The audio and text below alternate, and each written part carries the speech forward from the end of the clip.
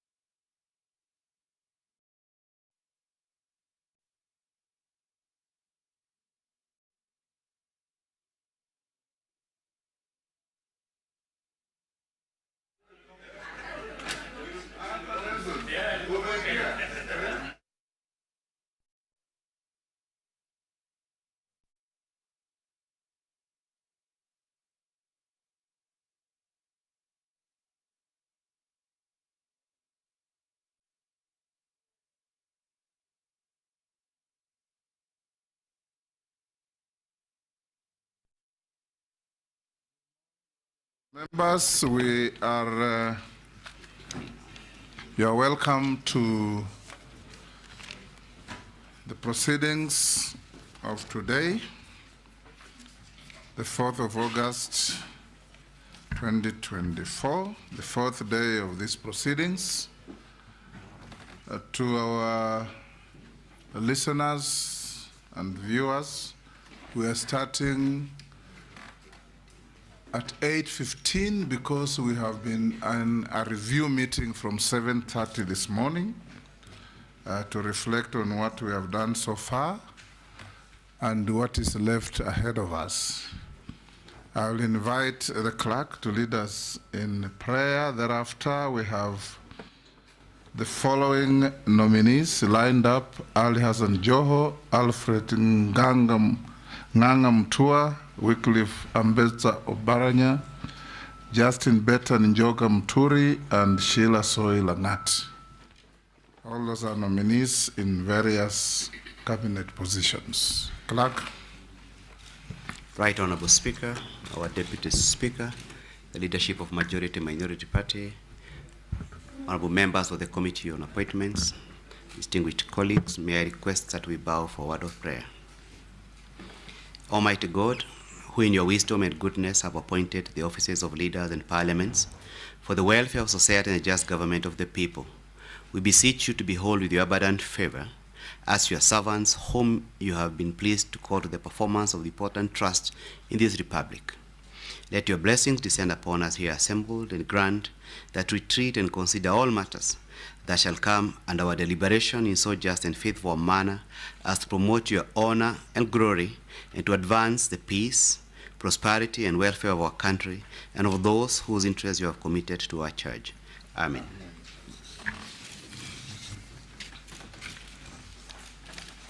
Members, take your seats. Sergeant, you may bring in the first nominee.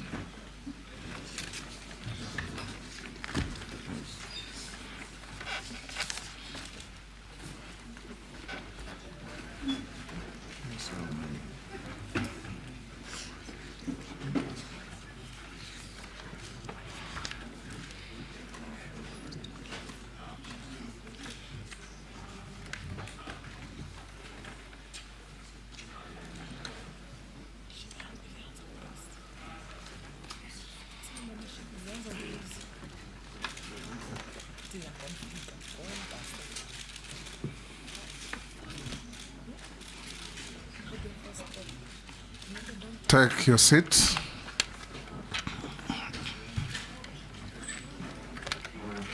Good morning. What is that? Good morning. Good morning, Mr. Speaker. You are, for the record, Hassan Ali Joho, EGH. Yes, Mr. Speaker. You will appear before this committee and you are going to answer to the questions that we put to you on oath. So you opt to take the oath either on the Holy Quran, the Holy Bible, or the Holy Gita, the Hindu Holy Book. The Holy Quran. You may be upstanding. Take the Holy Quran in your right hand and recite the oath. Bismillahirrahmanirrahim. I, Hassan Ali Joho, do swear that the evidence I shall give before this committee on matter under its consideration shall be the truth, the whole truth, and nothing but the truth. So help me God. I'm told it's not caught on record. Get the... Yes. Bismillahirrahmanirrahim. I, Hassan Ali Joho, do swear that the evidence I shall give before this committee on the matter under its consideration shall be the truth, the whole truth, and nothing but the truth. So help me God. You may take your seat and sign the oath.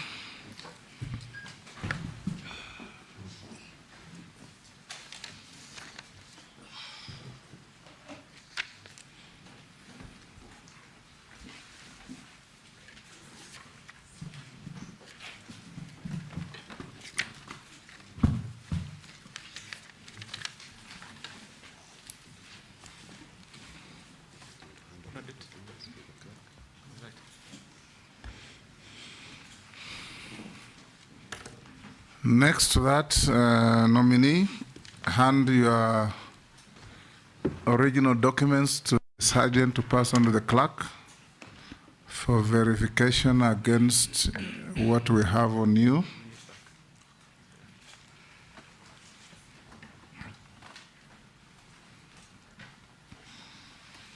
We'll start with introductions. This is a committee on appointments of the National Assembly of the Republic of Kenya. Committee mandated to interview, in some jurisdictions called approval hearings, in others called vetting, to assess your suitability or otherwise to occupy office to which His Excellency the President has nominated you as Cabinet Secretary for the Ministry of Mining, Blue Economy, and Maritime Affairs. We'll start with introductions. Yours truly, here is the Speaker of the National Assembly and the Chairman of the committee. On my right is the Deputy Speaker of the National Assembly, Gladys Boss. On my left is the Clerk of the National Assembly, Samuel Njoroge. I'll invite members to introduce themselves, starting with Honorable Naisula. Naisula Lesuda, MP Samburu West. Kimani Shongo. Junet Mohammed. Nelson Koech, Belgut. David Kosing, MP Poko South. Gikaria David, Nakuru Town East. Masemeri, Teso South. Abdul Rahim Daoud, North Imenti Meru County. George Gitonga Murugara, MP Tharaka, Tharaka Nithi County. Owen Baya, Kilifi North. Robert Mbui Kadhiani. Stephen Mule, MP Matungulu. Didoraso, MP Saku. Abdi Shurie, MP Balambala. Mishimboko, MP Likoni. Rehab Mukami, Nyeri County. Kaleba Misi Saboti.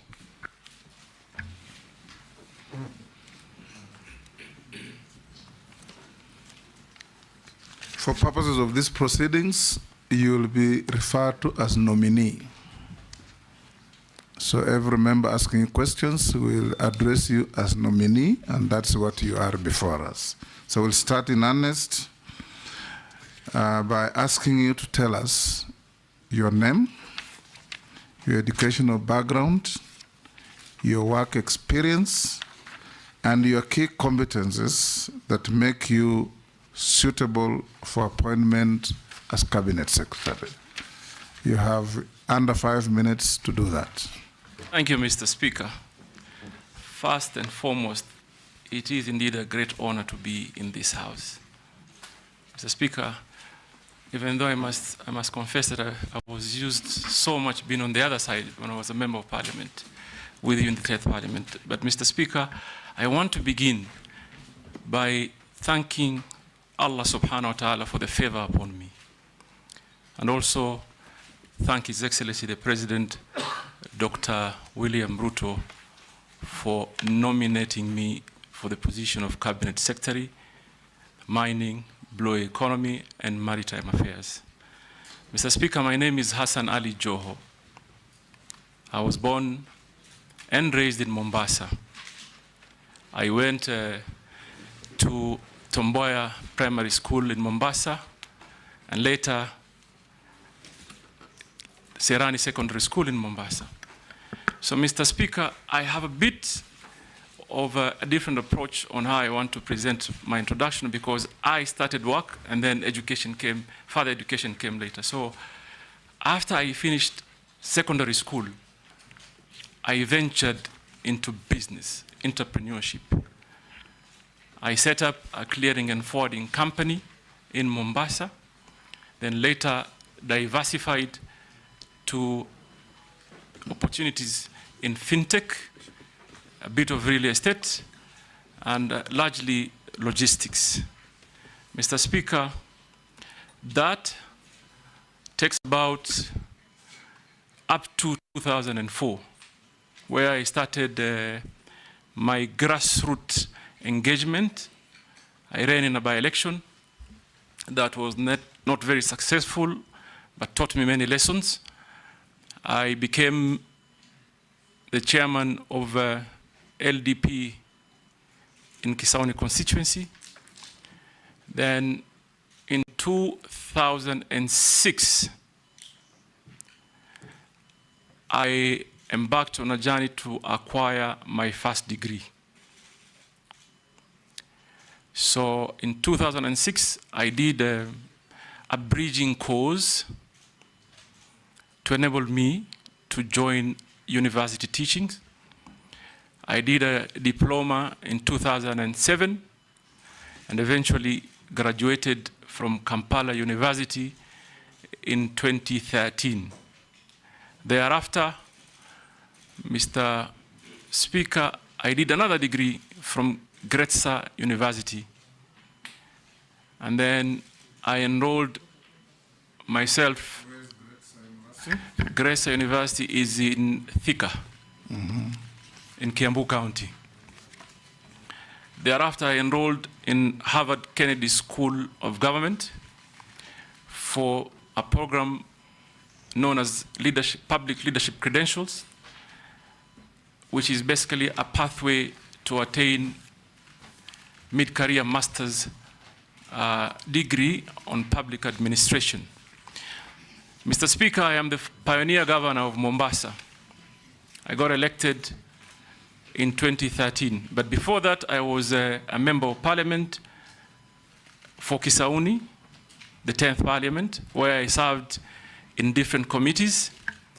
I served in the Committee of Foreign Relations, Defense and Foreign Relations, which I was a vice chairman, and several others. I served as an assistant minister for transport during the Kibaki administration. I was governor for one term and another. So I served my 2 terms as governor of Mombasa, where I must say I drew a lot of experience in matters governance and transformational ways of doing business in government, Mr. Speaker. And the record speaks for itself of what I was able to achieve in Mombasa. In matters health, in matters basic infrastructure, in matters early childhood, and obviously lots of social programs that would cushion vulnerable families from the day-to-day challenges of our lives. I thank you, Mr. Speaker. I'll now invite the Deputy Speaker to be the first to ask you a question. And like I said, answers must be concise, precise, and to the point. Honorable Joho, the nominee before us, you're nominated to be the Minister or the Cabinet Secretary for Mining, Blue Economy and Maritime Affairs. And what Kenyans would like to know is that what do you see as the most pressing issues facing the Ministry of Mining, Blue Economy and Maritime Affairs that ought to be addressed immediately? And so if Parliament approves you, how do you plan to tackle the issues, considering the fact that the blue economy, if properly used, has the potential to, it's been said, has the potential to inject up to $4.8 billion into Kenya's economy and create over 50,000 jobs. So let's get your vision of what you do if approved by this House. Thank you. Go ahead. Thank you, Mr. Speaker.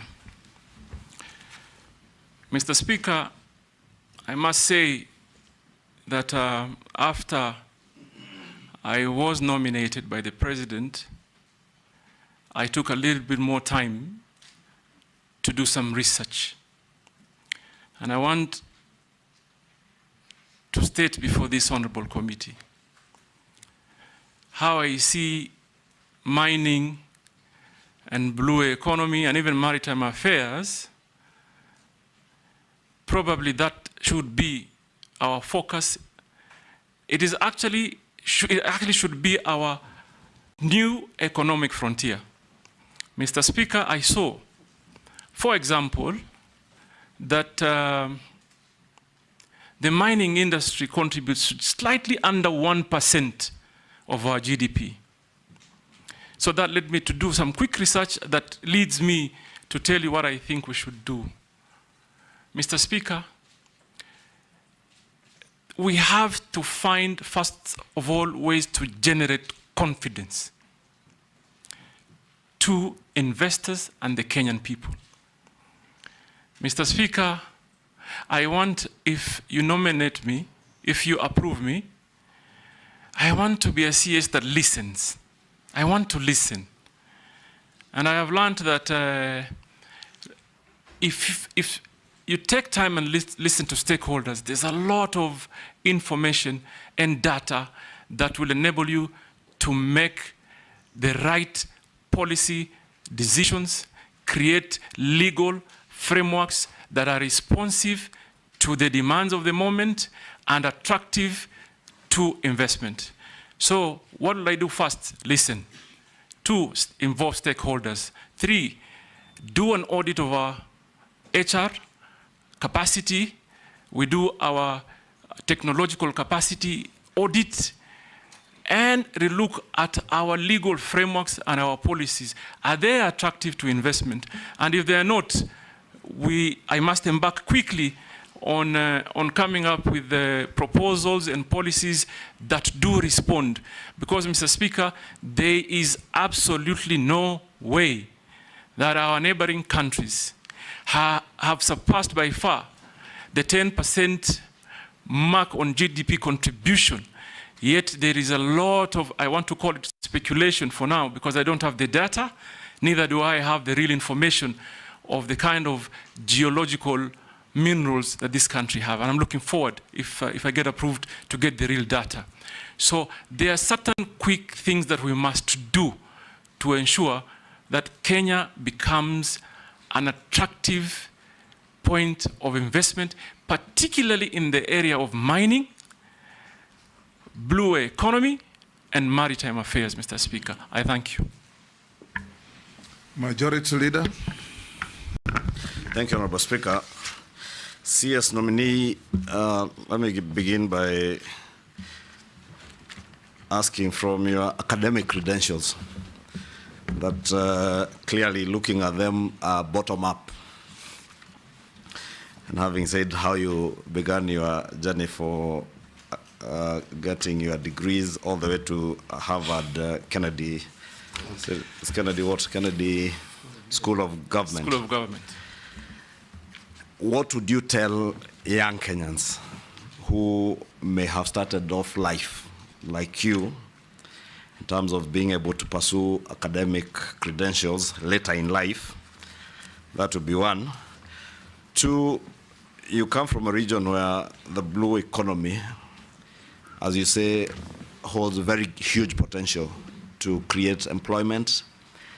And I'm sure probably from your research you may have known that there have been efforts by the government since 2015, 2016 to try and get Kenyans to work in the Caribbean, but have had problems accessing visas to travel through the US. What will you do as Cabinet Secretary to ensure, 1, that we are able to train as many young people to work in the maritime industry, because there is a very huge potential, as you say, to create jobs in that industry? What will you do to help Kenyans, 1, train, 2, access jobs even outside the country? The other question would relate to the mining docket. There is a lot of unregulated and unlicensed and what would be tantamount to illegal mining around the country. What will you do as CS to ensure, 1, that any player who is in the mining industry in Kenya is licensed and regulated? And that also involves things like quarries. You've seen the recent cases in Nairobi, in quarry here in Embakasi, where abandoned quarries are left unfilled. They have now become graveyards for criminals. They are dump sites. What will you do to make sure that anybody who is involved, even in quarrying, is one taking care of the environment, especially in getting to refill many of these quarries, and that industry is well regulated, and anybody and everybody engaged in it is licensed. Nominee.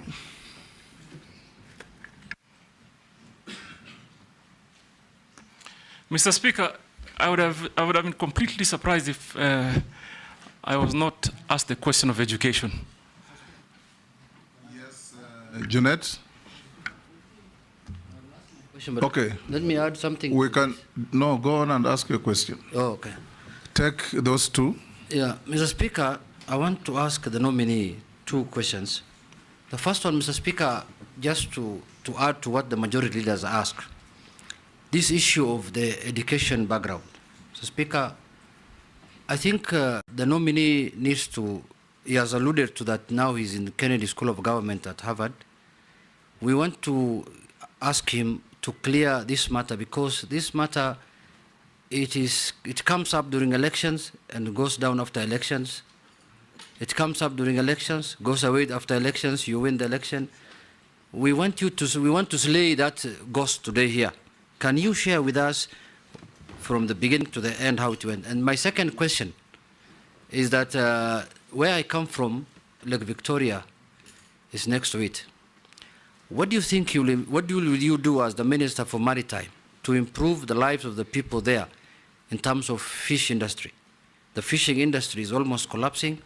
What programs do you think you will put in place to make sure that livelihoods are supported there by the people who are doing the fishing business or fishing in the Lake Victoria area?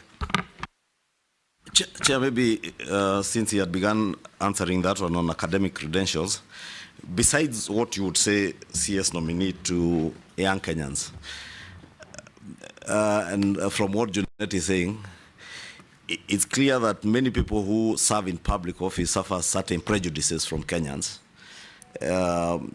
regarding the academic credentials and all that in your past. Probably you can contextualize that in that. I am certain there are many Kenyans who are surprised that you can even converse in English. There are many who are asking how you would be able to be vetted. I understand. You cannot converse in English. I understand, Mr. Speaker, and I must first of all say it is almost normal for people to cast doubt of Wapwanis. Sometimes, and Owen Bai and Mishi Boko probably will bear me witness. But we can and we are as qualified as any other Kenyan. Now, Mr. Speaker, I want to walk you through my educational journey and where I drew my inspiration. More than what you did? No. To respond to the question, Okay. I want to walk you through how I achieved what I achieved, and I'll continue to achieve. With brevity. Without a doubt. Mr. Speaker, first of all, I want to mention that I drew my inspiration from one Professor Ali Mazrui. Professor Ali Mazrui did not succeed in his Cambridge examination to be admitted in the university to attain his first degree. That aside, Mr. Speaker, I want to mention to this House. Ali Mazrui is one of the most renowned scholar and admirable scholars. We love him. He's one of our own from the coastal. coastal He's not just the coastals. I love him even more. I named one of my kids. You must. I named one of my brothers Mazrui. Mr. Speaker, there is absolutely no way you cannot love Ali Mazrui, given his contribution to basically the general well-being of our society. But Mr. Speaker, this is the point. I want Kenyans to know that historical struggles are real. Are real. Someone should never imagine for a minute that if they come from places or spaces of comfort, that there may be a level playing field for everyone. Some of us come from very poor background. Mr. Speaker, if you look at my CV, you will see I actually had to take a break for 1 year, transiting from primary into secondary. Why did I do that? Because simply my parents couldn't afford school fees. I was not living in an environment that allowed me that opportunity to be able to quickly prosper in matters of education. That is why, Mr. Speaker, I can tell this committee today, and I want many Kenyans to listen to me. Do not ever imagine your hope dies by your previous struggles. We suffered. But what gives me pride is that we could turn that around. I actually turned it around. When I found the slightest opportunity for self-improvement, which I believe is a continual process, I grabbed it. And I'm glad to the laws of the country, laws of the land, there are processes that allows someone to improve and progress in matters of education. So yes, I did not do well in my secondary school. I got a D-, no doubt. But Mr. Speaker, I turned that around. Today, as I sit here, I hold 2 degrees that are before you. Mr. Speaker, I am on my pathway to attain a master's degree from the most prestigious university in the world. And that is achieved by determination. Mr. Speaker, I want to tell Junet, Honorable Junet, that first let me begin by telling Honorable Kimani Ichung'wah. Kimani Ichung'wah, I contributed to my own school fees in secondary school. I had an understanding at that time with my principal that he released me earlier than any other student because I needed to go work. And I did. And I contributed. At that point, what was my priority? To conclude KCSE. And I knew deep in my mind that I will always in my life have a chance to further pursue and acquire more knowledge. And like I said, I would have been very surprised if this question did not come up, because it comes up every time there's an opportunity for me to do something. Every time. It started when I was running for MP. It started when I was running for MP in 2007. Big conversation. And that time they even actually said that my nursery certification was fake, my kindergarten. But we succeeded. When I was running for governor, Mr. Speaker, and I'm saying this so that we can, I hope we can bring this to a permanent closure. When I was running for governor in 2013, it also became one of the biggest campaign issues.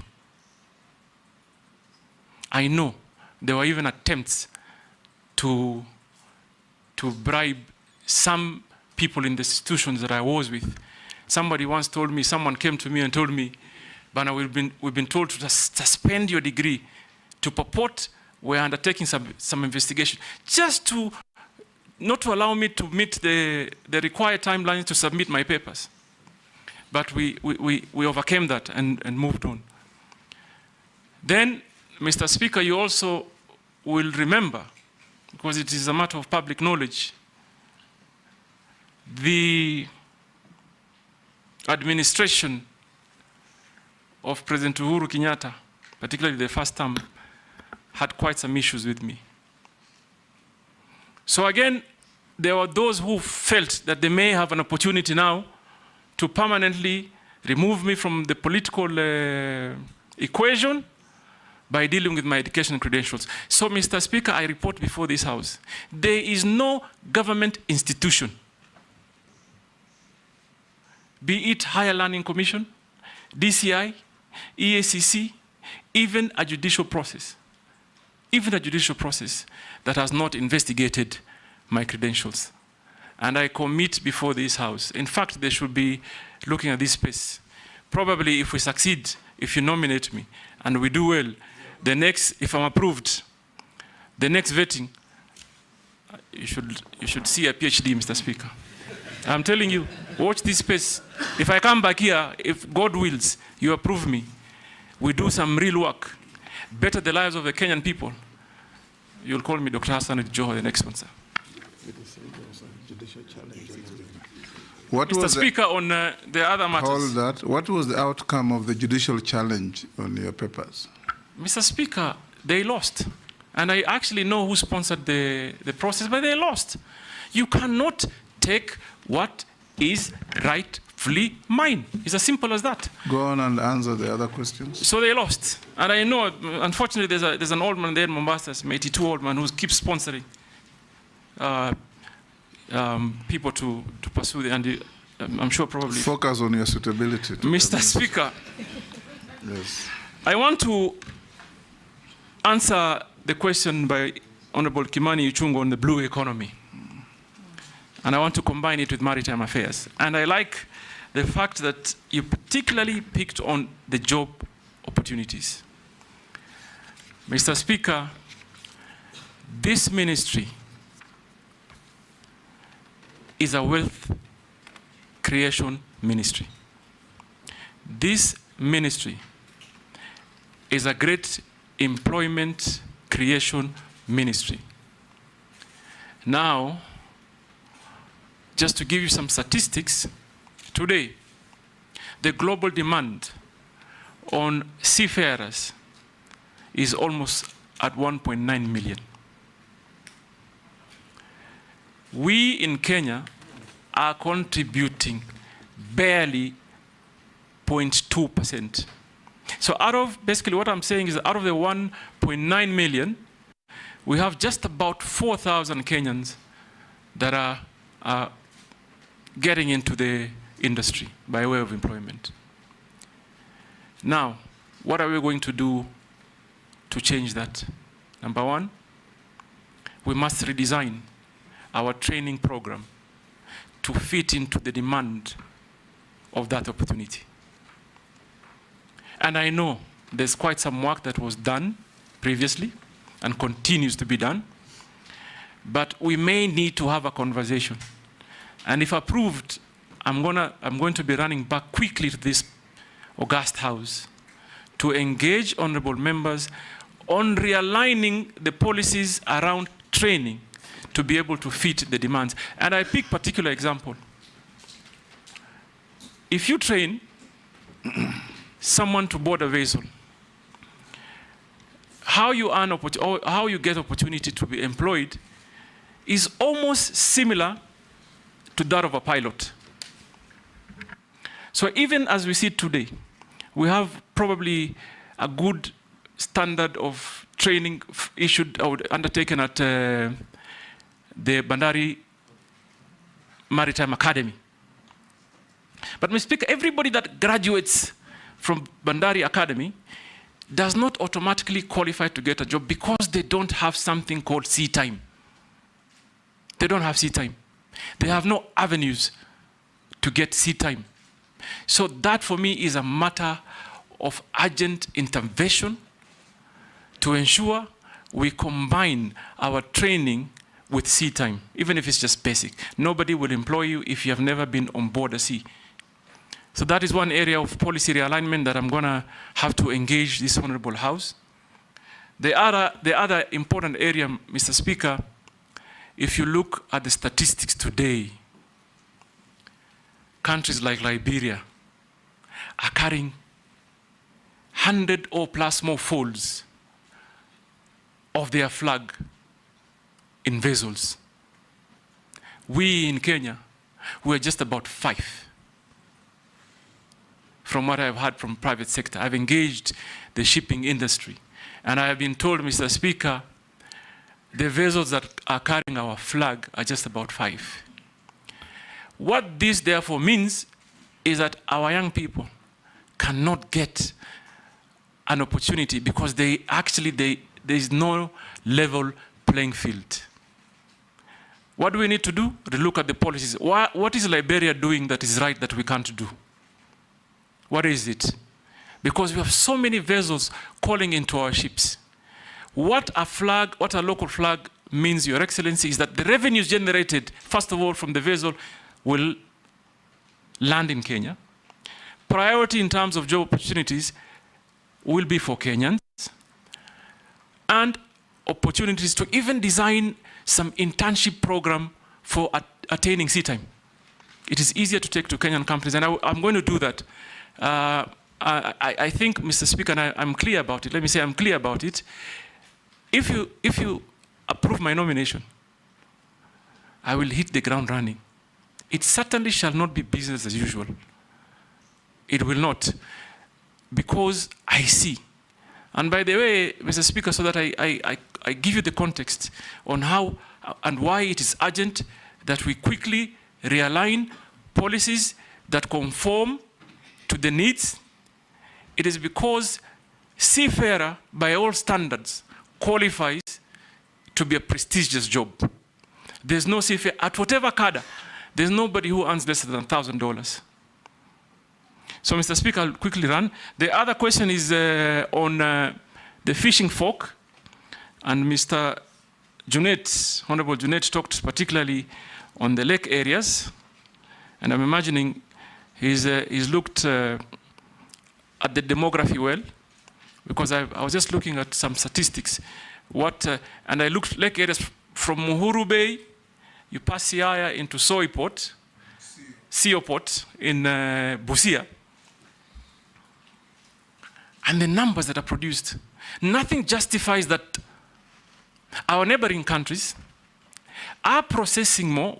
Understood that they may have a lot of, the area might be wider, but they're processing 100-folds more, particularly for export. What do we need to do? And I've seen this problem, for example, in the fisher folk and artisan fishermen in the coastal region, from Kiunga to Lungalunga.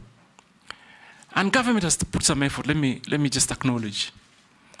Government so far has given boats and some storage facility. And they're building landing sites that are some complete and some yet to be complete. But that alone doesn't solve the issue. There is the issue of capacity building. These fisher folks, these artisan fishermen and women should be trained. Should be trained in how many fronts? One, processing. Basic business skills. Basic business skills.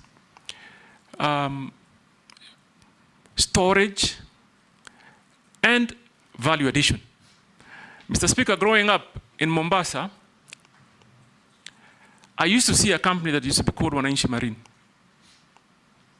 That company was employing on a daily basis not less than 3,000 women to do fish processing. But as we sit here today, Mr. Speaker, there is no single factory that I can directly point at that does the same. And it's going to be my business.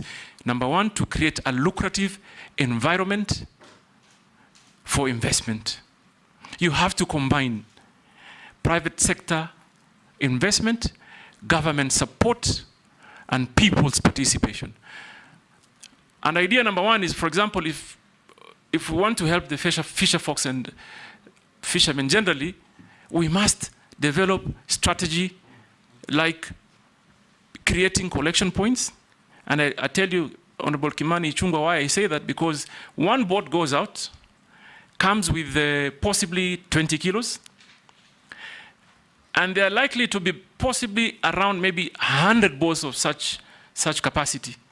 But everyone who comes don't call in into the same landing site. What do? They find means to buy ice blocks and store. But imagine if we put them in a cooperative, manage them and organize them, train them. You arrange collection points. Why we don't export our fish very well is because we don't consolidate it. We don't consolidate our catch. So for me, I should have a truck picking from Kiunga into Owen Bayer's constituency, Owen Bayer's into Mombasa, into Kwale and Shimoni. Consolidate it so we bring adequate catch that will qualify for even export market. Mr. Speaker, Honorable Ichungwa talked about on restoration program of quarries. There is a law in place, but it's not enforced. What do I think needs to be done? Number one, we must create synergies with county governments. Why do I say so? They are beneficiary of the royalties. We must train and encourage the Kenyan people to abide to the required environmental standards. Number three, we must work on our enforcement, and this will require a multi-sectoral approach that I'm probably going to initiate. And maybe on the policy issue is that we may consider requiring or requesting when you are licensed to mine, so that we are assured you will actually work on restoration, create a bond, a surety bond, whether by way of bank guarantee or whatever formula that works, so that you deposit it in government, a similar amount or an estimated amount. So if you don't restore the site that you've mined our geological wealth from, we have bonded you. So you just don't walk scot-free. Mr. Speaker, you've answered all the questions. I think I have answered all the questions. Good. I thank you. Those who have never heard of Ali Mazrui, I encourage you to read a few of his books. Africans, A Triple Heritage, Africa's International Relations, and Africans from Slave Ship to Spaceship. Mr. Speaker, if you have some extra copies, I'm going to pick some from you. Pardon? Good. If you have some extra copies, I'll pick some from you. If you've read, unless you're collecting them. I'll share with you. Naisula? Thank you, Chairman. To the nominee, during your preamble, you thanked His Excellency the President for nominating you, and that is why you're before this committee. You are in public having said, and I quote you, "I don't ever dream of engaging with Ruto. Mimi niongee na Ruto, niongee na Ruto nini?" I want to put it to you that if this committee nominates you and the National Assembly approves you, you'll be sitting in a cabinet where His Excellency the President will be chairing. I would like to know whether mutaongea nini kwa hiyo cabinet. But that's beside the point. I want to get to the real issues, but that's also a very valid question, because it will be important to know how you will engage as the minister, if approved, cabinet secretary, and with His Excellency the President. Now, there is tax exemption on exploration and accumulation of exploration expenses for offset against income upon full commercialization. What I would like to know is, do you think exemption should be tied to certain activities and for certain duration of time? There are people who are exploring in this country in perpetuity for 30, 40 years, just so that there is tax exempt. And I suspect they've actually explored and they've gotten the gemstones or whatever they're exploring, but because of the exempt, they continue to say they're exploring. To my last question, the Mining Act prohibits civil servants from dealing with minerals. According to Article 81 of the Mining Act, no person, whether civil or military, and serving in government is allowed to directly or indirectly acquire or hold any right or interest under any prospecting right. Despite this provision, high-ranking government officials, public officers, state officers, and civil servants are involved in mining. And I'm sure some of them have started looking for you since you were nominated. What mechanisms and plans will you put in place to ensure that revenues from gemstone mining do not end up in the pockets of cartels without disclosure? Actually, I thought cartels are only in agriculture, health. I've come to realize during this appointments committee, cartels are everywhere, including mining. And how do you intend to protect and shield communities from unscrupulous miners and cartels? Nelson Koech. Mine also was a quick one too, on the same gemstone. Late last year, the president had this launched, it's called a Voi Gemstone Value Addition Center. It is ill-equipped, nominee. I don't know what you will do to make sure that there is value for money, and the small-scale miners are also able to be able to sell their mines in Voi Additional Center, Gemstone Additional Center. Number two is the mining law sets up several mechanisms which Kenyans can enjoy direct benefits from minerals. That is, for every sale of mineral proportion of value of mineral is paid to the government as royalty, which is shared between national and county government and mining communities in the ratio of 70, 20 to 10, respectively. How then will you do differently to ensure the same is adhered to mining communities and county benefits?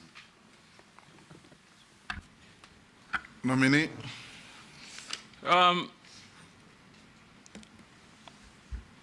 Honorable Naisula, you talked about exploration, but my research tells me, and I'm yet to get a detailed brief from the ministry, that you're imagining there are people doing exploration for 30 years. There are people doing prospecting for 40 years. How that makes sense, I have no idea. Whether it happens anywhere in the world, certainly it cannot be. How do you prospect for 40 years? So we need to quickly relook into our policy, Mr. Speaker. We can't as a country. And this explains why mining GDP's contribution is under 1%. It can't continue like this. It can't continue. And Honorable Naisula, you are very right. If you thought you saw cartels, I've come to learn within this short period of time that I've been nominated, there are greater cartels in the mining industry. And Mr. Speaker, if you approve me, that is where I begin. Remove the cartels, remove the brokers. Mining industry in Kenya cannot be a market of speculators. Mr. Speaker, I've also learned that before someone hits the ground, you'll find instances where a company has exchanged hands more than 10 times.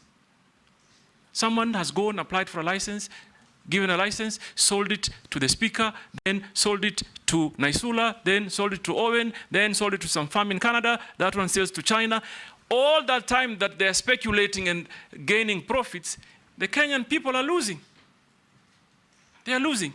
It's only that I am, and this is a task I'm going to take, because it looks like Kenyan population really do not have an idea of what geological minerals may be in the country. They must get involved, and I'll take it upon me to ensure they get involved. So I identify completely with your sentiments, Honorable Naisula, and this is an urgent matter that must be discussed and be realigned in a manner that works and defeats those cartels. Mr. Speaker, Mr. Speaker, Honorable Naisula told me nitaongea na. You don't have to answer that. Only fools don't change their minds. I was going to say it in Kiswahili. Go on and answer the other question. Wapumbavu tu ndo wabadilishe mawazo. There's a question on communities.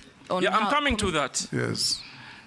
Number one, I've already picked an issue on, for example, timely disbursement of royalties.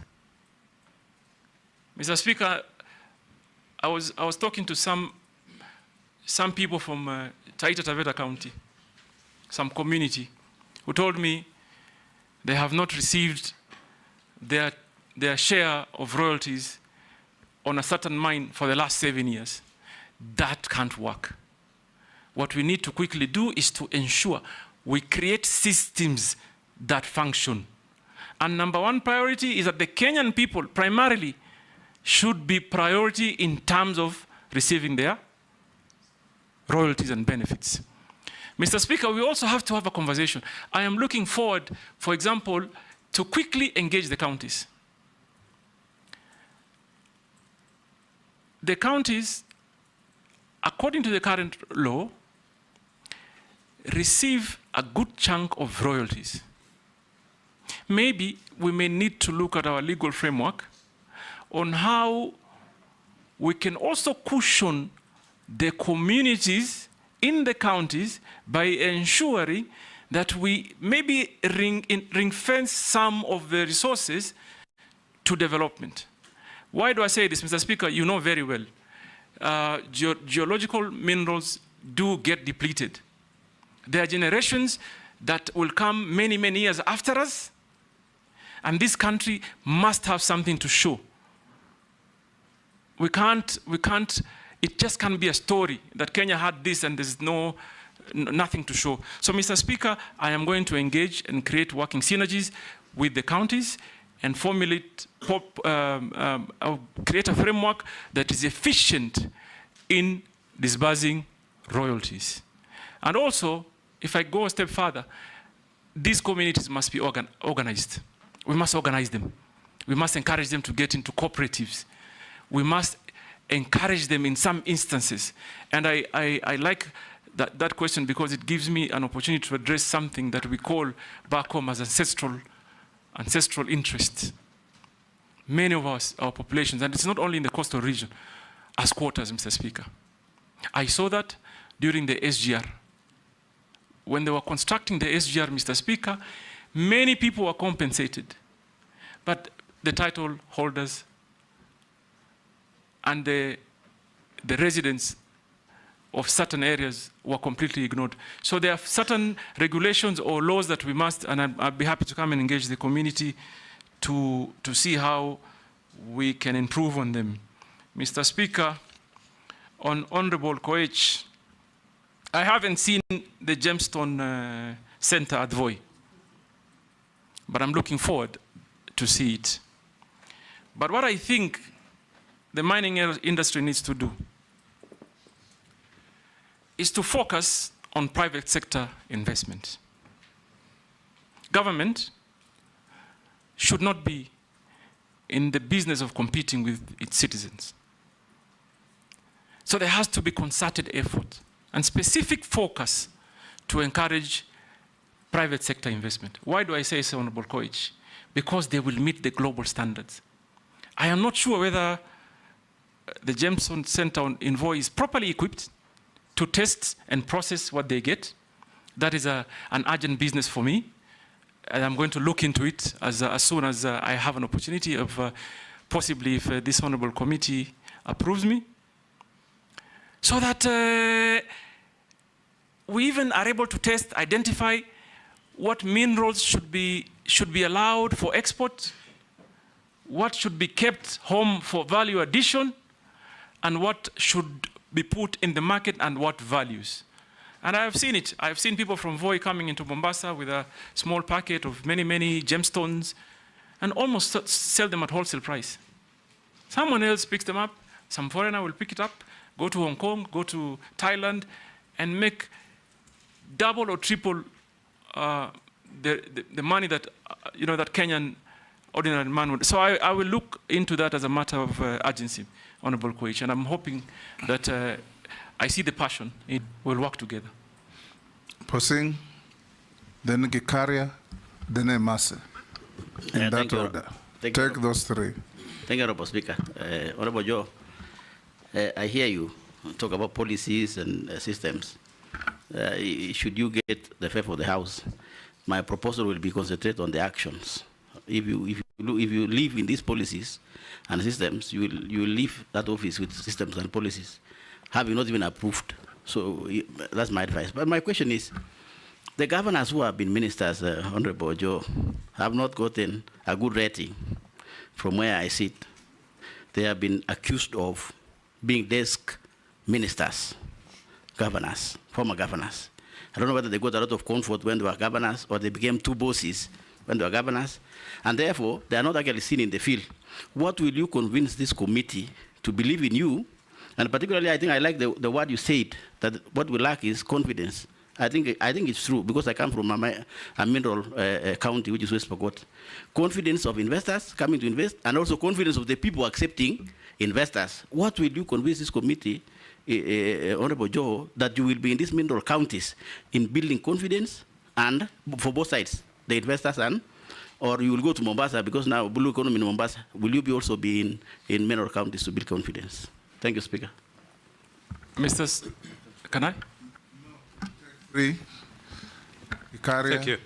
Just record and answer them quickly in the order they came. Kikaria, go ahead. Thank you, Chairman. Switch off your mic. Thank you. Thank you, Chairman. I think the exploration is something that the nominee has said he's going to look into, and I'm saying this in relation to the corporation, the National Mining Corporation, which is a corporation of government, which is in exploration and does nothing other than just getting salaries and doing nothing in exploration. As we look at, I was trying to look at the law as to whether we have timelines for exploration. I remember in the Energy Act, we have 2 years for exploration. After that, your license expires. The other bit that also needs, you need to look at is the Mineral Rights Board, the licensing board that gives. There is a lot of bureaucracy in terms of giving licenses on time. It's like they don't have a service charter for if you apply today, by what time should you be able to get your license. But the most important thing is, let me talk about the artisanal miners. Honorable Nominee, artisanal miner is a big area of employment. And of course, we know there is a cooperative that has come in place. But again, the licensing of these cooperatives and artisanal miners has become an issue with the Mineral Rights Board.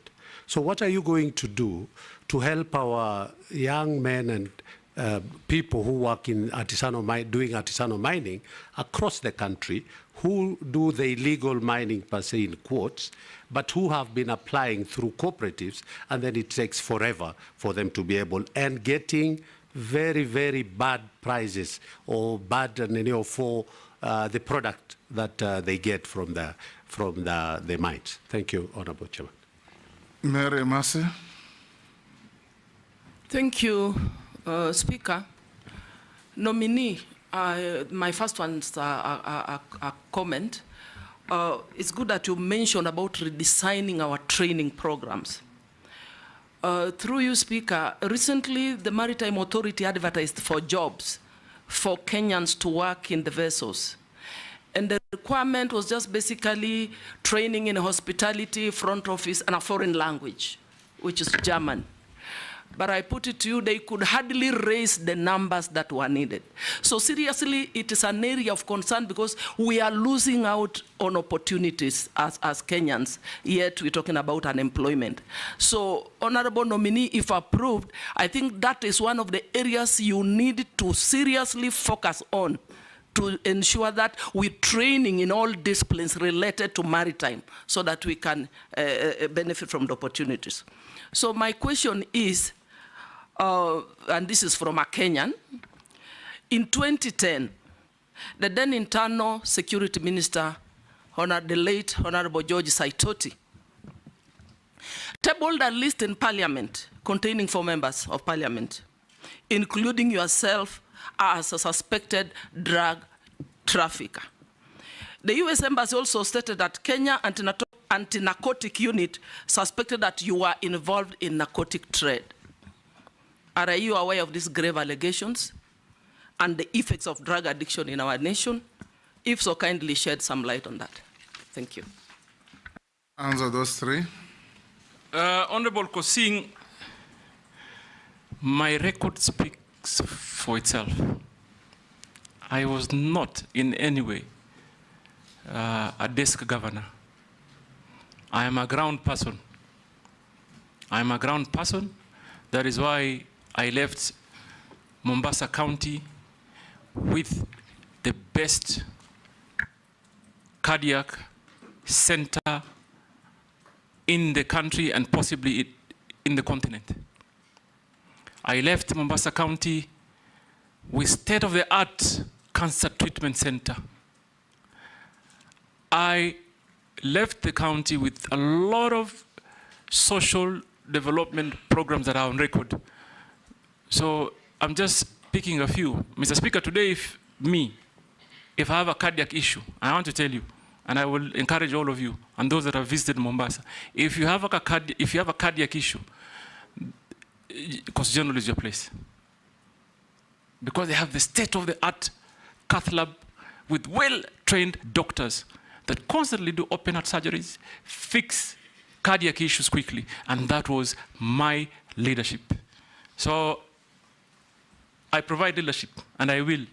And in the mining and blue economy and maritime, if you approve me, I will hit the ground running, Mr. Speaker.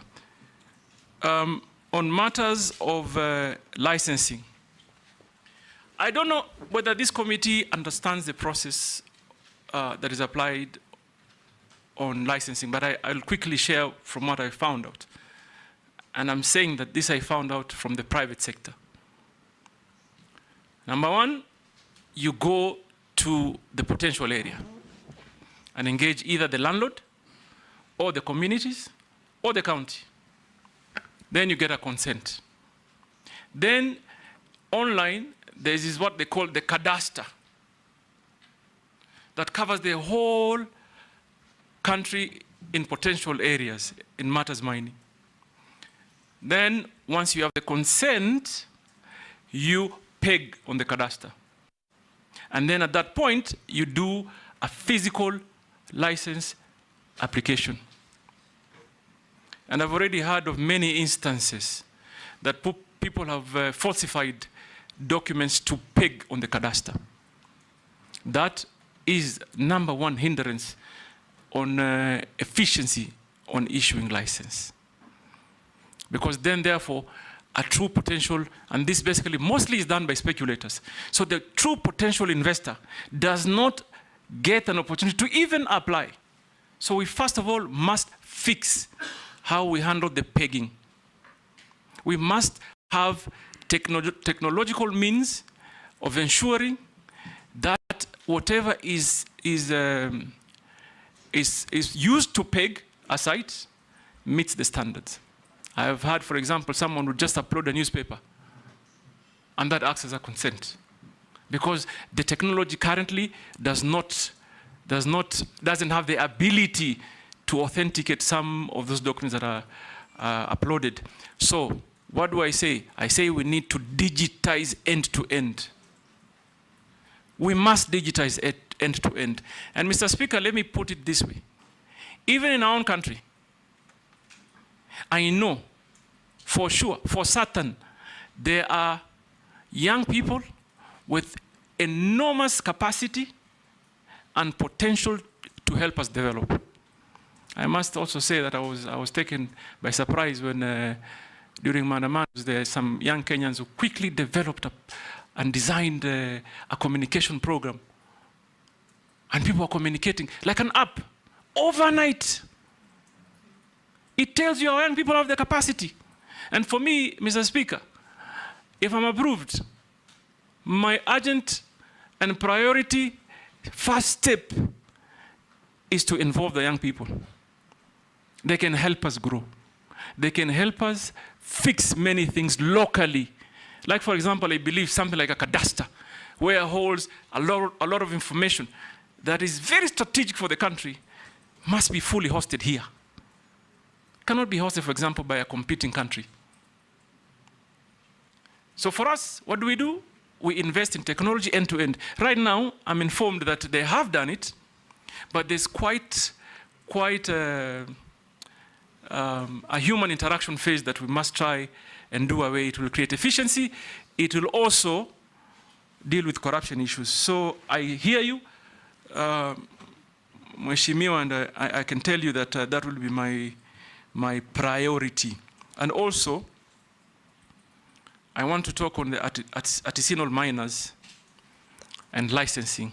They go through similar challenges, Mr. Speaker. They go exactly how a private sector investor suffers is the same way, unfortunately, the artisanal miner also suffers. So that, for me, is something that I must look into. For me, Kenyans must be allowed to exploit their wealth so that they can better their lives in a manner that is organized, safe, and most importantly, beneficial to them. So that I will do. Mheshimiwa Imase, you talked about training.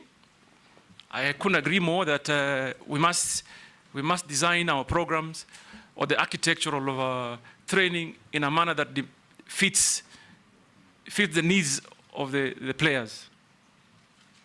We must do that. I mean, there's no two ways. What do I think I will do? Obviously, I will begin by evaluating the Bandari Academy. But I'm going also to try and forge partnership with, for example, Technical University of Mombasa, the universities around the lake areas, and many others, because those job opportunities are not only for the coastal people. They are not only, they're for every Kenyan. And therefore, we must create a partnership in designing an architectural plan that conforms to what the industry needs. And I will work closely with private sector. Mr. Speaker, finally, Honorable Emase talked about a citizen that sent you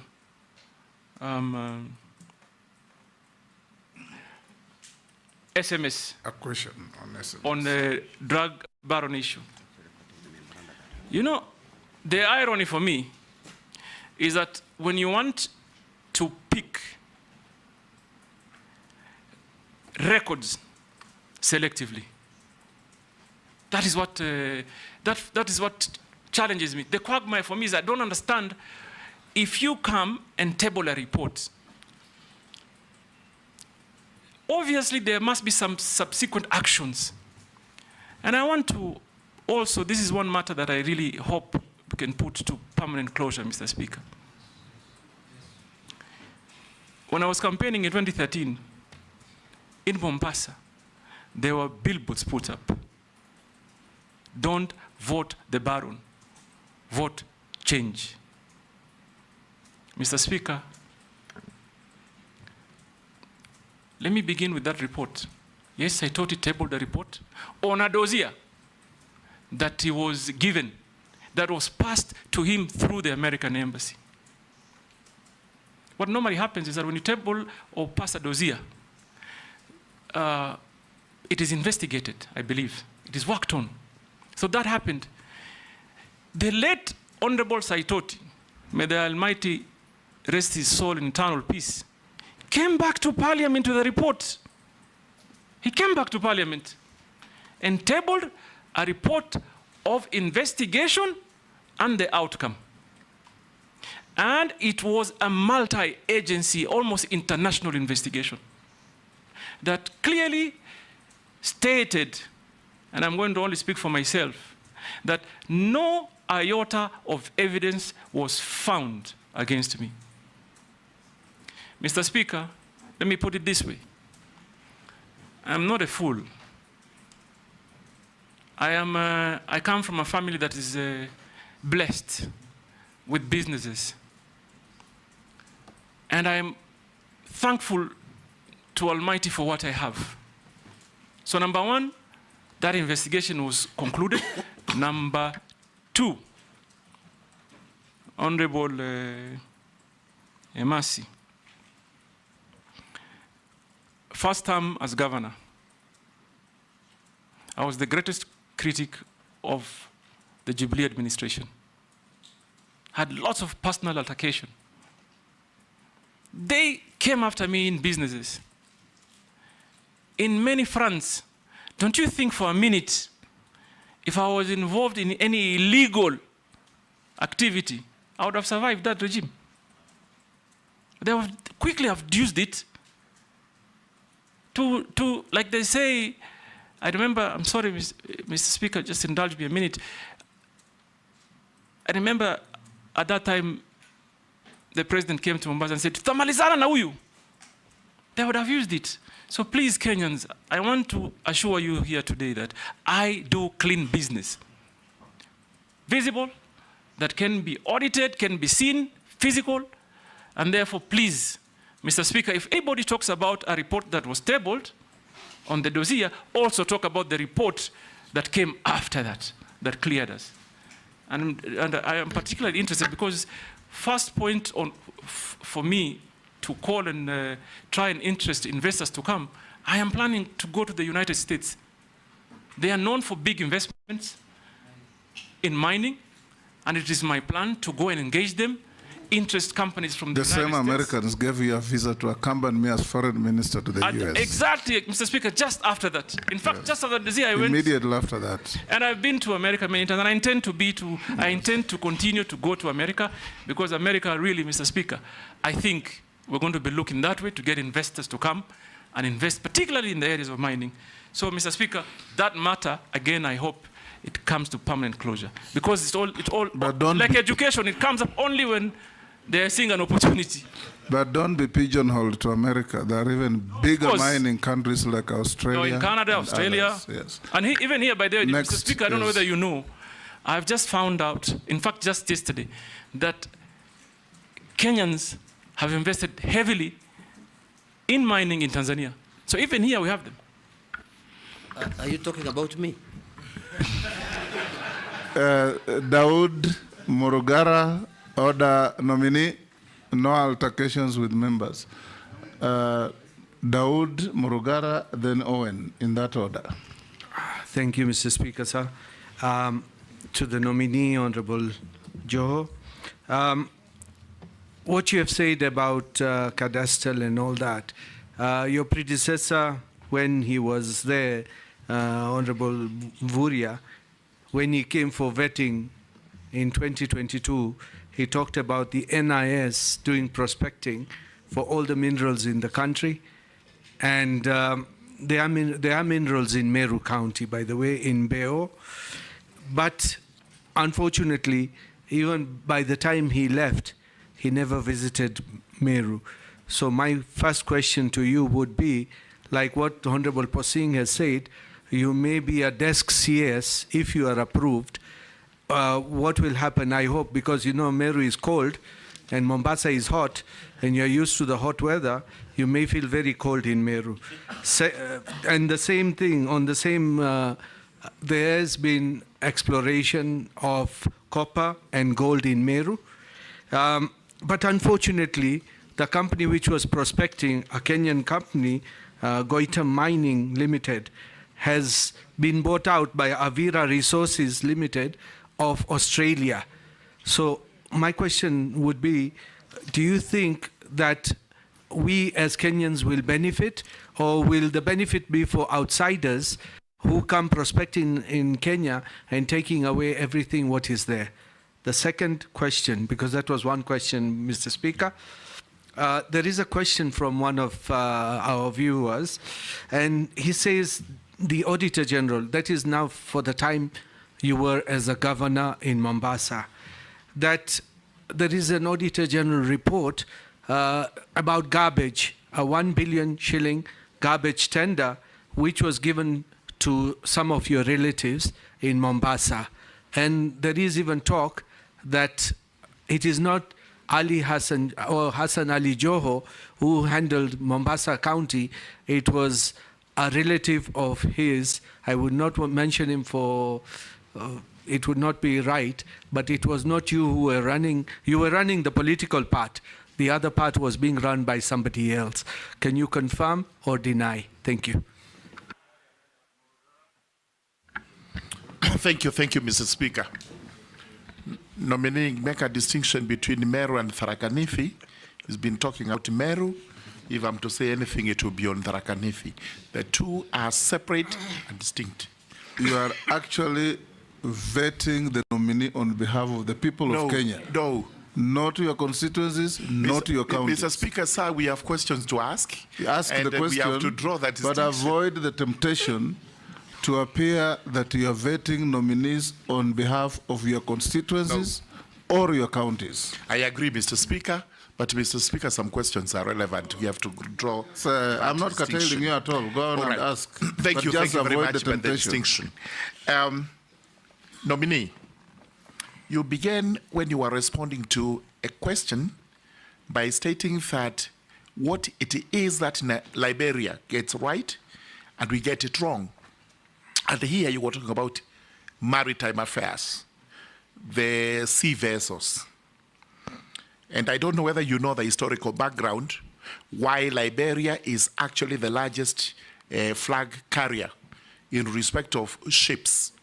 And that also goes with, it has the highest number of shipwrecks in the high seas, purely because most of those ships are condemned in their countries, and this is the reason why they find solace in going to Liberia to get national flag.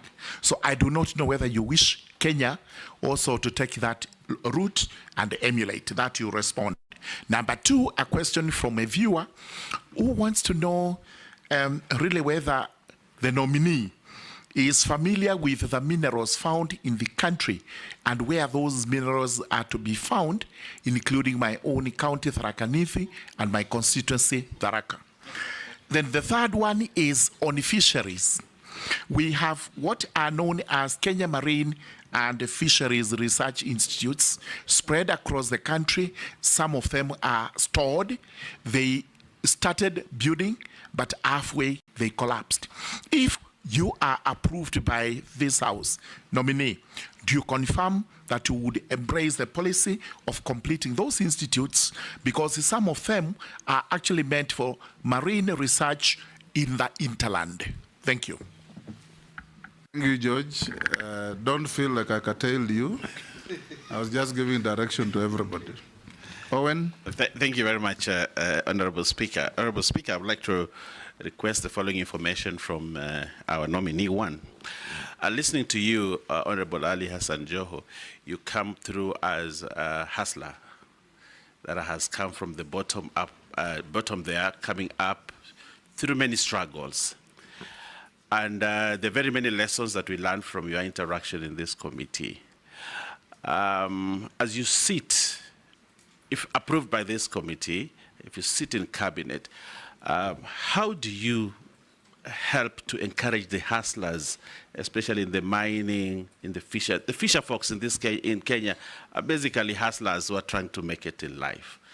Probably you are a good example of that. How do you intend to really bring in that to cabinet and assist the cabinet really to help the hustlers in this country who seem to have given up? Secondly, how do you use your experience in business? I can see you have good credentials in business and you've come up as a businessman. How do you intend to bring in those credentials in your business field and your experience also as governor who chaired a cabinet at the county level to assist the cabinet to really meet the aspirations of the young people who are actually hustlers, who seem to be giving up, the Gen Zs who seem to be giving up in life? How do you intend to bring that experience to help Kenyans? My second question is that specifically to the marine area, there is a marine spatial plan that has been in the works for many years. It has never succeeded, it has never taken off. Many people in the marine industry are waiting for that spatial plan. How soon can this country realize a spatial plan in the marine area? I thank you, Honorable Speaker. You can take those, nominee. Yes, Mr. Speaker. Let me begin first of all by the spatial plan issue. And I believe strongly in planning from an informed position and real-time data management and collection. Basically, if even land use is critical that is properly planned.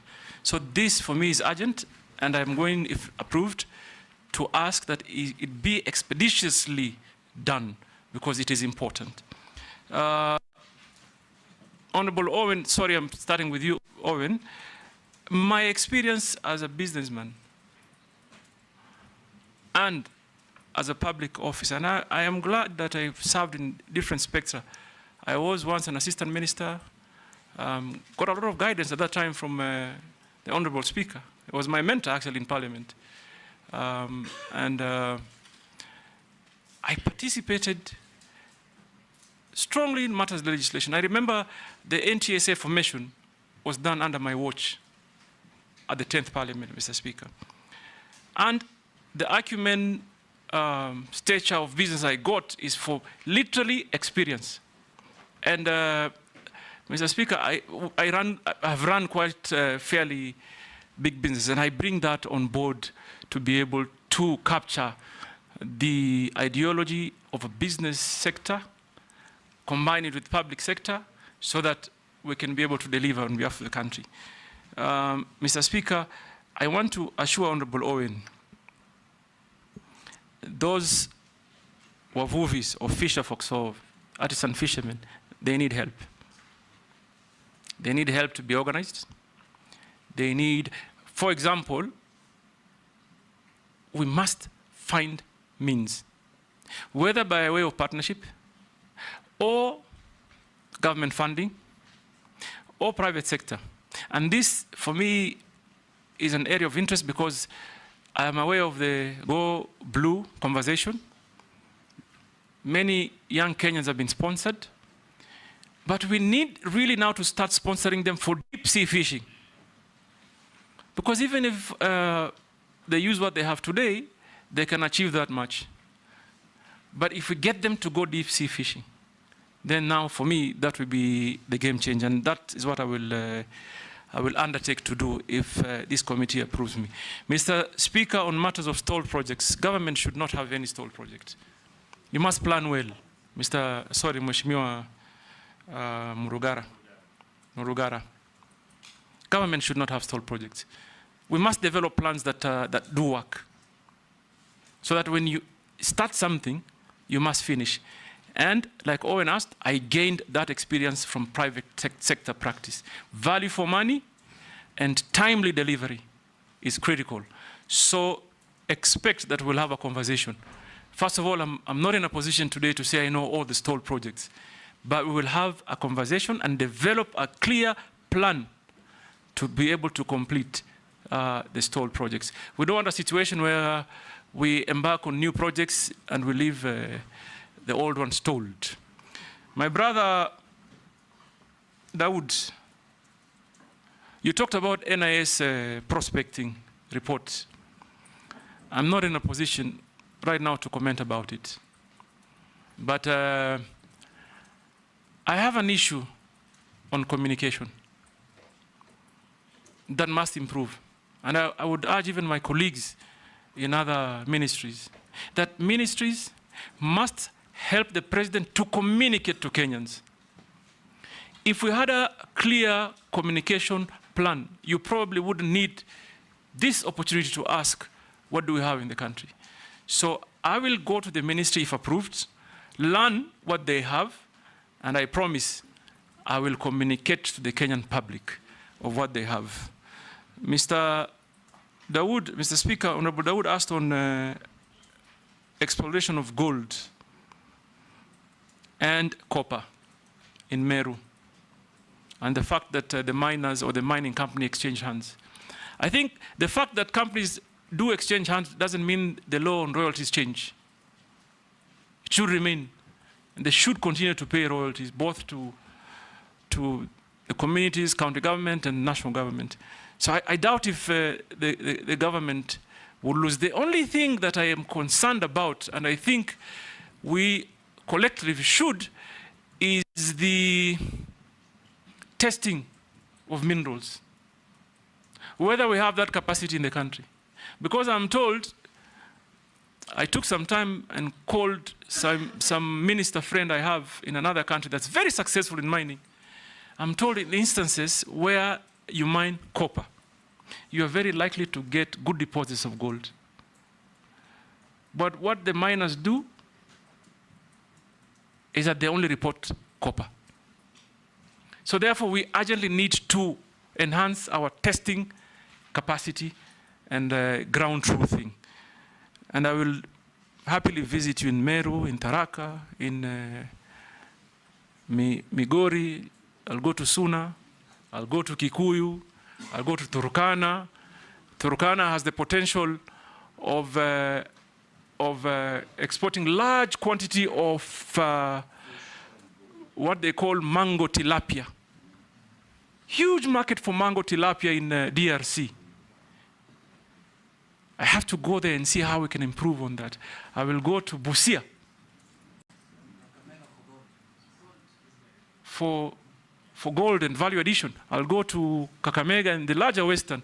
Everywhere where there's potential for minerals, I will go to ensure, first of all, we involve the communities, we work with the counties, we secure the communities, we engage on matters of environmental impact. So I will be visiting every part of this country, Mr. Dawood, including Tharaka and Meru. And Pokot. And Kosin is a fairly blessed man. I hope he'll host everywhere. And everywhere. Yes. But I want Kosin to undertake that he'll host me when I go there. So prepare some sumptuous cuisine. On the 1 billion tender, I saw it. Mr. Speaker, let me confirm. This is a matter that was audited, dealt with, investigated by the anti-corruption and the DC and everybody, and it was concluded. First and foremost, it has never been 1 billion. The contract, yes, it was a tender advertised. Someone won the bid, not from my family. My family is in the logistics business. They're extremely busy. In fact, sometimes I even struggle to encourage them to help me with social programs and our foundation. They are too busy. They have no time to do government business. And by the way, Mr. Speaker, just to put to the record, my family does not do business with any government entity. We are in logistic business in Tanzania, in Uganda, in South Sudan, in Dubai, and here in Kenya. So please be assured, my family is not in any way involved in that tender. And the actual amount that was being investigated, Mr. Speaker, was just about 200 million, paid to the company that won the bid over a period of 3 years. The way it is portrayed is like I went to the county coffers with a check of 1 billion and gave to my cousin. That is not the case. It was a tender, advertised, someone applied. It's only that I cannot mention the name of the guy who won the tender. But even him, he did bid in that tender for just helping us to achieve certain environmental standards. He was already a big billionaire. So he's such a setup, just where, and he outbid everybody. So in the period of 3 years, Mr. Dawood paid 290 million. And it was investigated and concluded. We also received some memorandum on that. You've answered all the three. Now let's go to Robert Mbui. Mr. Speaker, I haven't answered the issue on Liberia. Okay. And it is very important. Okay. And I want to inform Honorable Murugara that, yes, there may be historical issues. But you know what? You call them abandoned or condemned vessels. I want to enlighten you. I'm actually going to encourage those condemned vessels to come to Kenya for one purpose: distraction. It's a big business opportunity. Honorable Murugara, I don't know whether you are aware. The maritime standards set on the time period a vessel should be sailing is very strict. Where do I see the opportunity? I have seen India is big, Singapore is big on vessel destruction. So I would also encourage private sector here. Let those condemned vessels come, we demolish them, and help our steel industry. It will be a game changer for our steel industry. One, first of all, the owner of the vessels pays to bring the vessel, and they pay for destruction, and we remain with the steel. So it is what we do with it. For me, so Mr. Murugara, I see there a great opportunity that we must engage in. Sumra atafurahi sana. Robert, then Stephen, then Didoras, in that order. Yeah, thank you, Mr. Speaker. I have just a quick comment and then one question to the nominee. You know, Africa is rich in mineral resources and other raw materials, yet we remain poor in the world of community of nations. And from my research, and Kenya is also very rich in minerals. And like you've said, it contributes very small percentage of our GDP. But despite that, Nominee, there are also a lot of billionaires, not very many, but a number of billionaires in Kenya out of this issue of minerals. So maybe you need to help Kenya to be able to achieve its objectives in this industry. But then I have a question, and it's not mine, it's a submission, and that will help us test your integrity. And I've heard you say you want to clear the air on matters out there in public domain. This is a submission that was given to this committee in an affidavit, but did not conform to Section 6/9 of the Public Appointments Parliamentary Approval Act. But we have agreed that it's important that we field these questions for you to clear the air. Now, this is a gentleman who says that as governor of Mombasa County, your administration awarded a tender to construct a county stadium at a cost of taxpayers' money to the tune of 1.8 billion. Now, a report by the Auditor General for the financial year that ended June 2023 showed that the county stadium was yet to be completed, this is many years later, despite the construction beginning in 2018. Now, consequently, the Office of the Auditor General could not ascertain the value for money of the expenditure incurred on the proposed development of the sports complex, and this could therefore risk cost escalation and project termination. Kindly explain the extent of your involvement in the matter and whether the stadium has since been constructed so that you could allay the public. Stephen? Thank you, Mr. Speaker. Welcome, Nominee, Governors, and Ali Joho, former. Blue economy is 1.5 trillion US dollars globally, whereby it creates more than 30 million jobs. And my question is that as you approved or get favor from this committee, you need to look at Kenyans and the young people on how to tap in this space of 30 million jobs to make sure that the young people in this country get those opportunities. On a lighter one, I've perused your questionnaire which you filled, and I believe you have a number, but I think it's a typo error. You gave the number for Safaricom, 0722 000 000. Can you clarify? Thank you, Mr. We'll take the next. Russell. Thank you very much, Honorable Speaker. Honorable Hassan, as soon as I am here, as soon as your name hit the media, people in Mombasa were on the streets, young and old, all of them. A few days later, one of the MPs said, now Hassan Ali Joho should become a cabinet. He should not come back to local politics.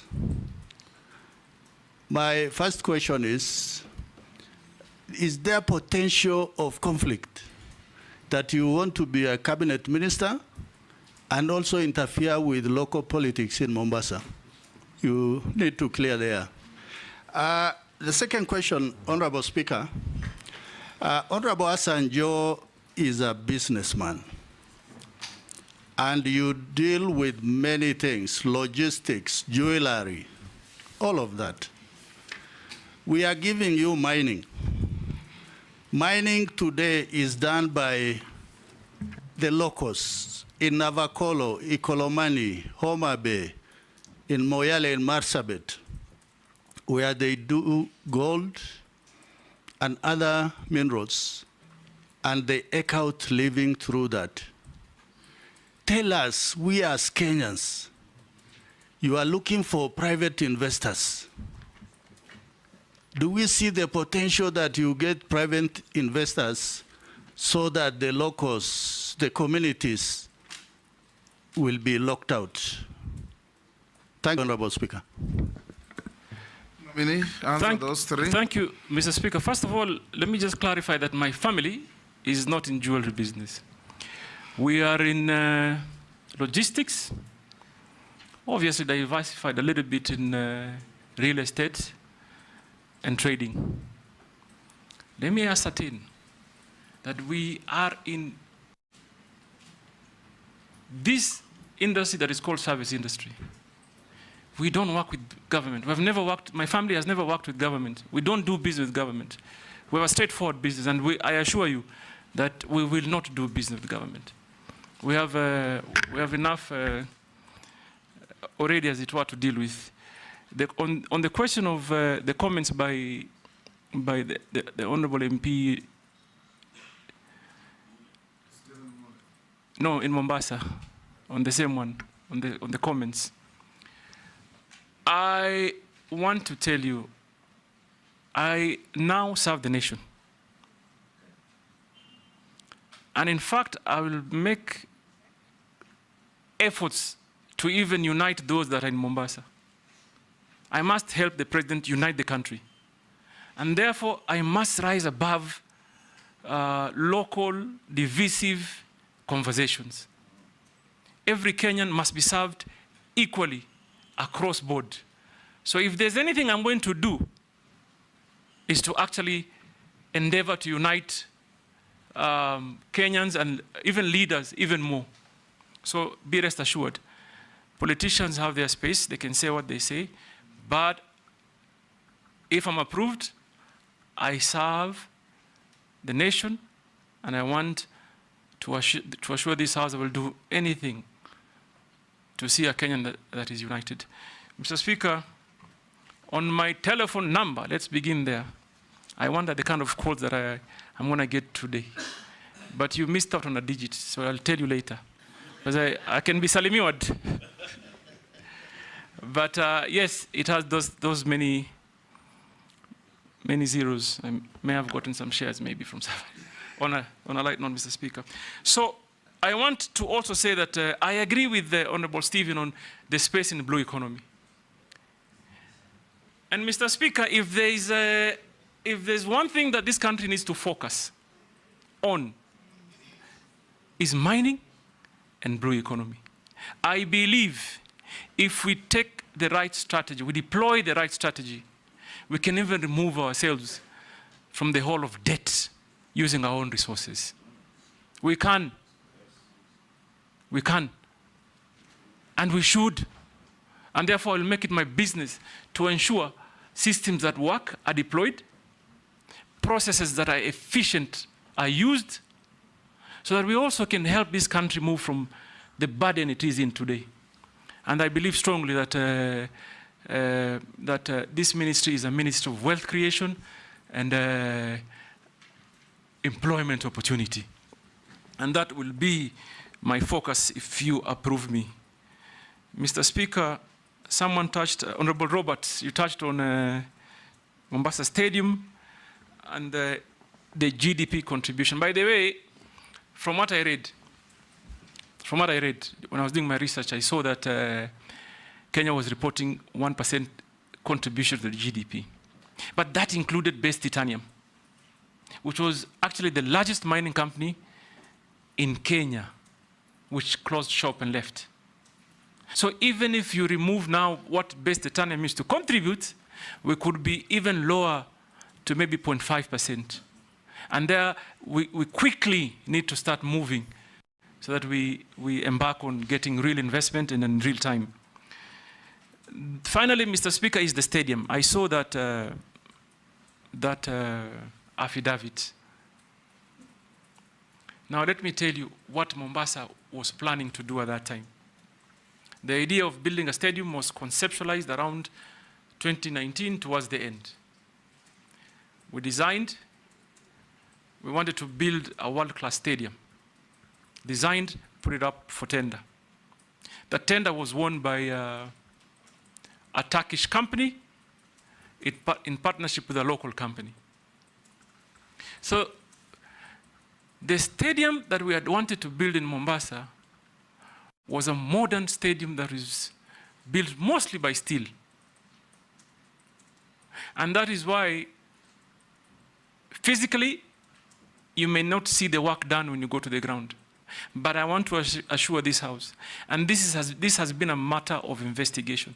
It has been investigated by the Public Works. Even that Auditor General report, when it went to the Senate, it was cleared. It was not investigated by the Ministry of Sports, that all the earthworks have been completed. So what was remaining is to bring the steel bit of the stadium and just install, which I was made aware that 70% thereabout of it had been completed in Turkey. And it was just not a basic stadium.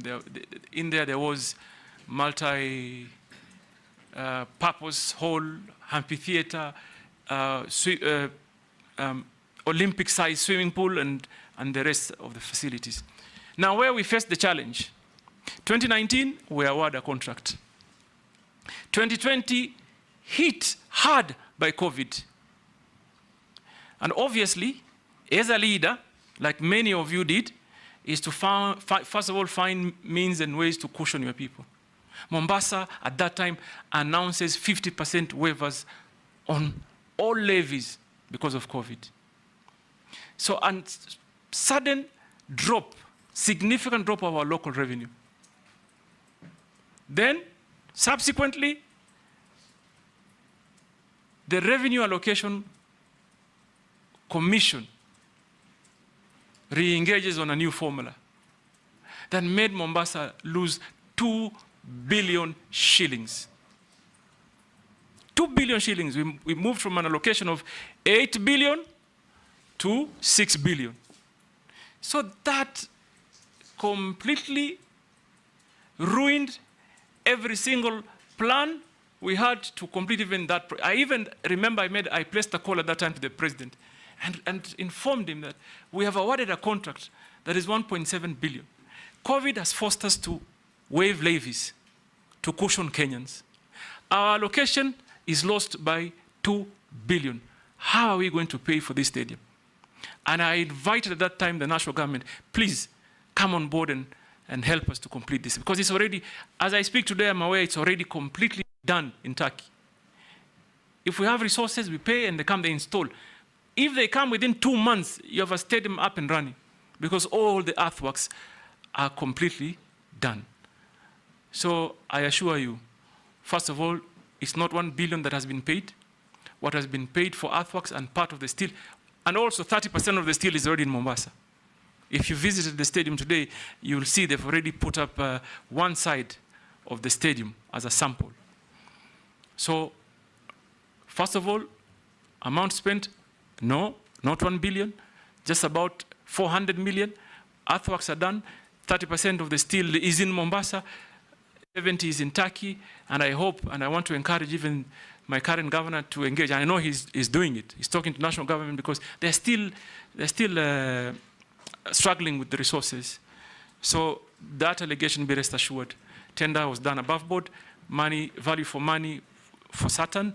Investigation completed. No issues at all was raised by the relevant institutions. So, what was the question, Mr. Speaker? The question was, by bringing in mega international investors, are you going to disenfranchise the local artisan miners? No, this is what I think should happen. Obviously, for us to make meaning of what we exploit, we must encourage international investors. But I also appreciate that if Kenyan people or companies do invest, they have a greater advantage because all the dollars that are paid now will land where? Here. And for me, there's two fronts. One, artisanal miners can be organized. And by the way, we should even look at the law if we can encourage that if you are licensing a big company, for example, to mine copper, say in Busia County, we can, in the same spirit, organize local people. If we're allocating 10 acres, why can't we hire, for example, 2 acres, train local artisanal miners, equip them to make sure they are safe, because safety is a great issue, so that they can also participate in the building of the nation. And that really is a matter we are going to engage in collectively so that we cushion people, so that exploitation does not negatively impact the people of Kenya.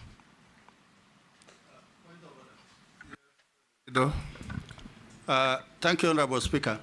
Honorable Hassan, what I am saying is by dint of having international conglomerates to do mineral prospecting or excavating mineral, there are those communities, those individuals who are doing the mining, and they can easily be removed by virtue of not having the license, by virtue of environmental impact assessment, safety, excuses that actually locks the locals out.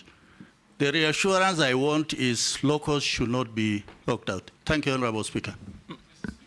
Mr. Speaker, first of all, I believe in the principle that primarily first beneficiary should be at the center where the local is. And we will do everything possible to cushion that local. And I said it earlier, and I want to repeat it again.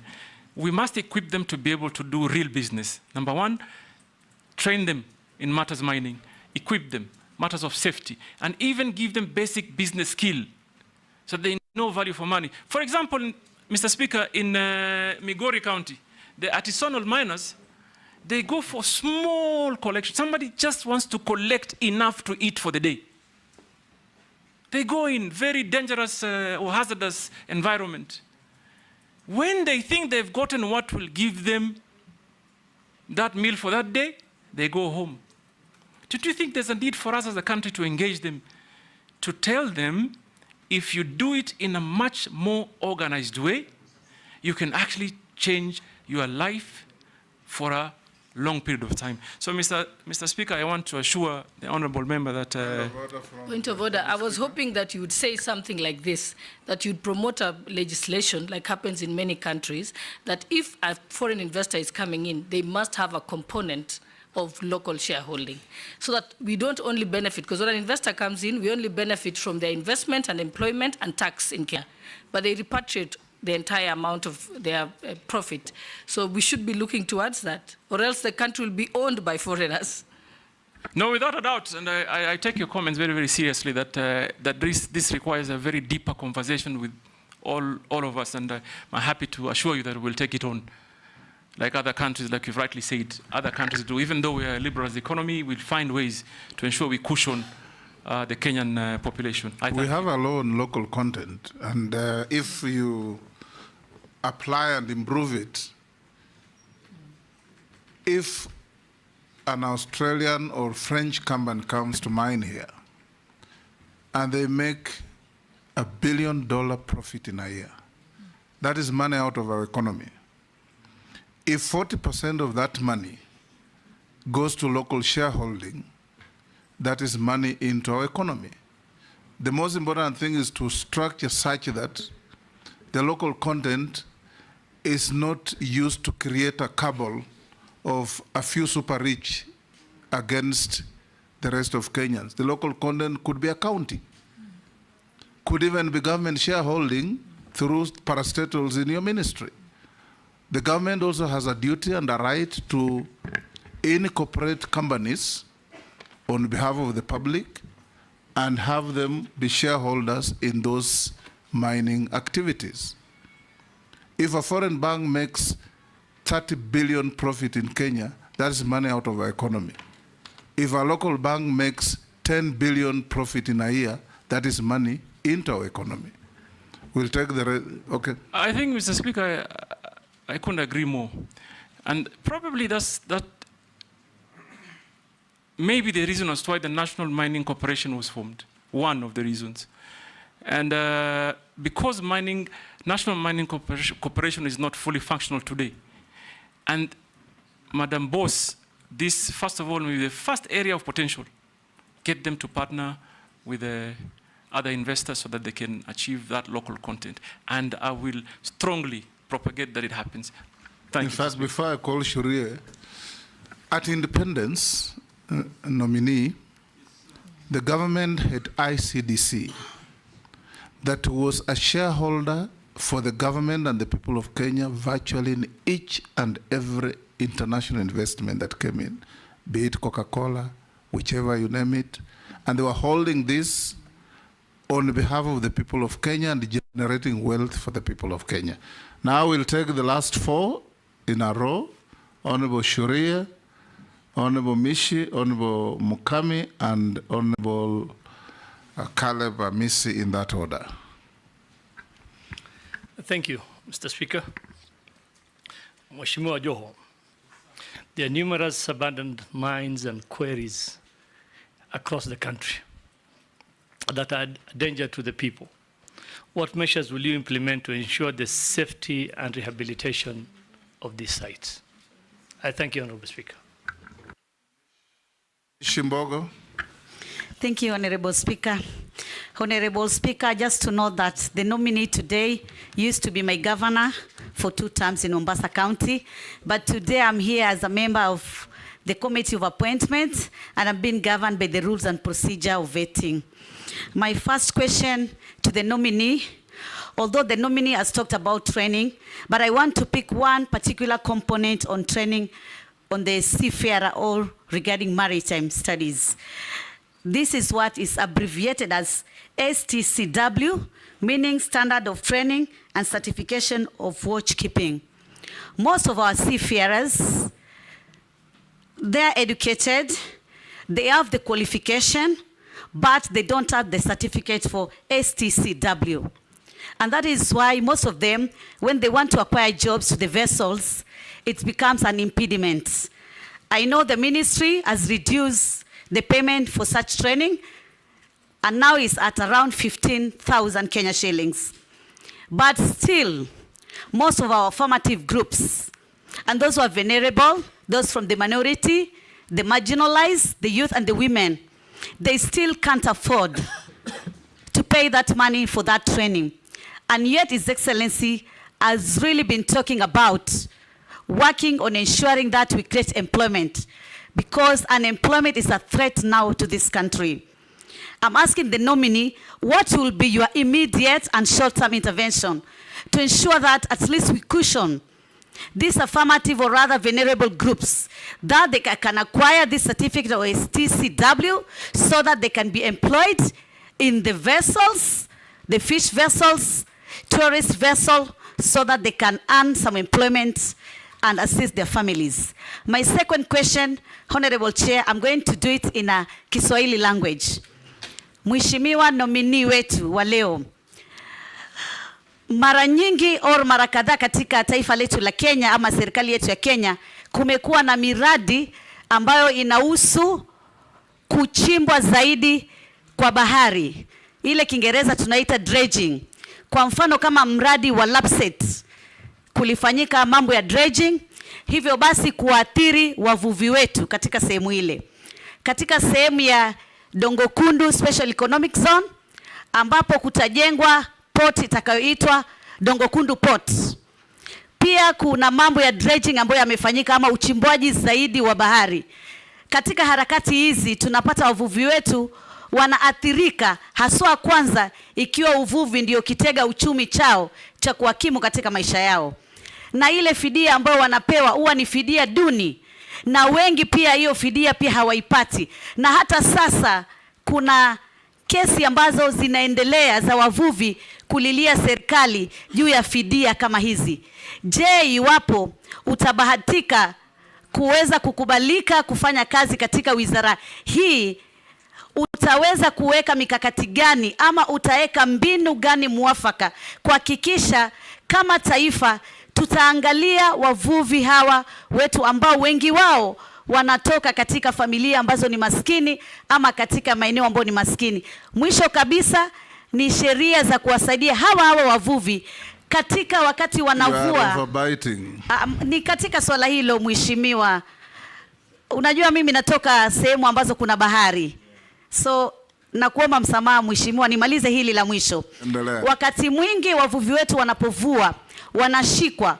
Kwa mfano kama wale wa sehemu ya Kwale, sehemu za Lungalunga na Shimoni, wanaambiwa ya kwamba mumepita bahari zaidi, mumefika Tanzania.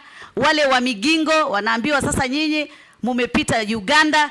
Yani kunakuwa na zile sintofahamu.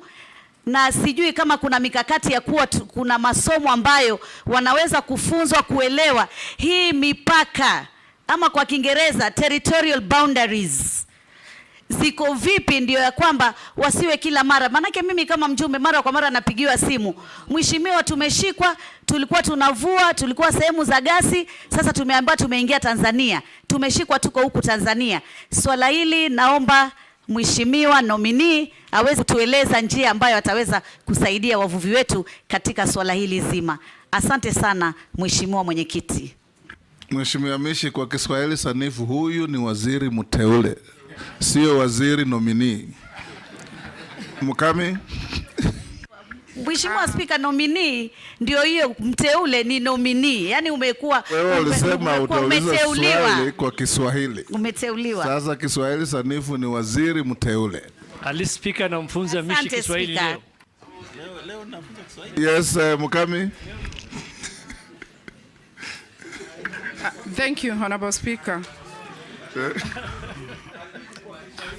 Honorable Speaker, I want to admit that I am really touched with what nominee has said, where he has come from to where he is. And I'm sure, being a Sunday, there are so many people watching, especially youth, and even the media people who are here, that God can bring you from down there to up where he is today. My question is regarding hustlers. Small-scale mining in Kenya employs more than 140 people and supports over 800,000 households. Our workforce times larger than its equivalent in large-scale mining, which employs just 9,000 people.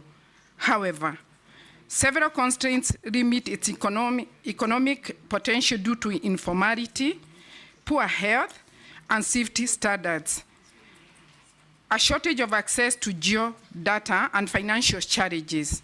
As Cabinet Secretary, if you are going to be approved, what measures will you implement to elevate the hustlers of artisanal small-scale mining? Thank you, Honorable Speaker. Caleb Amisi. Thank you, Mr. Speaker. Mr. Speaker, just like Honorable Mishi, I also wish to state that the nominee before us is been serving as my deputy party leader, as well as my very close friend, so we've interacted a lot, but that will not conflict my role in this very important process. Honorable Speaker, I have two questions to the nominee.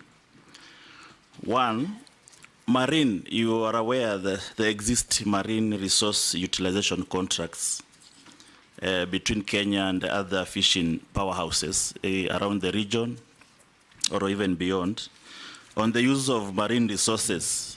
But there have been questions on, number one, the provision of sustainability of these fishing practices, their benefits to Kenya, their long-term management, how public can access those contracts, even the approvals, and potentially, if there exists, the rescinding to the contracts.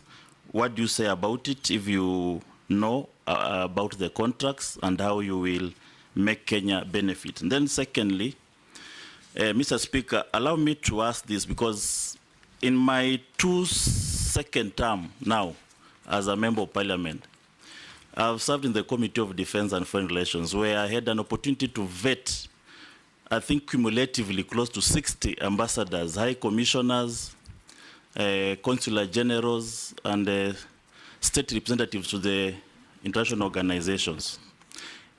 And the principal secretaries, more than 10. Now, in this committee, I've also had an opportunity to now vet close to almost 30 cabinet secretaries. Cumulatively, these almost 100 senior Kenyans are vetted. They have all promised, very competent, very enthusiastic about their country, charismatic in their own nature, very knowledgeable, highly educated, varied history. Some, they share your history, by the way, some of us have even worse histories, and some have good histories. They have promised all. But for the last 7 years, there is nothing. Nothing, the heaven that you promised, I have not even dreamt it. What is this that you possess? What is this 8 wonders of the world that you possess that is going to give me a sigh of relief?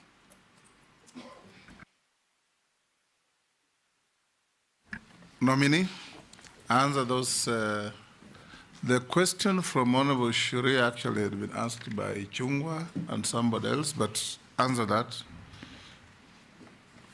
So, Mr. Neglected mine piece. Yeah, Mr. Speaker, I had said earlier, this is something we're going to look into, and for the future, to prevent that from happening, we will have to find a way to create some sort of... You said you'll bond the miners. Yeah, bond the miners. But that doesn't mean we'll ignore the existing problem. We'll have to just find a solution. We will consult among ourselves and even other government entities. So, Mr. Speaker, Mishi talked about accreditation issue for our seafarers. I really don't think that should be an issue. What I can promise Honorable Mishi is that I, if approved, will embark urgently and immediately to see that we have a seamless process for our young people in Kenya who want to pursue seafaring as a job are facilitated. Government's job is to facilitate, and that we will do. I don't even think that is a policy issue. It's a matter that needs urgent action. And I know between Maritime Authority and Bandari Academy, we should be able to sort that out. So I give you my undertaking that, that we will sort it out. There's really there cannot be a justification. If someone meets the threshold, they should be certified. And that's something we'll do quickly. Mr. Mheshimiwa Speaker, Mishi ameuliza swali na Kiswahili. Kwanza nataka kujua, sijui kwa nini alikuwa apologetic about it. Kiswahili ni lugha ya taifa. Sasa kulijibu ndio kizungumkuti. Unaweza kujibu kwa Kiswahili? Tutapambana. Mimi ni Mswahili. So, Mheshimiwa... But you know, parliamentary standing orders require that since you started in English, you must go in English all through. But Mr. Speaker, that would be double standard. I allowed Mishi. I'll give you also the same latitude to answer in Kiswahili. I know Honorable Mishi was playing to the gallery. No, I'm sure on Chair, it's a valid question. Valid, and the gallery is equally valid. That's why I'm representing them. Honorable Mheshimiwa Mishi anaongea na watu wake wa Likoni na wengineo ambao wanaelewa Kiswahili. So, Mheshimiwa Speaker, kwanza uchimbaji wa bahari ni lazima ufanywe kwa njia ya kueleweka na kufahamika. Lazima iwe na utafiti na mipango ya kutosha, kwamba ukichimba kwa ujenzi wa bandari lazima upime mambo ya mazingira kwa kufahamika. Huwezi kuwa utachukua tu kwa sababu unataka kuongeza uwezo wa bandari ama mabehewa makubwa kuingia, uchimbe na uumize mazingira. Hii ni mambo ambayo haiwezekani. So mimi kama mazingira huharibiwa, haiumizwi. Endelea. Waswahili waelewe hiyo, Mheshimiwa. So hata mimi nimepigwa na butwa vile Kiswahili chake kiko kitamu.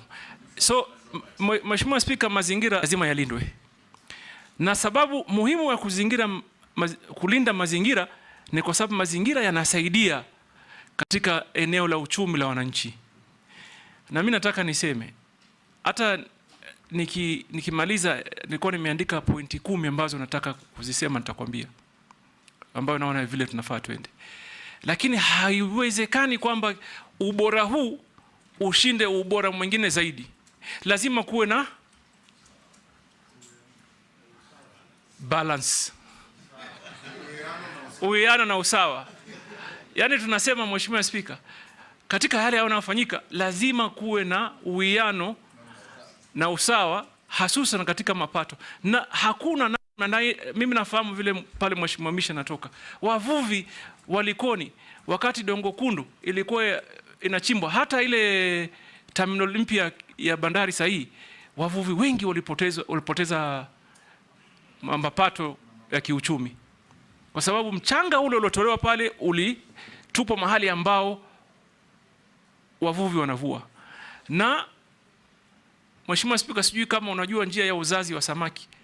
Wasamaki wanazaa kwenye mapango kule baharini. Sasa mara tu utakuta mchanga kiwango kikubwa kimekuja kikafinika maeneo ya uzazi wa samaki. So inapunguza sana. Mheshimiwa Mishi, mimi nataka nikuhakikishie, lazima tuweke mikakati kabambe ya kueleweka na tutathmini hali halisi kabla tukubali mambo ambayo yataumiza Wakenya kiuchumi. Na tena sio Mombasa peke yake. Lamu, ziwa la Victoria, ziwa la Turkana, Nakuru, Naivasha na kwengineo. Kwa sababu Mheshimiwa Spika, mambo haya yanachangia pakubwa katika uchumi wa nchi yetu, kiutalii, kiuchukuzi, kimaisha kwa jumla. La mwisho, Mr. Speaker, Alamishi alisema mambo ya mipaka, na akasema mambo ya Tanzania na Kenya na Uganda Migingo. Mheshimiwa, mimi naonelea hivi, nchi hii, serikali hii, kwa in the spirit of East Africanism, yani kwa ushirikiano in that spirit ile ya umoja wa East African, lazima tuzungumze mambo ya mipaka kikamilifu. Kwa sababu mimi nilikuwa mbunge katika bunge la 10, Migingo imekuwa ikizungumza mpaka leo, tutazungumza Migingo. Mheshimiwa Spika, nakumbuka ulivyokuwa waziri wa mambo ya nje ama kigeni, mambo ya nje, Mheshimiwa Daud anichanganya kidogo, sema kigeni, mambo ya nje, ulikuwa unapambana na mambo ya mipaka ya baharini.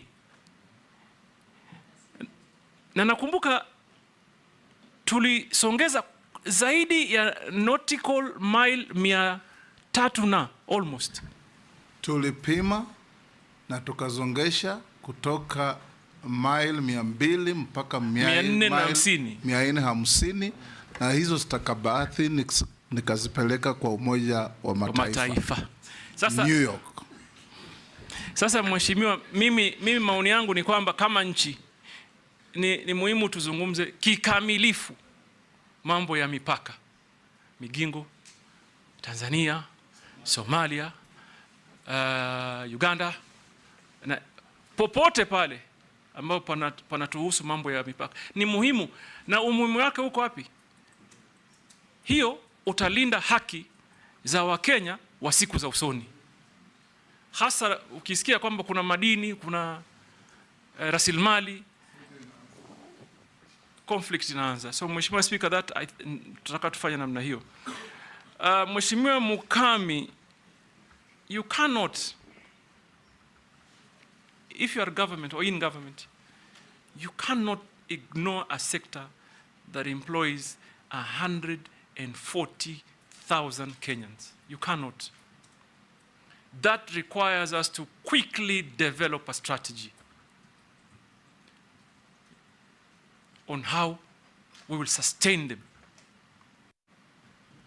Those are the people that probably are looking upon us to deliver help.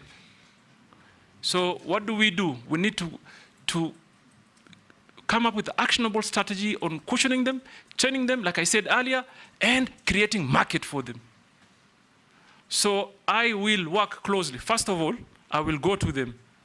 Mr. Speaker, if this House approves me, the entire first month, I will listen. I will go to every area to listen to the views, to the challenges, and also probably they have and they identify and they know the areas of potential. So I will listen. Once I listen and gather actual data and information, we will develop together with this House a clear action plan to cushion and grow the numbers, because 140, in my opinion, hasn't even met the potential. It can be greater than that. Mr. Speaker, Caleb Amisi asked on marine utilization, sustainability. Number one, I don't think we've even tapped the potential. We've just probably, it's just a scratch on the earth or on the surface. The potential in the maritime utilization is great. But there may be some predicament, Mr. Speaker. And at this point, I want to tell Honorable Caleb, we would work with you at the committee level, but also work with possibly the Attorney General, because we need to develop a clear legal strategy on how we can relook, for example, at the treaties and the conventions and the licenses and the agreements that this country has gotten into. I say this why. Caleb, are you aware that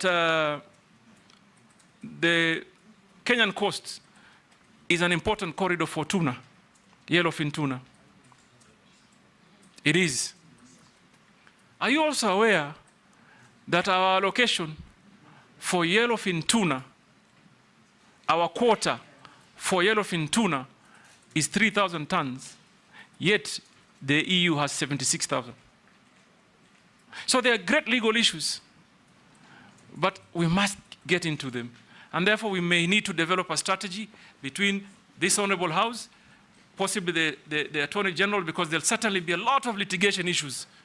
And therefore, if we do the strategy well, we should be able to address those issues and ensure that, that what is for Kenya remain, what is for Kenyans remain for them. Finally, you asked me if I am going to be, my friend, Caleb, I'm that one that you're looking for. Let me assure you, I'm an action man. Me, I don't like sitting on the desk 24 hours. I must be on the ground. I must understand what people are saying. I must engage them.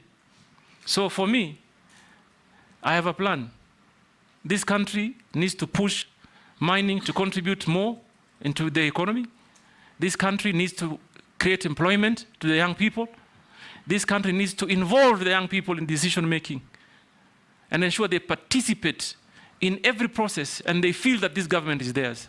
So that cannot be achieved sitting in some office somewhere. We have to be on the ground. So I assure you, I will hit the ground running. Yes, Mary. Go ahead, go ahead. Thank you, Chairman. Nominee, yesterday I raised a concern to the outgoing Minister for Mining, and I think it's important that I seek clarification from you, if approved, because you're going to be the person on the seat. There is mining happening at the border of Kenya and Uganda at a place called Amoni in Alupe. The mining is right at the border, and yesterday the CS confirmed that some matter they took up, they visited, and they confirmed and that they have stopped. They're engaging with the neighboring country. What are you going to do about it? And I'm very happy I've heard you saying you will give priority to issues, you will start working, you will not be in the office. And one Kenyan has asked the same question and also has asked about Migingo, but you've already addressed the Migingo. Just tell me about the Amoni. Thank you. Mr. Speaker. Chairman, a rejoinder on the same, just that, a rejoinder. Mr. Nominee, there's a whole issue in this country about speculation. You know, people assuming this county has this county has that, this region has that. I would like to know whether you would ensure there is a transparent Kenya mineral audit that will allow Kenyans to know what minerals are where and who has mining rights. Because this, especially where I come from the north, the cattle rustling has changed. It's not about cows. It's about land. And there are Kenyans who feel that West Pokot has a certain mineral, Samburu North, Baragoi has a certain mineral, and that is why there is perpetual conflict in those regions, and there are people arming Kenyans in those regions so that there is no peace, so that later in future people will move from that land, and then people are going to come and get the minerals out. It's just like oil. In countries where there's oil, there's conflict, perpetual conflict. And so that's, you know, not having a clarity on where we have minerals in this country breeds that speculation and brings conflict. Asante. Jeanette, I saw you gesturing like you wanted to have... I wanted to ask him something, Mr. Speaker. Mr. Speaker, I want to ask the nominee, you see why we are here today, Mr. Speaker, vetting the second batch of ministers in the halfway, midway of a term of an election. Mr. Speaker, is because of things that Kenyans have complained about. And some of the things Kenyans have complained about is about opulency, arrogancy, and show off. The nominee is somebody known to me very well, Mr. Speaker. I must share with the committee that. And he's somebody whose God has blessed him as a family and as a person. He's a man who loves fine things of the world. Now you are becoming a CS. What are you going to do? God's blessings are not limited to people who love fine things of the world. Yes, but for him, that's how he has enjoyed it. Yes. That's what he has enjoyed. So now you are going to become a public servant at very high level.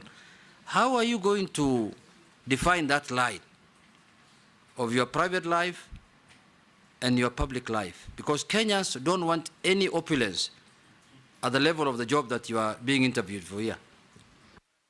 Thank you, Mr. May I? Kenyans are not against opulence, they are against show-offs. Show-offs, yes. Yes, show-offs. Yes. Yes, George? Thank you, Mr. Speaker. Mining research is not quite prominent in the country, but I'm now informed that some universities have actually started offering courses in mining, and they're doing lots and lots of research. My own university, Tharaka, is doing it. Confirm that if this committee, if the House approves you and confirms you, you will actually collaborate with the various universities in the country so that we have better research and better studies, including absorbing those who are studying mining, so that we have local experts. We don't have these foreigners coming from all over pretending to be the experts and cutting away our minerals. Running out of time, but Kosing? Mr. Speaker, just one thing, Mr. Speaker, I forgot. Also about fishermen who are being arrested in Lake Victoria, going to Uganda, by Ugandan government. What are you going to do about it? They are suffering. Last time, he has answered. He answered that. Posing? I can bring mine later. Pardon? He will not come back? No, not. Pardon? It's not for him. Okay, it's not for him? Yes. Okay, fine. Honorable Speaker. Nominee, can I beseech members, we stop here? Yes. We have 4 others waiting. If it's burning, Rahab, I'll give you. If you're asking about your question, it was answered when you are out. It's not about my question. I was just asking about the gender imbalancing in the fishing industry. What he'll do so that women can be involved. He said that thousands of women handling fish when it lands on the beaches. I thought? Yes. Pardon? But take the question and answer the honorable member about gender parity in the industry. Okay. So, Mr. Speaker, the first issue was by Honorable Mesa on some mining that around the border area that is contested. What I want to tell you is that I've also heard about the same issue, for example, in Moyale County. And I am going to work with members of parliament, governors, very closely to ensure what rightfully belongs to Kenya stays in Kenya. And that opportunity is secured for and on behalf of the people of Kenya. So we'll work very well together. That assurance government is about continuity, and what Mvurya committed, I will take on and move forward with you. Answer the remaining questions in 2 minutes. Mr. Speaker. From Naisula and Junet. If you could allow me, maybe just from what Junet said, on your declaration of net worth, I see you have valuables and jewelry of a good amount. Maybe you could tell us, amongst those in relation to what Junet was asking about opulence, the show of opulence, as the speaker put it. And I know you've been very active on TikTok. Can you assure the people of Kenya that these valuables and jewelry here will not be part of the things that they will see on TikTok? Because I think that is what annoys Kenyans when they see it. And because you are coming into public office, just to be sensitive that Kenyans, as much as you have declared it here, may not want to see those things. Mr. Speaker, I think what my brother Kimani Ichung'wah is trying to say is referring to what they will see. I'm actually focused on what they've already seen, because it's been there. But what I want to assure this honorable committee, I appreciate certain factors of life. And you must have a balance. You must have a balance. When you're serving the people, you must, first of all, make them feel comfortable. You must make them feel you're one of them. So opulence for me, no. When I am working, I am working. When I'm enjoying myself in my own setup at home, that's fine. That's another story. But when I'm going to the Kenyan people, my dedication is to work for them. And my experience, Mr. Speaker, tells it. I have, thank God, been elected 3 times. 3 times. And I thank God also, for example, you asked of the valuables, jewelries. Largely, I'm talking about watches. And I've been wearing even before I became member of parliament, long before. But I know how to balance. I don't have to wear it so I can show off for what? What value will it give to anybody? So I enjoy wearing it. Even this morning I was debating, should I wear a watch? Shall I not? Really, and it was a big debate there at home. I said, nitaficha tu kwa hii. I don't have to show it off. I'm sure it is only now you are realizing I was wearing a watch. So, show off for me there's no way I'm going to show off, Mr. Speaker. That I can assure you. Mr. Mheshimiwa Naisula. Sorry, Mr. Speaker, on the question of Mheshimiwa Naisula, on matters speculation, that must be addressed, and urgently, because it denies Kenya an opportunity. You had largely touched on it. Yes, but I want to talk about one important thing, and I see a great opportunity. I think Mheshimiwa Waigara, you asked on Murigara. Sorry. Murugara. Murigara. George, Sir George, on your question on training for mining, how do we achieve, for example, how do we attain 10% contribution GDP? We must do what other countries did, train our people. There's also an opportunity. If you went to some countries, you will see a mining bank, a bank that focuses only on mining.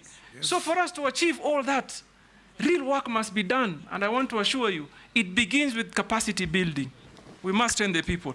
So, Mr. Speaker, on Junet, it's again opulence and show off banner. I don't need to show off.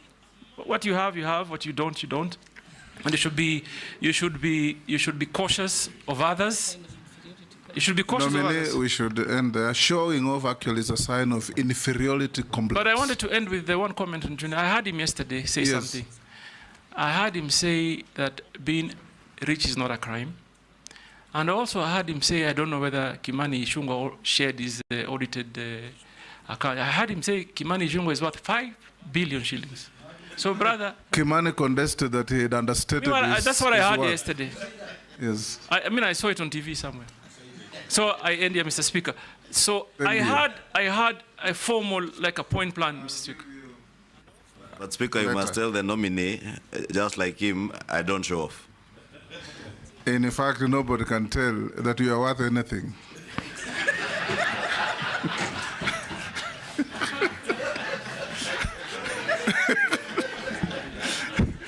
Mr. Speaker, and that must be the culture in Kikuyu constituency. Nominee, we're coming to an end. Naisula has asked me to remind you to respond to the issue of your public statement never to talk to your appointing authority. Although I told you that only fools don't change their mind, but in Naisula I would want the public to hear from you. Sasa, Naisula, do you want to repeat the statement for me? Atuwezi ongea? How? Let me say this. I understand. No, but let me say this for clarity, Chairman. You know, apart from asking questions during vetting for competence, what you understand about mining and all, we also vet the temperament of a nominee, the same way you've been asked about lifestyle. It's neither here or there, really. But even temperament of a nominee is very important because it shows your leadership skills. Initially you thought this, and now you're here. There's really nothing wrong with answering how you're going to relate with His Excellency the President when you're working. Excellent.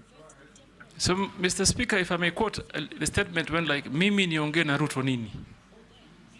Mimi niende wapi na Ruto? Mr. Speaker, hakuna mtu ameeleza vizuri kukuliko. Mpumbavu peke yake ndo abadilishe mawazo. Mtu mpumbavu. Pili, hii ni clarion call to serve the country. I have been a great critic of this government, like others I did before. Now I've been given an opportunity. An opportunity has been availed to me to come and create that difference that I've been talking about all this time. And that is exactly what I'm going to do. Bring new energy, new ideology, new thinking, because after all of us are serving one nation, one people. Well put. That will do. Other members, now nominee, we are coming to an end. Most of the people, members of the public sending in questions, all oscillate around what will you do to create safety in the mines? What will you do to protect the population from disused mines? What will you do to protect our fishermen from harassment by neighbors? What will you do to make it safe for our fishermen to handle their produce or their products when they come back? And what will you do to make mining part of the central core of Kenya's economy? These are all things we have talked about, but the public would want to hear that we brought to you what they wanted. There is one man from Kwale who says, uliza waziri mteule, ngoja kidogo, ataweka mikakati gani kuhakikisha kituo cha mafunzo cha uchumi Zamawati kilichoko wadi ya Ngomeni, kaunti ya Kwale, kinakamilika kwa muda unaofaa. I think the next, I'll still ask you say one or two things. we want you to assure Kenyans, nominee, that if you find favor and you are appointed the minister, within what period will you be able to make Kenyans feel the benefits and the contribution of mining to our economy? We are a major agricultural country. So is a country like the US. But in the US, agriculture contributes only 1% to their GDP. In Kenya, it is the complete opposite. And they do that because they are in manufacturing, in mining, value addition, and all those good economic activities. Secondly, ensure that Kenyans participate in this exciting new economic venture.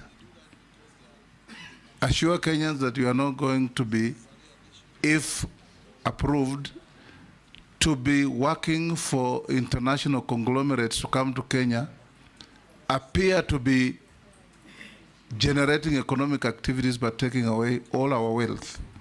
We want to see mining being part of the central feature of our economy. Thirdly and lastly, for the seafarers and those who are now going to work on international ships, you may consider, because most of those seafarers will work in ships of major shipping and maritime countries: Korea, China, Spain, and others. You may consider, and Germany you talked earlier, to introduce basic language courses at our college in Mombasa in these languages, so that when they graduate, they have a basic knowledge of German, of Korean, or Chinese, or Mandarin, or whatever.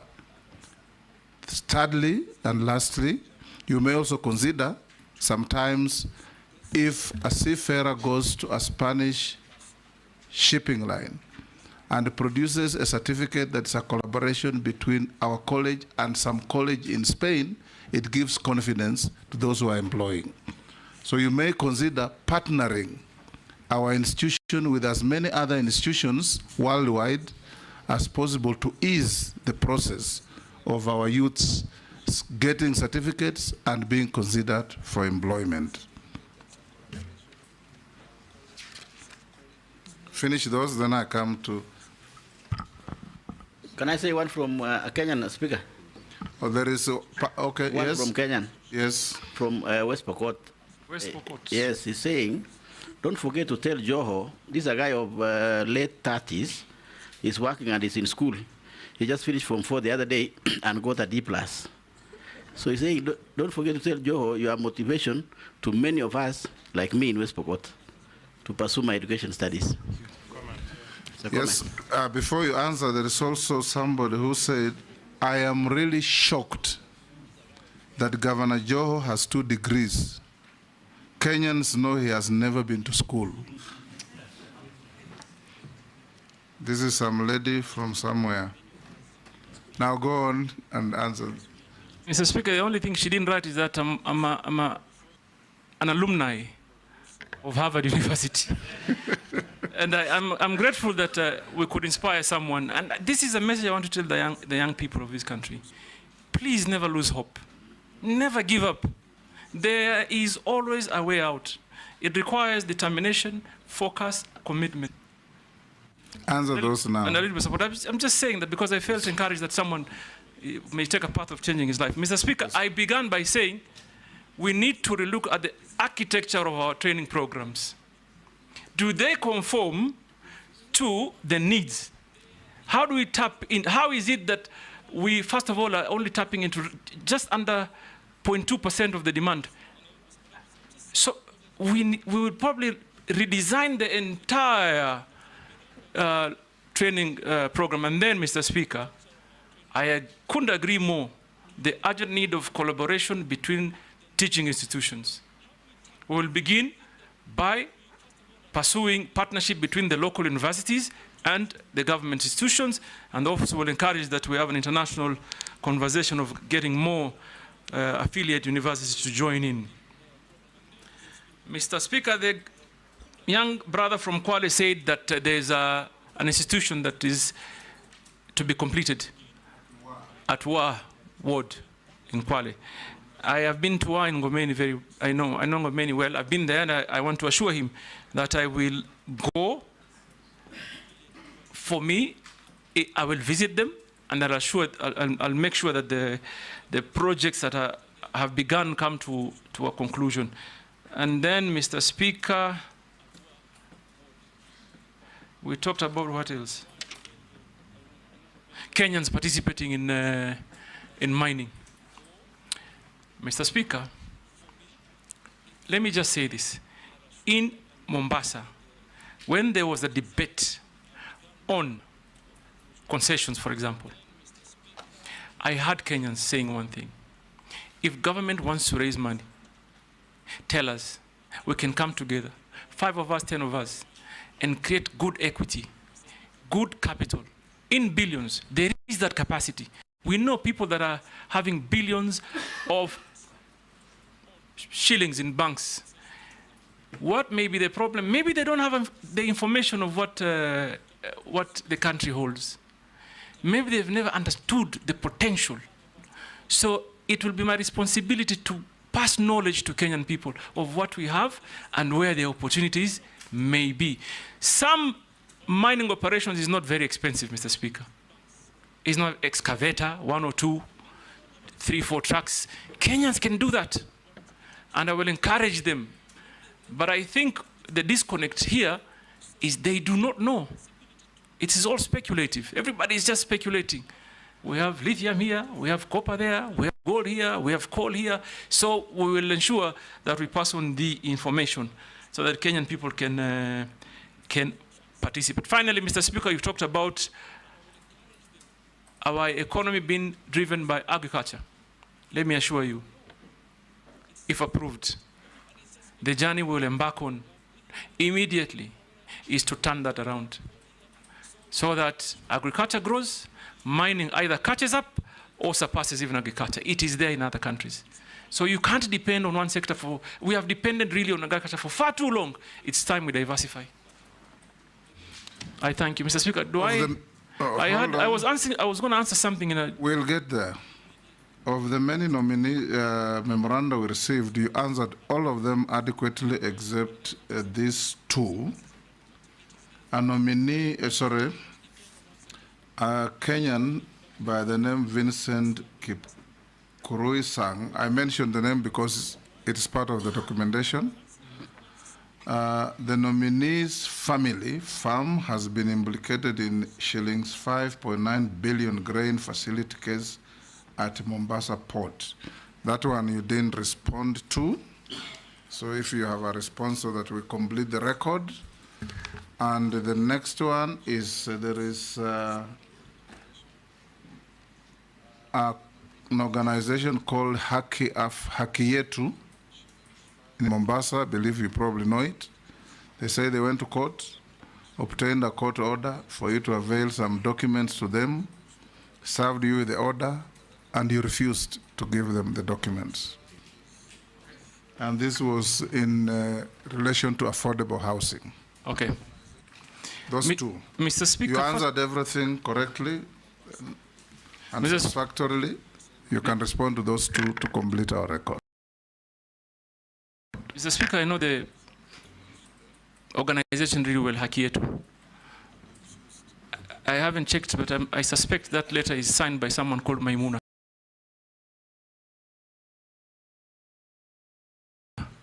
Is it? Correct. Correct, right? Mr. Speaker, there's a tendency that... Munira Ali Omar. Munira Omar, I know, and of course my great friend Father Dolan is doing quite some good work. But number 1, I've never seen or received any orders that compels me to give information. 2, I believe public information should not necessarily be accessed through court processes. Someone should be able to walk into government office and get information. Number 1, Article 35 of Yes. the Constitution. So I have not received any orders, but my current governor would, I'm sure, I'll place a call to him. He'll be happy to share the information. Grain bulk? Grain bulk, Mheshimiwa, sorry, Honorable Speaker. I said earlier. It's not grain bulk, it's grain facility. I'm sorry. I understand. Yes. Mr. Speaker, my family, like I said earlier, is in the business of logistics. So what my family wants to do as a business, or plans to do, is to build on our land, on our own family land, a grain handling facility. For far too long, there's just been one. So there's been a monopoly of grain handling in Kenya. So we've been pursuing this venture of building another, as a family, nothing to do with government. Mheshimiwa, so that, Honorable Speaker, so that I come out clear, there is not a penny government is putting. There is nothing government is doing in that project. It's private equity project, sitting on private land. The only thing that that setup would do is get a license on way leave so that they can get access to remove the grain from the vessel onto the facility. So we did not lose, as a family, 5.9 billion contract. We are actually going to inject 5.9 billion investment into the economy. Before I give you to say what you want to say as you exit, have you ever been adversely mentioned in any integrity-related report? Not that I know of. Do you hold any leadership position in any political party? In your self-declaration, you say you are the deputy party leader of Orange Democratic Party. That I resigned. I remain only a member of the party. I don't hold any leadership position. What is your net worth? My net worth is, let me just be sure. Where is that document?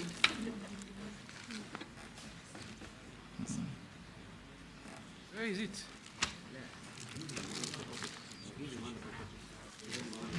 Is on pay. Your assistant should be assisting you on this. No, just use this one. I found it. Okay. Mr. Speaker, my net worth is 2,361,332,249. Made out? Largely by developed and undeveloped properties, which include my homes in Mombasa, Vipingo, Nairobi, and Malindi. Shareholding in some property holdings. Shareholding in family businesses. Valuables, Honorable Kimani Ichung'wah referred to them as jewelry, but it's just basically watches. And cash at bank. Okay. We have checked your documents against what we have, and we have found them in order. And also you did respond to more than we received 74 memoranda on you. You responded to all of them except the 2 that you have now responded to. Now you can have 1 Mr. minute. Speaker, yes. Before he concludes on the net worth, it would be good, and this is in his interest, because he has severally referred to family businesses. This net worth is Ali Hassan Joho, not the family. This is just my shares. Families definitely much more. I wish it was my own wealth.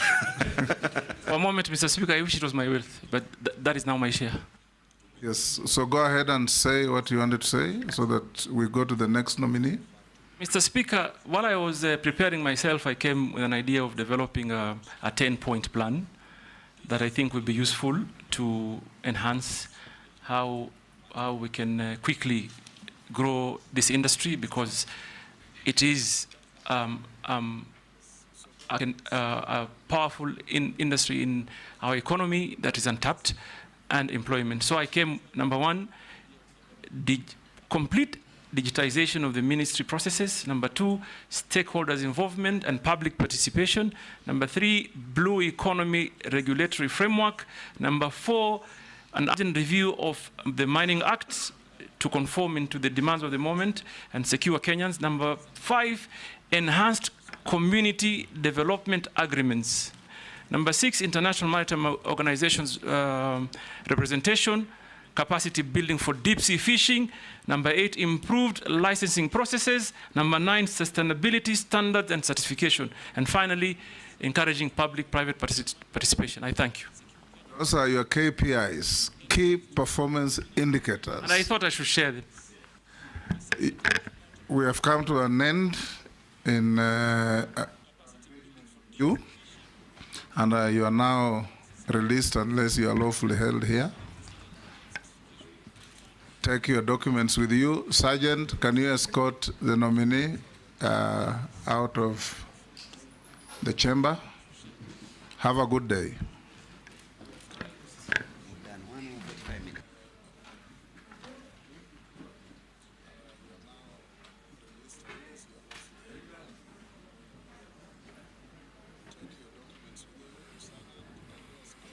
Honorable members, 10 minutes for preparation for the next nominee. Yes, yes, absolutely.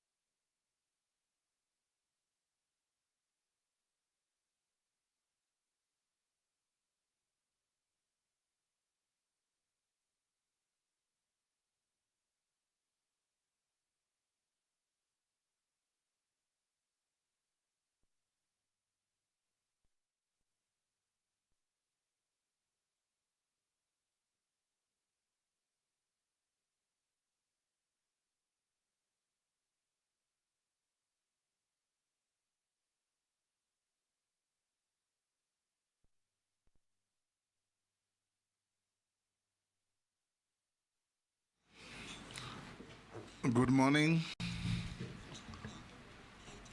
Good morning, Mr. Speaker, sir. Welcome to this committee.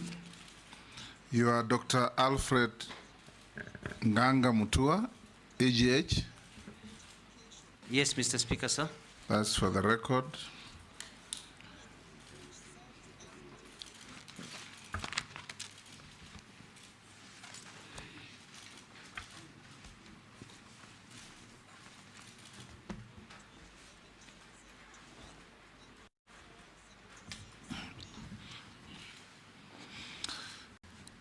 Welcome to this committee.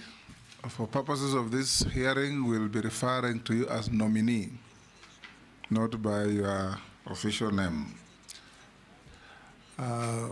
This is a committee of parliament on appointments.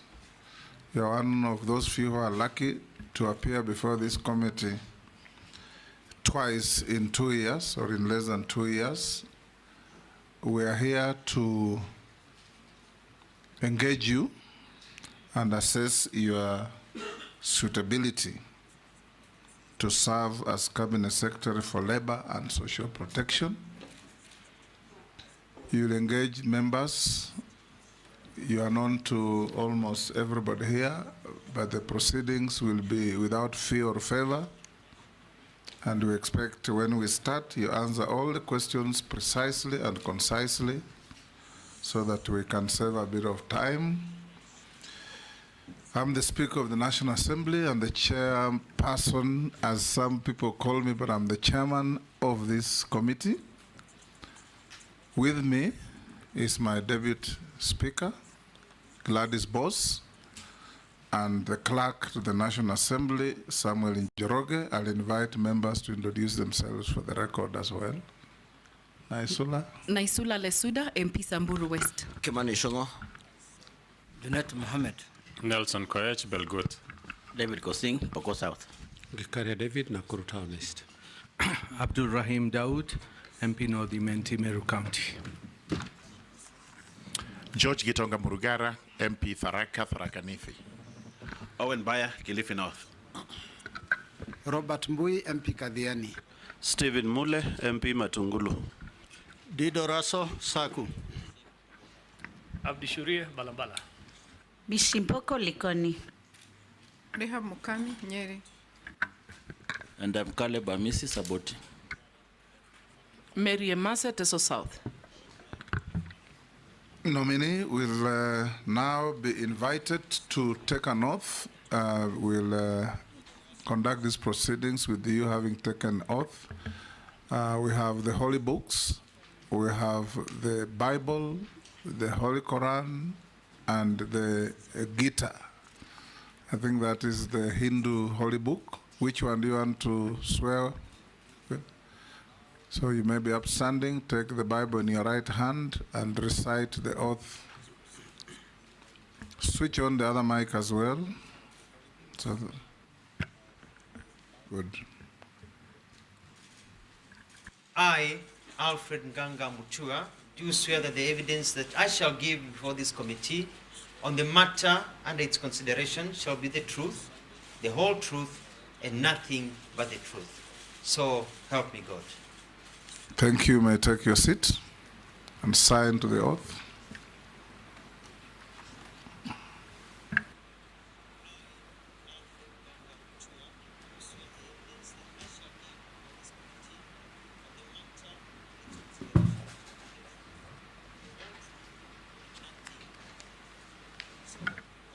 We'll start off with a brief introduction of yourself. Tell us your name, your educational background, your work experience, your key competences that you believe make you suitable for appointment to the position to which you have been proposed or nominated.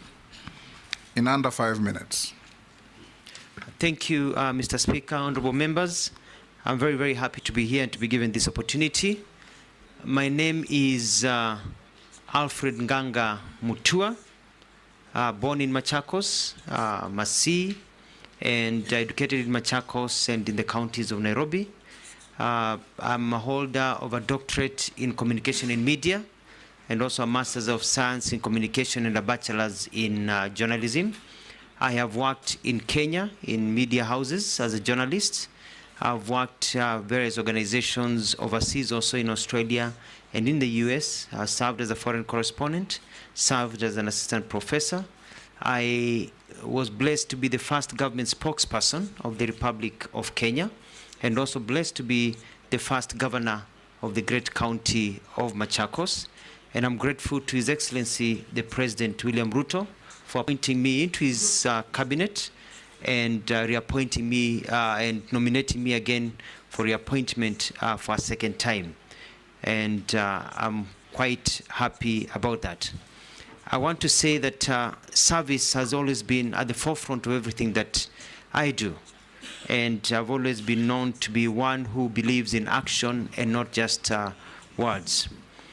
When His Excellency the President appointed me to be the Minister of Foreign Affairs, he gave me an opportunity for me to understand his thinking and understand the placement of Kenya in the bigger circle of where we are and where we are going as a country and the challenges that we face. I am grateful to the President that he has seen it fit to give me an opportunity to understand government by also taking me to the Ministry of Tourism and Wildlife, where I was able to combine the experience I had out there of how tourism has been able to grow. And I was able to get into the Ministry of Tourism and Wildlife and reactivate a sleeping giant, because we need to provide employment to our people, and that is one of the low-hanging fruits. As a result, the numbers of tourism, we set up structures that we expect that by the end of this year we'll be looking at about 3 million visitors arriving into this country, if not more, with a trajectory of 5 million within another year and a half. We're also able to deal with issues of human wildlife compensation that had become a big problem by actually launching a new scheme, which was launched by the President, and paying out about $1 billion shillings to people who have been waiting forever. And I've put in systems so that more people could be paid. We're able to fence by fighting corruption many places. When I got into the ministry, I found that they were fencing to keep animals away from people at a cost of about 3 million a kilometer. 3 million a kilometer. And with 300 million that I had, I looked around, I did my research, and I realized that the government was being conned. So we were able to advertise, and we brought down to a reserve price of maximum of 850 million a kilometer for the same standard of wiring. And as a result, instead of only 100 kilometers with 300 million, we are now looking at close to 400 million.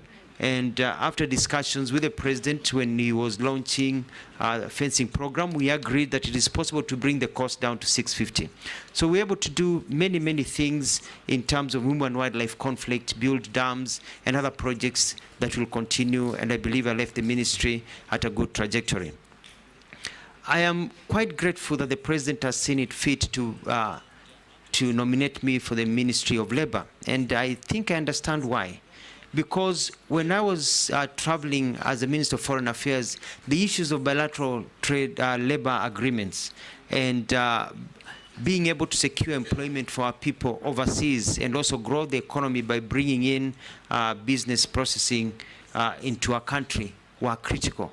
And I understand the market. And having served also as a governor of Machakos, who can move quickly and bring results, I understand why the President appointed me into this position.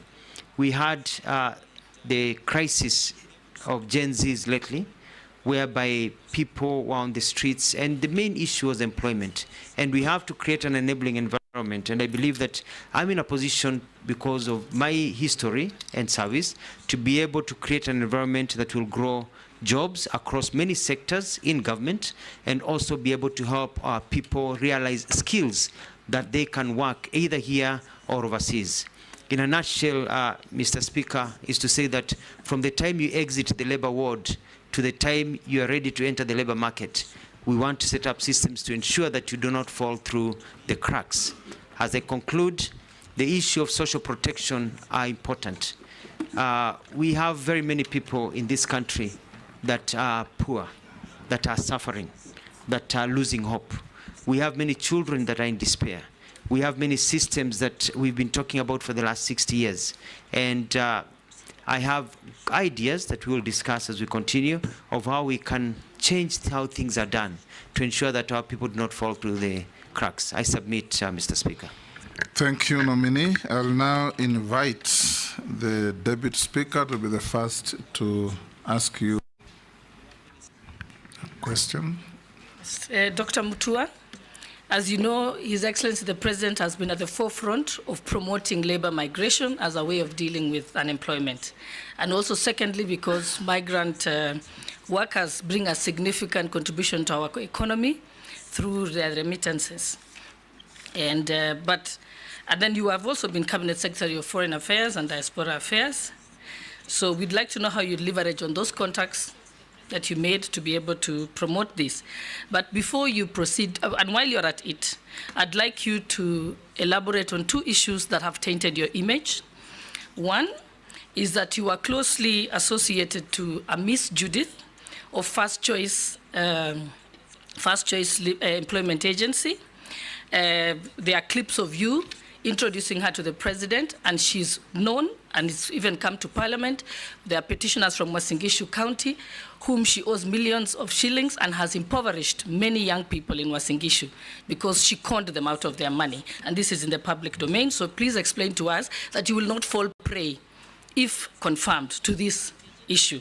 Number two, you also had another incident in Canada where you met a public senior government official informally. It was not a formal meeting, informally, and had informal discussions. But when you came back to Kenya, you announced in the media that you have secured an agreement with Canada so they can recruit Kenyans.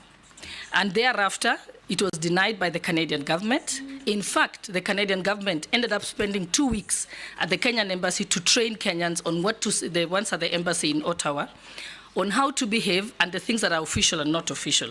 So please explain to us those and tell the people of Wasingishu how they'll get their money back. Thank you. Nominee. Thank you very much, Honorable Boss, for your questions. Let me start from the very beginning.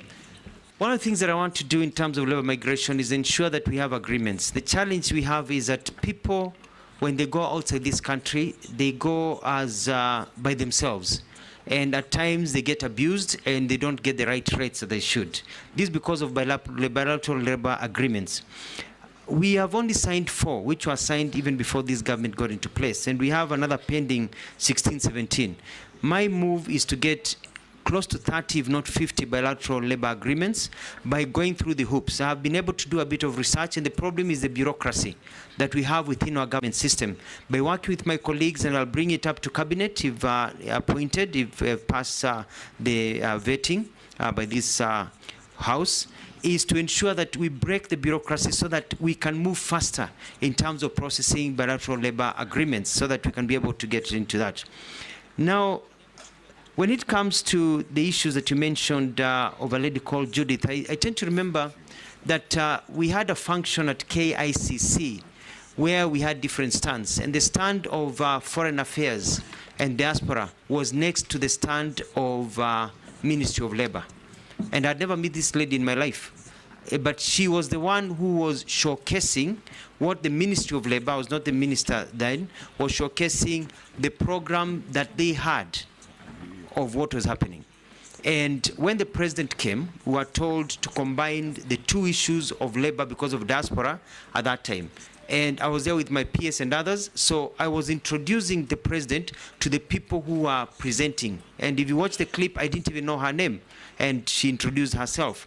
That was the only time that I've ever met her, and after that meeting, I've never met her again. So I don't have any conflict of interest. I saw her stories later on about her. And those are things that, you remember when I was the Minister of Foreign Affairs, I'd even called a meeting to discuss these issues of rogue, employment agencies. And we'll come to, it's an issue that I'll be dealing with squarely so from my you have research. an undertaking that you will ensure that the people of Wasingishu who lost over 100 million shillings will get them, you'll investigate and get their money back?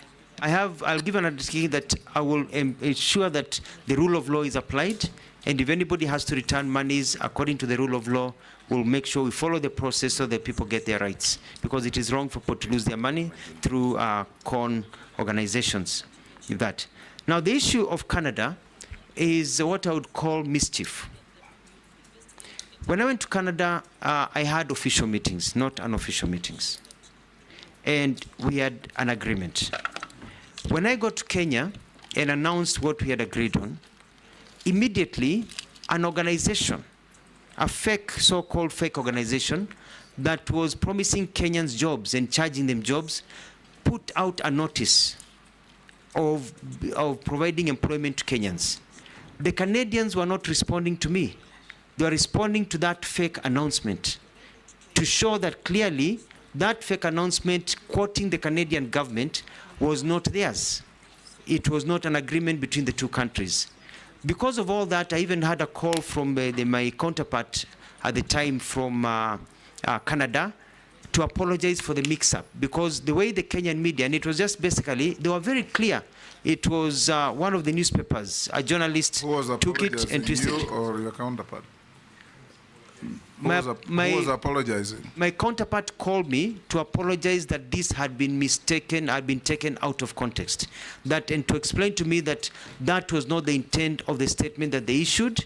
Actually, they were supporting the agreement and the discussions that we had about fighting fake people who have been misleading Kenyans all over, quoting the government of Canada, to say that they were not aware of that issue. And we're able to sort out that issue and move on and be able to actually establish systems, which I can discuss later on, about getting seasonal workers to go to these countries. So what is the position with Canada now? See, when you left the ministry, what was the position on that point, on migrant workers? The position of Canada now is that one of the bilateral labor agreements that I'll be following up is that Canada does not sign bilateral labor agreements as a nation with countries, but the provinces, according to their law, are the ones that sign agreements. And what we had agreed about was about getting seasonal workers for Canada. Canadians are looking for seasonal workers so that during the summer, you can go there, you can work for six months or so, and then go back to your country. They already have many seasonal workers from lots of South American countries, from the Philippines and even other Asian countries, but they don't have many or any from our country. So that is something that is still in process, and it is quite exciting because I got information from some colleagues and some friends from Canada when I was nominated for this position, saying at last now we can revive the conversation and continue from where it was left. Before the next question, your documents that you came with should be handed, Sergeant, to the clerk to verify with what we have on you.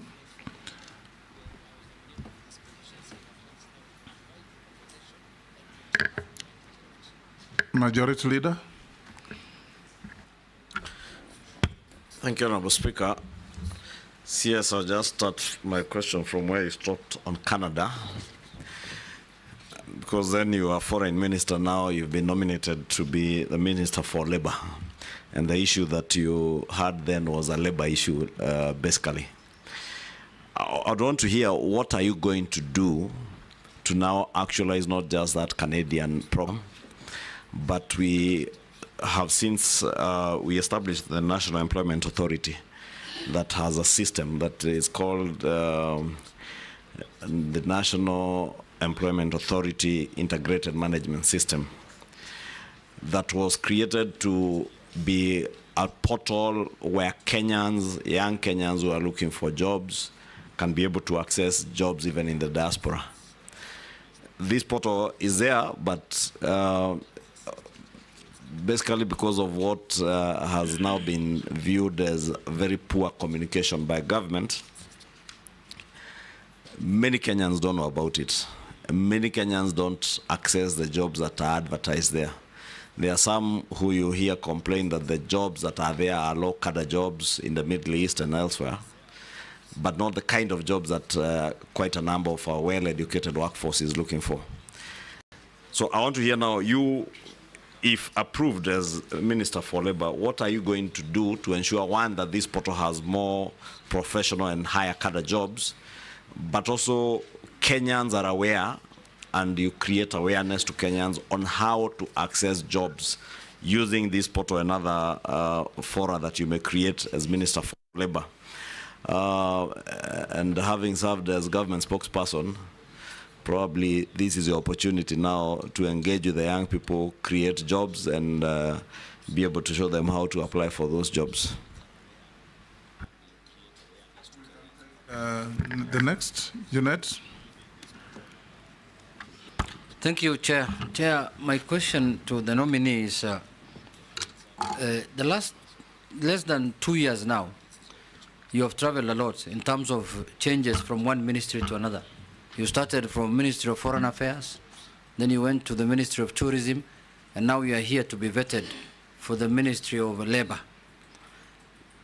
In a brief manner, can you share with us what you have achieved in the Ministry of Foreign and the Ministry of Environment? No, these are the one, Tourism, because it will inform us what's ahead of you. Let's take Naisula as well. Thank you, Chairman.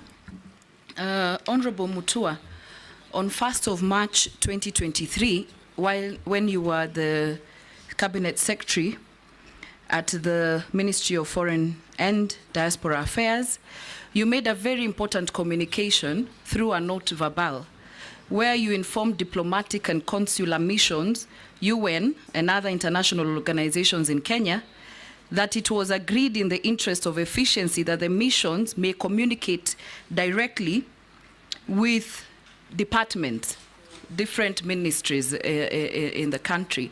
And you know now, even in the Ministry of Labour, you'll be dealing still with other countries. It is important for you to share with this committee and also Kenyans what informed your decision then, because normally we know that they write directly to the Ministry of Foreign and Diaspora Affairs, but now they could write directly to other ministries and departments. And the last question that I had is that how do you plan to handle the perennial industrial unrest in most sectors? For example, health, because you, as much as it is in health, you will play a critical role as the CS of Labour, that is in case you are approved and confirmed as the CS of Labour. Nominee, you can answer those three. Thank you, Mr. Speaker. Sir, Majority Leader Honorable Shungwa, thank you very much about the National Employment Authority. And it is true, they have a website that many people do not know about. I've been in government for very long. I've never even looked at that website. And you know the old adage that if you wink at somebody in the dark, you're the only one who knows you're winking. And that is exactly what has been happening. The Kenyans who are looking for work, Mwananchi who is looking for work, has not really known about this portal and what is available. So one of the first things that I'm going to undertake is to have a good marketing campaign to ensure that Kenyans know about the opportunities that are there. Kenyans do not want handouts. Kenyans want to be given opportunities. They want to know where they can get their skills. They want to know how to apply for jobs. They want to know where the opportunities are. And because there's a mistaken idea that the jobs out there that are available are only jobs for house helps. Whereas when I did a bit of research and I looked at the available jobs in the countries like Australia, Germany, Italy, Kuwait, Oman, Qatar, Turkey, US, Canada are looking for people, and they are ready to employ Kenyans in various areas. For example, the international community are asking for about 11,200 jobs of drivers. If you can drive, they're looking for drivers. But we have to be a ministry that is able to take the person who is looking for the work and connect them with the employer, and teach them also how to get those jobs. I know what kind of documents do you need to get those jobs. They are looking for another 8,400 domestic drivers. They are looking for hotel workers. We've got about 3,000, nearly close to 3,000 people in beauty. If you've done beauty, to work in a spa, to be able to do nails. They're looking for those young people to be able to go to Canada and other countries. Also in firefighting, in all the different areas, baristas, in heavy truck drivers, construction workers. If you're a mason, if you know how to do carpentry, you know, Australia is looking for you. So we are going to make sure that people are able to know that regardless of the field you are in, nurses, doctors, people are looking for Kenyans to be able to work. So as you wait for the economy to grow, because our job is not to send people out of the country, we have to also grow jobs here. As you wait for our economy to grow, in the meantime, do not give up hope. We are going to make sure that we connect you to available opportunities and also help you gain the right skills so that you can be able to get to those jobs. Honorable Jeanette, you asked a question about moving from one to the other.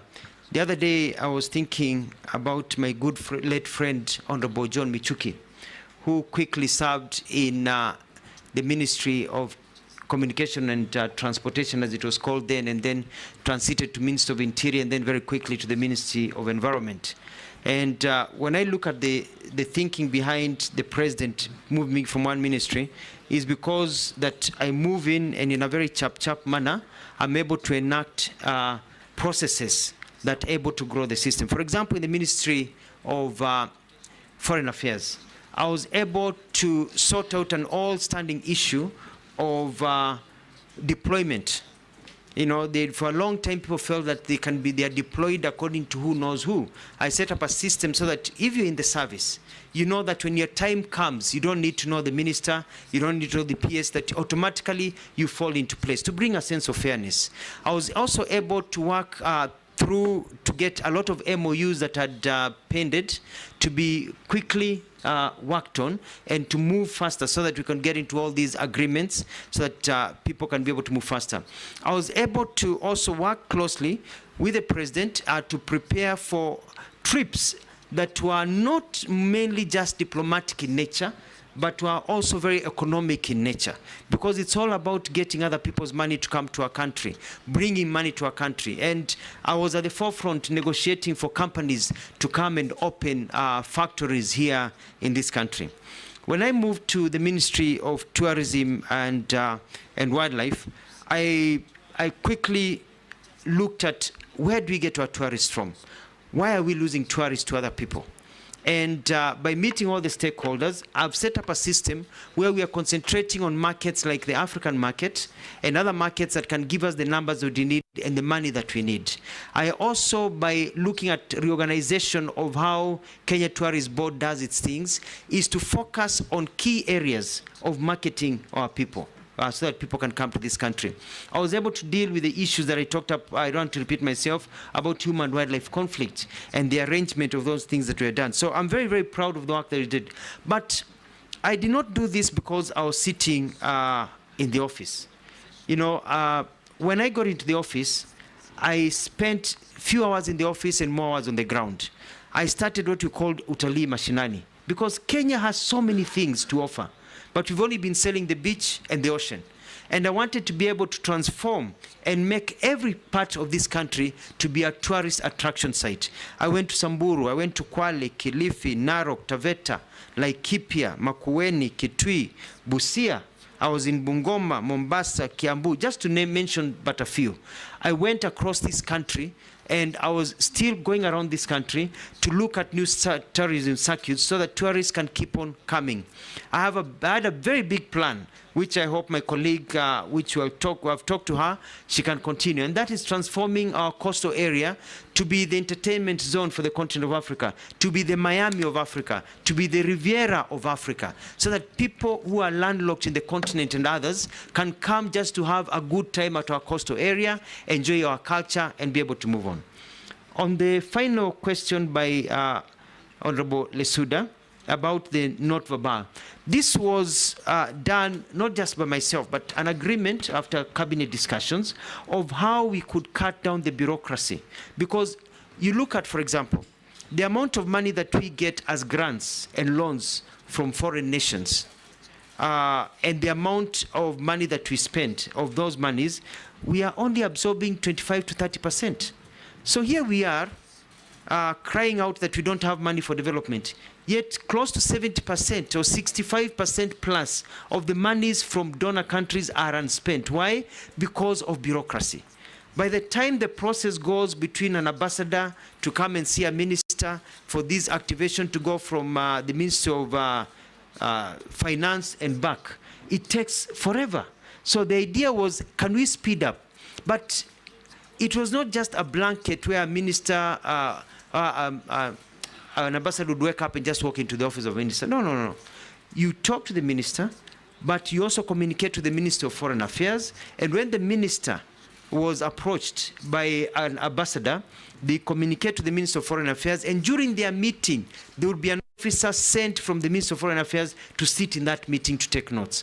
What it was cutting was that direction of not verbal. A letter comes from my office, it goes to the, or comes from an ambassador, goes to the Minister of Foreign Affairs, the protocol division, spends a day or 2 days there as it's being sorted, goes to the relevant team, it's sent to the ministry takes 2-3 days before the minister sees it, the minister works on it, it comes back, the dates are wrong, and then now it goes back that you need new dates. It can take 2 weeks just to book an appointment of 30 minutes. But when they talk among them, you say, no, I can't make it tomorrow, can we make it next Wednesday? 2 minutes, they have agreed on a date to meet, to make sure that things are moving forward. I submit.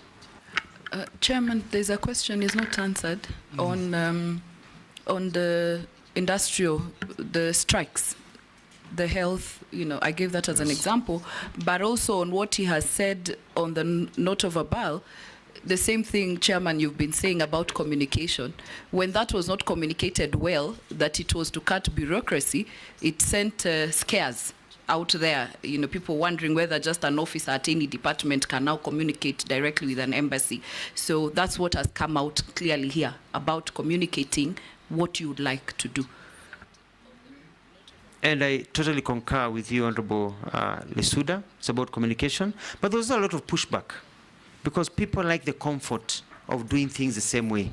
And people don't like to see change. So there's a bit of pushback, a lot of propaganda by people who thought now that their clout will diminish without looking at the bigger picture of trying to get our economy moving forward. But I totally agree. The final question on the perennial labor disputes.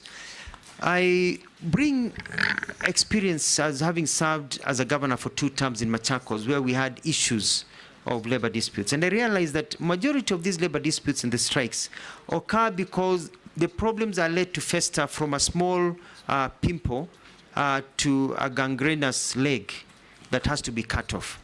And my technique will be setting up a system whereby they'll be tracking and knowing the kind of problems there are in the industry, such that people, when the problem starts, we can intervene early. Because the Ministry of Labor has only been intervening at the end, when people are already on the streets. We need to intervene even before a strike notice is issued.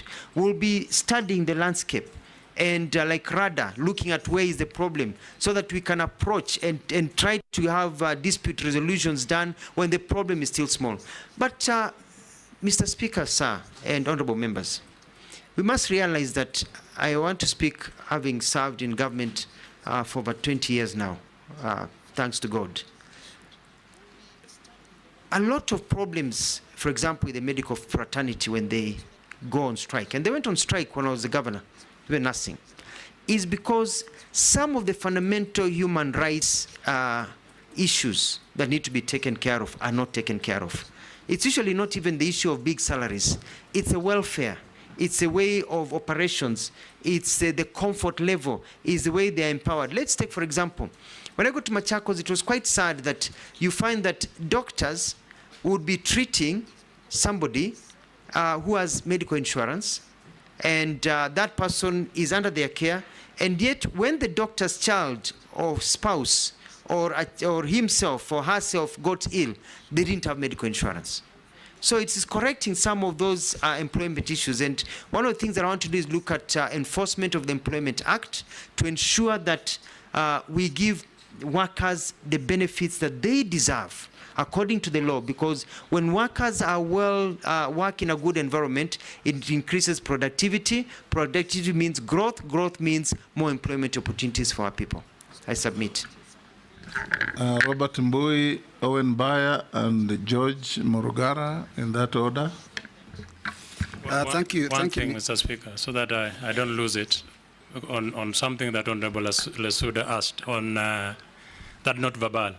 Yes. I just want to tell this committee that the nominee is not factual. It's totally inaccurate. Challenge him. Number one is that not verbal was the most unfortunate decision that has ever been made in the Ministry of Foreign Affairs. To delegate their core mandate was wrong. And that thing was reversed immediately. The Prime Cabinet Secretary came into office. It was wrong.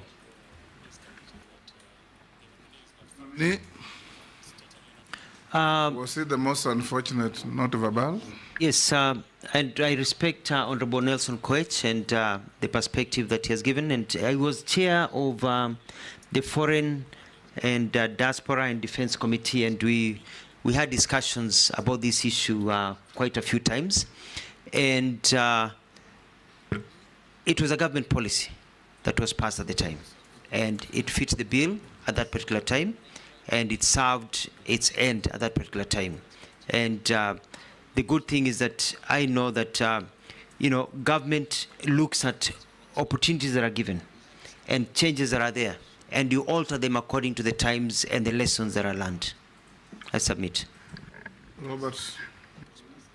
Yeah, thank you, Mr. Speaker. My question is about the cash transfer program for older and vulnerable persons that was started in 2007, and the purpose was to provide regular and predictable cash transfers to those older and vulnerable people identified in those deserving households.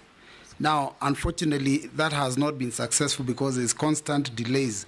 Now, I want to point out 2-3 things. One is that there has been shifting goalposts over the period.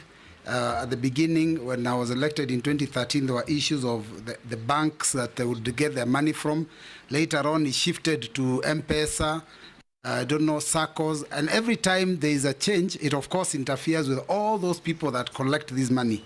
Secondly, there is an issue of onboarding all people that qualify, because the minute the government says that people of a certain age are supposed to get it, there is also those who are of that age that do not qualify and their names are not picked up and they also don't get the money. And thirdly, there is the issue of interference by county governments. I'll give an example of Machakos County when you were governor in 2013, when the national government was picking names of those that would qualify to be given money. The county government also collected names at the same time, and those that were collected at county government obviously never got the money because there was no capacity. How would you handle those things given this docket? Thank you very much, Honorable Speaker. Honorable Speaker, I would like to address this question to our nominee on labor disputes. Nominee, this country loses billions of shillings because of labor disputes and strikes and such things. But the unfortunate thing that has always happened in government is we wait until a labor dispute comes, we see it looming, and nobody takes action until people give notice. They give 3 notices, and people go on strike and disrupt labor and productivity in the country. The Ministry of Labor has a mandate to preempt strikes, to have a discussion with human capital to ensure that we don't get into situations like that. Like when KQ had its strike, it was devastating to the economy. But we had a minister in charge, and there wasn't much that was done until now it came to threats, to courts and all that. But at that particular time, the country is grounded. How do you intend to be different such that this ministry is useful in terms of ensuring that this is not a country that chases away investors because of labor disputes? I thank you, Honorable Speaker. Thank you very much, Mr. Speaker. Nominee, unfair labor practices, very common in our country. The labor and employment courts are actually flooded with all these cases where we just don't do it right. You are going to be the custodian of government policy as regards employment. One of the most unfair labor practices in the country is for the government to take interns, young people on internships. 1 year after that, they are let to go. And yet those government departments soon thereafter start advertising for positions, and we also know that people go on retirement, natural attrition. would you be bold enough to advise the government that these interns should actually be the first port of call for the government in matters employment? And as we speak, they are looming strikes because of the first 5 or 6 cohorts who have been released. Nominee, you can answer those 3. Thank you very, very much. Let me start with Honorable Mbui on the issue of Inua Jamii. I think the challenge we've had with Inua Jamii is that, and I've done my research, is that people have tried to be creative, and it is now improving, but it's an old syndrome, and that's where we have devolution, whereby you are giving 2,000 shillings to an old grandmother, and you want that grandmother to travel from the small village in the middle of nowhere and go for 100 kilometers to the county headquarters to get the money. But this eventually went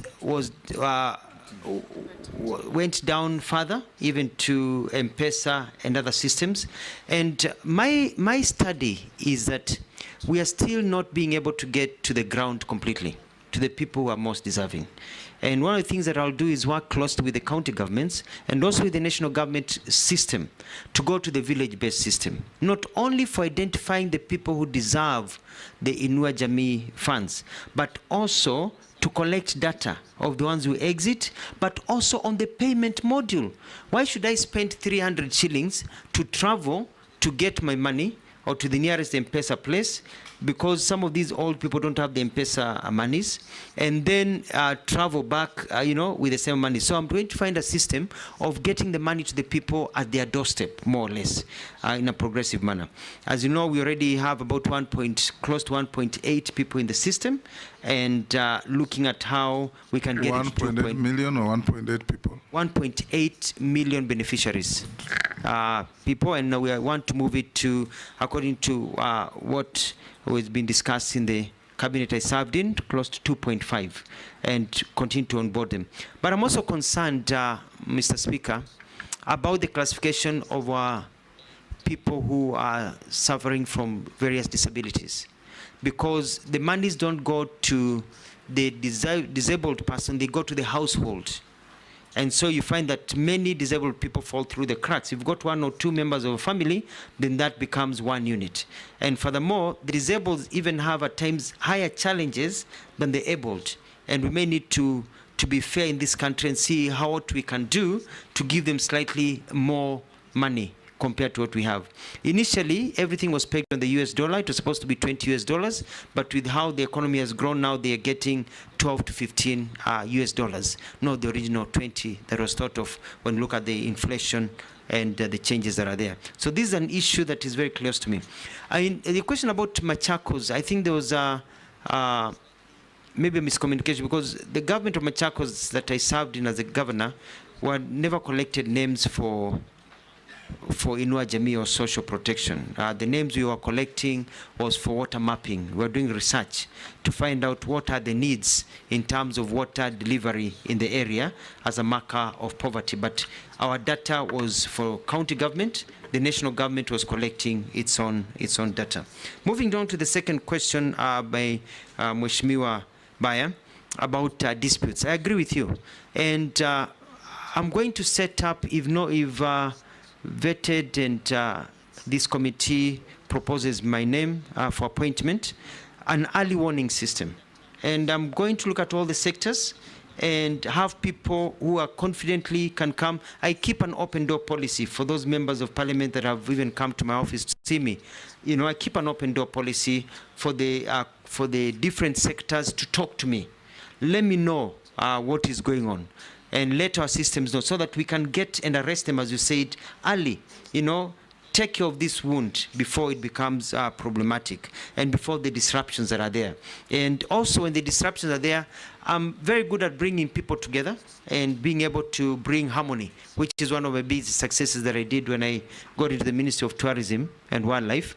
I found a lot of people warring and fighting each other, and I was able to bring peace and calm within a very short time.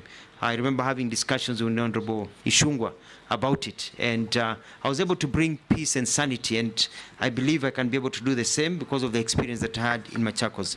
Lastly, Honorable Burungara, thank you very much I'm quite concerned. I looked at, when I went to school in the US, I used to get summer jobs working in a factory. And it was all those factories whereby you're collecting wood as it comes down the drive. And there were strict occupational health hazard conditions. You had to have the helmet, the gloves, and then after every 2 hours, you took a break. And every 2 hours, you either took a small break of 15 minutes or a half break for lunch, another 15-minute break. So there were breaks throughout the day because watu wetu sio punda kufanyishwa kazi in those very bad conditions. So the occupational health hazards and also working conditions of workers will be very key to my work if I am, if I go through this process. And part of it is also the internship program, because it doesn't make sense that a young person goes to a bank, they work very well, and they serve in that internship, they are taught, and then when employment jobs come, they are let out. And I'm going to bring a policy to cabinet if I go through this process to ensure that if you are taken in as as an intern in a ministry and you don't have problems and you're okay and you pass a certain mark into internship, because some can be taken and they're not fitting. You pass a certain mark, that when positions of employment of entry level are taken, that you start with those ones. And you're going to talk with the Public Service Commission, because fair is fair. Fair is fair. Thank you. Dawood, Honorable Dawood, Honorable Mase, and Honorable Amisi, in that order. Thank you, Mr. Speaker. Mr. Speaker, first I want Honorable Mutua. In his opening, he made a few, I think, mistakes, where he says the fence was 1 billion, or was it 1 million?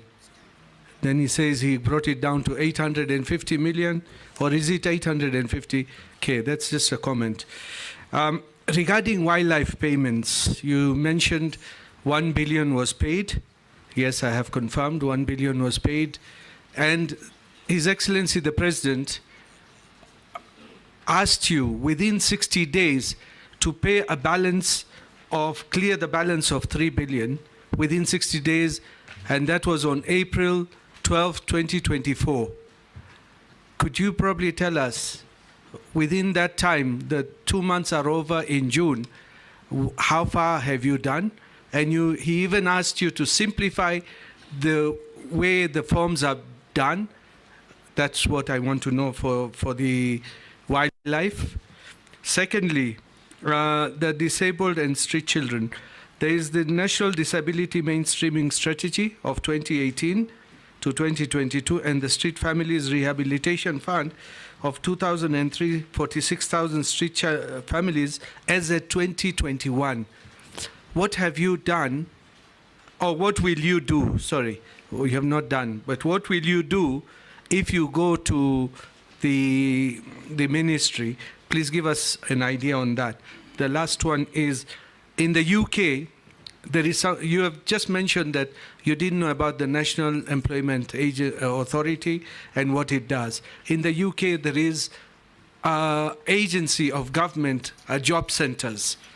They're in each and every place where people say what jobs are available, and they link people to the jobs in industry and all those places. What is your idea about it? And if you do it, would you devolve it right to the locations, sub-locations, or is it counties? Thank you. Honorable Mase. Thank you. Honorable Nominee, my focus is on unemployment or limited opportunities. There's a limited number of opportunities in the country compared to the number of graduates that are coming out of our institutions every year. To make the situation worse, there is a mismatch between skills and industry needs. Sadly, there is an unfair recruitment process. And the question I'm asking myself, some of those graduates, they're actually educating themselves, doing manual jobs, casual jobs. Some of those students, Their parents have got to spend time on and off police cells because of brewing changa to take them to school. Others, like in my village, you do pottery. That is how I went to school. And I'm imagining if I did not get a job, what would have happened? So as a nominee, if you are approved, I want to hear about a structured approach to absorbing these graduates into the job market. Because if one graduate, we have graduates who graduated 10 years ago or more. And the reason why we saw them in the streets is because of unemployment. Some of them said, I'm even dead. I'm already dead. Because how do you employ somebody who graduated last year? And then there is another person who graduated 15 years ago, is now 46 years old, 40 years old, with a first-class honors, and is in the village. And his sibling is telling him, why are you even talking about education? I graduated 15 years ago, and I'm jobless. I mean, my brother graduated 15 years ago and is jobless. And you are here telling us about education. So we really need, my friend, you need, this I think requires a multi-sectoral approach. Sit with your counterpart in public service. Sit with your counterpart in education. Probably borrow a leaf from TSC, where they say, first come, first serve. Why should this other guy, the parent has struggled as a degree, retire before getting a job? And somebody who graduated last year, because of the networks, the connections, gets a job before the other. And that takes me to the question of corruption. You must tell us how you're going to deal with the aspect of corruption so that there is equity in distribution of jobs, so that there is fairness in the manner we actually procure, and so that there is no nepotism. That now, because it is Mutua in this Ministry of Labor, it is only people from your region who will have to go to take these jobs in the US or in Germany. I think that is my concern. Once we address that as a country, then I can assure you we will not have young people in the streets. Thank you. Caleb. Thank you, Mr. Speaker. Mr. Speaker, I have 3 questions, but I'll ask one. If I get an opportunity later, I'll ask the other 2. I'll allow you to. Okay. Now, Mr. Speaker, I think I have vetted the nominee before, and of course, as a member of the Committee of Defense and Foreign Relations, we have interacted a lot. And I'm not going to vet you based on what you're going to do. I'm now going to look at your history. You've said that you've worked in government for 20 years. And I want to give you some of the excerpts from what you've said in public while serving in those offices. When you were the spokesperson of Kibaki regime, there press conference and pronouncement you made on Oscar Foundation. 2 hours later, the officials were killed, assassinated. It gave the regime a bad name. Whether it was true or not, the pronouncement gave the regime a bad name. In the same regime, you also pronounced yourself to the visiting senator, Senator Obama, as a very small man that you should not bother about. He later became the president of the United States of America. It also gave your regime a bad name. Later on, you also said that you want to rejuvenate the entertainment industry. And you started a Cobra Squad as one of the things that you knew this one is going to revitalize the arts and the music industry. It performed poorly and later disappeared from the screen. In the same regime, we also, during the Kazi kwa Vijana initiative, you said that all the old trees in town must be cut and instead replaced with flowers to beautify Nairobi. Something that did not go on well with the environmentalists and the champions of tree planting. When you become the governor of Machakos, you started a program called Chap Chap, Maendeleo Chap Chap, bought ambulances and all that. Most of those programs flopped, and nothing much came out of it. You actually turned it into a party called Maendeleo Chap Chap instead of the Maendeleo itself. Later on, during the stint as a governor, You once visited the State House with the Right Honorable Raila Odinga, and you confessed that be fair to him, he was not. It was not a stint. He served 2 terms. Yes, 2 terms. Yes. So around that time, you visited State House with the Right Honorable Raila Odinga in a state event, and you said the president now serving, who was then the deputy president, squeezed your hand very hardly and painfully. You even reported to the Kilimani police station. Nothing came out of that case. Recently, as a Minister for Foreign Affairs, on an X, what is now called X, it was called then Twitter, when Turkey had a devastating earthquake where thousands of lives were lost, you promised on the behalf of the Kenyan government that food and medicine will be donated to that country. Right now, even the officials of Kenya in Turkey are embarrassed to face the government there because nothing was delivered. And it has embarrassed this country forever in terms of Turkey and the Kenya relationship. And lastly, where you just came from as a Minister for Tourism, you said that all tourists arriving here must plant trees, and they'll even have a fee on it to buy the local seedlings. Something that we don't know whether it was passed by the cabinet, where it was a road declaration. This one puts a lot of skeleton in your closet. What do you say about it?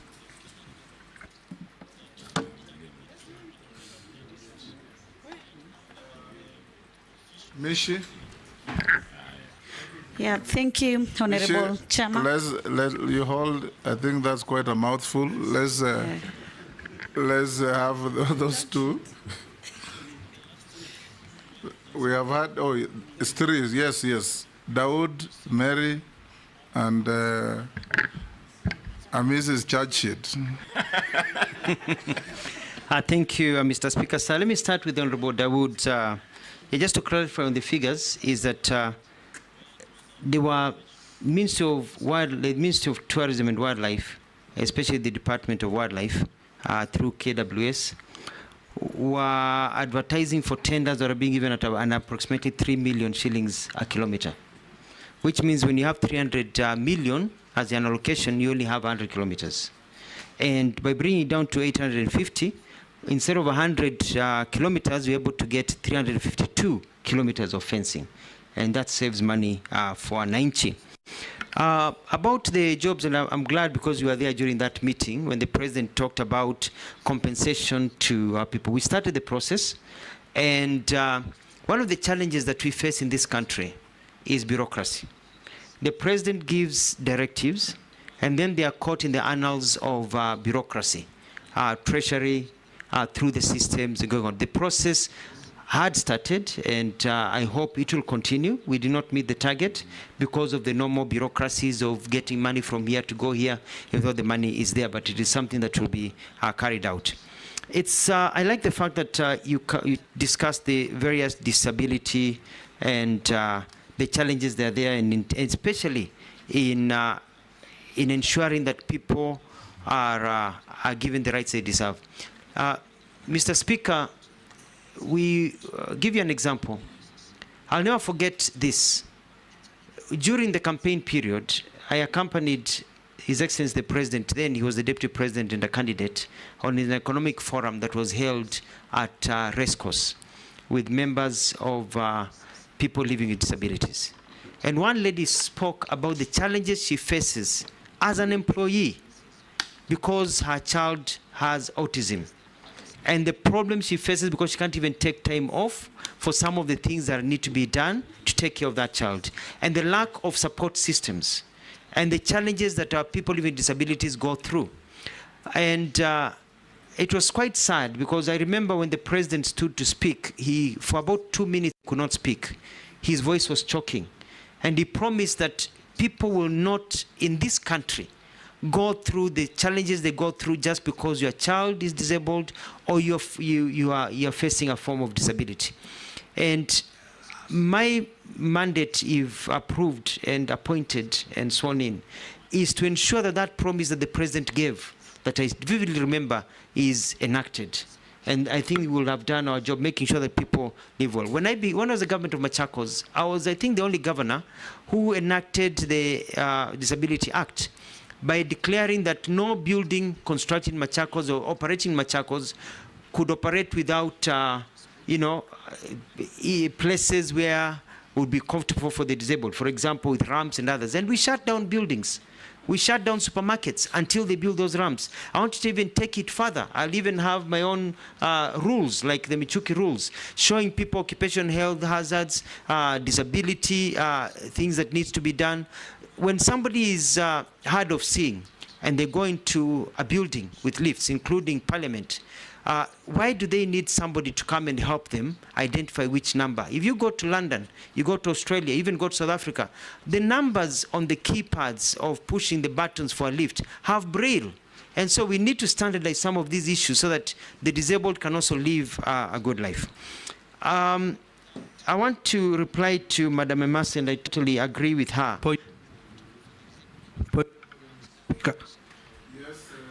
You know, he has not answered one question. And, you know, he talked about the wildlife compensation bureaucracy. I want to put it to him, he's part of that bureaucracy, which he has not told us how much did he manage within the 60 days His Excellency gave him. And he's not talked about the job centers as well. How many did you pay in the time you are in tourism? In tourism, we processed and we have paid close to 1 billion shillings. The pending human wildlife compensation that is there from from the 2015-2020, we're looking at about 7 billion shillings that need to be paid. And you know, you pay according to the exchequer that you receive and the clearances that are given through the exchequer. Paid $1 million. We paid 1 billion. 1 billion. 1 billion shillings, and the paying is still ongoing and the process are going. And I've been able to streamline. And what we've done is that we've put together a scheme service, and we got a scheme administrator. So it's not just the government officials sitting down with paperwork, who now when there's a human wildlife conflict, we've even bought motorcycles for people to be able to visit the homes, take the documents digitally, and those are captured digitally, so that there's no paperwork that has to go to the chief and all the process that takes 6 months, so that the payment schedule is there waiting for the payment, and that's where we are. About the job linkages, is that, as I answered earlier on, Mheshimiwa Ishungwa, is to connect the people through proper communication and teaching people on how to do it. But also, let me take this opportunity to talk about that we are not just about sending jobs people to go overseas. We want to bring jobs here. And outsourcing of jobs is an opportunity. Today, in the world, when you talk about labor migration, Philippines is leading. But from my research, Philippines is no longer sending people overseas, but more people are getting jobs in Philippines, within Philippines grounds, by BPOs, you know? And we are going to, and I'm going to push, if I'm confirmed, to get more companies to bring their outsourcing to Kenya for accounting services, for telemedicine services, for telephony services, so that people can work from here for overseas firms, but in Kenya. And that can just be as many people as the ones that we are sending people overseas to work. So it's an area that I'm quite committed. Mheshimiwa Emasi had a very good point, and that is clearly that when Kenya Kwanza was campaigning, remember the slogan by yours truly, Mheshimiwa Speaker, that mtoto wa maskini na tajiri watakaa kwa meza moja. It is not just about who knows who in our country. And that is a system that we want to put into place. And the high unemployment that we have here is also based on skill development, because you need at times to retrain yourself to the market. You've studied to be an engineer, and there's a finite number of employment opportunities for engineering. And if they're not there, they're not there. And so at times we need to show people how they can restudy and get new skills to add on to the skills that they have, and also how to be able to diversify. And so the area of skill development is very key. For example, the issue of languages. Opportunities arise with languages, and one of the things that I'm going to push is for our TVETs and our skill development, so that as you learn to be an electrician, you're also learning a foreign language, German, you're learning Spanish, you're learning Italian, so that by the time you're done and there's an opportunity in those foreign countries, you go and plug and play. At least you've got basic understanding of those languages. But also, we need to train people for ways they can get jobs. For example, Canada, when we had a discussion, had specifically say that for them, for plumbers or electricians, there are basic minimums that people need to have, certain ways of doing things, so that we have our curriculum based on the market. When I was served as the Minister of Tourism and Wildlife, I started changing the way utalii works. Because utalii has been churning people out with the same skills that they had from the 1970s and 80s. Vile unapanga kitambaa, vijiko, the way you cook is the 70s and 80s. The world has changed. So that now the market tells you these are the new international standards. So that when people leave utalii college, for example, or leave any TVET, they don't have to be retrained to work anywhere. So that it's plug and play. So that is very important. Now let me come to the issue of corruption.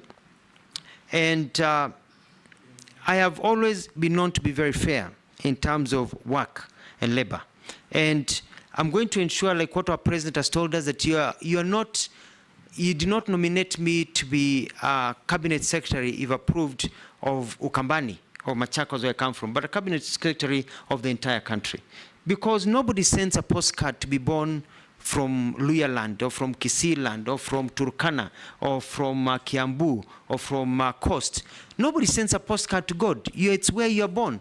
And you have a right to receive government services properly without fear and favor. And it's the same way in terms of opportunities for jobs across the entire. So I'm going to work with my colleagues, and our president has been at the forefront of this, and if I'm getting an opportunity to join his cabinet, we're going to push this to ensure that there's equity in terms of people getting opportunities, especially also people suffering with disabilities, and also our young men and women who can work. Honorable Caleb, Mheshimiwa Speaker, has made quite a few allegations, and I'm going to answer them one by one. And it's unfortunate that most of them are basic propaganda, but I'm going to prove so. Number one, the Oscar Foundation issue that happened was quite unfortunate. Yes, Mr. Speaker. But it doesn't come at the end. As a Kenyan who has sent a message that you took the former president of Machakos to launch a modern Dubai-like city. He's asking me to ask you, where is it?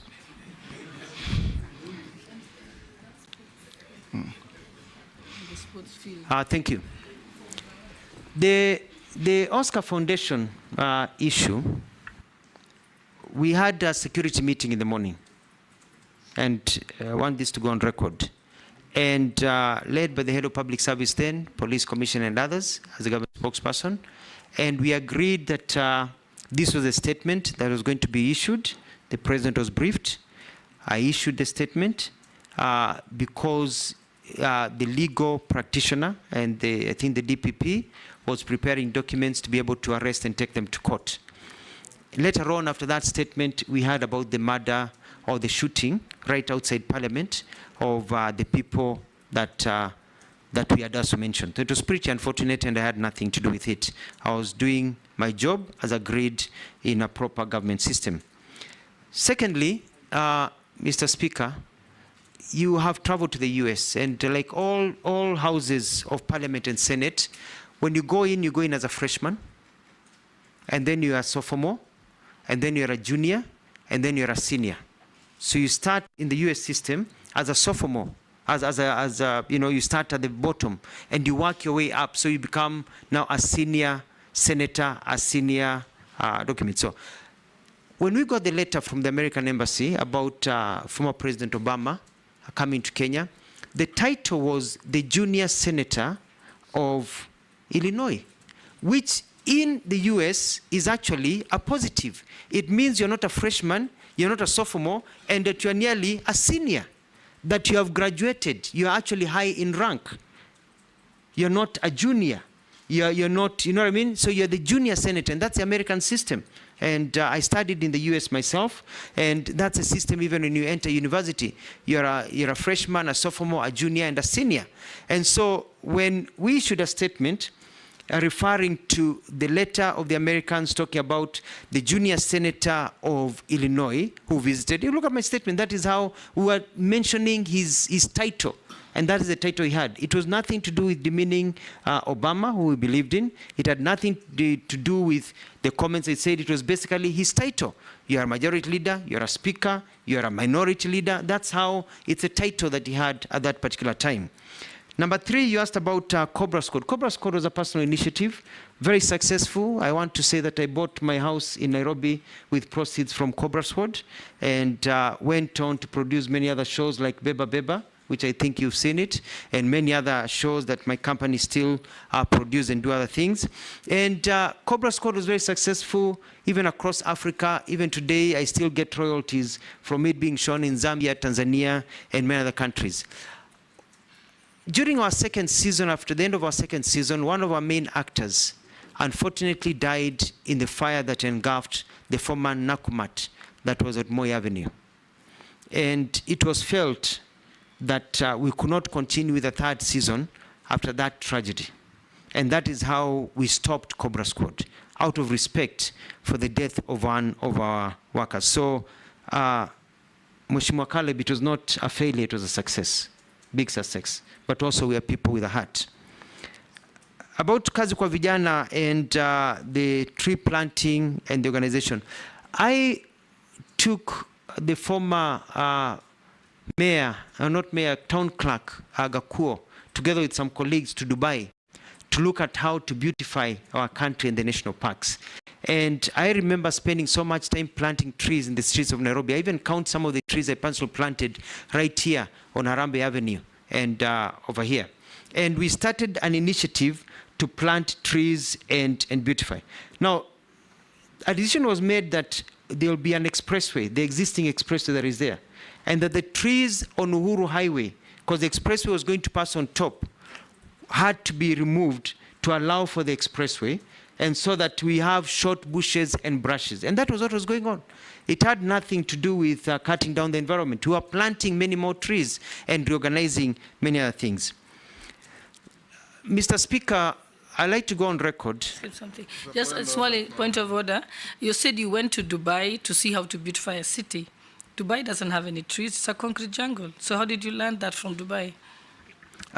We found that in Dubai, they have one of the best parks in the world with very big trees and amazing flowers and beauty that you can't believe it grows in a desert. And the challenge was, if it can grow in a desert, if this can grow in a desert, if you've been to Dubai, you've seen, you know, what they're able to do with the trees on the sideline, the palm trees and the forest, then you understand if you can do it in a desert, what about in a place where it rains more than the desert? And that was the lesson that was learned. Now, when it comes to my success in Machakos, I bought ambulances in Machakos that cut down the time it took from a person from being taken to hospital from the half an hour to 2 hours on a boda to 1 to 2 to 3 minutes. When you call an ambulance in Machakos during my tenure, it took 3 to 5 minutes. We had one of the fastest, if not the fastest, response rate in the continent of Africa. Very successful. And it was so successful that I was even given an award in Africa as the best governor in the continent of Africa. And the ambulances are still there in Machakos. And they are extremely successful. And the health system that I set up in Machakos, including building the first cancer ward, the cancer center, which treated people free of charge when you have cancer, to show that you don't have to have money to continue, has been quite successful. My track record in Machakos is known all over this country. And all you need to do is just visit Machakos when I was governor. And you could see the things that we did, the roads that we built, the markets that we established, the stadiums that we put together, and you'll be able to see the track record. There are naysayers, people in the opposite. Yes, Nelson. I don't know what's happening with Honorable Mbui and Honorable Mule. Is it something they know? Because they are laughing sheepishly. Why are you giggling? Or politics of Ukabani. Mr. Speaker, I didn't want to make any comment, but I was member of Parliament of Kadhiani, which is in Machakos, when the Honorable Mutua was governor. And I mean, this is sounding like a movie. Mr. Speaker, you know, Go on. When I worked Go on from where you left. Yes, when I worked in Machakos, I did amazing things like build the People's Park, the ambulances, and there was a big opposition. And because I was talking and doing things that they only see in movies, they even started calling me Mutua Cinema because they only see it in movies. And the people of Machakos were so happy, regardless of their campaigning against me, that they re-elected me for a second term. Very, very successful. And I beat them hands down, actually. And so I would challenge, Mr. Speaker, the people of Machakos who benefited. In actual fact, Mr. Speaker, there's a small problem happening in Machakos right now, and that is that I was approached by the officer in charge of registration when I was completing my term and said that there's going to be a problem because a lot of children being born in Machakos are now called Alfred Mutua. But I said they are not mine. And they said it's because most of them now are born in ambulances that you put into place. Because before, in Machakos now you don't find children called Nzilani because they're born by the side of the road, you know, or others, because now people have that dignity. Moving on to the question of the squeezing of my hand, Mheshimiwa Ruto later introduced me to Mheshimiwa Nyonyi from Wanyama, who I felt his grip of the hand, and I realized it was not actually squeezing of there's a person who can really squeeze the blood out of your hands. And it was put during the political times. It was a political move at the time. Now about Turkey, I'm surprised by the comments made by... It is not called Turkey, it's Turkey. It's only written Turkey, but it's pronounced Turkey. Thank you. That is the name of the country. Thank you. I believe you meant the country of Istanbul and Ankara. Yes. It's called Turkey in English, Turkey in Arabic. Yeah, that's the country. Yes. Yeah. Thank you. Thank you, Mr. Speaker. I stand guided. Yeah. It is only that lately they have been and trying to push for that. And if you understand, it's called Uturuki. Uturuki. Yes. So Turkey, Uturuki, Turkey, depending on who is mentioning it from their end. I met and the ambassador who came, and we galvanized support for Turkey. And even we involved different government agencies for Turkey. Sorry, we've been calling it Turkey, for Turkey. So I'm surprised saying that our officers are embarrassed, yet we are able to work with them. Even our president issued his condolences and talked of the support that we are working. We've been worked very well with the ambassador from Turkey. I'll be surprised, even the ambassador will be surprised to hear of such. When I talked about all tourists planting trees, we said tourists will be given an opportunity, and to urge the hotels that when because it is a matter that was in public domain and it came directly from the minister's handle, you could maybe explain how you delivered the goods, because according to them, nothing came. They are embarrassed to see the king. There is always everybody who promised delivered except Kenya. And it has put our nation at a very embarrassing position because of your comment. Mean the food to Turkey?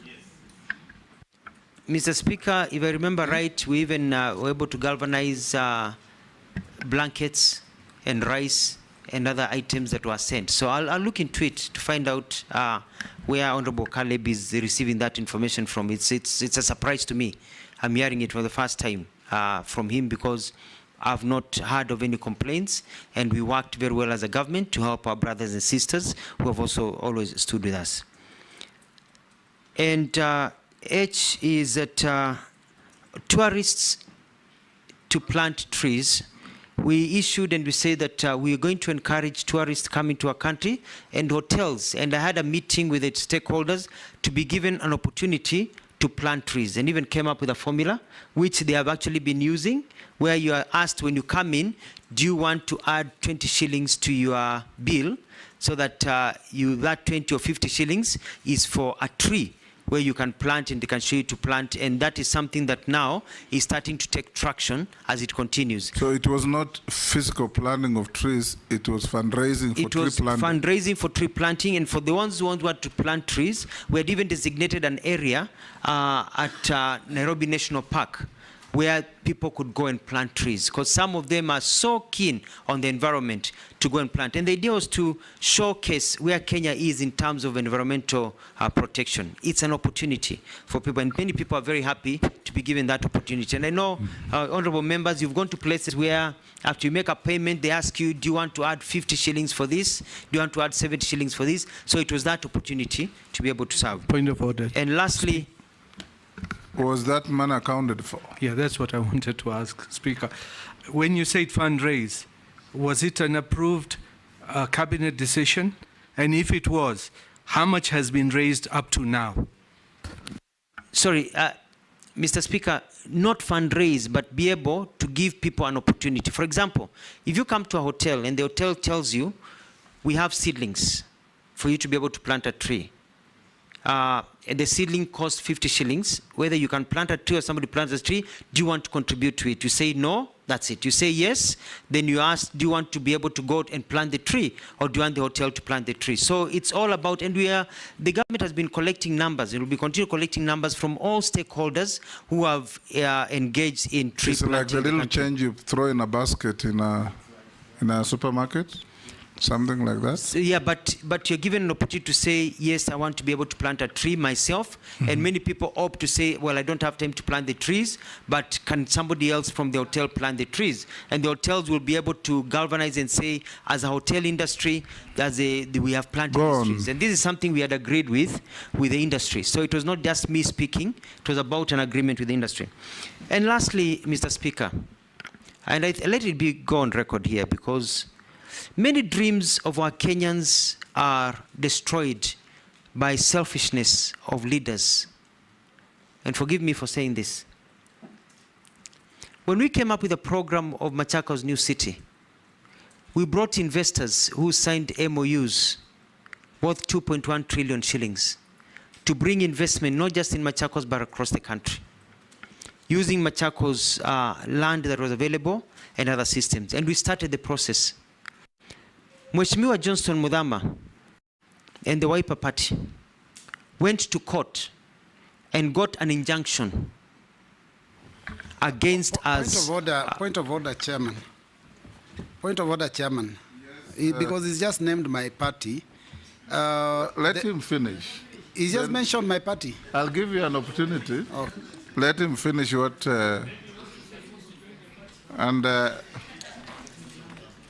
And I want, go on, Nominee. They went to court and put an injunction, and an injunction was issued by court that we cannot proceed with that program until the court rules otherwise. The court took 5 years. Justice delayed is justice denied. Despite that, we were able to continue. And when the court ruled, and remember it was Justice Odunga, because I have the court case, when he threw out that suit and said actually it had rendered the people of Machakos poorer over time, because all those investments were lost. They went to Rwanda, they went to Ghana, they went to South Africa. Today, as we sit here, some of the problems we are facing with Gen Zs is because we've not been able to grow opportunities for them to work. That was a valid dream that was stopped by leaders who are more concerned about political clout of one another rather than taking care of the people of this country. We have to be able to be selfless, to know that some programs you may not support them, but they are good for the country. And you support them because they provide employment and opportunities for others. We lost, the person who has built Dubai Mall, he came and he committed $400 million. That is the one that had a component of Formula One? Yes. The same component. He had committed to put a sports city and hotel system and everything, and even connect the highway from Machakos all the way. He came, he met the president, he met us. I went to Dubai, we signed an MOU, and the MOU is still there with him. But when it went to court, he took his money to Rwanda, and the rest of the money he took to Angola. Who lost? The Kenyan poor. The Gen Zs who are demonstrating because of that. What is your point of order? My point of order, Chair, and I want Kenyans to listen keenly to this. Mr. Speaker. The nominee has accused the Wiper Party of taking him to court. Now, at the point when he came up with this proposal, he had just been elected as Governor Machakos County on a Wiper ticket. I was also elected as a member of parliament on the same party ticket.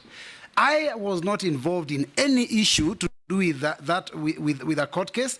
Neither was the party, because the party decision would have been taken at the national election, the NEC Executive Council.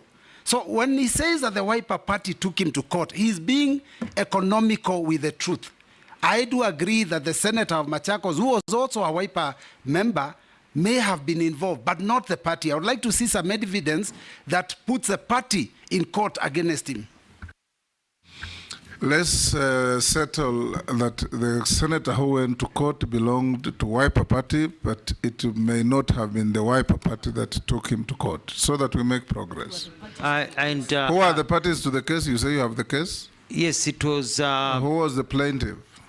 It was Senator Mudhama. Yes. And to Senator Mudhama, and when he went to court, he said he represented the views of his party and the party machinery. So I withdraw. And so we leave it as Senator Mudhama. And, but you see, Mr. Speaker, sir, yes. This was done because, from my perspective, I may be wrong, it was felt that if Mutua is able to achieve this greatness, then it will deny others clout. And I'm saying I may be wrong. I'm just saying that I felt that the reason that was stopped is because it was felt that I needed to be put in my place so that I do not overtake other leaders in terms of supremacy. So I just feel that it shouldn't have come to that. Point of order. Yes, Deputy Speaker. I hope that the nominee knows that you're actually under oath, so you risk perjuring yourself. You do realize that. Free legal advice. Dawood. Can the nominee confirm he was chosen on which party in 2013? Was it Wiper or any other party? He already said he was elected on Wiper. Okay, let's make progress. Order, Shuria. I think, Chairman, I'll just suggest if the nominee could just stick to the issue of his, rather than just going into politics, just to save us time and also. Yes, you have finished answering to all the counts on Mrs. charge sheet. Now let's go to Mishi. Yes, Mrs. He has answered everything, including the one that was sent in by a member of the public. It's not a court case. Yes. The reason why I've pushed all those is because of your history. And you know, there is developmental stage. You can't just go to a country, copy something, and replicate here, and you think everything will work. So it puts the office you are holding in jeopardy, the name of the country, the name of the citizens, because of the theatrics manner or melodramatic manner you operate in your office. That's why I brought out those issues. I'll take the next three. Mishi, Honorable Mishi, Honorable Shuria, and Honorable Raso. Thank you. Working there, ranging from denying of food, beaten to death, taken to jail under unnecessary circumstances. Honorable Chairman, just recently, and I want to say thank you to you because you're among those people who assisted me together with the Cabinet Secretary, Prime Minister Musalia Mudavadi, to bring the body of one of my electorates, a lady who was working in Saudi Arabia, traveled with his employer to Egypt. And after 2 days, he died under unclear circumstances. It took us 1.5 months to have the body brought to Nairobi, then transferred to Mombasa. Honorable Chairman, I know there have been some reforms regarding the same issues, but I'm feeling that somehow there's no law enforcement. And I believe there are what we call international labor standards or labor laws, and we also have those who are domestic. And most of the time you are talking about this issue, we are putting some reforms, but yet nothing is being done. In the reports of that case which I've just mentioned, it has written that the death of this lady is under investigation. And this is not the first time. I had another previous case some months back. It had the same report that it is under investigation. But after that, there is no feedback, there is nothing, and it's just like that, and no justice is achieved on that. So my question is, do we have some protocol where should be followed in case of such unfortunate happenings that the family maybe need to follow so that to ensure that they get the body at good time? For us as Muslim, you can imagine she was a Muslim and she had to stay in mortuary for almost 1.5 months for her to come back to Kenya. So I'm like, this is an area where we have to put some policies or rather some measures. And I know we have some impediment because some of the countries, maybe they are not subscribing to the United Nations and especially on universal human rights law. And that is why it became very difficult. We have been putting so many resolutions at the international level regarding this issue of human rights violation. But still these cases keep on happening each and every time. And yet we don't know. This family, they're just there. They get the body, nothing is being told to them, and sometimes even they don't get the belongings of that person. They just receive the body, and that is all. Some of them, they're denying their passport. The passports are confiscated. Some of them, they're rendered jobless. They had to go and sleep in the mosque and in the street in Saudi Arabia. So I think this is a matter which you really need to deal with. My second question... He can only do so if he's confirmed. Yeah, if you are confirmed, that is. And my second question is a plan to address the challenges faced by online job seekers in Kenya, utilizing the Ajira platform which the government of Kenya Kwanza has initiated. But I know it has been marred by so many challenges from digital infrastructure, especially in the rural area, lack of digital literacy, fraudulent job seekers, job offers, whereby our youth have lost millions and nothing is being done on that. What kind of intervention will you implement to tackle these challenges and ensure equitable access to online employment opportunity to all our Kenyans and more so protect them from these fraudulent offers? Thank on you. a light note, because now maybe you're going to be confirmed as Waziri for labor and social protection.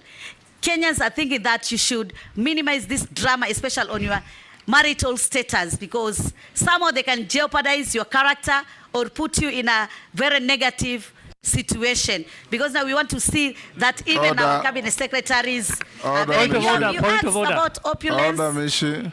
Yes. I think there is no requirement for one to be married to be considered for public office in this country. I'm saying that drama, there'll be some drama. You have talked about opulence. You talked about opulence on Murchumba Murkomen. You talked about opulence on Honorable Joho. This committee will not open anybody's bedroom. Shuria,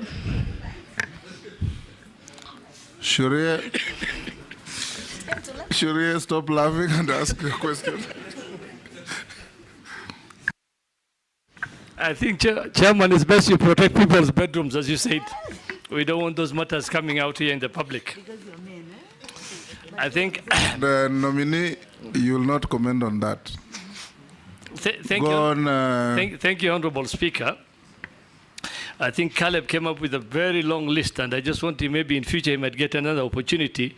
Mheshimiwa, if approved, what key results or deliverables can Kenyans expect from you in the short, medium, and long term? I thank you, Honorable Speaker.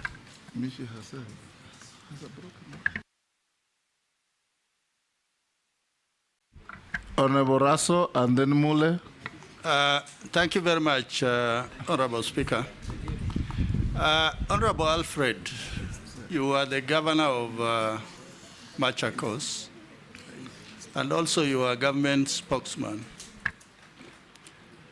During those two stints, we were able to follow you. You were able to publicize what you are doing, the government agenda, when you are the spokesman. But once you were vetted by this committee and you appointed a cabinet secretary, you just slowly faded away. Is it that maybe it is comfort zone to be a cabinet secretary? Or the dockets that you occupy were were not really engaging. Because Article 152 clearly says what is cabinet. The president, the deputy president, the attorney general, and 14 to 21 cabinet secretaries. Those are the people who run government. And because of your background, we expected you to really support the government you are serving, particularly in advising them on the area of communication, because your PhD is on communication. So maybe you will comment on that. Honorable Speaker, I need to ask something on labor. Not preamble, because I am just asking 2 questions because of time. Go ahead, go ahead. Thank you, Honorable Speaker. Honorable Alfred, my second question, we had 2 generals in the army, the late General Mlinge, General Mahmoud. During the army recruitment, recruiting officers will go to an area and they will say, look out for this tribe, because they were looking out for the minorities, that minorities should not be excluded from the army. When we come to the ministry, if the House approves you, the ministry you are likely to go to, labor. Do we have systems in place to monitor, to evaluate, to look for minorities? Because I think it's not good enough to just speak on the radio, the social media, or the Gazette. And yet a lot of youngsters who are in the rural areas do not have access to many of these things.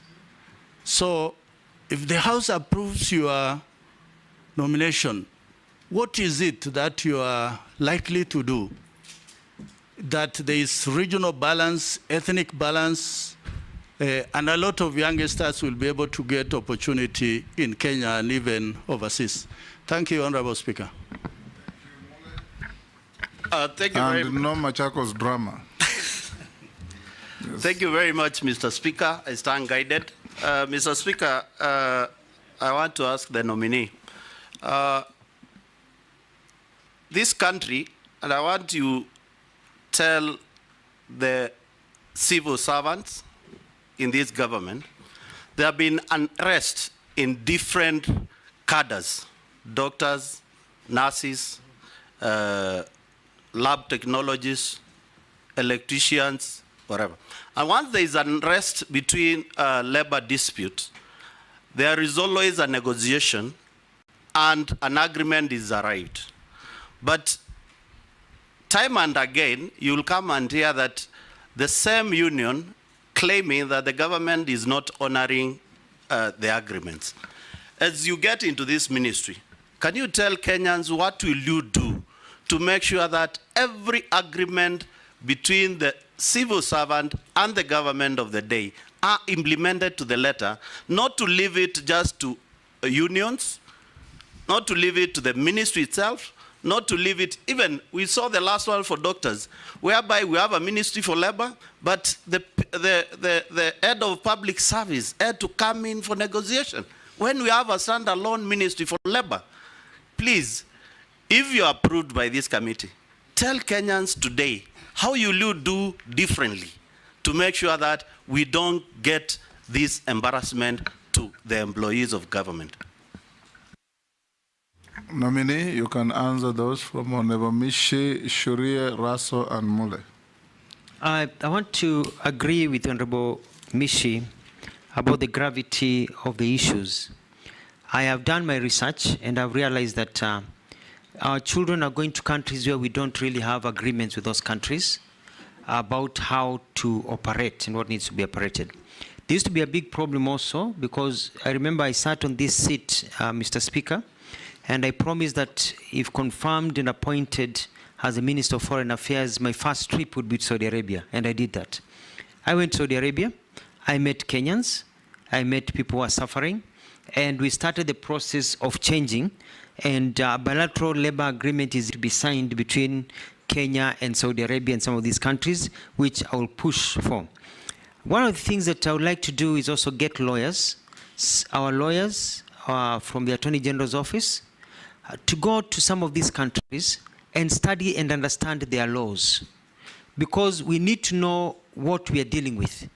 Because what we may think here is important may not be covered in their laws.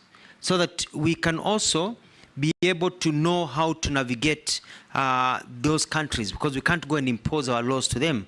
And we see how we can work with them, especially if they are not signatories of international conventions that we are signatories to. And the protocols that need to be measured. And my apologies that, you know, you've had to go through many of these challenges where people die and they can't even get their things to be brought back home. It is also important also about online job seekers, going with the question by Honorable Ishungwa. It's all about communication, people to know how to do it. But I want to set up a proper portal that will answer many things, so that you look at available opportunities, but also to weed out all these crooked agencies. We'll publish as a government a portal and lists, which you can even put in the newspapers, of the approved agencies. Because people keep on asking, is this right? Hii advertisement ya Canada ni ukweli, hii ni ukweli. So that now any advertisement without the name of a company, we can be dealt with, you know, according to the law, because they'll be lying to people. And if there's a name of a company, people can cross-check the government website or government documents and be able to verify that that is a recognized and proper company. And don't be surprised if we have to knock out a few companies and bring more in that are straightforward, so that they don't lie to our people. So we're looking at a one-stop shop in terms of connecting people to jobs. Mheshimiwa Shurie, I was saving this for the end, but thank you for your very good question. And that is that I want to change how workers view the workspace. I want people to be comfortable when they go to work. I want to be able to get employers to provide for the employees good working conditions.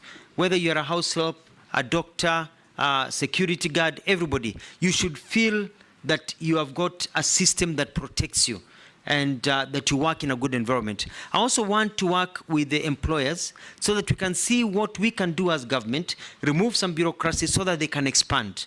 I want to call upon them and see how we can be able to see, create an opportunity for them to employ more people, cut down or maybe forego some little profit to employ 1 or 2 people using the principle of consumer spending, so that you get more people, spending people in the market to grow the industry.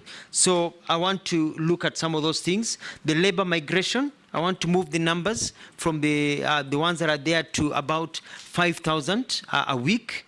If we can get there to 10,000 a week eventually, people going overseas. But to do this, I want to work closely with all of you. I want to work closely with all members of parliament. I want it to be constituency-led so that we can have quotas, and we know that this constituency where you come from, where all members of parliament come from, can provide people who we can now send overseas, so that you as leaders can take the lead in identifying and maybe helping people on the ground to be able to be recruited to go overseas and get jobs. When it comes also to BPOs, setting up centers, we don't want somebody to come all the way from Nyanza, where Mheshimiwa Junet comes from, to Nairobi to get an online job, or to get a job in a call center. We'd like to set up call centers in every constituency so that you can be able to see how it's working. Because now with internet connectivity, you don't need to be in the big cities for you to be able to get some of these opportunities. When it comes to Employment Act, we need to overhaul the Employment Act. We have offices across that will need to look at how they perform and how they work. And I want to motivate my staff to work well.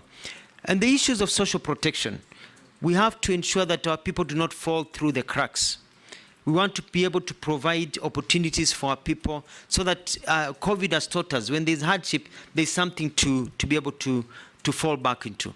In the United States, in Australia and other developed countries, there's even money given to people who are unemployed, unemployment benefit. We are not there yet, but we can start putting the structures to get there by getting a lot of these laws and policies that are pending to be fast-tracked so that we can increase entertainment. Mheshimiwa Caleb talked about my interest in the film industry. And, you know, Hollywood was not built by money from donors, but by money from entertainment. And this is an area we can galvanize on, you know, get the entertainment sector to grow in our country. It can be a huge employer. The sports industry, I'll work with many of my colleagues to ensure that there's job creation, because as a Minister of Labor, we are cross-cutting in terms of ensuring that people are able to work. There's a question about equity and expanding government. And one of the things that I'd like to do is that we have to start publishing data that shows the inclusion of everybody in our government in different areas. I think that is critical, so that people may have the idea that they are not included. It's good for them to know that they're included. So that's one thing that I'd like to do, is constant publishing of data. There was a question about, Shri asked me about the question, or Mheshimiwa Raso, about comfort zone. I'm not in a comfort zone. But you see, when you're a governor, you head your own government. So you can shout as much as you want. When you're a government spokesperson, you have the authority to speak as much as you can. When you work as a cabinet secretary, you are also toned down kidogo, because you're working for a boss or bosses. But I think the lessons that we've learned is that we really need to communicate. And I want to promise the country that you'll see the Mutua who communicate much more, especially in this new docket, if confirmed and sworn in. Thank you. Lastly, Mr. Speaker, Mheshimiwa Mule had a very good suggestion. Thank you very much. And the civil servants' unrest and the work conditions. The Labour Ministry will be dealing as an arbitrator, even looking at the public service and holding the public service to account in terms of what they do in terms of these agreements. I saw it in Machakos. As soon as I enacted the agreement that we had agreed on, the nurses and doctors were very happy with me. They took their riots elsewhere. So don't enter into an agreement, is what I'll be telling everybody, that you know you cannot meet. You know, and it's good. And our Kenyans are reasonable, especially if you meet them early.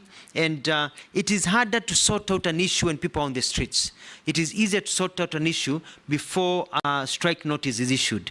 And I'm going for that early warning system, so I can work with the industry. And some of them have already reached out to me. They're saying, if you're appointed, if you are vetted and you go through, we'd like to come and meet you, because they are festering wounds. And so I'll open my door to meeting. And so we tone down a lot of these issues. I submit. Chairman. Nelson Koech. Yes, Posing. Yeah, thank you, Speaker. Nominee Honorable Mutua. My question is this. If you look at the ministry, or when people look at the ministry you are going in, not your ministry, should you be approved? Ministry of Labor and Social Services. People only see the minister. There's an argument that people only see the minister during strikes. So it's almost being called what somebody told me. It's called a strikes ministry or a firefighting ministry. That's the only time people can be able to engage or see the minister for this Ministry of Labor and Social Services.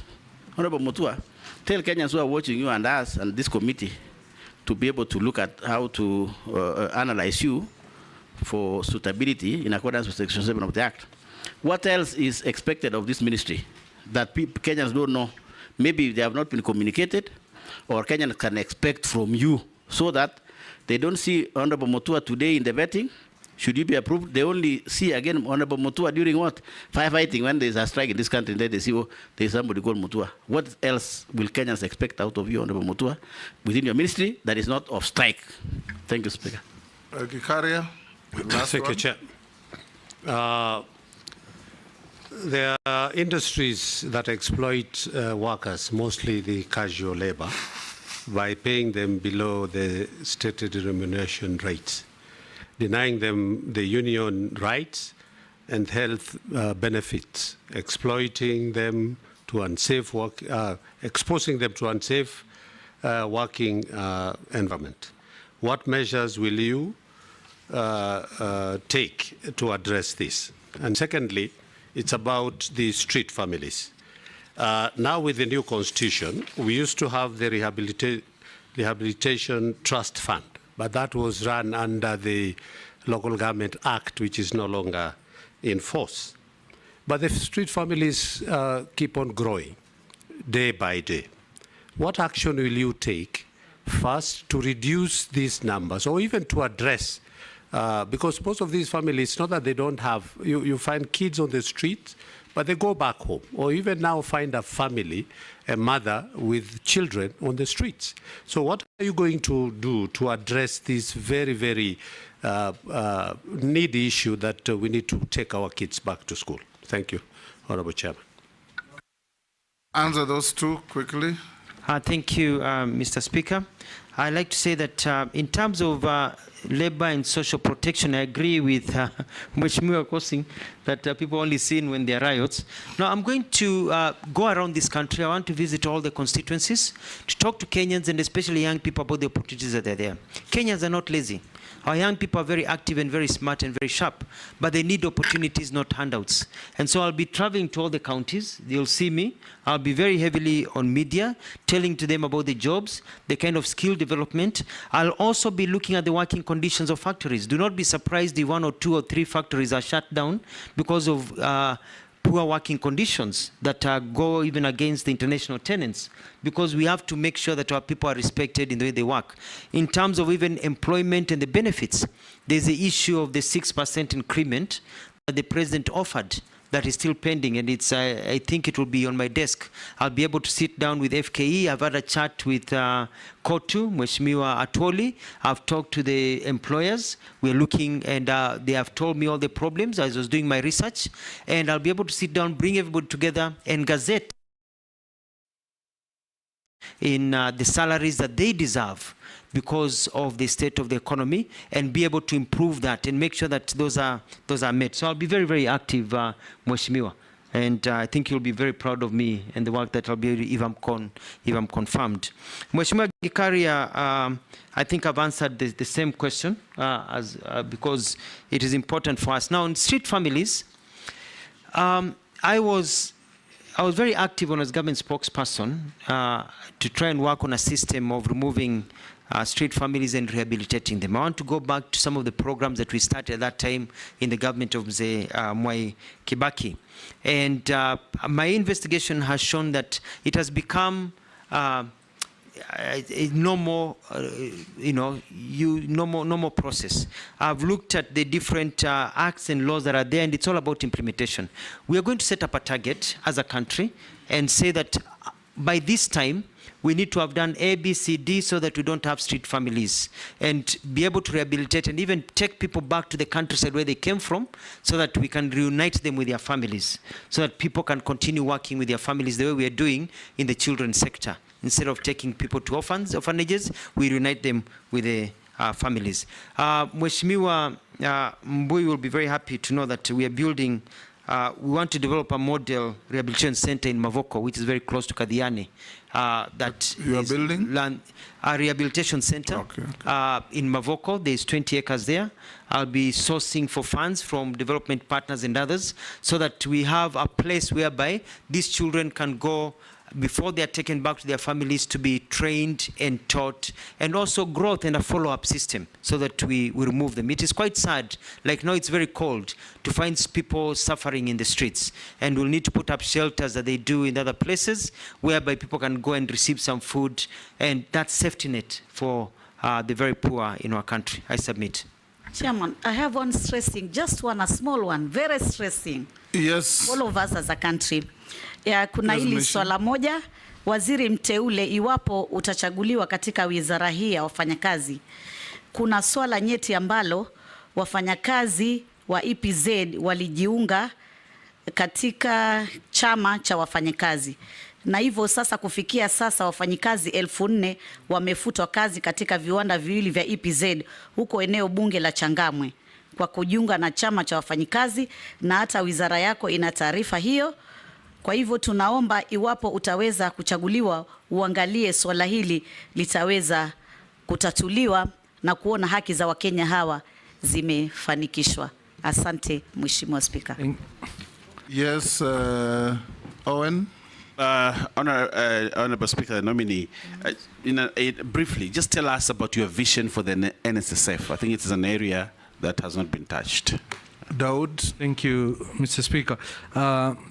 If you're confirmed, how will you pursue qualifications, equivalency, so that our qualified Kenyan professionals can move across the globe and sort the menace of unemployed professionals such as doctors and others? This is a question from one of the Kenyans.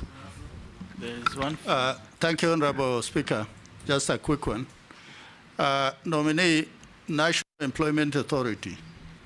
No wonder you didn't know whether it exists. Actually, it is somewhere in Kasarani.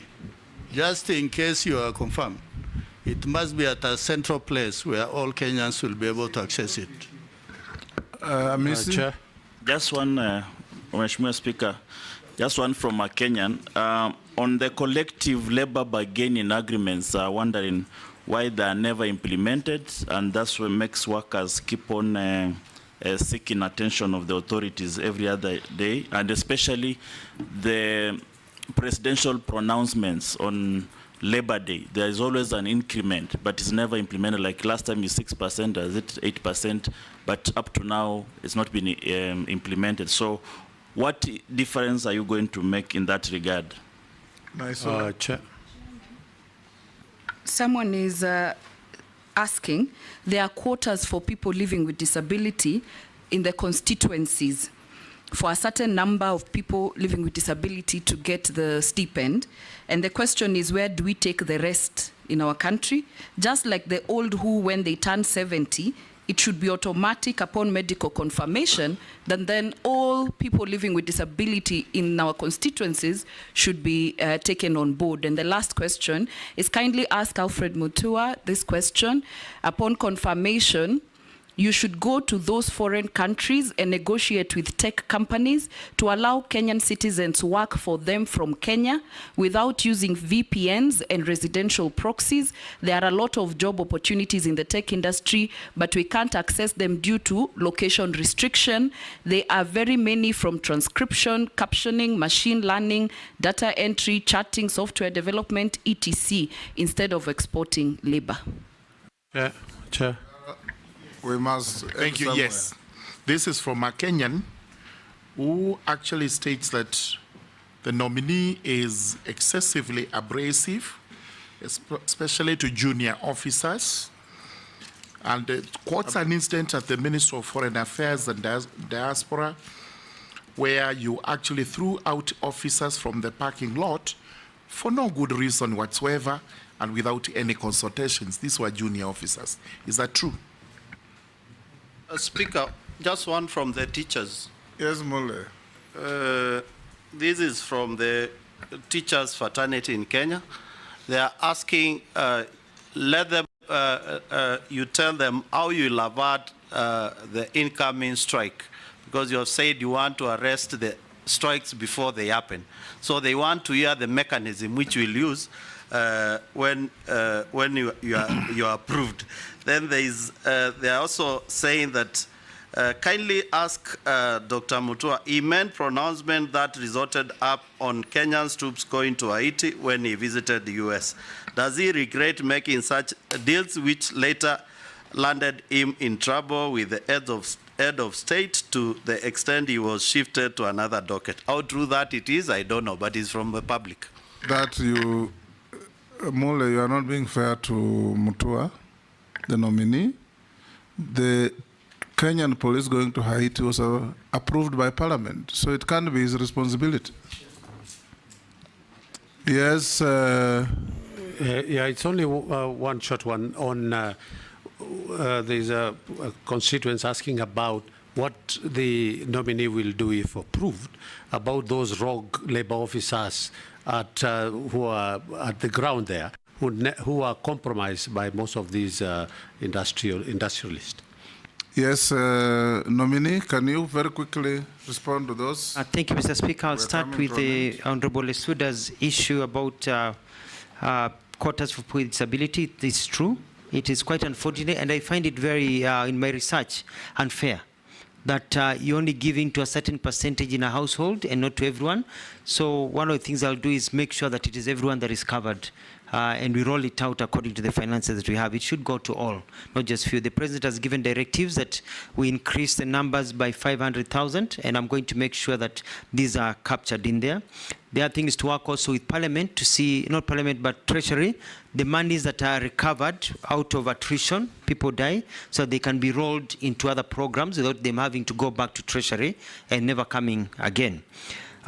In terms of tech, that's what I was talking about, the BPOs. And yes, I'll travel. I'll send meetings. I don't even have to go anywhere anymore because you can travel by Zoom nowadays and get those jobs here. We need the jobs here. In as much as we also want Kenyans to go overseas, we want to have those jobs in Kenya. And so we're going to remove all the bottlenecks, and I'll have a cabinet paper to remove the bottlenecks and provide opportunities for people here. Murugara, you had a question about being abrasive. That is somebody just being mischievous and trying to use this house. People love me very much.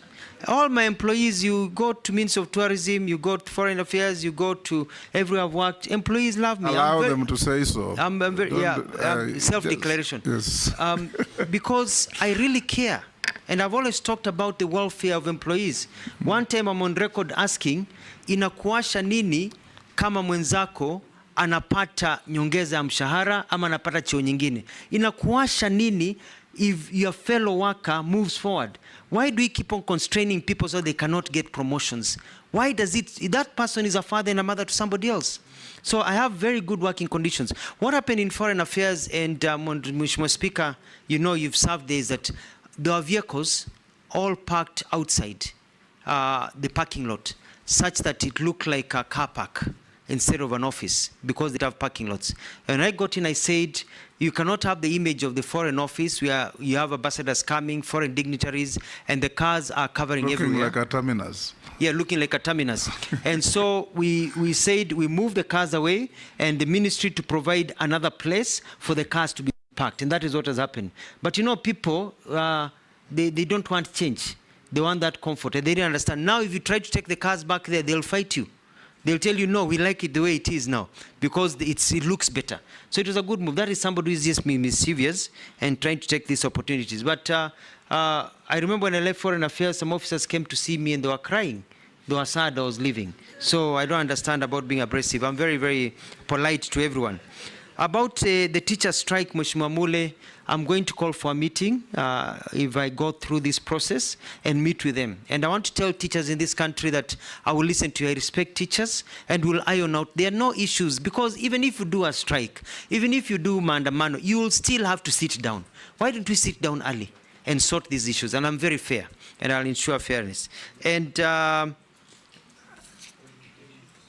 in terms of the issues of qualifications and verification, we have a skill development system that I've studied and I've looked at it. I'm going to enhance it, because what happens is that you want to be a doctor in Australia, even though you're in the Commonwealth, you still have to go through rigorous testing. And so it's to enter into agreements that you can go and work in these other places without having to go through the same retesting. But that is also improving the quality of how we do things in our country. Submit. Nominee, I've also received a few issues from Kenyans out there watching this. They ask, will you ensure that employees insure their employees, so the employers insure their employees? What are you going to do about skewed funding between Child Welfare Society and Children's Department? UHC staff who have been on contract for long with half salaries, what are you going to do that? Where some elder Kenyan has said, I think to all of us, where are the issues of older persons in this interview? If confirmed now to you, what will you do for the welfare of older people in Kenya? Another part, you asked? Okay, Robert asked that. Another person, I think this must be from Naivasha, there's serious labor problems in the flower sector. What will you do if confirmed? Another one says, what will the nominee do, or what does he say about the minimum wage proposal of 30,000 for security workers? Another one, and this is says contractual jobs in Kenya don't have retirement benefits. What will you do about it? And the last one, can you consider establishing a national employment oversight authority? Those are a few. Some that I've received have already been raised by members in the committee. Thank you, Mr. Chairman. And as I talk about employment, employers, and ensuring the employees, this is something that I'm going to look at very important, very carefully, because it goes hand in hand with things and with the question that I did not answer of NSSF. And it is important because you realize that if you work for a company and they're not able to provide you enough income to be able to get private insurance, and you're not able to get into the government insurance, then there needs to be a way of plugging it in. We have to be very careful that also we don't scare employers away in terms of the cost of doing business in our country. So it's a balancing act, so I'll be able to look at that. NSSF has a portfolio of about 400 billion, and we want to grow that to $1 billion by being creative in where we invest, even outside the country. We have seen other countries come and invest in our country. They have pension funds, so we can grow money for the pensioners. And also be able to turn around the 3 months that are now the 13 days to 24 hours, so that when you exit, you can get your pension. But unfortunately, Mr. Speaker, if you're not a member of parliament in this country or a senior government official, when you leave, you get nothing. You get very little. So we want to push it such that now, at least we have a system whereby you can be getting 60% of the pension you are getting, not the 3 or 5 or 10% that people are getting, so that your life continues. Si unatoka kazini alafu unachakaa, unaanza kuparara, because your life has just taken a dive, so that you're able to save. But to get that, we need to get a saving culture. Only 3.3 million people in this country have a pension scheme.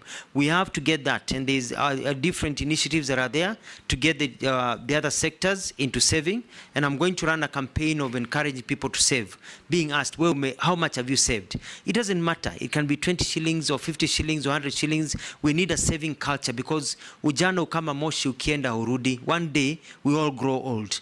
And so if you grow old and you don't have a kitty you've been saving and you've been eating everything, then you'll end up in the street. And the culture nowadays is not like the other one. You know, the Gen Zs are growing up and moving on in their lives. They'll not be there to take care of us when you grow old. So I'm going to get into a communication program for Kenyans to know, when you eat something, if you have 3 mangoes, please put one aside and eat 2 for another day, to get that culture. I've heard about the staff of UHC. I'm aware because we piloted that also in Machakos. I'll also be looking into that. The older persons, one of the things that I like to do is look at how we can give benefits to older people. In many countries, you find there are benefits. For example, in the United States, where after you pass a certain age, you get a card. That card allows you to even get into some public transportation for free. That even allow you at that particular age to get a discount, so that when you go shopping at a shopping mall, or you go shopping at a center or somewhere, or you go buy something, or if you're seeking a government service, you show your card and you get a 10-20% discount, because you're at an age where you're not earning an income. You're actually using your pension. So I'd like to introduce that, so that our old people have a card that you can use to get a discount. That will cushion you in terms of social protection. I've heard about the flower issues in Naivasha, and the also bulk of these old people, nominee, are in the rural areas. In the rural areas. Where will they get discounts in villages in Turkana? Well, it's also when they seek government You'll pilot services. probably Yes. from senders, but also pay attention to the rural areas. Yes, we'll find ways, and I think the main thrust here is the intention, and the intention is that our older generation need to have a way of cushioning them. They served us; they are our parents, They have taken good care of us. Let's cushion them in the old age and create a system in our country that takes care of them even as they go about with the Inua Jamii, that is good, but also whether we can even go further and see how we're working with other organizations, see what we can do. There was a question about the child welfare and Children's Society and their fundraising. We will be bringing, if I get confirmed and appointed, cabinet papers to see whether we can create special funds so we can have internally regenerated funds for able to use for children welfare and also fast track some of the laws. For example, Kenya has been identified as a country that is heavily involved in child trafficking. We are a conduit of child traffickers. We are a destination of child traffickers. We are a source of child trafficking. And it is also because we have failed, and I'll be bringing through cabinet, I think it's already there, through the, if I'm appointed through the Mheshimiwa Ishungwa, the passage of us to get into the Hague Convention for the protection of child, trafficking. Because if countries like Somalia can sign child trafficking in the Hague, and Tanzania and Uganda and others, and we have failed to do so, it makes us look like we really support trafficking of children across the world. On the minimum wage, I will look into it. I'll sit down and see, because it depends on what the market can afford. But also we need to, I remember as I finalize, Ford, when Henry Ford, when he built the Ford company, he said he would pay his employees enough money that they can afford to buy the cars that they build. We need to be a culture where we can pay people enough money to enable them to be able to live decent lives according to what the market can also afford. So it's a discussion with the employers, because we don't also want to destroy the good enabling environment for work, but it is important. On contractual benefits and job referral, I've taken note, and it's something that I will look at. I submit. Thank you, Nominee. The last two issues I want to put to you. On the issue, as a follow-up to Honorable Mishi's issue about Saudi Arabia. Yes. What you probably will need to do is check out on a country like Philippines. It is the largest exporter of non-professional workers in the world. Anywhere you go in big hotels, you'll find Filipino workers, happy, decent. Find out what mechanisms and legal regime they operate between Philippines and the countries they work. Anywhere you go, perhaps if you go to the moon, you'll find a Filipino worker. The last one, you've talked about NSSF. You can borrow a leaf from our neighbor Tanzania. What Tanzanians do, all the big money held by NSSF, they have engaged with the Minister of Foreign Affairs, and instead of government buying property as missions, it's NSSF that buys those properties and owns them. So the government then pays NSSF rent at source. You reduce yourself from the problems of foreign exchange, and instead of paying foreign exchange to another country, you're paying in local currency at the rates of those countries to your own NSSF. So even the rate of return on the investment is excellent. You may consider engaging NSSF to do that. I'll end there, and after we finish, you will see our secretariat. They have some mismatch with your documents so that you can put them in order for the record. I want to ask you a few last questions. Do you have any, have you ever been mentioned adversely in any integrity-related report or investigations? No, Forget about your Machakos shenanigans? No, I have never. Yes.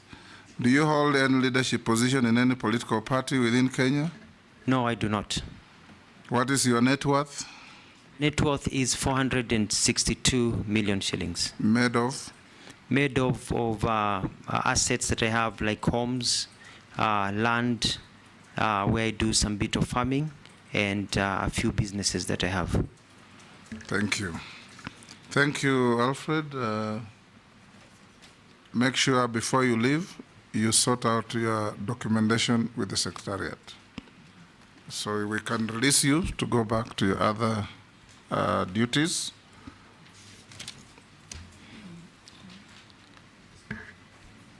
And thank yes, you. Yes, pardon? Say? Yes. Oh, sorry, yes. You appeared before us in 2022. How much were you worth then? I think that's a serious omission. I was worth 420 million shillings. And today? And 462. Yes. It's been about 9 to 10% normal growth in terms of land value and growth in the industries. Thank you. You may be escorted by our sergeant. Have a good day and a blessed Sunday.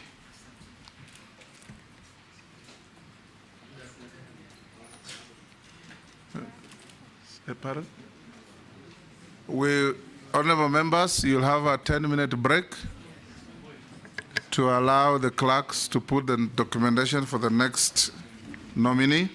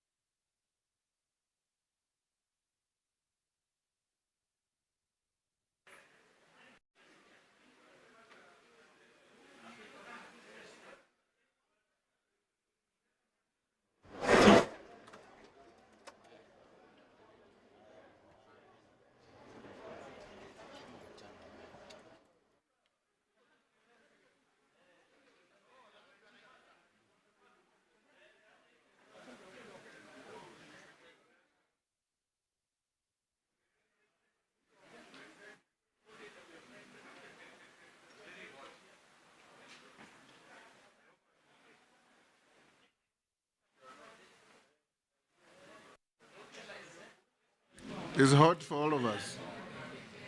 Put on your jacket. It is hot for all of us.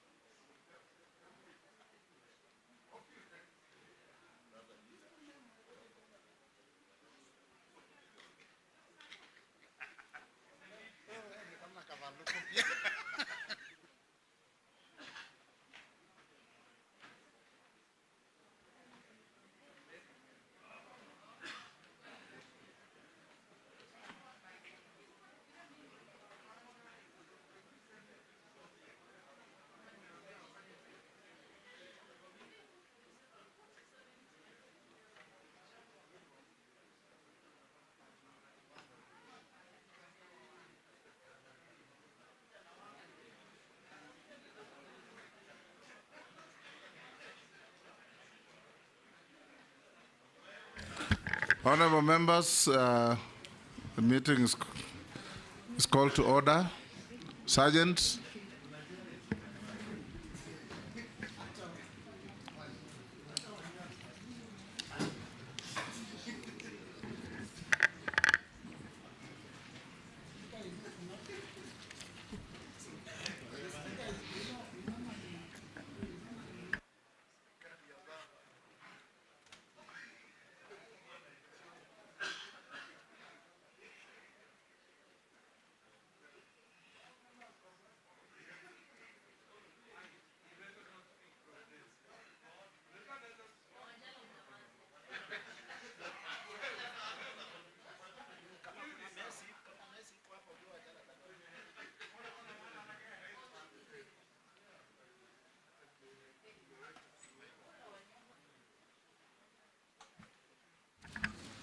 Good afternoon, nominee. Good afternoon.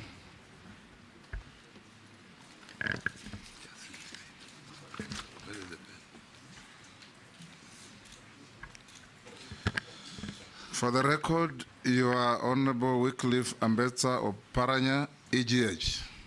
Yes. Yes, Chairman, or yes, Mr. Yes, Speaker? Chairman. This is a committee of Parliament. Yeah, Mr. So Speaker, answer sir. it with the decorum of Parliament. Okay. Yes. And when you eventually will be asked questions, you answer all of them through the chairman or the speaker. Thank you, sir. Avoid any personal exchange with any member or causing around, even if they are your friends. All of these honorable members are people you have worked or interacted with. Yes. I sat with you in cabinet, I sat with you in parliament, but this is the committee of appointments to deal with issues of persons nominated by the president, for the committee to assess suitability of nominees to hold offices to which you are nominated, as Cabinet Secretary for Cooperatives, Micro and Small Medium Enterprise Development. The committee has been sitting for the last, this is the fourth day, and you are our third attendant nominee this afternoon. I am the chairman of this committee as Speaker of the National Assembly. On my right is the Deputy Speaker, Honorable Gladys Boss. Sarah Kyoko is our Deputy Clerk of the National Assembly. I will invite members to introduce themselves for the record. Naisula Lesuda, MP Samburu West. Kemani Shongo. Junet Mohammed. Nelson Koech. David Kosing. Gikaria David. Emma Semeri. Abdul Rahim Daoud. Jumurugara. Owen Baya. Robert Mbui. Stephen Mule. Dido Raso. Abdi Shurie. Mishi Mboko. Rehab Mukami. Caleb Amis Saboti. Good. Honorable nominee, for purposes of these proceedings, members will be referring to you as nominee. That is the title that you hold so far. We will start by inviting you to take an oath. Depending on your faith, we have the Holy Bible, the Holy Guitar for Indian faith, and the Holy Quran. Which one will you swear with? I'm a Christian. So the Holy Bible. There are some Christians who even affirm Holy Bible. the Holy Bible. Yes. So be upstanding. Take the Holy Bible in your right hand and recite the oath before you.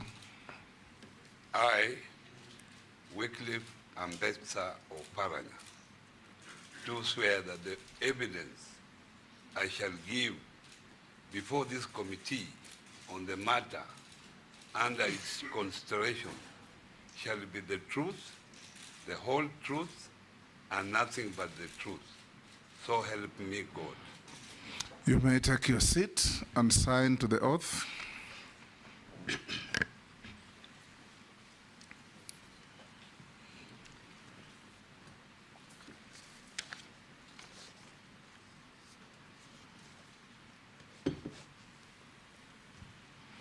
The next thing you'll do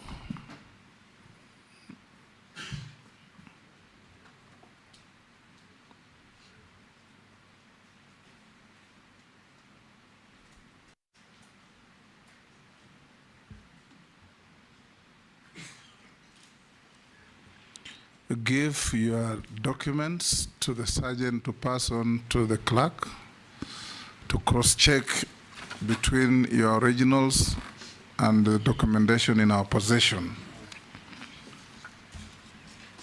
Now we will start by giving you an opportunity to put on record your name, your educational background, your work experience, and any key competences that you think will make you suitable for appointment to the position to which you have been nominated as Cabinet Secretary. You have under 5 minutes to do that. Thank you, Chairman, Mr. Speaker. Thank you, Chairman, Mr. Speaker, for giving me this opportunity to express myself. My name is Wycliffe Ambassador Oparanya, born in Butere, Kakamega County, Butere constituency.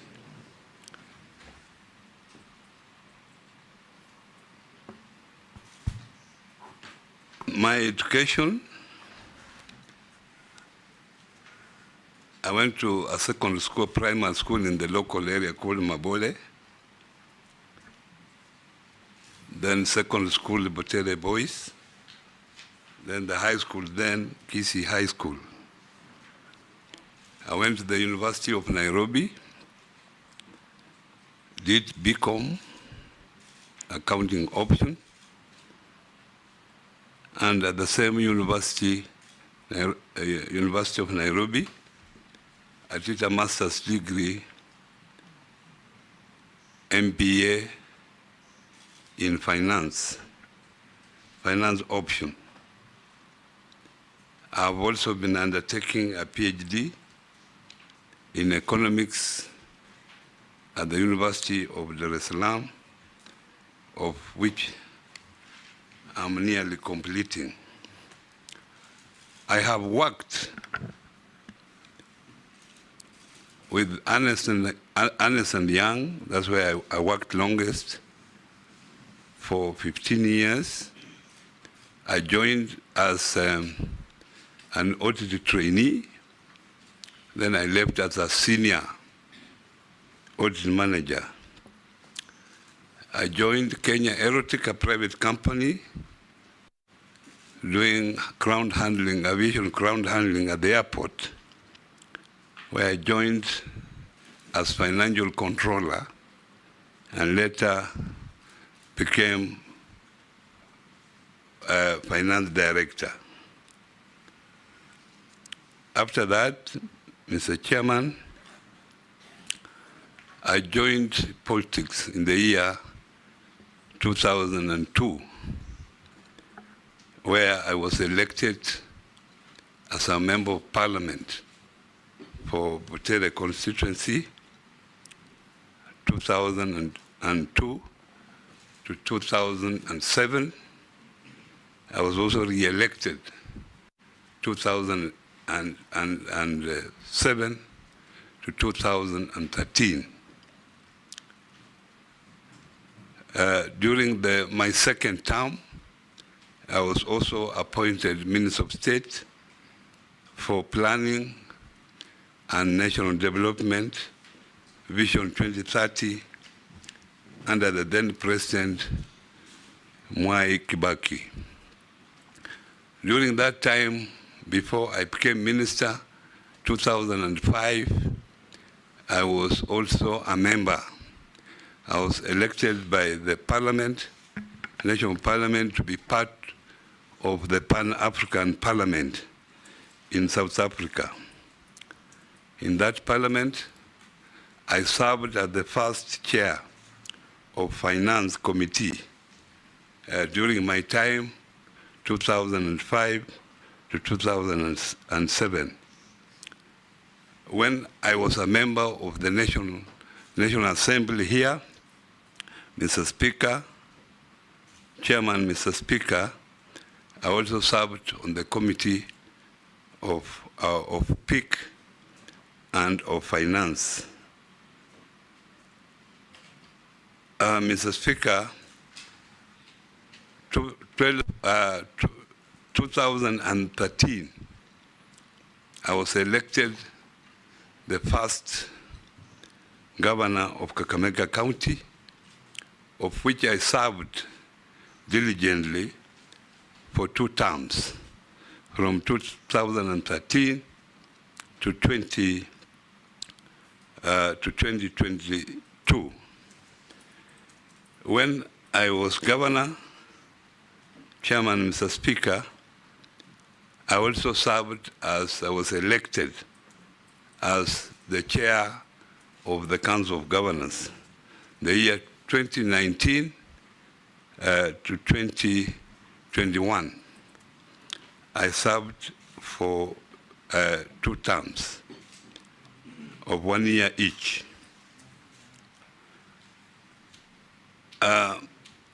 Mr. Speaker, while I was serving as the governor for Kakamega, I also became the chairman of the Lake Region Economic Bloc.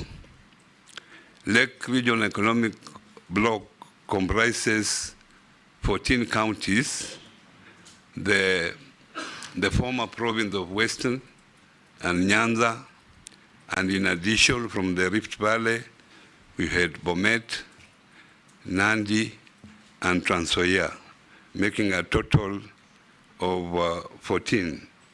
I was the inaugural chair of the Lake Region Economic Bloc, which I served until the time I left, when I retired as the governor after my mandatory 2 terms. While I was a minister, I launched the Vision 2030 in the year 2008, and I'm happy that I was the first to establish the current Vision 20 Secretariat. And that time I appointed the first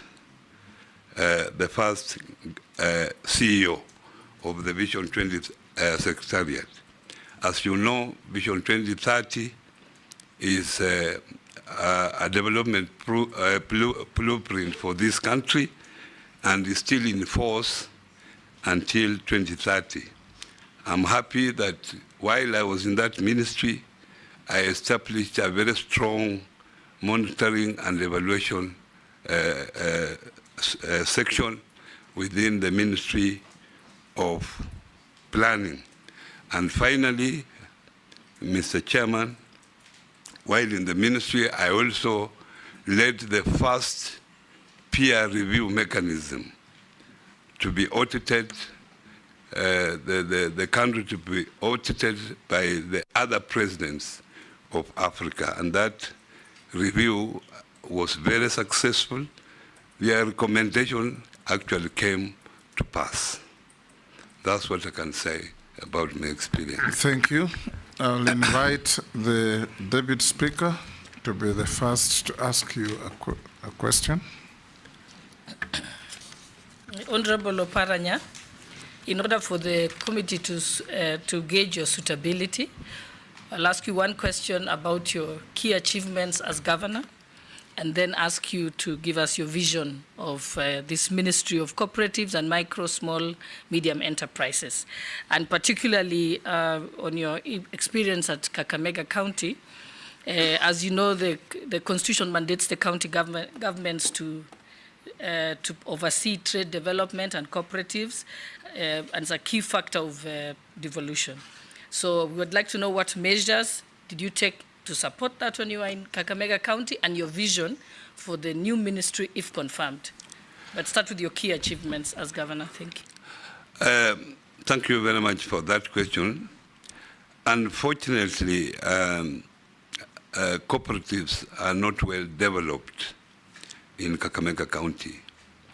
We had few coffee cooperative and I think dairy cooperatives, and then we had fish cooperative. And the coffee cooperative was not doing well. In fact, it had collapsed.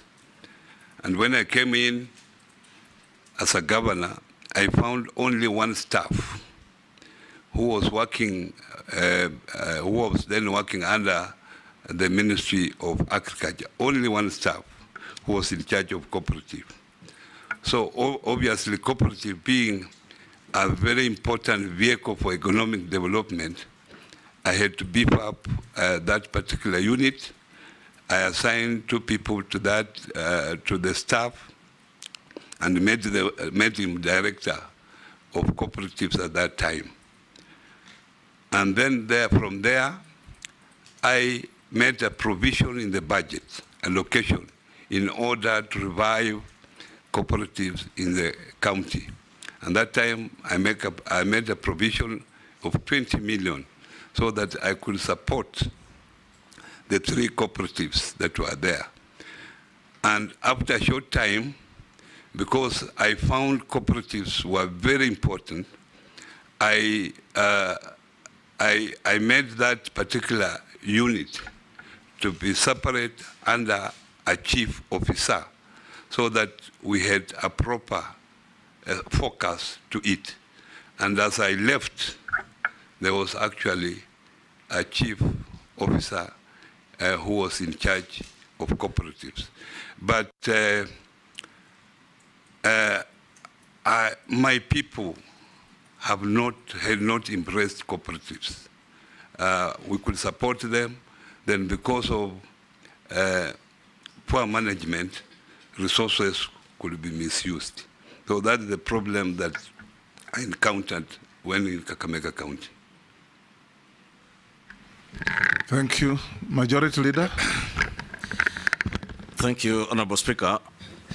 CS nominee, Honorable Wycliffe Oparanya,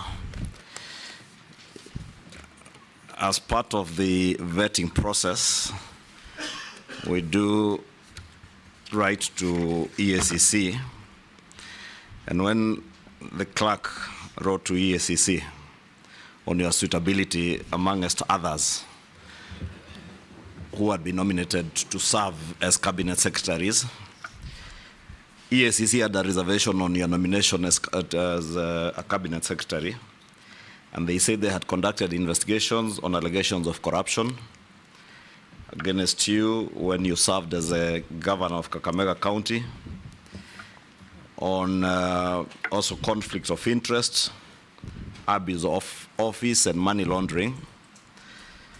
And they did recommend to the DPP that you be prosecuted for those offenses.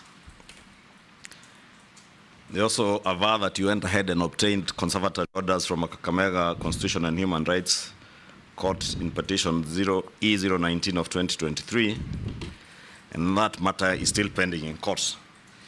But they were able to get conservatory preservation orders against your assets, specifically some 28 million shillings, I believe, which was in some bank account. And CS nominee, now you are here before us. I would want you to shed more light on these allegations of corruption, abuse of office, conflicts of interest, and money laundering, because you will agree those are very serious and grave allegations against your person for the time you served as Governor Kakamega County. And now you are being given a bigger job, not in a county, but in the nation. A job that will entail you overseeing not just the cooperative sector, but also the micro, small, medium enterprises development in the country. And this is a position that calls for you to be of impeccable integrity. It's a job that will require you to give Kenyans confidence that they can trust you with their cooperatives' money. I heard you say in Kakamega the cooperative movement is not very strong, but you know the cooperative movement in this country is among the richest and most developed in sub-Saharan Africa. Therefore, this is a sector that requires a man of impeccable integrity and someone that Kenyans and cooperators in this country can trust that their money is safe with them. Will cooperators' money be safe in your hands? Thank you very much. The corporate money would be very safe in my hands, Mr. Chungwa. You answer this, nominee, but next time you wait for me to motion, because sometimes we'll take about 3 questions in a row. Oh, okay. But you answer this before we go to the others. Yeah, thank you very much. Mr. Speaker, Chairman, the facts are not true. Nobody, and I want to say in front of the cameras, nobody has come to me to write a statement. I don't know, this prosecution is one-sided. I've never been given a chance to say my story. In August 2023, you remember what was happening. I was very active in demonstrations that time, August 2023. When I was in those demonstrations, I was called by someone to be told, because I was in demonstration, the ESCC were looking for me. And I asked that person, what has the ESCC to do with the demonstrations? I have served diligently for 10 years. I've been a minister for 5 years. We have had audit reports. This audit report, there is no report that pointed on me as being a corrupt person. And if you remember, when I was Minister for Planning, the ministry was voted the best performing ministry. You can look at your records. When I was governor, everywhere they are saying where devolution is working is Kakamega County. If I'm lying, check your records. I worked for 10 years, nobody came to my office about any corrupt case until August 2023, when we were doing maandamano. And when they came to my house, it was even not about corruption. The first question they asked, what business do you do with Raila Amolo Odinga? I don't do any business with Raila Amolo Odinga. Raila Amolo Odinga is just my party leader. That is the only relationship I have with him. Secondly, I was asked, do you keep guns in this house? Obviously, why would I be keeping guns in my house? The third question I was asked, that where do you get money that you fund demonstrations? So what has those questions to do with corruption? So as I sit here, Honorable Chairman, nobody has come to take any statement from me. So I don't know what I'm being accused for, because I'm also just seeing it in the papers as you are seeing. So that is where I am, Mr. Chairman. But even before then, my lawyer got possession of the documents when they went to court to freeze my money. And the money was not in the account. The money was with CPF, where I was buying a property. So when CPF were called by EACC to write a statement, they are the ones who alerted me that they were following the money that I had paid CPF, which had nothing to do with the Kakamega account. This was money from my account and money from someone who was buying my house that I was selling. So that's how it was. And nobody has come out until when now the person who was buying my house withdrew and wanted me to refund his money. I didn't have the money to refund because it had been frozen. Chair. Sorry to interrupt. Yes, Majority Leader. Interrupt, Governor. Just to be clear, two things. First, who are these who came to the house? EACC or ordinary police? You wouldn't know them because they never introduced themselves. There were about 20. So some were in police uniform, some were in civilian uniform.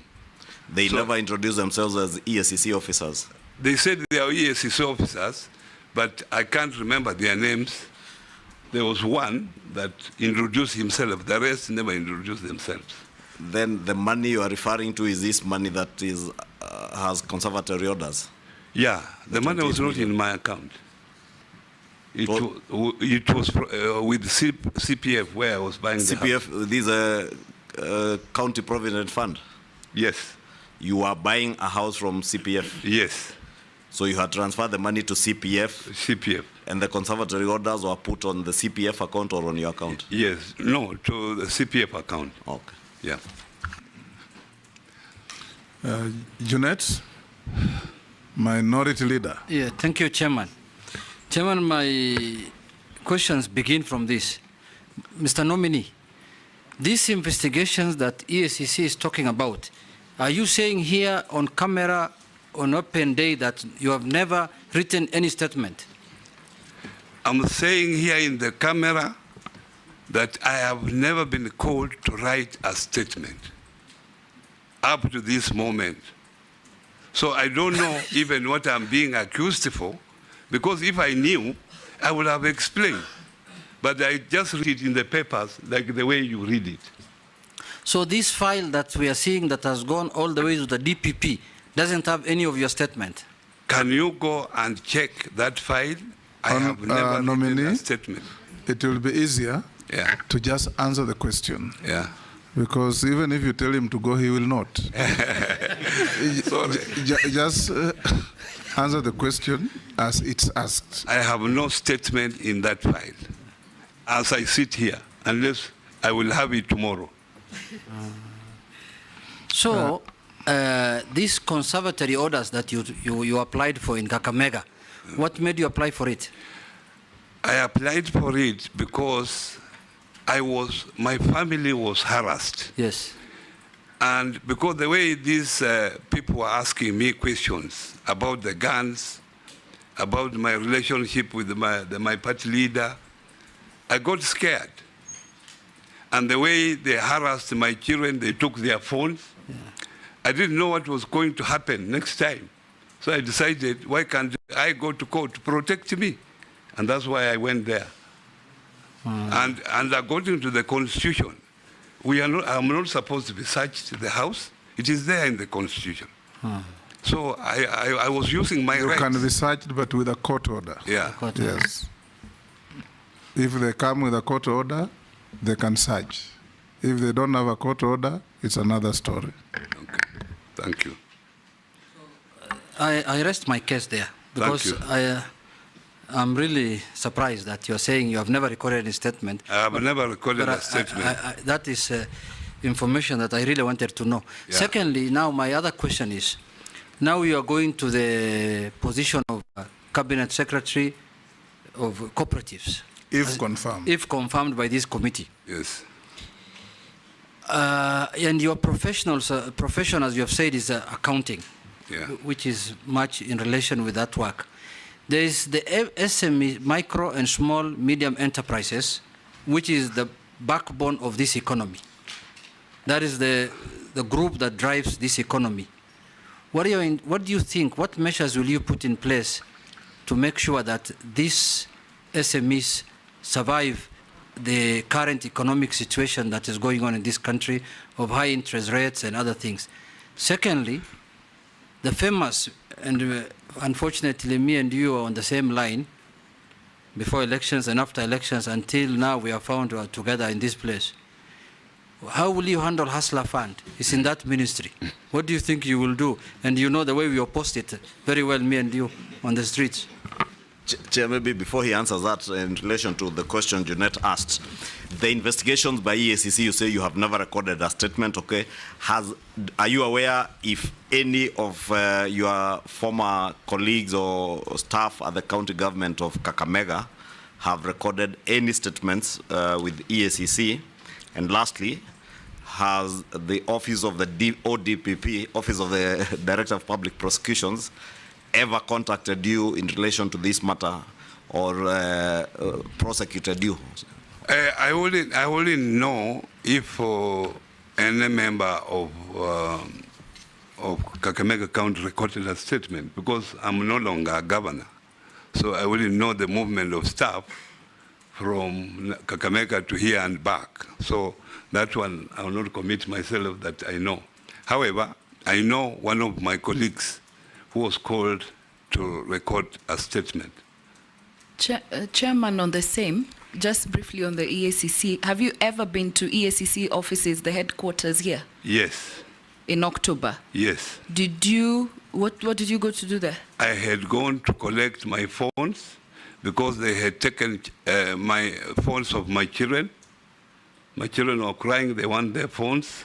So I followed them to go and collect the phones. And when I went there, they kept me waiting. They were saying they were scanning the phones. And later, after some 2 to 3 hours, they returned me the phone. That's what took me there. So while there, you did not write any statement? I didn't write any statement. Did you get your phones back? I got my phones back, except the computer. And the ODPP has never contacted you that you're supposed to be charged for any offense or you're supposed to be taken to court? He has never contacted me. The first time that I was contacted was early this month, around 8th, 9th there, when my lawyer told me that he had received a letter from the DPP that I have no case to answer, according to him. Let's have, yes. Yeah, you talked the Hustler Fund and your previous pronouncements against it. Now that you are going to be the line minister, I think that's what you have been asked. I know I was among the people who are opposed about the Hustler Fund. And I had not known the facts about the Hustler Fund until now. I've been briefed about the Hustler Fund. I think this fund, if well managed, is a fund that will take our people from poverty.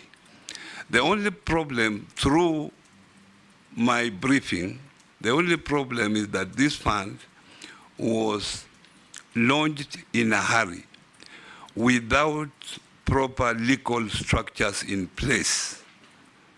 And in the process, the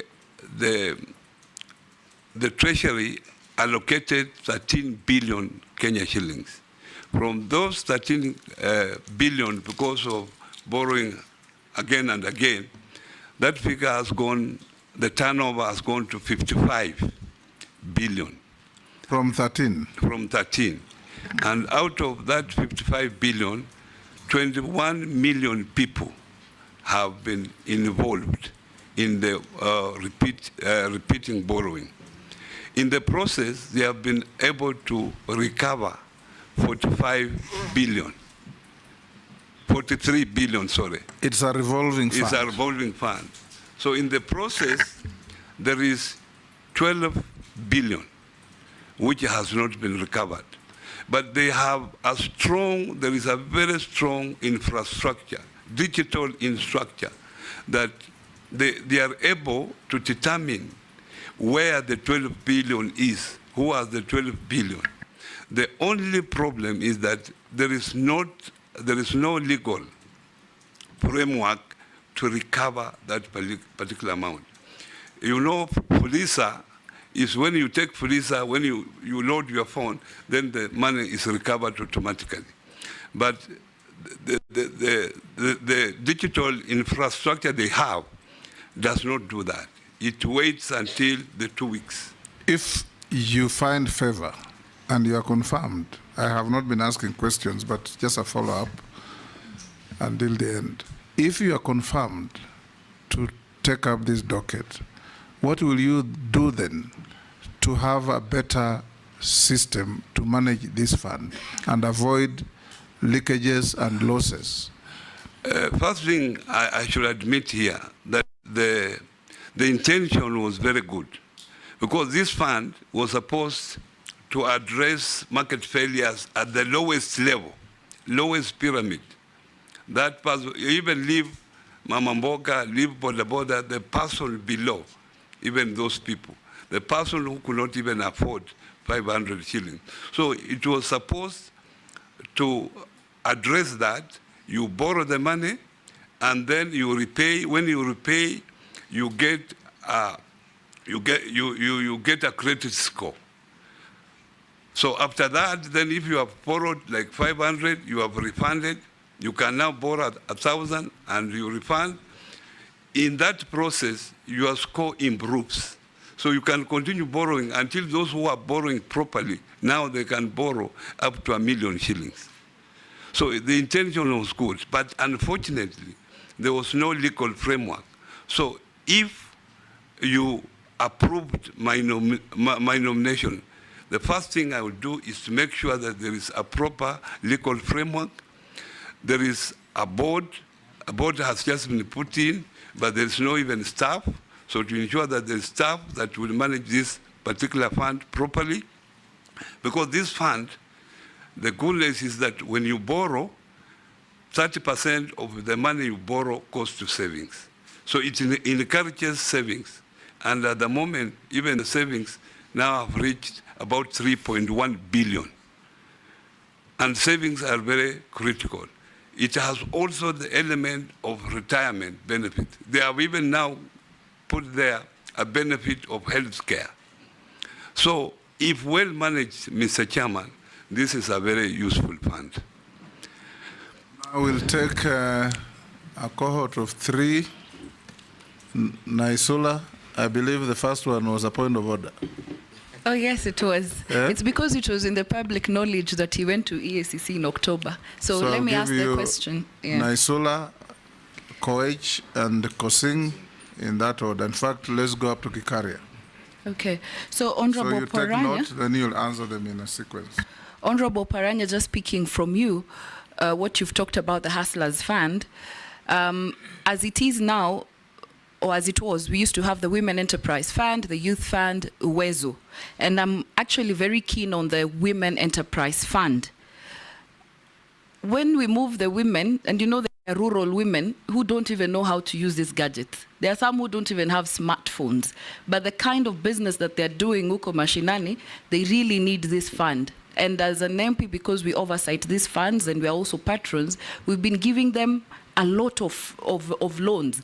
But now you're moving them to a digital space. You've not done, not you, but I mean, we have not done enough sensitization. It is really limiting. I'd like to pick your mind on that. And then there is very little is known about the Micro and Small Enterprise Authority. It's called MSEA, which is domiciled in the ministry headquarters. They have a ready clientele of more than 7 million MS, the small, medium and small enterprises. What measures can you put in place to ensure that the authority is well resourced so that it becomes more vibrant and more visible? They might be doing a lot, but rarely will their work be profiled. And lastly, what plans do you have, if approved and confirmed by the National Assembly, to reach the unreached in terms of cooperatives? You know, some people think that cooperatives is a monster somewhere. And many Kenyans, especially in the rural and interior parts of this country, have no idea about cooperatives and what it does. I have a text message from a Kenyan who says, I don't want to ask later something from Kenyans, who says that when you were COG chair in 2019, nurses went on strike for 2 weeks and their salaries and statutory deductions and loans were never paid to date. They're asking, they didn't see leadership then when you were chair COG. They're asking whether you find yourself suitable to come again back into leadership. Coach. Nominee, mine is straightforward. How will you address the issue of punitive practices by digital lenders towards MSMEs? Considering, Come again. How will you address the issue of punitive practices by digital lenders towards MSMEs, considering that while these lenders provide accessible, collateral-free loans, they often charge exorbitant interest rate and lead to debt distress. Number two, on a lighter note, Honorable Speaker, is to commend the nominee for his good taste. Recently, it's been a media sensation, and I applaud his good taste on nice things. Thank you very much. Thank you. You don't have to answer that. Deal with his first question. The next member, Posing. Thank you, Mr. Speaker. Honorable Goy should have elaborated what are good things or nice things. Honorable Chair, Speaker, to the nominee, these cooperatives is a very good idea. Of course, it started a long time ago. But these cooperatives are only centered around metropolis or towns or Nairobi, and maybe to few products like milk, little bit milk, but mainly coffee, you know. And the bulk of the population, Honorable Speaker, is in the rural. 70%, 80% of this country is rural. So, Honorable Oparanya, should we get the favor of Parliament, how will these cooperatives, reach our people now where the population is? And number two, and lastly, Hustler Fund. Don't you think, Honorable Oparanya, through the Speaker, is good time to evaluate the distribution of this Hustler Fund, whether they can be linked to M-Pesa services or bank services, so that then when people borrow, it is easier to follow and be able to recover. Thank you, Chair. Gikaria. Honorable Gikaria. Thank you, Chairman. To the nominee, the constituency industrial development centers. These were key elements that were going to boost productivity and employment. A better business environment and enhanced enterprise skills. Given the budget constraints that have hindered the implementation, what measures will you take to ensure that the ICDCs effectively create employment opportunities and support the SMSEs in the constituencies? Thank you, Mr. Chairman. Nominee, you can answer those. Thank you very much, Mr. Chairman, Speaker of the National Assembly.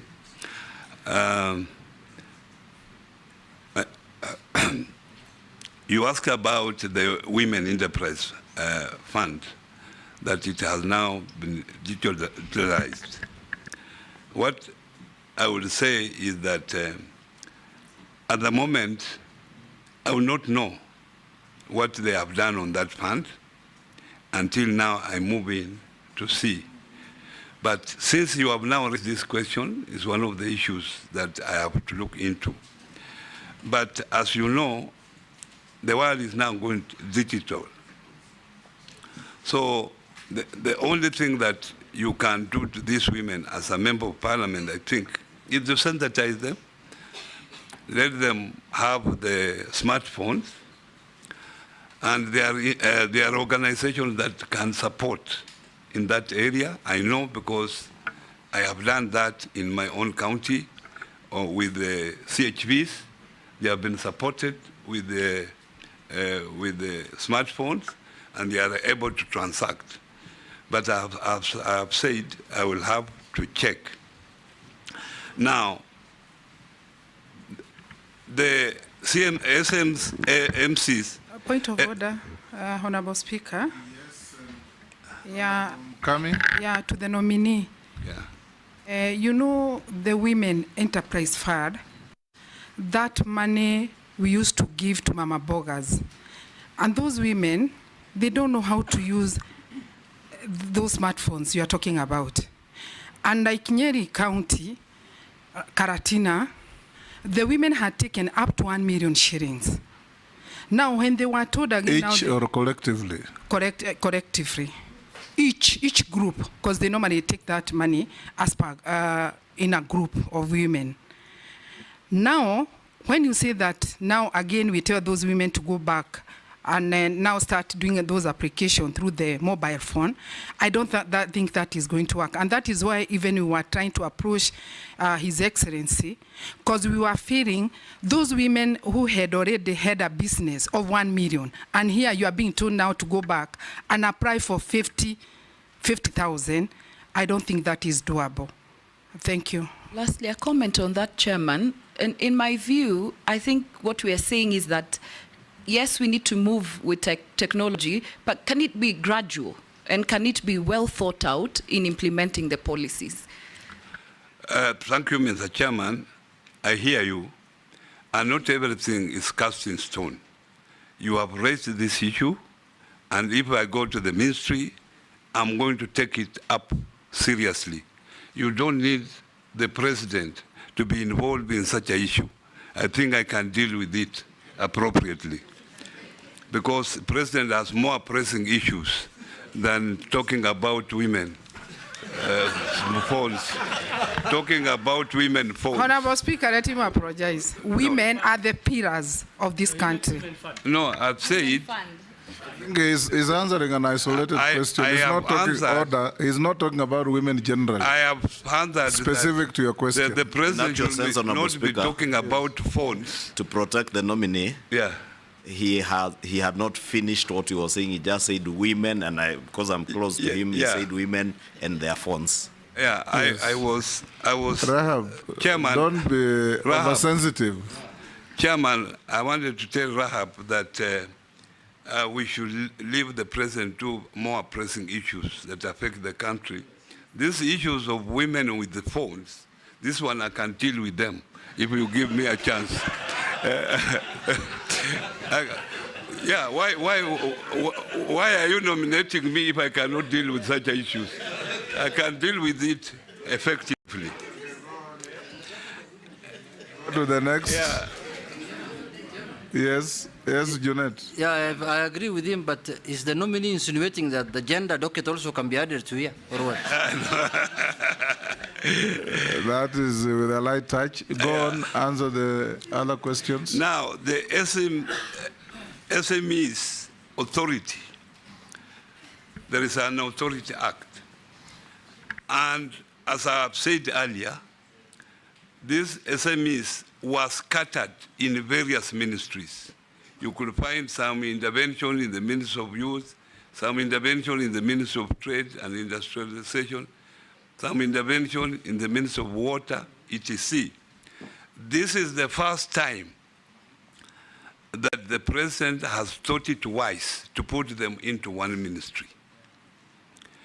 And because now they are in one ministry, the authority is now going to effectively to deal with them. And these are self-financing institutions. They finance themselves. Mr. Speaker, what the ministry does is to provide, to make sure that they are formalized, they are properly registered. The ministry helps them to register or to formalize themselves from informal to formal. And then to ensure that they get licenses, to train them so that there is financial literacy, they know how to handle finances, but we do not allocate money for them because they are supposed to get money from financial institutions or from the funds that are created, Weso Fund, Women Fund, or the Hustler Fund. In terms of cooperatives, cooperatives is one of the oldest institutions in this country. Cooperatives in this country started in 1908. It started in Lumbwa there, and it was a dairy cooperative which came up to be the present KCC. So cooperatives are also self-financing. They raise money by themselves. What we do, what the ministry does, is to make sure that cooperatives operate transparently, they are accountable to the members, so the ministry oversees them to make sure that those mandates they are formed for are being achieved. That's what it does. We also help them to access cheap funds, either from these other funds that are there, like the Hustler Fund.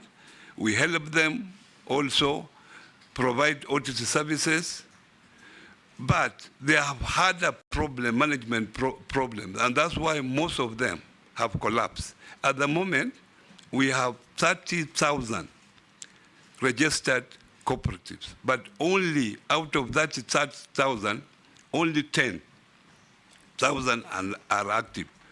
And at the moment, Mr. Chairman, to show that this particular sector is very important for this country, they have those 30,000 that are there registered, they have an asset base of 1.7 billion Kenya shillings, which is nearly a half of the Kenyan budget.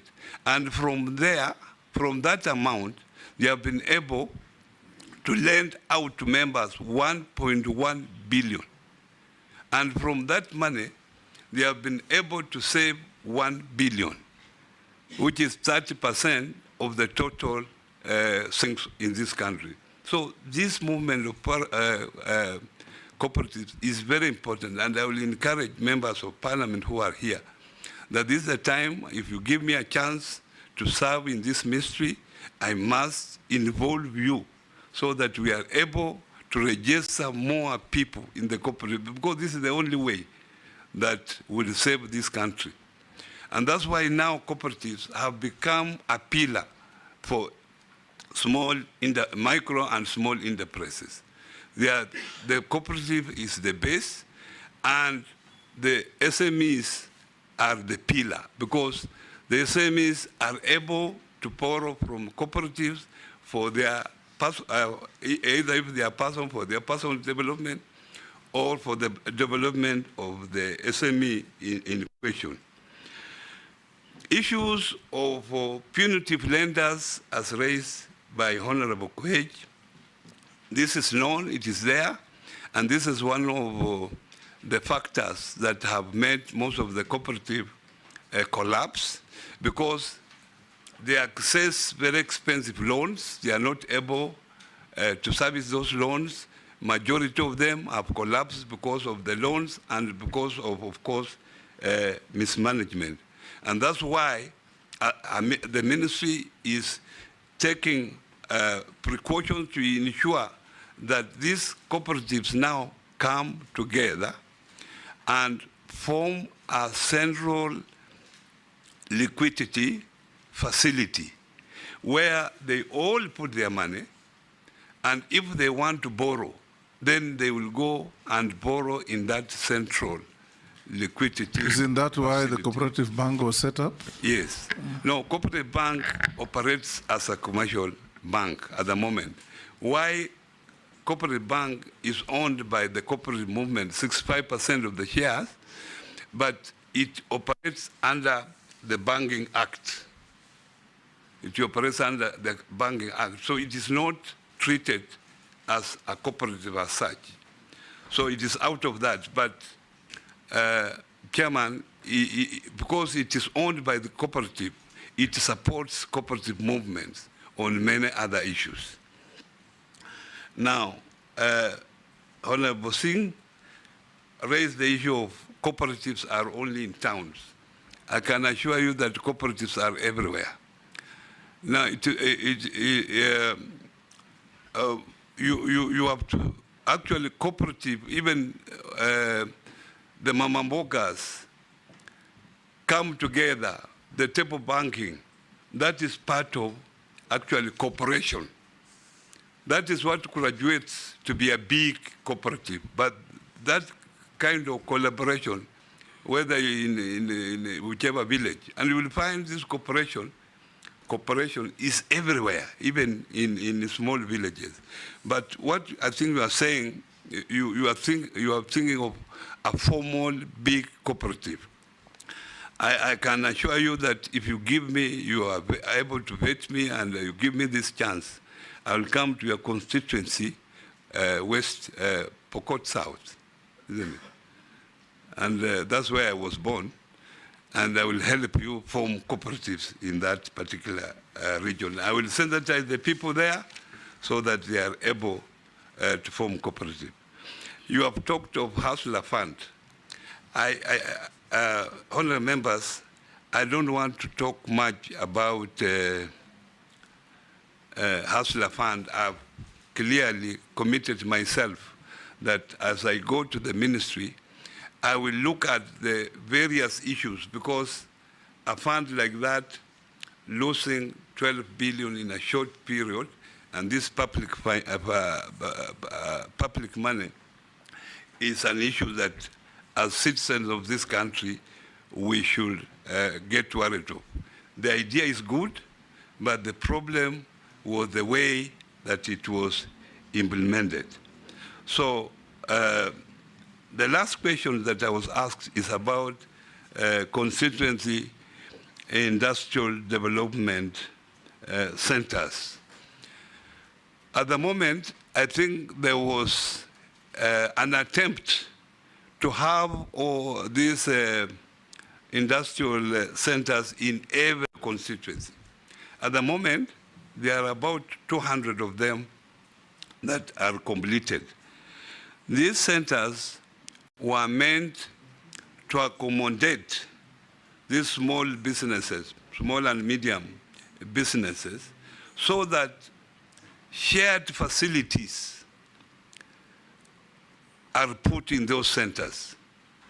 And people are, the Chuakalis are able to come there and use these common facilities. Because buying sometimes equipment for use, individual, SME, is expensive. And that's why those industrial centers were built, that equipment could be put there, and the SMEs around would come there and share those particular equipment, which was a very good idea. And this started a long time ago, Mr. Chairman, when I was still member of parliament for Butere constituency, and unfortunately, even up to now, some of them has not been operationalized. And if this was used, obviously, this will create a lot of employment. If the government is able to give equipment and the people can come there and share this particular equipment. That was the essence of constituency industrial development centers. The COG question. The COG that people worked for 3 months Was that in my county or that was countrywide? Because what I know, I cannot say what was happening in other counties because health is devolved. The nurses work for a particular county. Within my own county, the nurses that time, they went on strike. And I met the union members. I asked them why they were going on strike. They said they were going on strike because they were sympathizing with their colleagues who are suffering somewhere in Kirinyaga. But I told them, heaven's sake, you are working for Kakamega County. Why do you sympathize with someone in Kirinyaga? So what I did, I went to court, and court told them to resume work because the excuse was not relevant for Kakamega County. So they never resumed work for 3 months. So I decided that I would not pay them because they were told to resume work and they never worked. So why would I have paid them? And they had not paid. They had not worked. So that's why up to now, by the time I was leaving the office, I had not paid them. Point of order, Chair. It's about the constituency industrial. What you said, that is the status as it is. My question was, how is he going to, what effort is he going to make to revive them to meet that purpose that they were meant to serve? Thank you, Chairman. Mr. Chairman, unfortunately, this was just a shared service. These constituent industrial centers are under the Ministry of Trade, Investment and Industry. So that is the lead ministry. They are the owners. So we were just going in to get the share, to use them at the site. But for implementation, for allocation of resources, that is the Ministry of Trade, Investment and Industry. So I cannot clearly answer that question. Amisi, Mukami, Mishi, and Shuria, will take those 4 in that order. Thank you, Mr. Speaker. Mr. Speaker, I also want to state that the nominee before us is well known to me as my former deputy party leader, very close friend coming from my region, and I have a very long relationship with him, but that one will not conflict my fair decision in this committee against his candidature. Just like Honorable Junet, we find ourselves in a situation whereby, in fact, for a while I thought we were in Azimio PG because we are always together, but now he's on the opposite side. We've been against this hustlers fund, the people who have believed, and you know what we have believed in for a long time. Well, some of us have a history of gone through a lot. We have saved, some of our lives have been saved by media, personalities on the street. So we believed so inherently in values and some principles that pertains governance of our country, resource, and also the offices that we occupy. From where I sit, we are in a capitalist nation, where the bourgeoisie, the ruling class, controls the factors of production, and the low class, the proletariat, they're the workers, who now we are referring to as the hustlers. This is a system that has existed world over, historically. And the way you have solved the issues of the proletariat is not the way the hustler fund is want to solve it. Because we are solving the issue of proletariat by developing what is called social assistance to those who are unable to live the rest of the class. So that the bourgeoisie controls the economy, but the social class that is below, that is struggling, is done social assistance. Amisi, you are making a speech. Ask a question. It's a very pertinent area because it affects the majority of the Kenyans. So I want people to understand it, yeah? So I will think that the hustler fund can be transmitted into a social assistant rather than be used to in terms of micro and small enterprise. Because when you come together as cooperatives, you are trying to come to the same level as bourgeoisies. You are combining forces. So is this some of the areas you think that when you get to the office, you are able to change? In some cases, you may not agree with the boss. And when you don't agree with the boss in that aspect of the things that we believed in as on our side as Azimio, that this needs to change. If you change, I think the system do not want to change. How will you survive in such a circumstances? Thank you.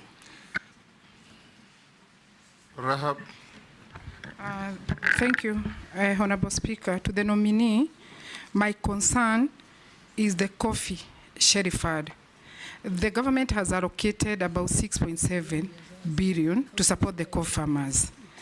Through the New Kenya Planters Cooperative Union, this initiative has encountered challenges such as low uptake farmers and limited funding releases. What strategies will you implement to enhance the effectiveness of this fund and ensure it is successful rollout to help the coffee farmers? Because majority don't understand, they don't even know how to go about it. The other question is about the new KCC. The new KCC is collapsing because of the poor management. And the government has been pumping a lot of money in Dadola, Nyandarua, Eldoret, Nyeri Kiganjo, but still the company is not able to sustain itself.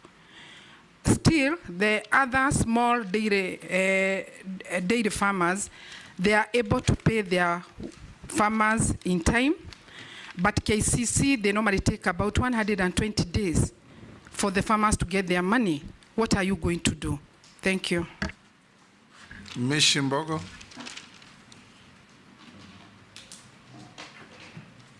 Thank you, Honorable Chairman. Honorable Chairman, the nominee used to be my deputy party leader in the ODM, but today I'm here in the appointment committee and I'm being governed by the procedure and rules. My question will be on the succession plan in terms of cooperative movement. I know this has been marred by several challenges, be it governance, management, and so many other issues. I don't know what will be your plan to ensure at least succession plan can be smoothly, noting that you are sharing function between two levels of government, that is the county and the national government. My second question, Chairman, there have been some fraudulent financial organization coming up, like the pyramid, in different ways. And Kenyans are lured, they give a lot of money to deposit, thinking that they're going, they call so many words. Either they say you put a seed, then you'll harvest, I don't know what, in so many ways. What do you think you can propose in terms of legal framework or other mechanism which you're going to put in place so that you safeguard Kenyans from losing a lot of money from such fraudulent activities? The last one, it is the issue of Cusco, which is the umbrella body for the SACCOs.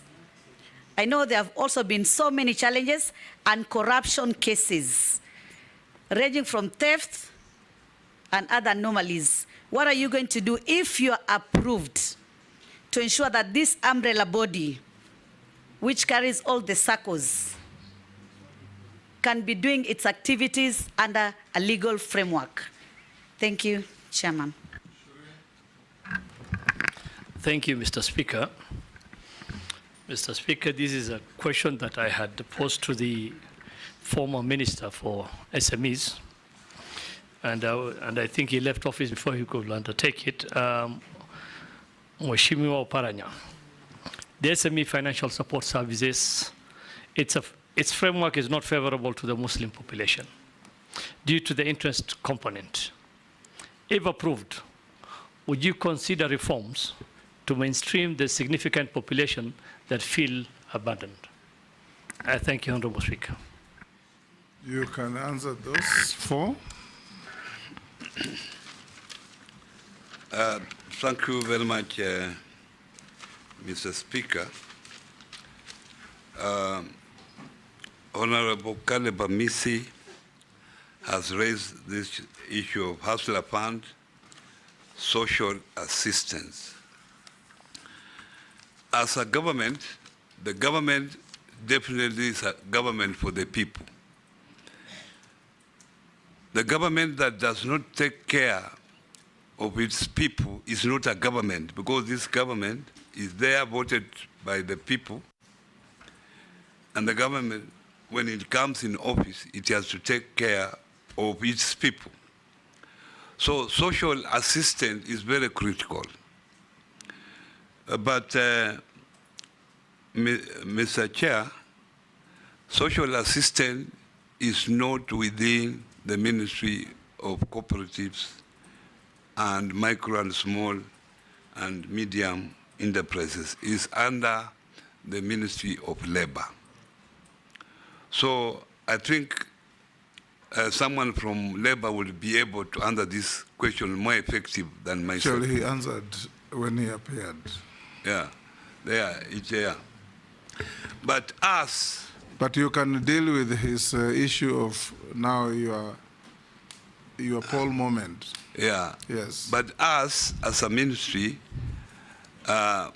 we have taken this micro and small and medium enterprises as our core function.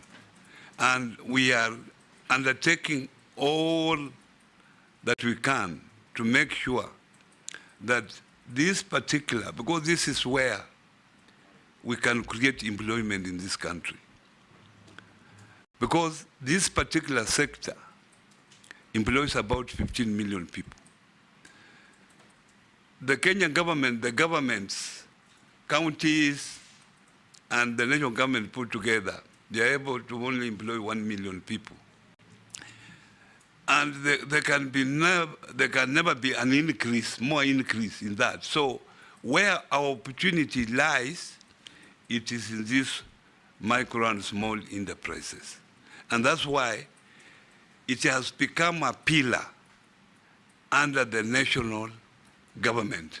And I think, to me, the president made a very deliberate decision to make sure that SMEs becomes one of the pillars for the economic transformation of this country. So what we do is to create enabling environment. That is our responsibility. We do not fund them. We just train them, tell them, you must be formal, you must be registered, because sometimes they want government tenders, and they cannot do so when they are not properly registered, when they are not properly licensed, they have offices. So we help them, and then we sensitize them that if you get money through other avenues that we have created various funds, this is how you should manage these funds. What we train them on financial literacy. The issue raised by Rahab on the coffee cherry fund, this has been an issue for many, many years in the coffee industry. The problem we have had, and the coffee industry is no different from the sugar industry, which is in my place there, that this government concerned, and even they are cooperatives, the sugar industry, the companies are mainly parastatals, or government has shares there. Because of mismanagement, they take this money and they do not pay the money back. So they become debts. The government has continually written off these debts. But for how long will the government keep on writing off this debt? You know, now there is scarce resources in this country. You can see what happened to the finance bill. There's no more money. I think the system that we have in the recovery of this money, because this is the money that is advanced to the farmers when they sell their coffee, as they wait the money to be paid back through the agents. So sometimes the agents get this money, but they do not remit the money where it is supposed to remit. So it's also a management problem. So we must fix this management problem first to make sure that if these funds are advanced to the farmer, how do they come back? They advance the farmer, the agent gets the money, the agent sometimes gives the money halfway. So we must change that system. And we have been talking about cherry fund year in, year out. And I remember the other day the president said that there will be a write-off. But how long will this happen? We must go in and solve this problem. Rahab, I can assure you through KPCU, because this is the major culprit, that we will look into this issue.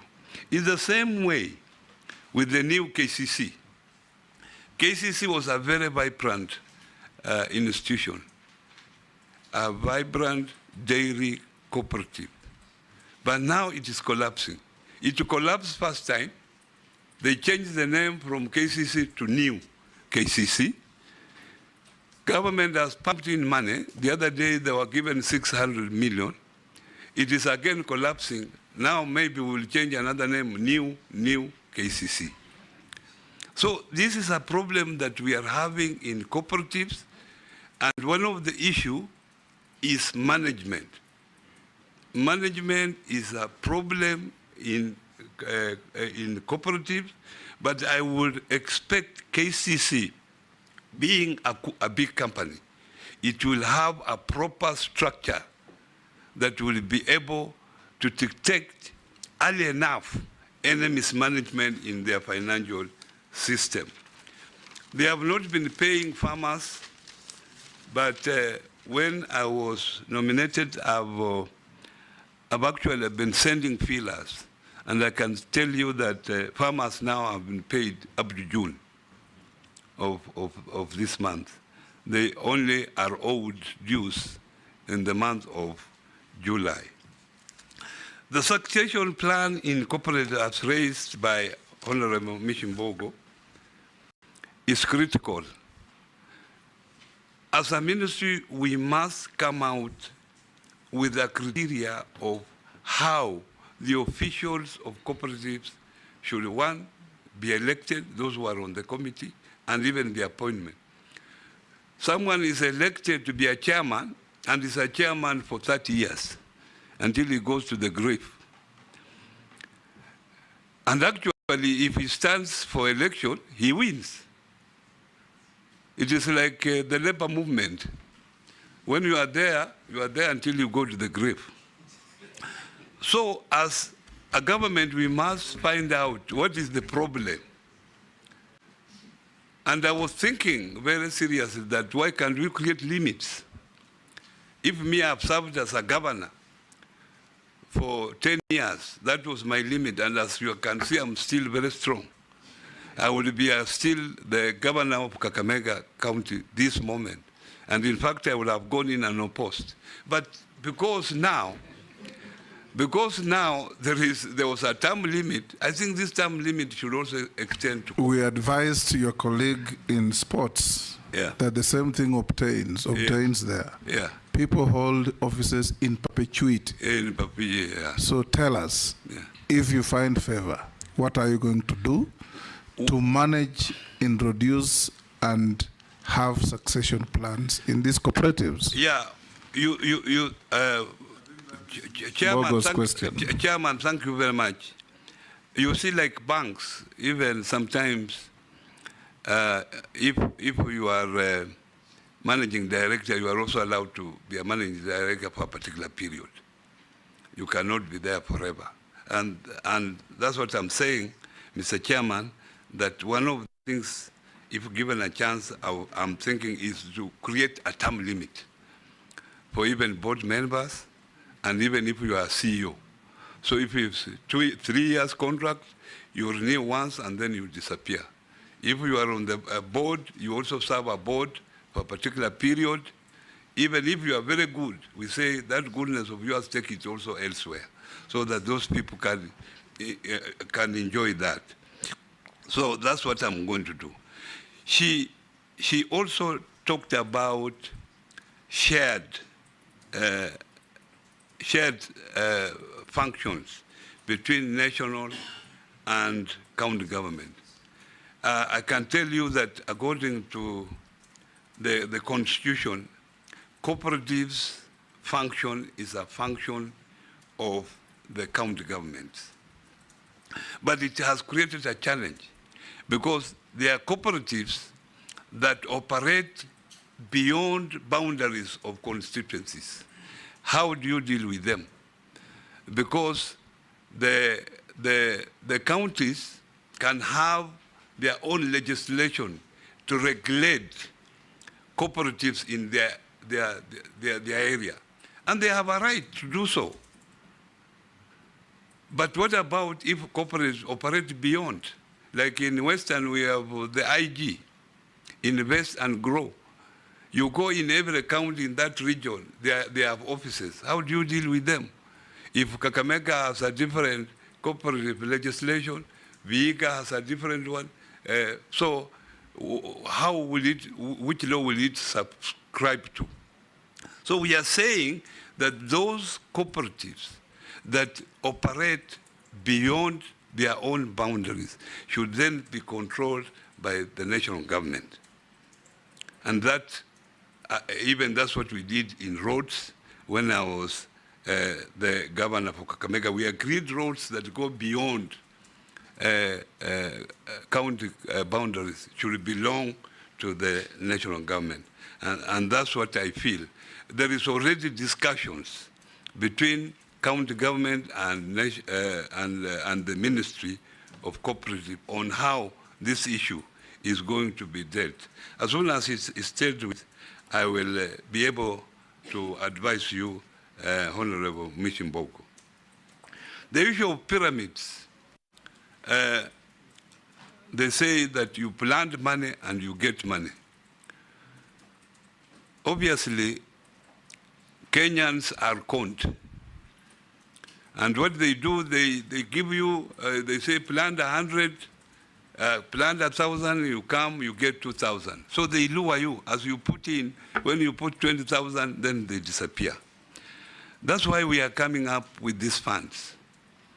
And sensitize people that before you borrow any money from someone, or someone says there's a pyramid sort of thing, please check with the officers there that is such an institution registered. That's why the government is there to protect its own people by making sure that people are not conned. So go to institutions that you are sure these institutions have offices. The pyramid fellows usually don't have offices. They have offices where you can go and complain, and that they are registered. I don't think, as a government, we can come up with a legal framework to legalize things like pyramid schemes. We will be making a mistake, we will be making a serious mistake, and our people will continue to be conned. Cusco, like KCC, is also new. There was Cusco, the original one, which is under receivership. And now there is new Cusco, which is struggling. So if we decide to put it under receivership also, we will have another new Cusco.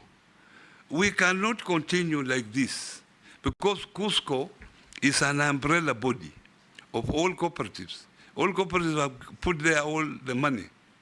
But as I talk to you, Honorable Speaker, Cusco has lost about 10 billion of public money because of corrupt practices.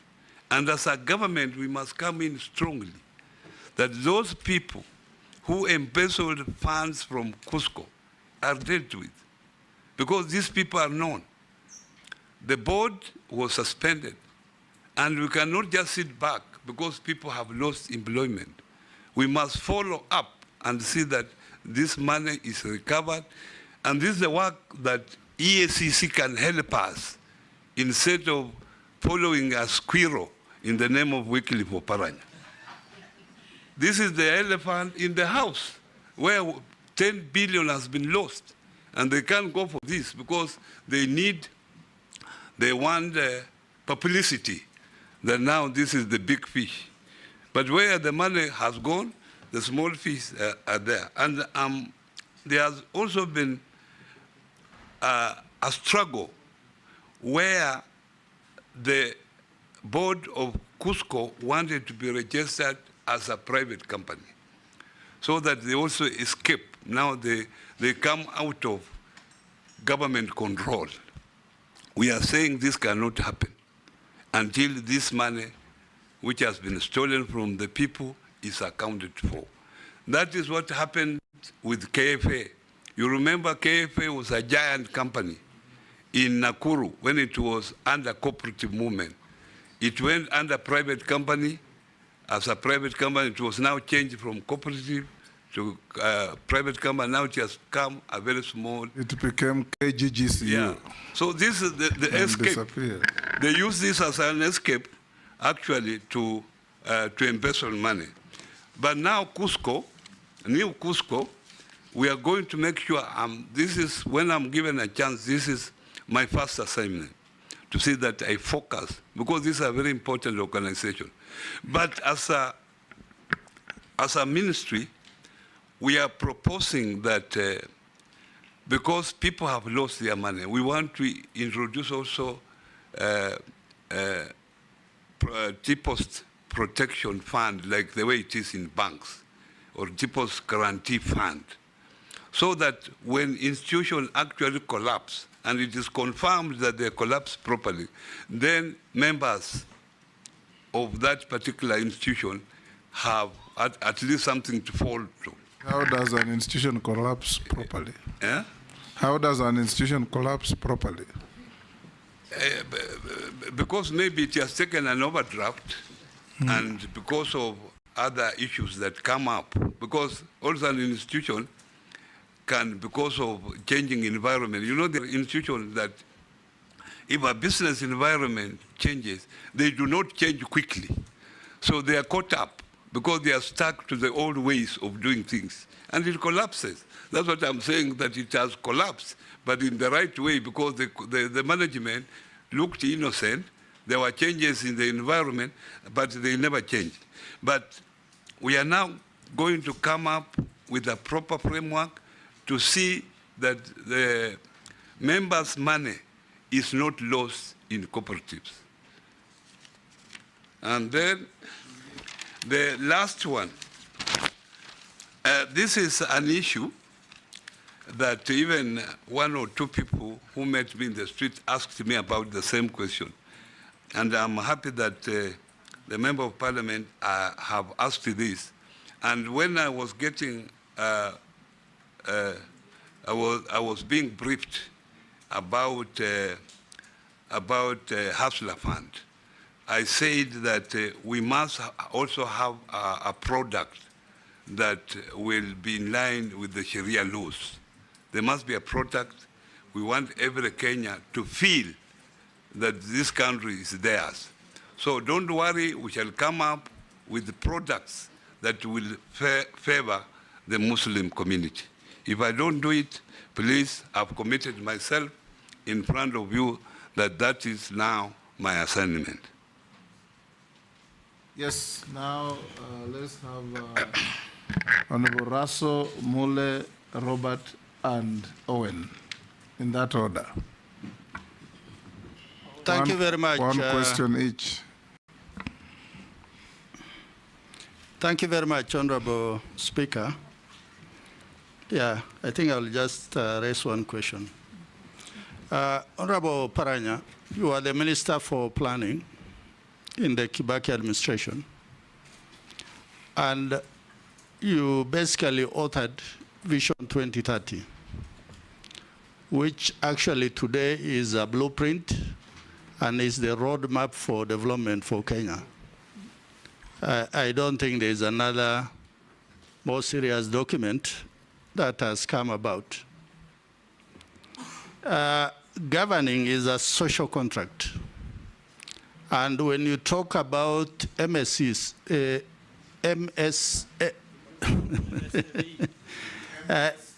micro, medium, small enterprise, and cooperatives is part of our people. It is that development which you in Kakamega, or that governor in Marsabit, or that governor in Wasungishu looks at, because it is about the people. Now, if we put the two together, Vision 2030, and the job, if Parliament approves your nomination, what do we see the link between the two? Thank you, Honorable Speaker. Thank you, Honorable Speaker. I want to pose a question to the nominee with the great experience he has in the government since Kibaki time, and as my colleague said, the author of Vision 2030. Do you think it will be viable to continue having separate funds to help the youth, the women in Kenya, whereby they are domiciled in different ministries and management? For example, we have Wewezo Fund, domicile at youth, Women Fund at gender, Youth Fund at youth ministry, then ASLA at cooperative. Is it, from your experience, is it viable? And if it's not viable, will you be suggesting to the to the government of the day and the executive whether we can pool these all these funds to one basket, whereby proper management, proper resource, and proper distribution of these funds to Kenyans to help the economy grow? I just want to hear your thoughts on that, because we must do things differently.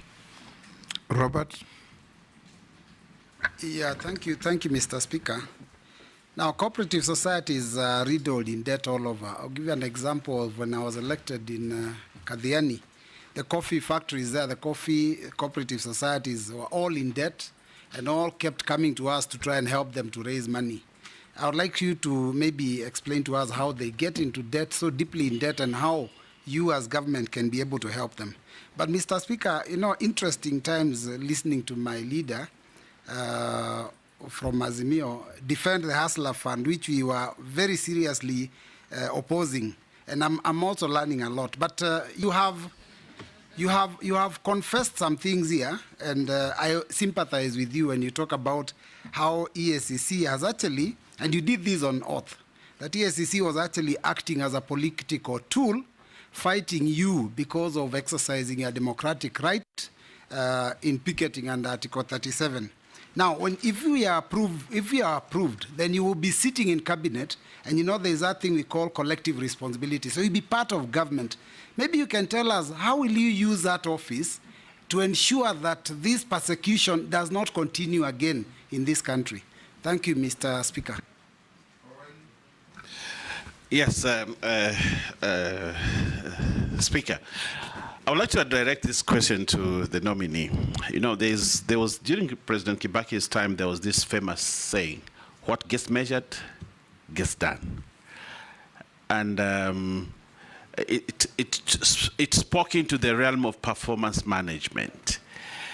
And I think you were there, the Honorable Speaker was there, and this country's growth during that time was measured on, was actually pedestaled on performance management, which was translated into performance contracts. And we realized that we could actually measure the growth of the country day by day, because every institution in this country, every ministry had the responsibility to measure performance and therefore deliver on certain deliverables. it was also pegged on Vision 2030, which you've been credited to be the author and also the person who ensured that Vision 2030 was implemented. In the last 10 years, we never saw the previous regimes talk about performance management and how to manage performance going forward.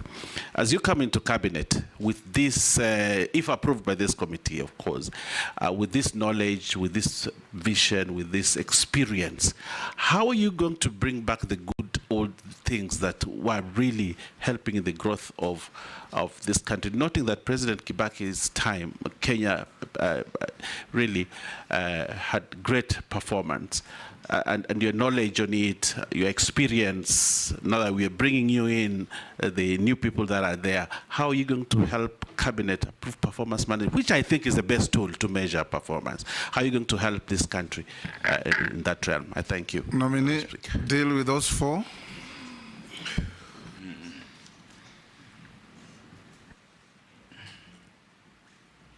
I started with Mula or? No, we did Oras. The social contract cooperative link between the two. Can you repeat that question? I think I missed something out of it. Thank you very much, Honorable Speaker. What I said is that when you talk about SMEs and you talk about cooperatives, it is about our people. Although we can run away, it is what you call the bottom-up, because that is the economy at Mashinani there. Vision 2030, which you authored and which you presented to Kenyans, is the roadmap to development that we are using until today. So I'm saying if you link the two, as the immediate former governor of Kakamega, how are you able to link the two to see that are we making progress in Vision 2030? Yeah, thank you very much for that question. I think now I have understood, Mr. Chairman. First of all, the Vision 2030 is a long-term blueprint for development of this country. And it came up during the times of the former president, the late Mike Kibaki. And this document is a very good document if you have an opportunity of reading it again. But unfortunately,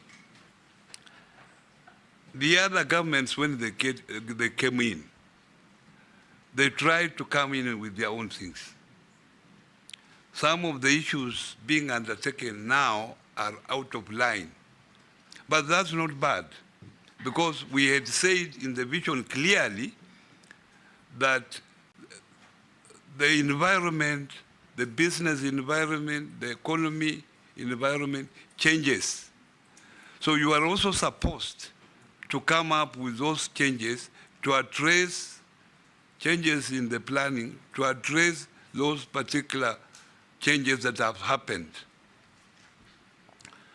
And that's why I'm saying that when we came up with Vision 2030, cooperative services were put under financial services in the Vision 2030. If you go to the page of financial services, cooperatives are there.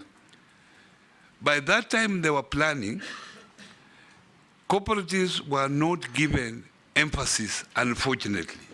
They were put there, and if you read them, you read that it's just a paragraph, which was unfortunate. Forgetting that cooperatives are the engine of development for this country. So the link between the two is that cooperatives were recognized, but unfortunately they were not given emphasis. We are now saying that this time, for us to grow the SMEs, we must grow cooperatives. That is critical. And the fact that SMEs have been taken as a pillar, one of the 5 pillars that the transformation of the economy of this country has to be undertaken through SMEs. The question of Honorable Mule, that there are various funds, Uwezo Fund, Women Fund, Youth Fund, Hustler Fund. Fortunately, Honorable Mule, these funds have been put under one ministry now, under SMEs, except for Youth Fund, which was there briefly, and it was taken to the Ministry of Youth. And I think that was a mistake. These funds were meant for different purposes. But they were also established to address various concerns at that time. That time, our good women were making noise that they need a fund. So whoever was in power at that time responded by creating a women fund. The same for youth. And the Uwezo Fund is the very basic one. In fact, Uwezo Fund can easily be amalgamated with the Hustler Fund. But the only difference is that the Uwezo Fund is at the constituency level. So now, if you started now amalgamating it, the Hustler Fund, which is sort of on a digital platform at the national level, then it becomes a problem. But for easy management and proper focus, I will agree with you that these funds be brought together. And let us have departments within those units. And those departments are given a budget. This is 200 million. Make sure that they go to the women. This is a particular, this is 1 billion. Let it go to the youth. This is a particular, this amount is for people living with disabilities. Let it go to that. That will also reduce the cost of running these funds. So we have one board, one management. That is the best way. But sometimes to do this is a political decision to be made. And that is maybe a decision that you can leave it to the president to make. Because when the youth fund was put under SMEs, quickly, I think the Minister of Youth complained, and then because of the political play that time, it was moved out of it.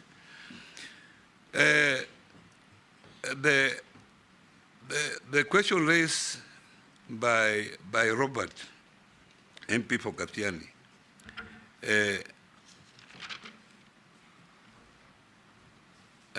the issue of debt write-off in the cooperative. As I've told you, cooperatives are self-financing. They are umbrella cooperatives that government puts in money. Few cooperatives like dairy. Dairy is a very important sector in the economy, where the government puts in money to make sure farmers get to be paid. It's like also the sugar industry. They want to make sure that farmers are paid because sugar is consumed a lot. Milk is consumed a lot in this country. So the government must have interventions. And that's why the government is ready to write off debts because of that, that particular special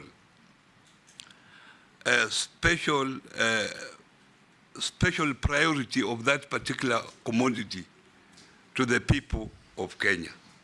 But I've said clearly that how long will this go on with the austeric measures that are there? Shall we keep on the government writing off debts? What I'm saying here that, and what I'm committing myself, is that we must confront this problem and say, why do we have problems in cooperatives? And the major reason we have problems in cooperatives is actually management, nothing else. So if we can sort out management issues, then this problem will not be there. This issue of EACC, it is unfortunate that such institutions are used. It's unfortunate, and I remember the president committing himself that such an institution will never be used. He might not be the one, but it might be people around him. He might not know. But it is unfortunate because in the process they lose focus. The elephant is in the house. They are going for a squirrel. That is very unfortunate.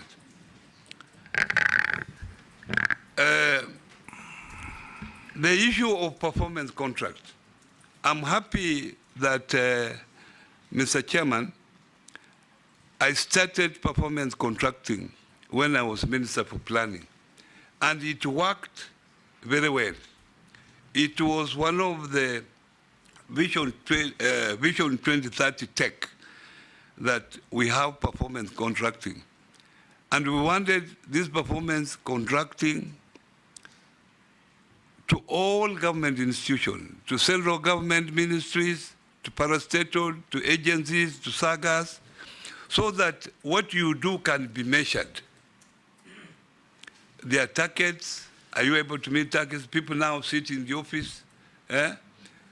Institutions are making losses, but they still continue to be in office. I'm hopeful that as I come to the office, if you approve it, I'll talk to my colleague, Mbadi, who has now taken over the Minister of National Treasury. He has not. Who will? He has not taken over any office. If you have approved it, if you approve with somebody to take over the National Treasury and economic planning, because that is where this performance contracting is supposed to be housed, then this is one of the issues that I will take it up, because that was very good. It motivated people to work very hard. When it was being announced at KCC there, some ministers will hide their face because they know their ministries have not done well. So people worked hard. So it is important because we get salaries from the public. So we should be accountable to the public, Mr. Chairman. The last court, George Murugara, Sir George, Daoud, and Mary. Thank you very much, One Mr. question Speaker. each. One question, then the public one I'll ask, I will not ask again. That will be the end of it. Let me ask my own questions to the nominee, because this issue of ESCC is a little bit sensitive, but it's also important that we get the corrective facts, especially as regards the allegations. Number one, ESCC every day starts saying that they sent your file to DPP for prosecution. But you've informed this committee that you did not record a statement, which means you are actually not heard. In your position, would have ESCC recommended a prosecution before hearing you? That is very important. Number two, you went to court. You got a conservatory order. The question we ask is the conservatory order still in force? And if it is, are the proceedings which you took to court still live, or they have been terminated? And if they've been terminated or they've come to an end, what has been the end result? Now, this other one on behalf of Kenyans. It's a fortunate or unfortunate, depending on how you see it, but your side of the political divide told Kenyans, go and take the Hustler Fund and do not pay. They went, borrowed the money, they have not paid up to a tune of 12 million. Now the shoe is on the other foot. This money needs to be recovered through the revolving system. You are in charge. Will you now turn around and tell the same people that they have to repay the money because the money must be repaid? Thank you, Mr. Speaker. Honorable Oparanya, you have talked a lot about the cooperative societies, so I won't take you back, but you have said it is a management issue. I want to put it to you, it's not a management issue. The issue is, if you do get appointed, is the Commissioner of Cooperatives, together with his officers on the ground, who abate corruption. Because my people have lost 2 buildings in Meru because of no elections are done for the cooperative societies. But it's a problem within the cooperative officials. You have talked about Uwezo Fund and all that. There was a bill, I think about 4 or 5 years back, in Parliament regarding Uwezo, all the funds. It was called Biashara Fund. Maybe you may need to follow it up, how far it went, because I think there was a cabinet paper to move all the funds into one fund, Biashara Fund. By the way, Uwezo Fund in my constituency is doing the best in the country. From 16 million, I have disbursed 61 million. The last one I want to put it to you is the Sasra policy, where the depositor, the savings are supposed to be, they are being told to deposit 10% a minimum, whereas it is very difficult for people to deposit that 10% for minimum. And there are some SACCOs, in particular, I would say, who have not been paid for the last 2 or 3 years, and they are in the media. KTN and Standard, it's been on media as well. They have not even remitted. They have been deducted for the last 2 years. The deductions have been deducted but have never been remitted to the SACCO. So what are you going to do if you do get approved? Mary? Nominee, my question is on MSME. Facilitating access to credit and support is core to the government empowerment agenda. And you know, you must empower the citizens for them to be able to pay taxes, live better lives, and also be productive generally.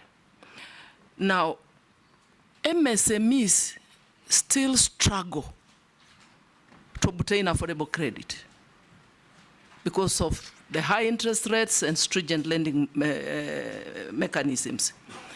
Now, and I say this because we interact with Kenyans every day. And if I quote Honorable Speaker, our constituents ask us, nisaidie, ni boost biashara. Times are hard, ile pesa nilikuwa nayo nimelipa school fees. There is market, but I need to boost my business. We have potential business women and men. Those who want to do startups or just boost what they are doing. But they don't have the money, they come to us. And that's why you've noticed most members of parliament have been organizing harambes just before the ban, so that we put together our business people and we do a fundraising for them to get money to boost their enterprises. So the question I want to ask the nominee, what measures will you implement to improve access to credit for MSMEs, especially for women and youth? We have all these interventions, the Hustler Fund, the Women Enterprise, Uwezo. But it seems, again, this zeroes down to communication. Many Kenyans still do not know the existence of these interventions and how they can access these funds. Just related to that, what mechanisms will you implement to improve? No, I've said that one. What mechanisms will you put in place to bridge the financial gap, promoting responsible investment practices and ensure financial sustainability? That is especially on loan recoveries. Thank you. Answer those 3. We're coming towards the end. Yeah, George, thank you very much for that question. I want to confirm that I have never been heard. And I'm on record here. I've been a member of parliament. I know what is to be on record. And if you have someone there, you can confirm. Did you ever take a statement from a man called Wycliffe Ambassador Oparanya? I quote the orders clearly. I said the conservative orders, I quote them. I told you, I told the committee here that my family were being harassed. I was being called that your life is in danger. As a human being, you have to go to for protection. I could not go to report to the police station because the police were against me. I would not know. If I saw the police attacking you, how do you go to the same police to record a statement? So I decided another independent body can maybe listen to me for protection.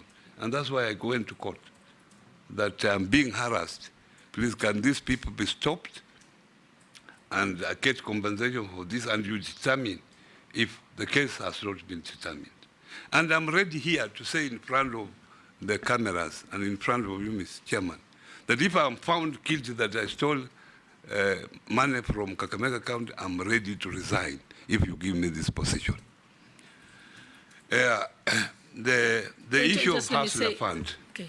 I think if in fact they forwarded a file recommending your prosecution, if ESCC did that, recommending your prosecution to the DPP without your own personal statement, it's highly illegal and highly irregular. Thank you. In fact, you should lodge a formal complaint against ESCC for that. Yeah, thank you. Thank you. Thank you very much.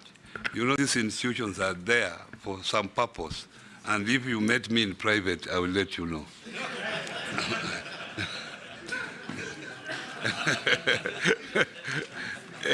It's not for nothing. Now, the issue of Hustler Fund, I clearly said that I was talking from an ignorant point of view. I've now come in, and I've seen the intention of this fund was good. But the only problem was the implementation.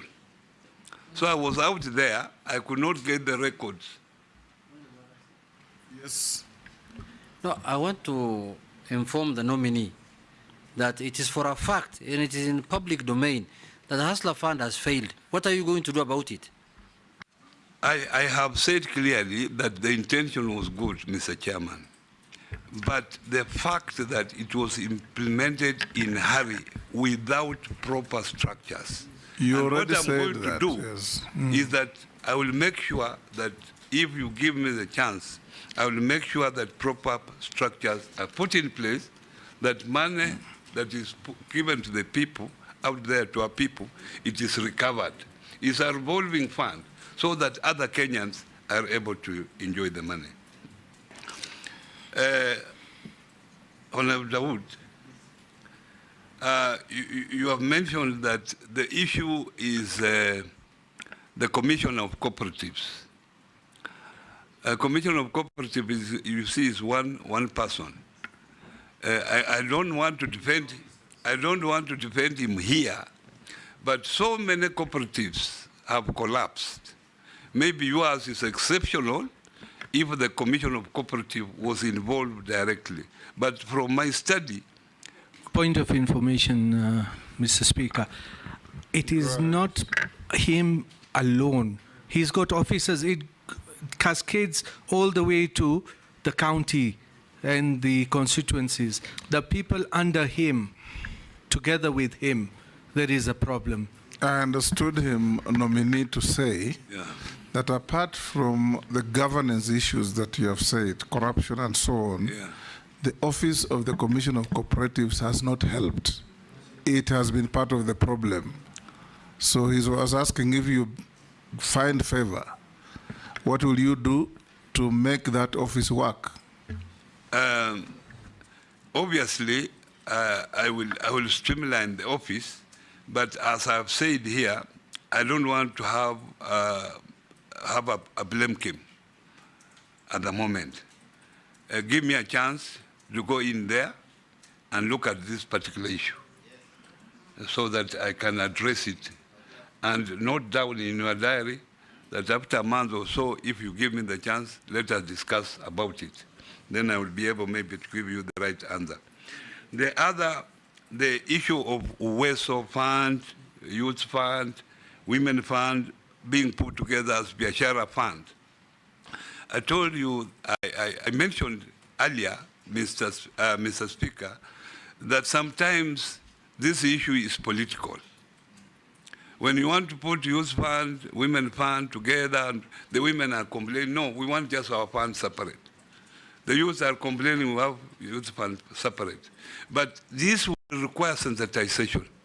If we can agree with members of parliament, and starting with you who are here, that we sensitize our people to agree this fund to be one fund, and create units within the structure, so that each particular vulnerable group is given their share, I think to me it will work very effectively. And that's the direction that we should go. Thank you, Nominee. We're coming to an end. I have just a few issues the public have asked me to put to you. Some you have answered, so don't belabor if you have. You are on record as advising borrowers from the Hustlers Fund not to repay. Is that still your position? Some answered. Some chairmen of cooperatives who have been in office, one person says he knows some chairmen of cooperatives who have been in office for over 20 years. What will you do? You already answered that. I've already answered. How will you help SACCOs recover the billions defrauded from them by fraudulent managers of Cusco?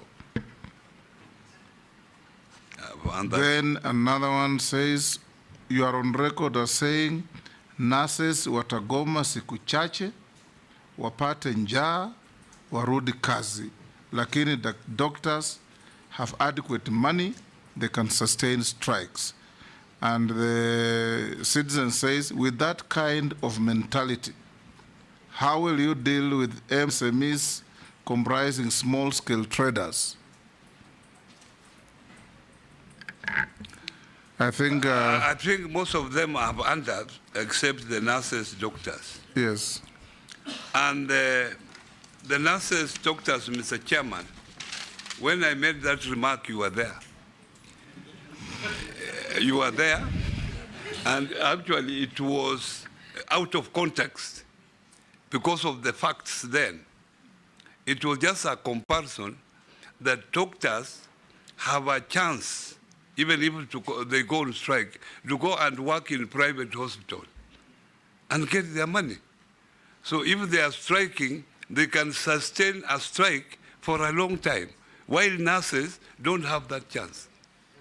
That's why I was saying that nurses, they cannot sustain a strike because they have no alternative, while doctors have alternative. That's how it was, and you can protect me because you are there when I was talking. I can assure the Kenyan who asked the question that I was there. Yes, yeah. Lastly, Honorable... Mr. Speaker, before you go there. Yes. Nominee, I doubt whether you'll be able to answer, but it's information from the public. They are saying, please ask the nominee about Metropolitan National Circle that is collapsing with millions of shillings for hard-working teachers in Kenya. They have never communicated on when the corporate will be refunded their money, and they have started closing down. Please, if you get into the office, save the teachers.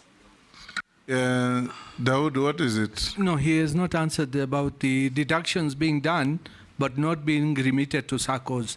Is he going to do anything by employers? Yes.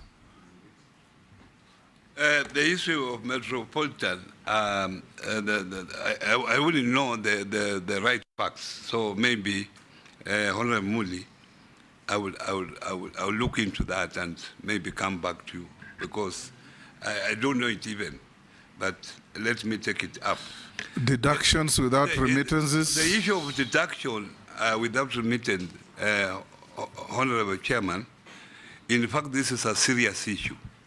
At the moment, about 2.1 billion has been deducted from members and not remitted.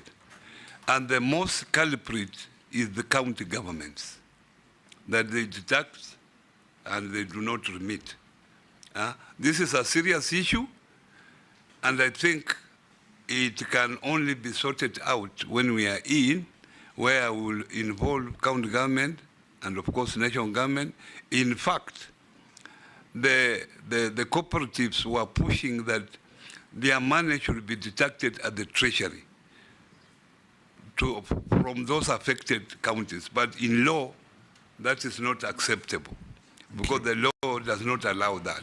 So these are things that we can just sit down and see how best to do it. Nominee, as we come to an end, yes, Majority Leader. Mr. Speaker, before you conclude, you know the suitability of all these nominees.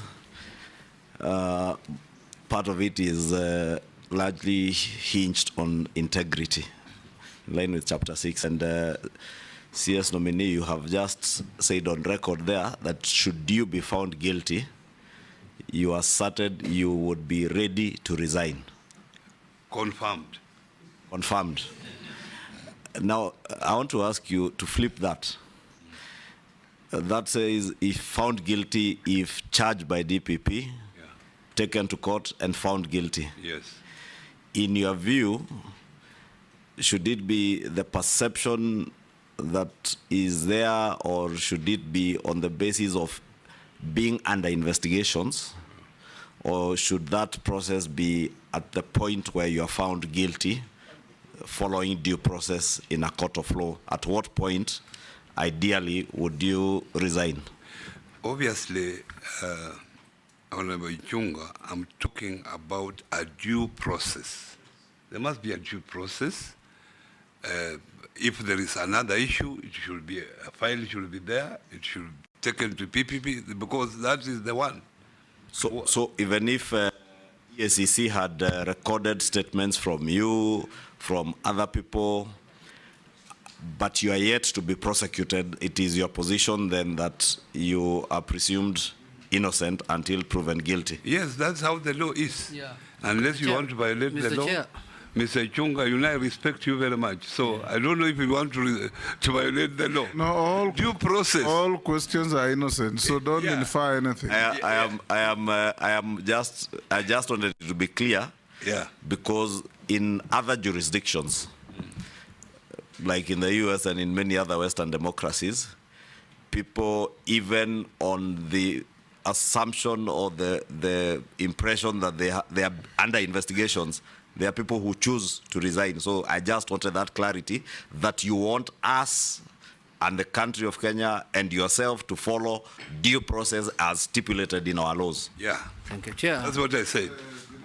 Chair, you see the beauty of this committee, the chairman is a lawyer, the vice chair is a lawyer, so we're well covered in terms of law, in terms of knowing the law. You see, Mr. Chair, whatever that's happening, whether it is AECC, DCI, they remain allegation until they are proven in a court of law. This country has gone through that process long time. One time we elected a president and deputy who were charged even in ICC. So these things are just rumors in town here until they are proven in court. Nominee, as we finish, yeah. I don't have questions to you, but I want to encourage you. Order. I want to encourage you that in the event you find favor and get this position, the bedrock of our economy for the ordinary people lies in cooperatives. And you yourself have said they suffer from serious governance issues. They suffer from serious mismanagement, frauds, thefts, name it. Every single village in this country has a story to tell about losses through cooperatives. It's a nightmare.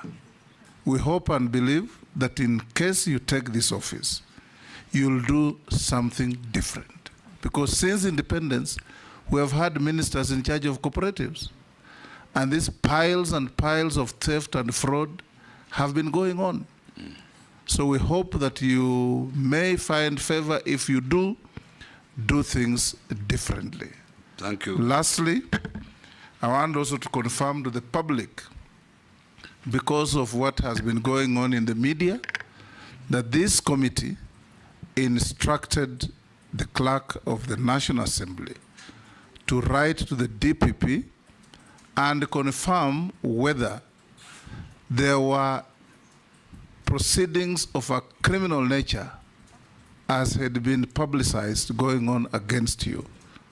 I want to tell the public that the DPP wrote back to the clerk of the National Assembly and said there are no investigations or proceedings of a criminal nature going on against you. You are hereby released to go. Oh, sorry. I have to ask you a few other things. In the rundown to this, we wrote to you and you responded to the memoranda that were filed against you, which were, I'll tell you how many there were. There were 29 in number.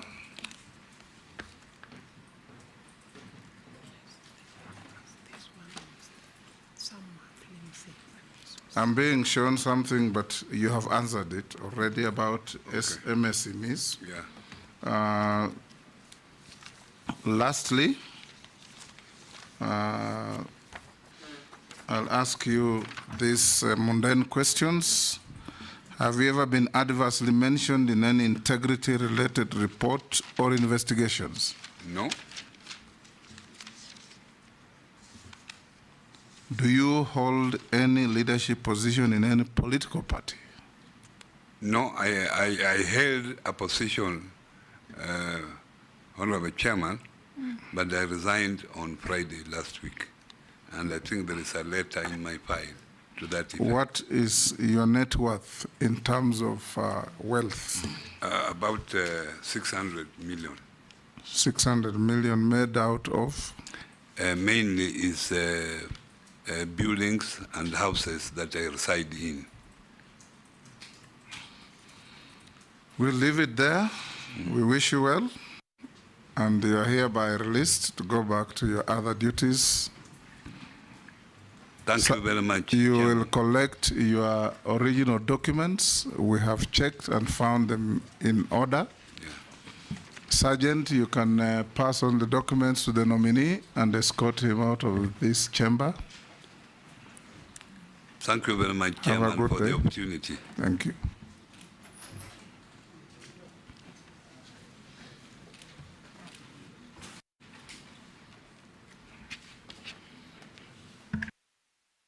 Honorable members, we'll break for lunch. I don't know if it's late lunch or early dinner. And resume at 4:40. 4:40.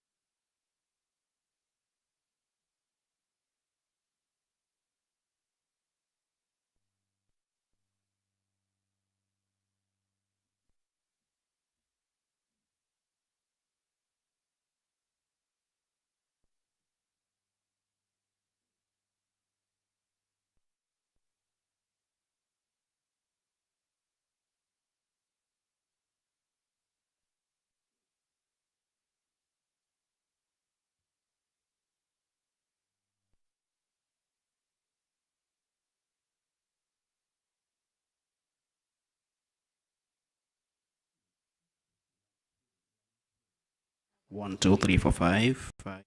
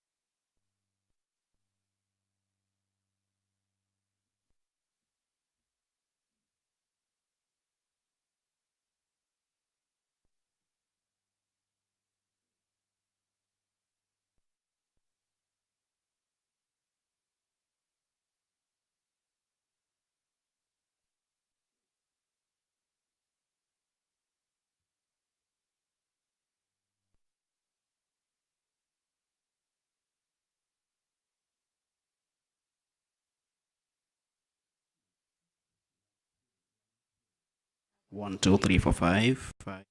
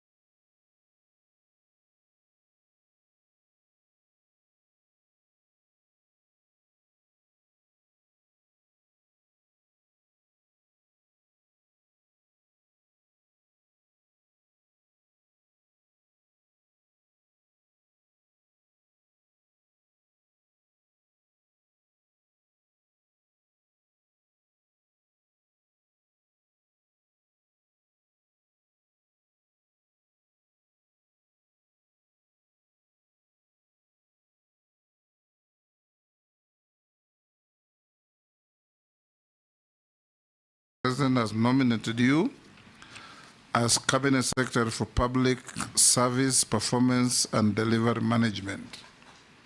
Honorable members, before we do anything, I'll declare my interest. The nominee was my classmate, was my roommate at the University of Nairobi. And Posing, you better understand, the University of Nairobi, not Nairobi University. The University of Nairobi? Yes. Alumni? That will not in any way prejudice my ability to chair this committee, to vet my classmate, roommate, and friend. I have not said this of any other nominee, because this is the only nominee I have that relationship with. Honorable nominee Muturi, you will take an oath. You have sat where I'm sitting before. You are of the faith, either Bible, is it called Gita, or Quran? Which one? Bible. So be upstanding, take the Bible in your right hand, and recite the oath. I, Justin Peter Njoka Muturi, swear that the evidence I shall give before this committee on the matter under consideration shall be the truth, the whole truth, nothing but the truth. So help me God. Thank you. You may sit and sign to the oath.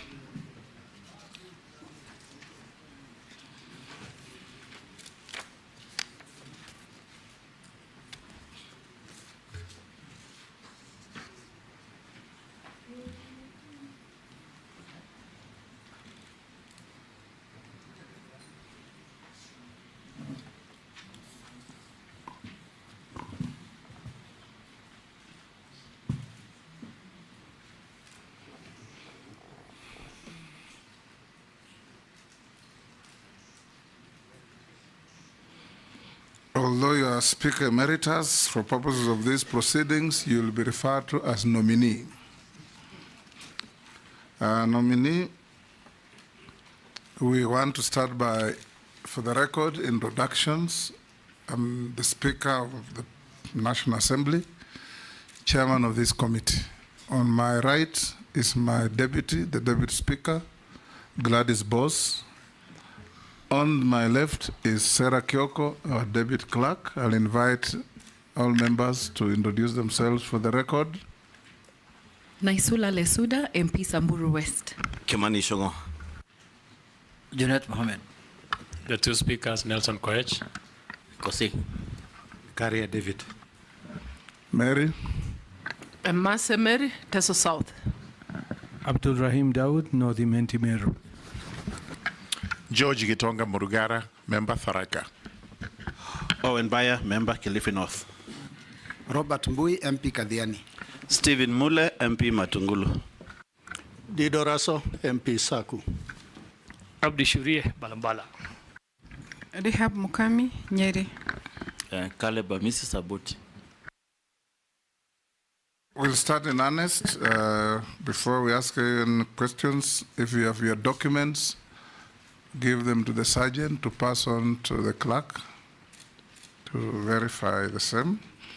I'll ask you to introduce yourself, even as we know you, your name, your educational background, your work experience, and your key competencies that make you suitable for appointment as Cabinet Secretary in less than 5 minutes. Thank you, Mr. Chairman and honorable members. My name is Justin Muturi, Cabinet nominee for the docket of Public Service and Human Capital Management, according to the letter that I received. My education background, I may start by saying that I went through local primary schools in the village where I was born in Embu.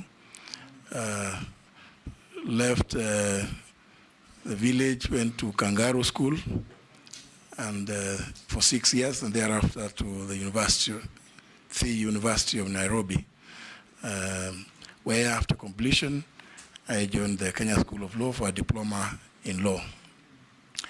Straight from the School of Law, I was employed as a magistrate, and I served in various parts, including but not limited to Bungoma, and all the courts within Bungoma and Busia, then districts, now counties. Moved to Kiambu in Githunguri and Thika, moving on to Machakos, and finally in Nairobi, where after a period spanning about slightly over 15 years, I resigned to go to venture into politics. At my first attempt in 1997, I did not succeed, but soon thereafter, the vacancy fell, the seat fell vacant through death, and I was elected as Member of Parliament for Siakago constituency, as it then was known, after which I joined Parliament, and in 2002, December, I successfully defended my seat and returned back to Parliament, where I served as opposition chief whip then, because the party on which I had been elected and been trounced very badly in the 2002 general elections, and we became the opposition. While in Bunge at that time, I was also elected by my colleagues to chair the Public Investments Committee, where some of the people who served me, I can see are to the left of Mr. Speaker, Chairman, and a few other officers. Mr. Chairman, in 2007, I lost the parliamentary seat, and I was out of Parliament for 5 years, during which period I was deeply engaged in the constitutional review programs that were there. And I was finally elected as to chair the Center for Multi-Party Democracy.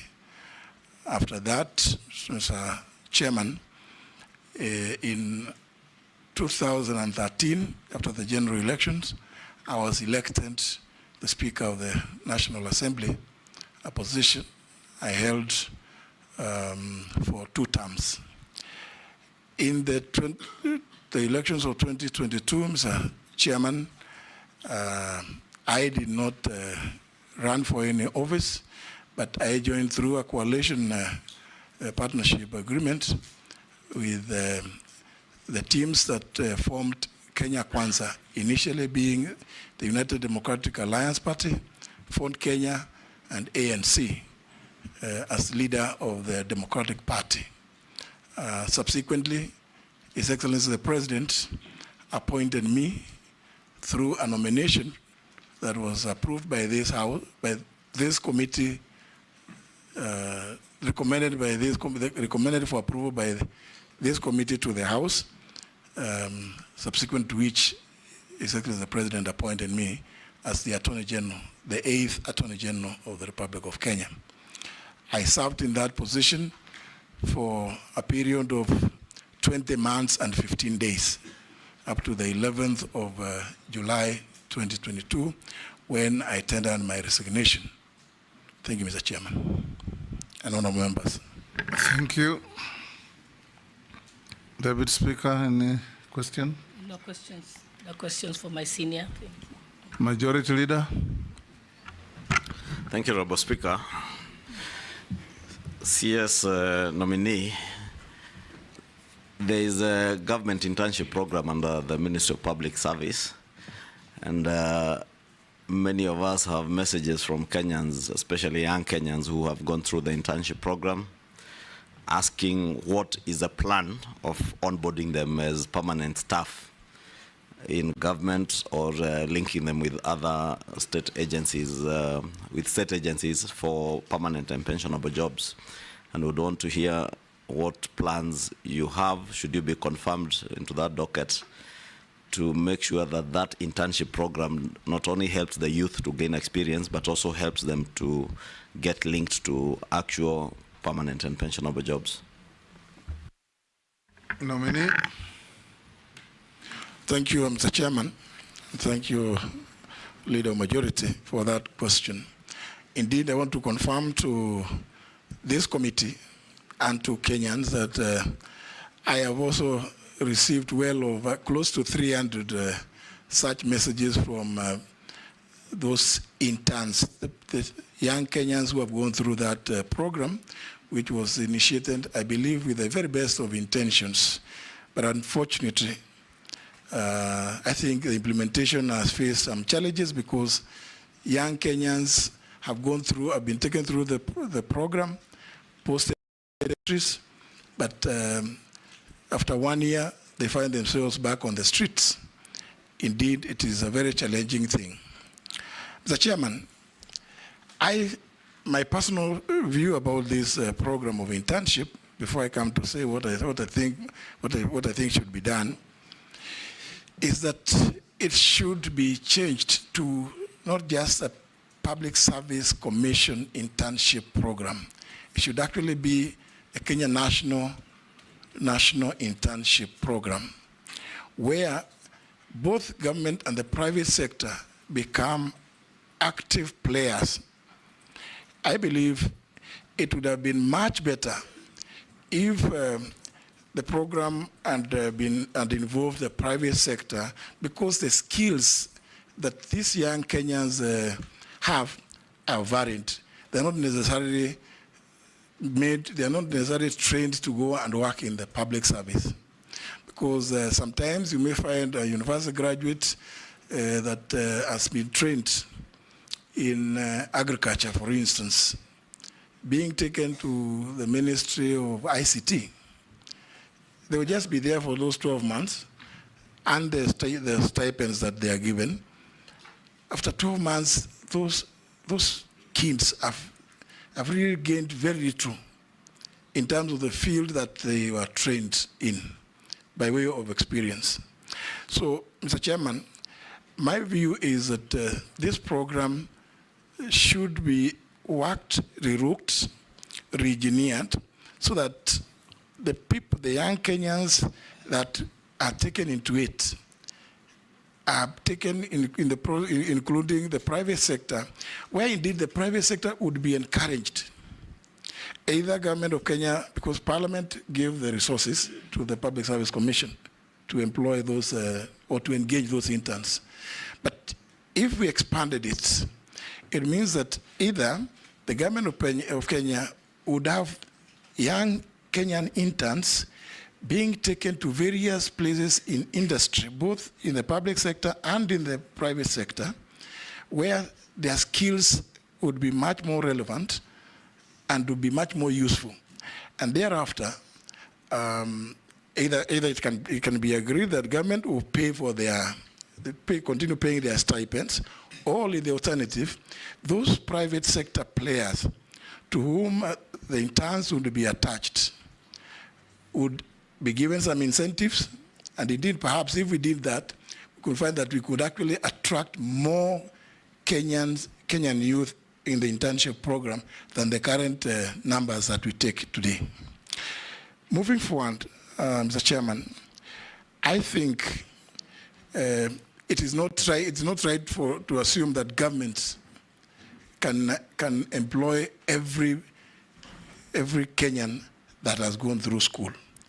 But on the other hand, government has a responsibility. We all have a responsibility in leadership to ensure that we grow the economy of this country so as to be able to attract as many of our young, talented Kenyans into the job market. Therefore, Mr. Chairman, this is a program that I intend to, if I find favor, as Mr. Chairman, you have, I've heard you say from time to time, you have find favor with this committee and the House and get confirmed into this position through appointment. It is something that we will need to sit with the Public Service Commission because, as you would appreciate, the role of the ministry is to facilitate. And, you know, here, Mr. Chairman, it's good for me to point out that public service spans across every arm. So that, indeed, Mr. Chairman, even the policeman on the road is the public service. The doctors and the health personnel are also doing public service. So it's a ministry that I find quite interesting. It permeates every sector of the public service. But more specifically, to respond to the issue raised by the Leader of Majority, which has also been raised with me, as I said at the beginning, it is to sit with the Public Service Commission and see how best to address the plight of the various cohorts, because very few, Mr. Chairman, have been absorbed in the public service. And these are our children. We all must feel for them. We see how best to have them placed in well-paying jobs and remove them from the streets. Thank you, Mr. Chairman. Thank you. Yes, Mary. Thank you, Chairman. Nominee, Kenyans, with respect to the same issue of internship, Kenyans want to know the fact that the outgoing CS did suspend ongoing and any new recruitment. If you are approved, what you're going to do about that? He had proposed a formation of a tripartite committee to look into all those issues. And they are also saying the public servants, the aging, the public service is an aged lot. And so in the interest of succession planning, what are you going to do if at all you are suspending recruitment? And finally, they're also saying they're raising the concerns on corruption and nepotism, where jobs at the public service are also going to the highest bidder or to whom you know. So if you are approved, what are you going to do about it? So kindly speak to those issues and you'll be, so that we do not bring up the issue again. Thank you. Chairman, this is just a supplementary question. I hope I don't lose my slot later, because I'm very interested in this. We're going to third reading of a bill I have sponsored on the public service internship. And I agree with you what you have said. We actually consulted a lot on the private sector, but we realized it needs further engagement on issues to do with private sector because incentives and all that. But now, the direct question that the young people are asking, and they have told me, without that amendment in your bill, in the third reading, but then you can stay with your bill. They're saying there has to be provision of them gaining full employment after the internship.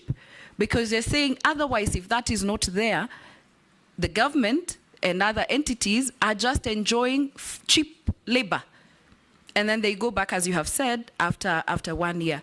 And so it is good to be honest, because I know later you'll be told it's budgetary issues. You can commit here and then later you say there's no money. So the young people just want an honest answer, whether they will be employed after their internship. And the last thing just on that, Chairman, is that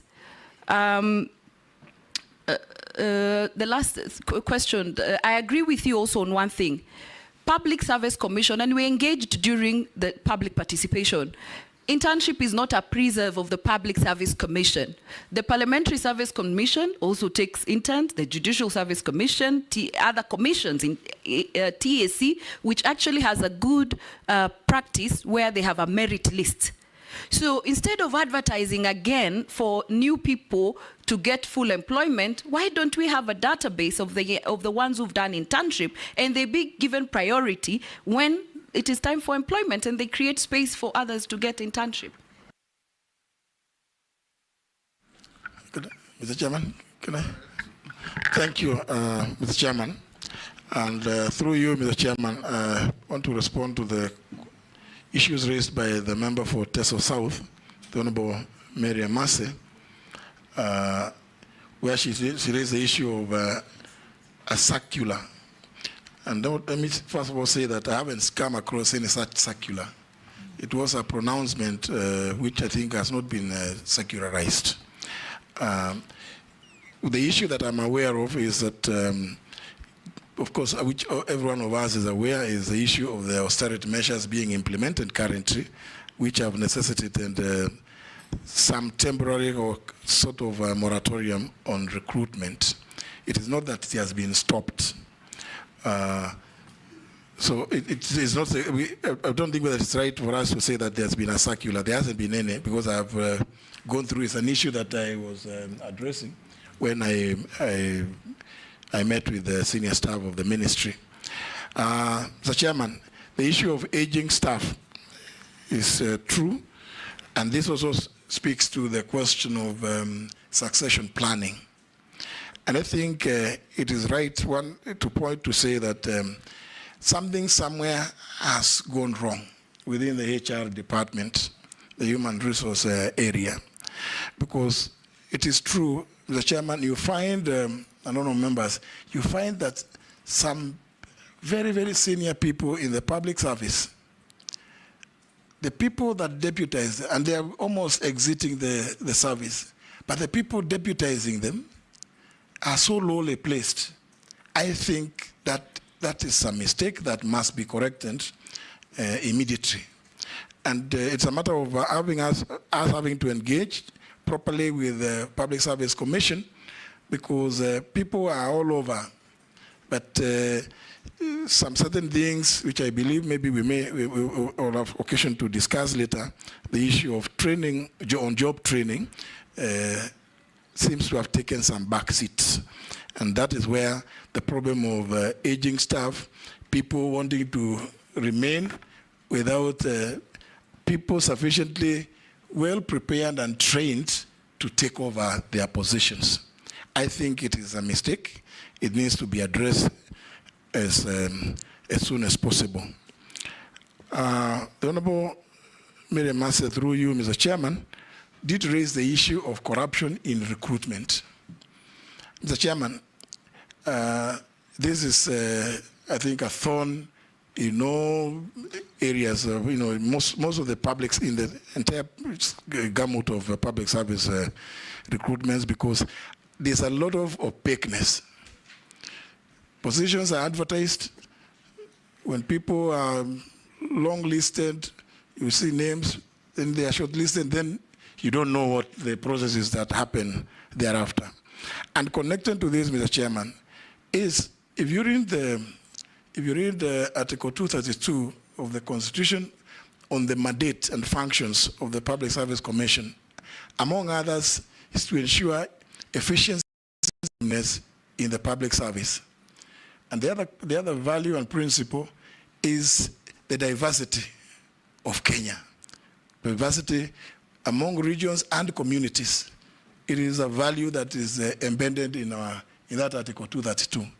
But, Mr. Chairman, you and I will know, sometimes it's very difficult, and we have seen reports that have been published that really show skewed, very, very skewed situations about how many people, how many civil servants are in which area. And Mr. Chairman, I'm not blowing my trumpet, but I want to tell the country and this committee that while I worked here, we had occasion to, first of all, before making placements, to indicate, first of all, to get to know how many people already are in service and from which counties, so as to ensure that those counties that do not have representation here, even through affirmative action, get the chance to work at this premier institution, national premier institution called Parliament. Mr. Chairman, in addressing this issue, these are some of the practices that I would want to suggest to the Public Service Commission to employ, because every part of Kenya deserves a chance to serve in the public service. Mr. Chairman, I have sympathy with what the Honorable Lesunda, through you, has been told by the young people as she was processing her bill. Mr. Chairman, we must say this without feeling shy about it. It may not be possible for the public service, indeed not just me, it cannot be possible for the public service to employ every Kenyan that goes through the training. But it is the duty of government to ensure that we have policies and programs that make it possible for the economy to absorb those whom we train in our various institutions of higher learning and others. It's an altruism, and I think I want to agree with the honourable member that I don't want to be visited by, to be haunted by nightmares. If I give a commitment here that we will absorb, Mr. Chairman, we may not be able to, but we have to look for ways of ensuring that those that have been taken through the process finally find some placement one way or other. There are various options available. Thank you. Before he moves out of that, Honorable Speaker, would you then, if you may not assure them of placement, but at least priority when opportunities arise, especially now that there has been a pronouncement that those who are above 60 years of age will not have their contracts being renewed or extended? Actually, I had noted the issue of priority, that yes, and I think we must take a lead from what the President said the other day when he was at a passport parade for the NYS recruits, when he suggested to the Kenya Defence Forces and the National Police and other security agencies that please, when you're recruiting, because the people that go through the NYS first of all get a 6 months paramilitary training. So it makes perfect sense that if possible, do about 80% of those. And they come from every corner of the Republic. So even in respect to these interns, I think we should give priority when it comes to absorption to those that have gone through the program. Thank you. Jeanette. Thank you, Mr. Speaker. Mr. Chairman, through the nominee, there are one or two issues is for clearing the air, and one is a question. The ones of clearing the air is you served as Attorney General for the last, let's say, 2 years now, a few months remaining. The issues that came that people were not taking your advice, whether they were legal or they were non-legal, I don't know, but your advice, which I assume they were legal. Could you touch on that matter? And then the other issue is when you were working at the Attorney General. Which people? He was not advising people, he was advising the government. Yeah, I'm saying. So be specific with your question. No, I'm saying there was accusation, there were statements out there saying that your advice was not being taken. There was a statement out there in the public domain that your advice was not being taken. So the advice could be taken by the government people in whichever capacity they are serving. Then secondly, the issue of when you are running the office of the Attorney General, there were issues, I found that one in Parliament, between your office and the Public Service Commission in terms of recruitment of that office. And now you are going to be working with them in terms of policy, you will be in charge. How will you take care of that? Then my last question is, the President, when this uprising happened the other day, one of the statements he issued was that people who have reached the age of 60 years must leave the civil service. But there are people who are 60 now and still working. They have contracts that are running. Now, and that is the way we can bring up the youth into the system when you create space for them.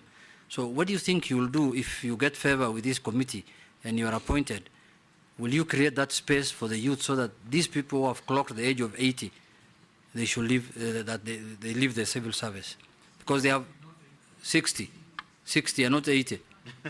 No, I didn't say 80, 60. No, you people, I know why you're saying 80, but I said 60.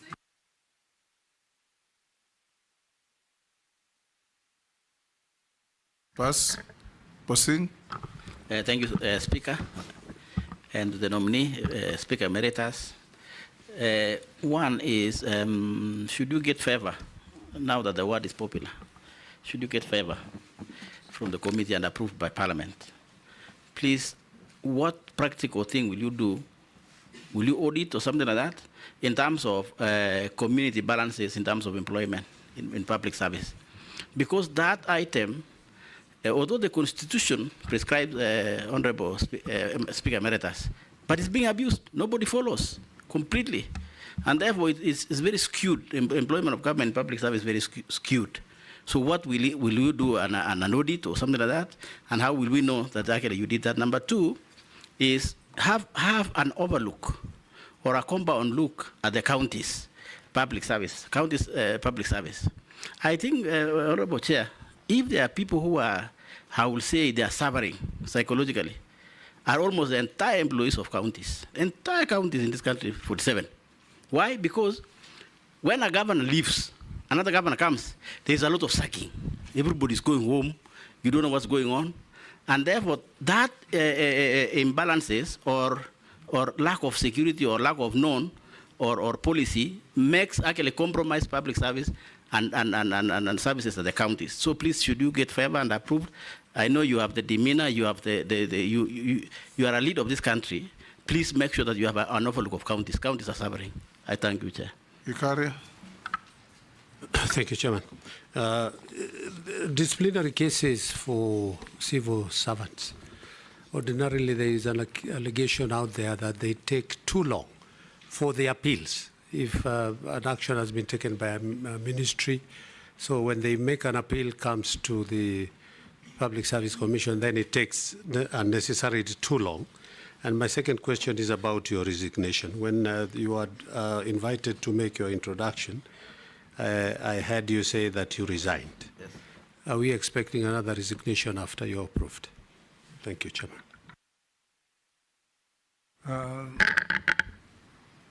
We can take Amisi. Yeah, thank you, Speaker. Just not the nominee. Thank you, Speaker.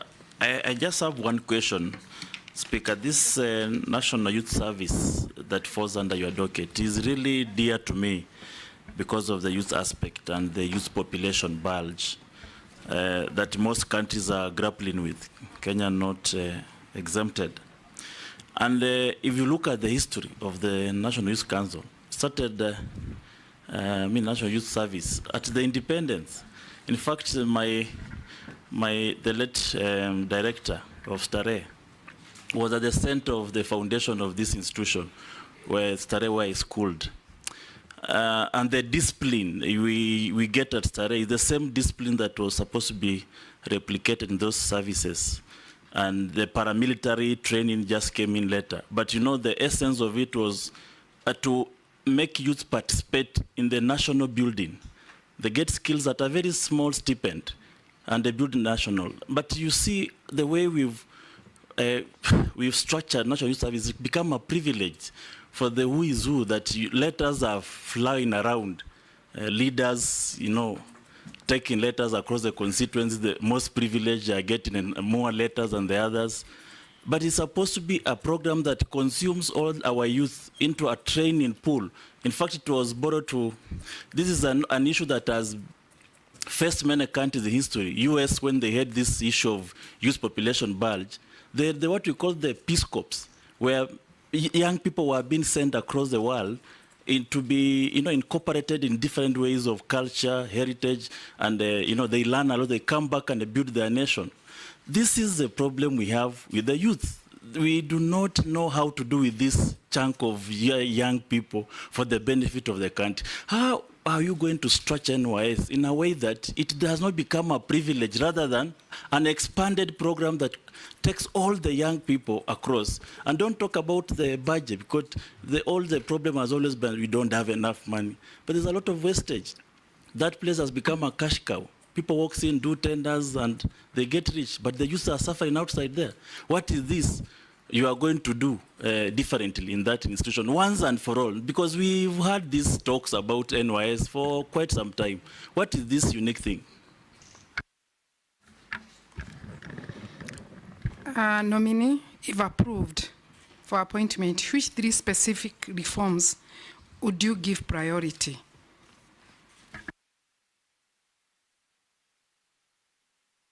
Thank you, Honorable Chairman. Honorable Chairman, I have one question to our nominee, and I'm looking at the constitutional mandates for gender representation. And I just see that women remain underrepresented in public service. Because if you look to most of the sectors in our government, they've been led by men. What specific reforms will you advocate to ensure compliance with this mandate and increase women representation?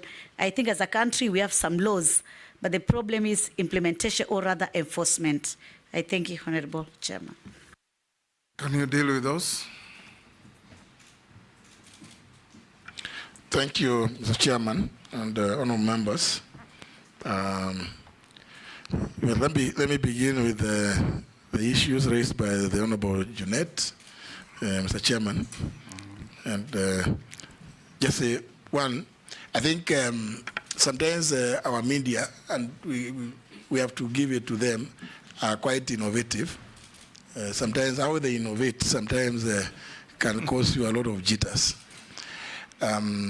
If you read the story, if you saw the headline and you read the whole story, you could not relate the two. Because in the middle of the story, inside this, I think on page 2 or page 3 of that newspaper, they went ahead to say that 99.5% of all advisories given by the Office of the Attorney General have been taken and implemented. Perhaps, Mr. Chairman, if it pleases members, I could give an exit report on the performance of that office for the 20 months and 15 days that I was in charge. So that story was not correct. That advisories were not being taken because the office gives advisories in respect to very, very many issues. International law. In fact, the office gives legal advisory opinions even to the county governments. And I cannot even remember which one was never implemented. If there was anything that may have perhaps not been implemented, could have been maybe the things that we advise ministries, because as perhaps the members will know, the Office of the Attorney General is signatory to every cabinet memo that is generated by every ministry. And on occasions, we've had to return very many memos to the various ministries, and I've had to issue a circular to all ministries telling them, because they always insist that the Aegis always gives them state council to sit in the ministries. So we asked them, what are those state councils doing? Because they will bring requests which are so raw.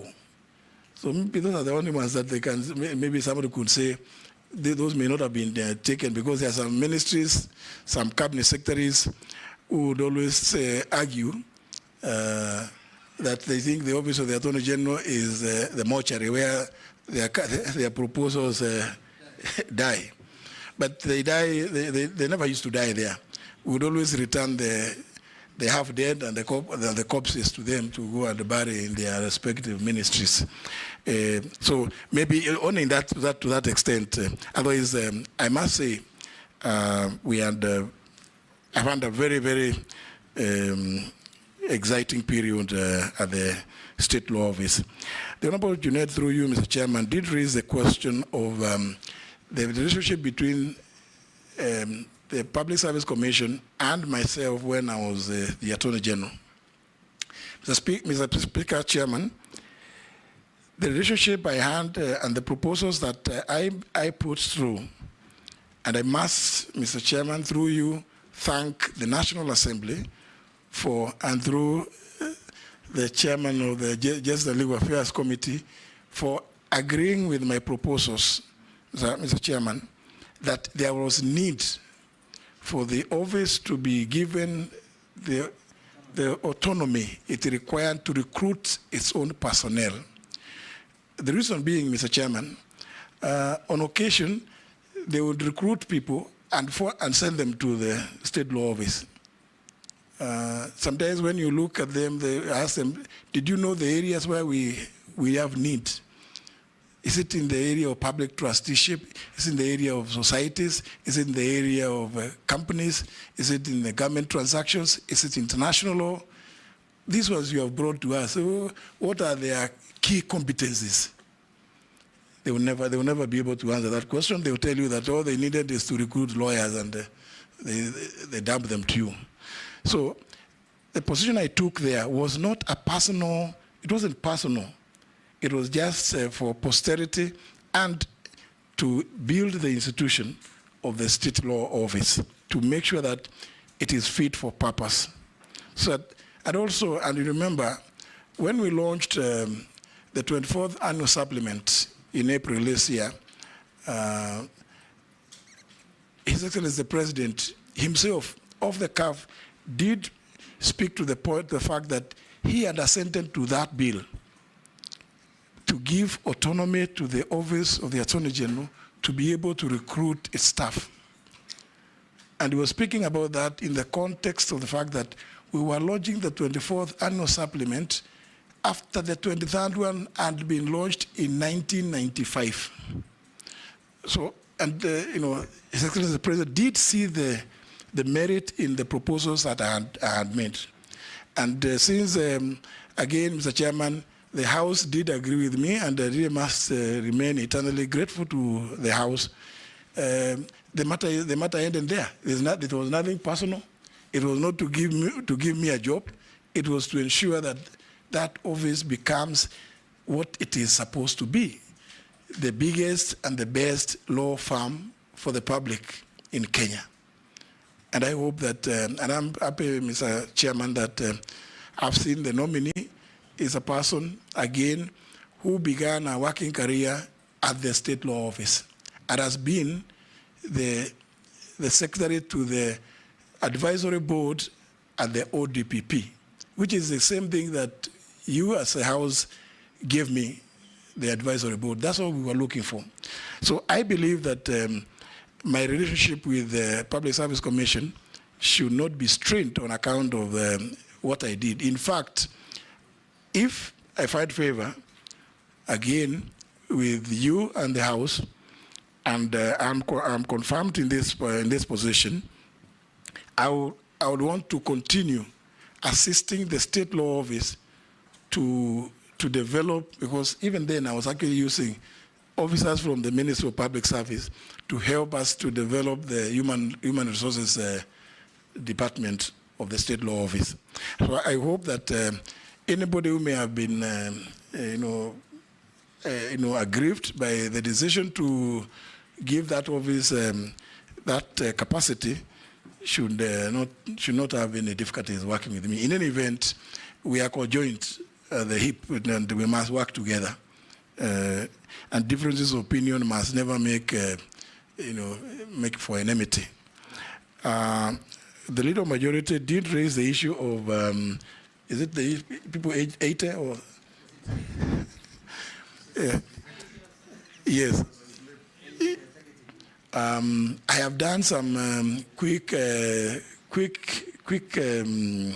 assessment of that position, and I'm told currently in the mainstream public service, they may be less than 10. But of course, whether they are 10 or 1, if the directive is at 60, you go home and you are an employee, so be it. We just must live by the law. And I think this, I would want to tie this with the question, Mr. Chairman, raised by the Honorable Mishi, the member of Olikoni, on this issue of gender. Mr. Chairman, I did allude to what is provided for in Article 232. Among other things in that article is the question of the special place for the youth, women, and people living with disabilities in the recruitment, even as we address the issue of other forms of diversity in our country. I think it has come to a point, Mr. Chairman, when we must now bite the bullet and implement what is in our laws. We can't have a constitution to which we just pay lip service. I think it must, unfortunately for me, Mr. Chairman, I like taking, once I take a position, I like being held to account on the basis of the position that I take, because we cannot, we just have to implement the Constitution. You in Parliament are doing your very best to try and live by that Constitution. So everybody else in the public service should also be held accountable. And I hope, Mr. Chairman, that the House will help me when I bring reports about who is not living by the constitutional imperatives, so that you can hold them to account in the way that Parliament the world over does. So, Honorable Chairman, in response to that issue raised by the Honorable Mishimboko, it is just to say that I intend to live by what is in the Constitution. This question again, Mr. Chairman, it ties alongside with that raised by the member for Pokot South. Mr. Chairman, he used to have a name. He was called Pokot 1. He raised the issue of diversity again. And I think I like his proposal, Mr. Chairman, that we need to carry regular audits in this matter, because we must bring confidence, the trust of the people to government. And one of the ways to go about this is by telling it as it is. If we find that there has been skewed recruitment, let us just be open about it, so that everybody from whichever corner of the Republic should feel that they belong to the government. There should never be a case where people in one corner of the Republic feel that there's a place called Kenya, and they think it is called Nairobi. Nairobi is Kenya, because I don't think that they belong. I agree with the Honorable member for Pokot South. Again, this must cascade to the county service board, the county public service boards. I do know that when you go to a county, again, there are other dynamics. But the responsibility that has been assigned to the Ministry of Public Service is to come up with policies that advise county governments with respect to matters of public service.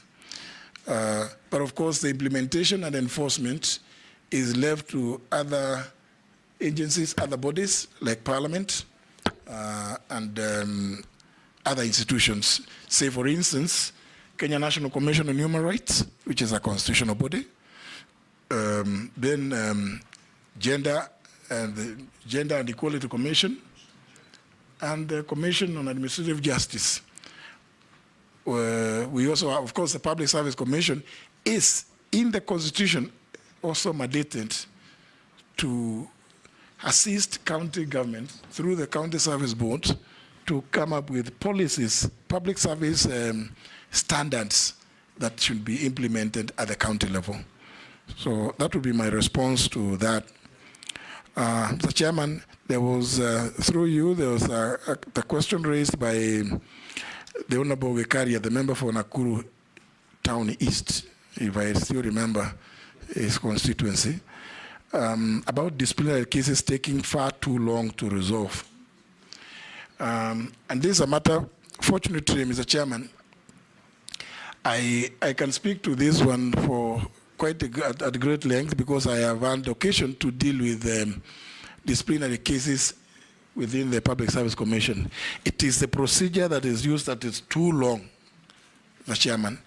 I do recall when I was a magistrate, I got involved in dealing with some of those cases because the process starts at the ministry level, because as you know, under clause 5 of that Article 232, the PSC is empowered to delegate any of its functions to other bodies or to some of its members, and some to any public officer or other authorities.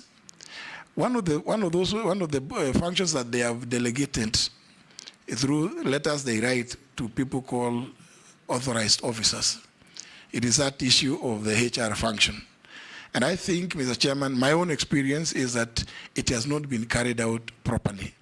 And it speaks volumes when cases, disciplinary cases, take so long, and possibly the staff who are the subject of those disciplinary proceedings are put on half salary, or they are not allowed to participate in several other service functions that they were engaged to do.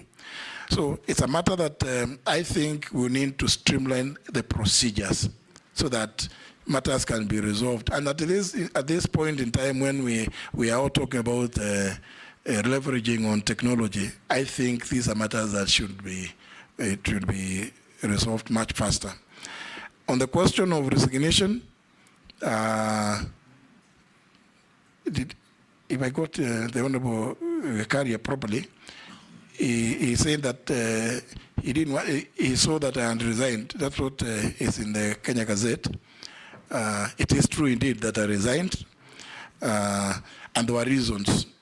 Because as you would expect, at the national executive level, and I know the country was alive to the fact that there had been some disquiet.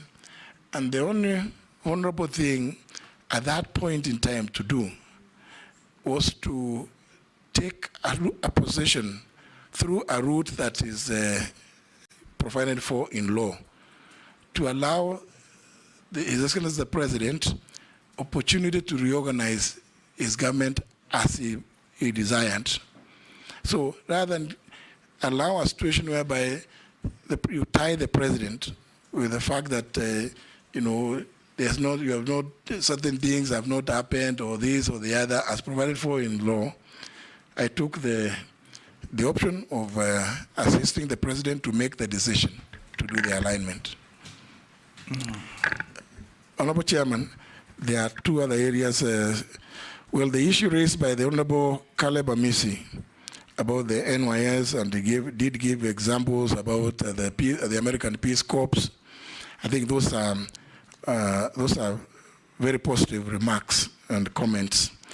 But I want to add that yes, Honorable Caleb Amisi did mention the issue of discipline, Mr. Chairman, and it is not without foundation, because the 6 months paramilitary training obviously equips the trainees with certain patriotic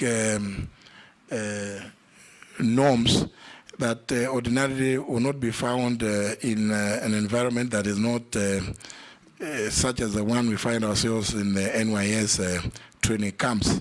But I did say that, Honorable Amisi, that there is the 6 months paramilitary training, and there is the 1 year national service. From this national service, the graduates are assisted almost invariably, where it is possible, to either become self-reliant or self-employed, if you wish. And those others that depend on what courses one takes, because when they go to for the national service, they take some certain job-related courses. It could be in the hospitality industry, it could be in construction, and such like trades. And those that also wish to continue with further training are encouraged to join currently the TVET programs within the Ministry of Education, where they would go and to get either diplomas or certification at the TVET level to equip them further for the job market. I want to agree with the member that indeed there have been incidences where corruption has been mentioned. I think this is a matter of concern to all of us. We've seen some of them. I don't want to go into some details, some of which I'm sure most members may have seen, as when people start moving around with appointment letters or recruitment letters, it becomes, it is something that speaks to the integrity of a process. And I think it's one of the areas point that... of order, Mr. Yes. Speaker. Just to clarify to the nominee, because I don't think you got my question clearly. I don't need to go to the nitty-gritties of the operations of NYS. It's common knowledge, we know it.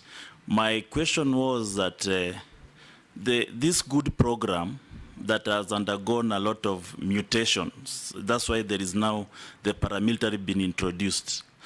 But initially, at some stage, it used to actually be a compulsory stage for those who are even advancing to universities and institutions of higher learning. It was a compulsory stage, meaning the initial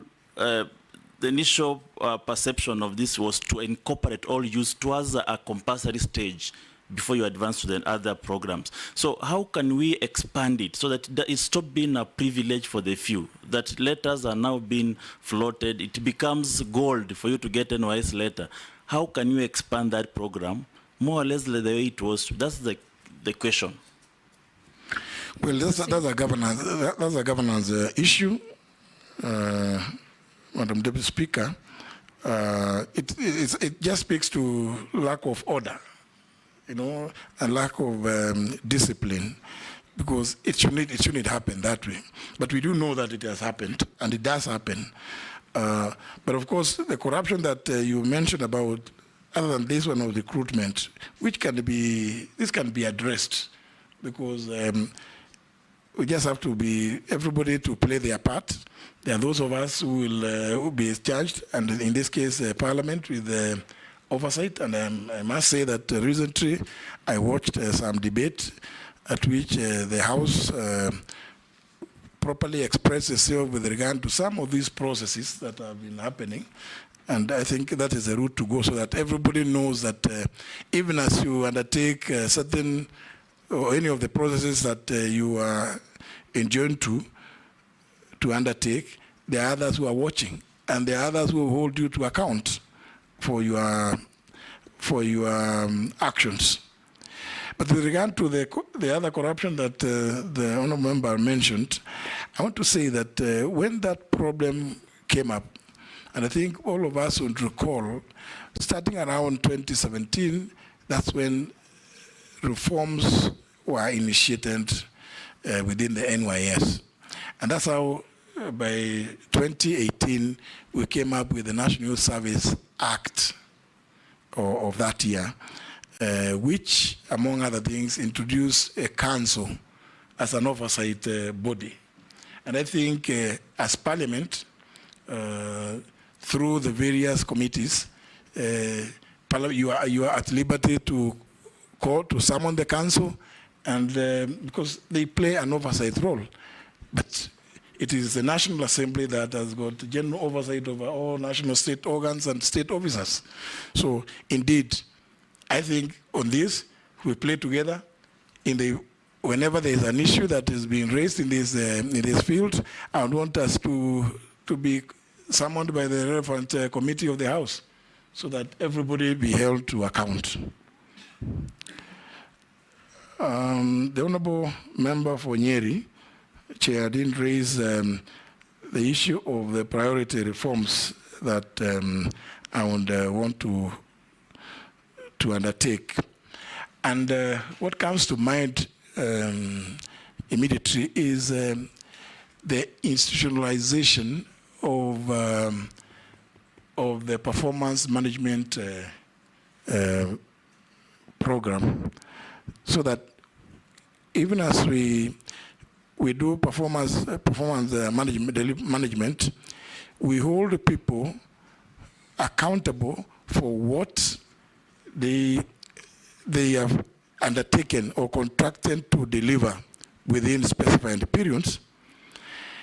And also, in my view, I would want to prioritize a reward mechanism reward scheme, not necessarily monetary.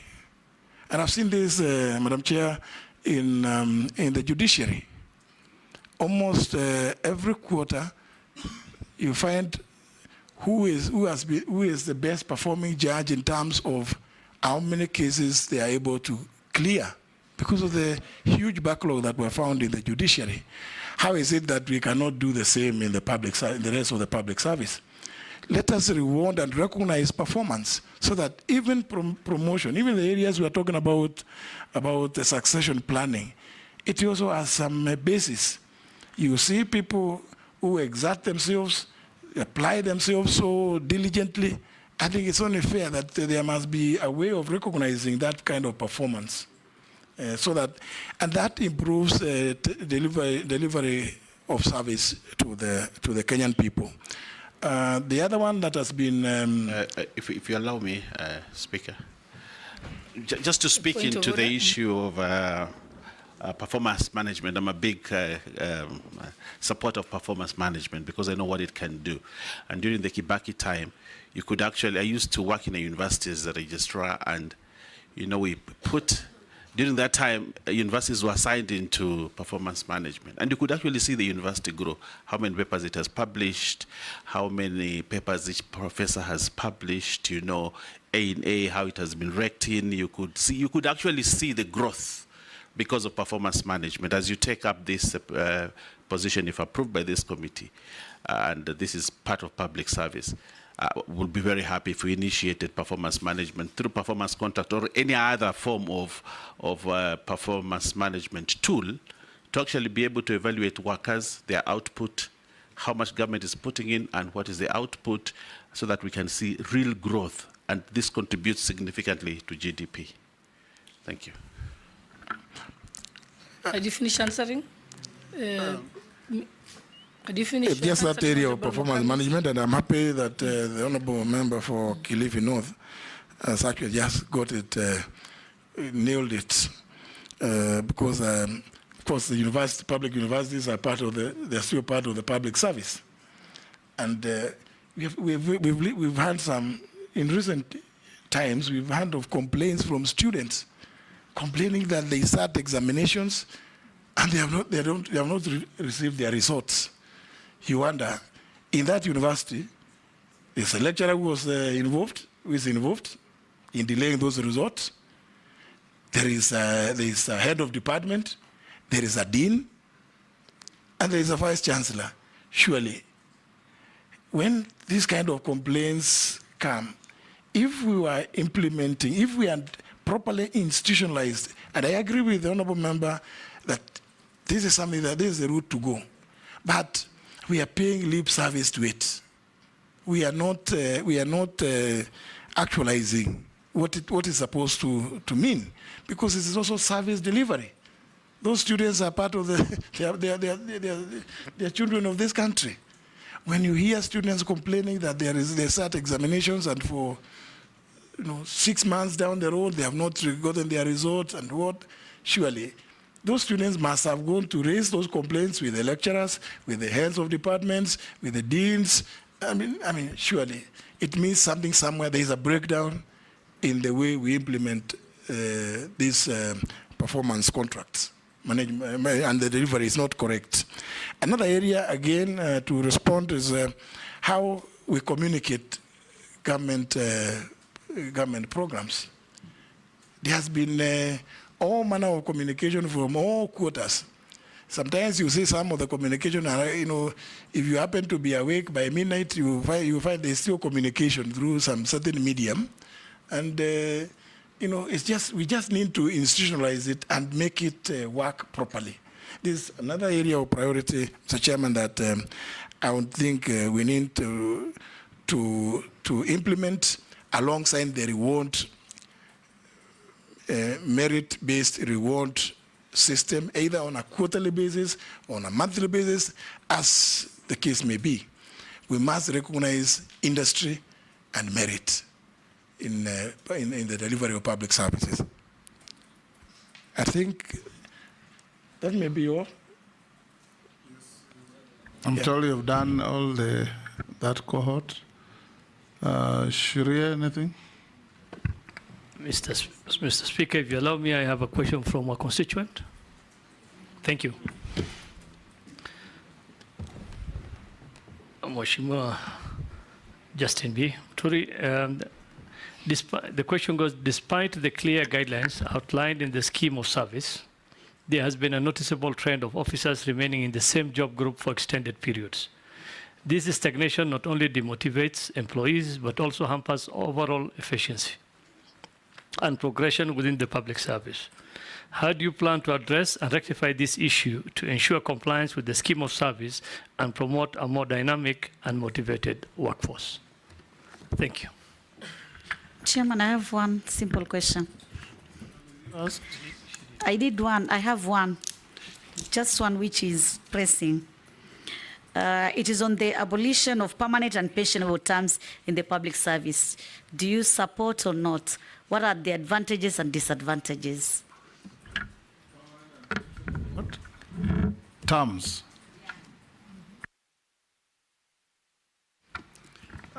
Thank you, Speaker. Mine really is not a question. I just want to comment. Speaker Emeritus, I think you are lucky that you have worked in government, the judiciary, in legislature, now in the executive. You have a good feel of what a government is, what the people are. I think what Honorable Kosin there said, the idea of regional balance, the idea of ethnic groups included in civil service, the idea of merit. I just want to emphasize that. I think as you go around, it is important to look at not just the entry level, even at the middle and the top. You look at the speaker, the deputy speaker, and the clerk.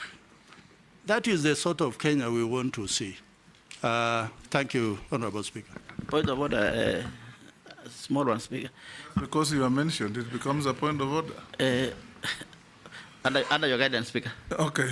Under your guidance, and thank you for indulgence. You know, and I want to encourage the nominee, Honorable Speaker, that they should start from, in his audit, which he mentioned. If confirmed. If confirmed. Yes. He should start from National Treasury. Because National Treasury is where the national cake is divided. And if they skewed things there, then the national cake is skewed. Thank you, Chairman. Chairman, I had not asked a question. Those who have not asked questions. I hadn't asked. That time it was a supplementary, but because I was going to get an opportunity, I just want to add a rider to, because that is what I was going to say on what Honorable Russell has said. To the nominee, if you get an opportunity, please. Kenyans want to feel to be part of Kenya. And the only way is through inclusivity, fairness, and what is just. And it is enshrined in our Constitution. And you have said you will follow the Constitution. Kenyans do not want to see an advert of a senior position which is being filled, and they almost know it is for who, it is even tailor-made for who, and for which community.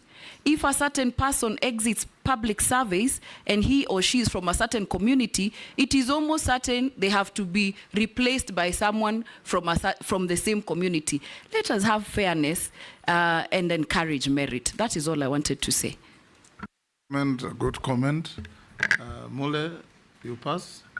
Just a comment, and to the nominee, Mr. Speaker Muturi.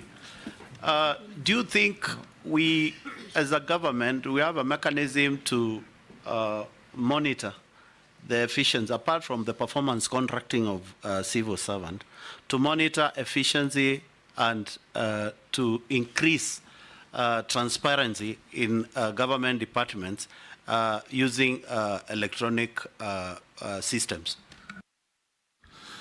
Good. Nominee take Naisula's comment positively, so it's not a question, so was Russell's. Sir George? Let me just ask this on behalf of a member of the public so that I'm not accused of not having done it. a Kenyan youth under the PSC internship program under cohort 6. Kindly, with regards to budgeting, do ask the nominee for PSC, citing an example in State Department of TVETs that they are hiring 1,300 trainers under PNP terms, yet they have not included not even the currently active interns in all the TVETs countrywide, from Mombasa to Turkana, who are only 126 of them vetted, trained, qualified, which begs the question, to whom do these vacancies and jobs belong? Even the already qualified interns currently working in those TVETs do not qualify to be considered etc. That's the kind of sentiments we are getting from this, because no wonder they are saying the nasty things they're saying about occupying us. Thank you, Mr. Speaker. Honorable Justin Muturi, in February I passed my bill, which is waiting. It has already been debated. It is the Public Service Values and Principles Amendment Bill 2022. It's passed through the National Assembly, passed through the Senate with some amendments, and we are going to look at, the committee will look at it. What it's mentioning, what Honorable Naisula has talked about, fairness in county, which county do you come from, and residents and all that. And when I did that, many universities, not just county assemblies, what Honorable Posing is talking, many universities, 70% of the staff are from the communities where it is based. But that is just for information for you. For county assemblies and county government workers, we've got, for the national government, public service has got 17 job groups. But for the county governments, there are 21 job groups. So there is, it's not at par. So would you consider to abolish, I don't know if it is possible, to abolish the county public service boards and have it, or upgrade them to what is at the national level? Because the salary increments are not there. Under what law do you do that? That's why I said if it is you in the law. can actually do it by amending the County Governments Act. You, okay, not him. That one I will get. Yes. The other thing, would you check if because they don't have a service scheme for the county government workers? Is it possible, or that one even has to be done through Parliament? I don't know. So, Nominee. Mr. Chairman, if I was to respond to the last one by the Honorable Dawood, again, it's a function. That particular area with the counties is a function given to the Public Service Commission under Article 234, one of their functions. They're supposed to come up with standards, operating standards, which and you know, if we put them in law, national legislation will take precedence over what else they have down at the counties. So it's quite. I'm happy that you've actually processed your bill and you're putting those principles. Mr. Chairman, I was going to agree with the Honorable Dawood about these many job groups at the counties, because very many. Sometimes I came across an officer, some old man who was employed in my county, and he was said to be an environment officer. And to the best of my knowledge, when they mentioned environment, I was a bit surprised, because I didn't think he would be very well suited in that regard. But then later it was explained to me that he was engaged by the governor to advise on the political environment. So, so there are many job groups, and so it's one of those things. I think working in collaboration with the Public Service Commission, I think, because we have a duty, we serve the same people. We have a duty also to advise the counties that certain things just don't make sense. and the resources that are devolved every year are not just for purposes of recurrent expenditure. And I like the current trend that both Parliament and the national government have taken, that please dedicate not less than 30% of those resources to address issues of development. I think it's a good thing. The chairman, going to the question raised by the member for Balambala, the Honorable Shurie, about the stagnation of people in one job group. It is one of those things that must be seen as, one can say that maybe somebody has slept on the job, because why are you stagnating somebody? And this is the reason why I'm saying there's need for us to introduce some monthly or quarterly reward system. And if we do that, something like that, we will see who it is that is stagnating. But I think the Public Service Commission, unfortunately, Mr. Chairman, have to, if you confirm me and the House approves, I would have to work with the Public Service Commission, and I have no problem about that, because I believe that what we will be proposing are ideas that would help in the service delivery to the people of Kenya. It is not a Muturi or Honorable Ishongwa's idea. It is for the benefit of the people of Kenya, so that when good ideas must give way to better ones, and better ones must give way to the best.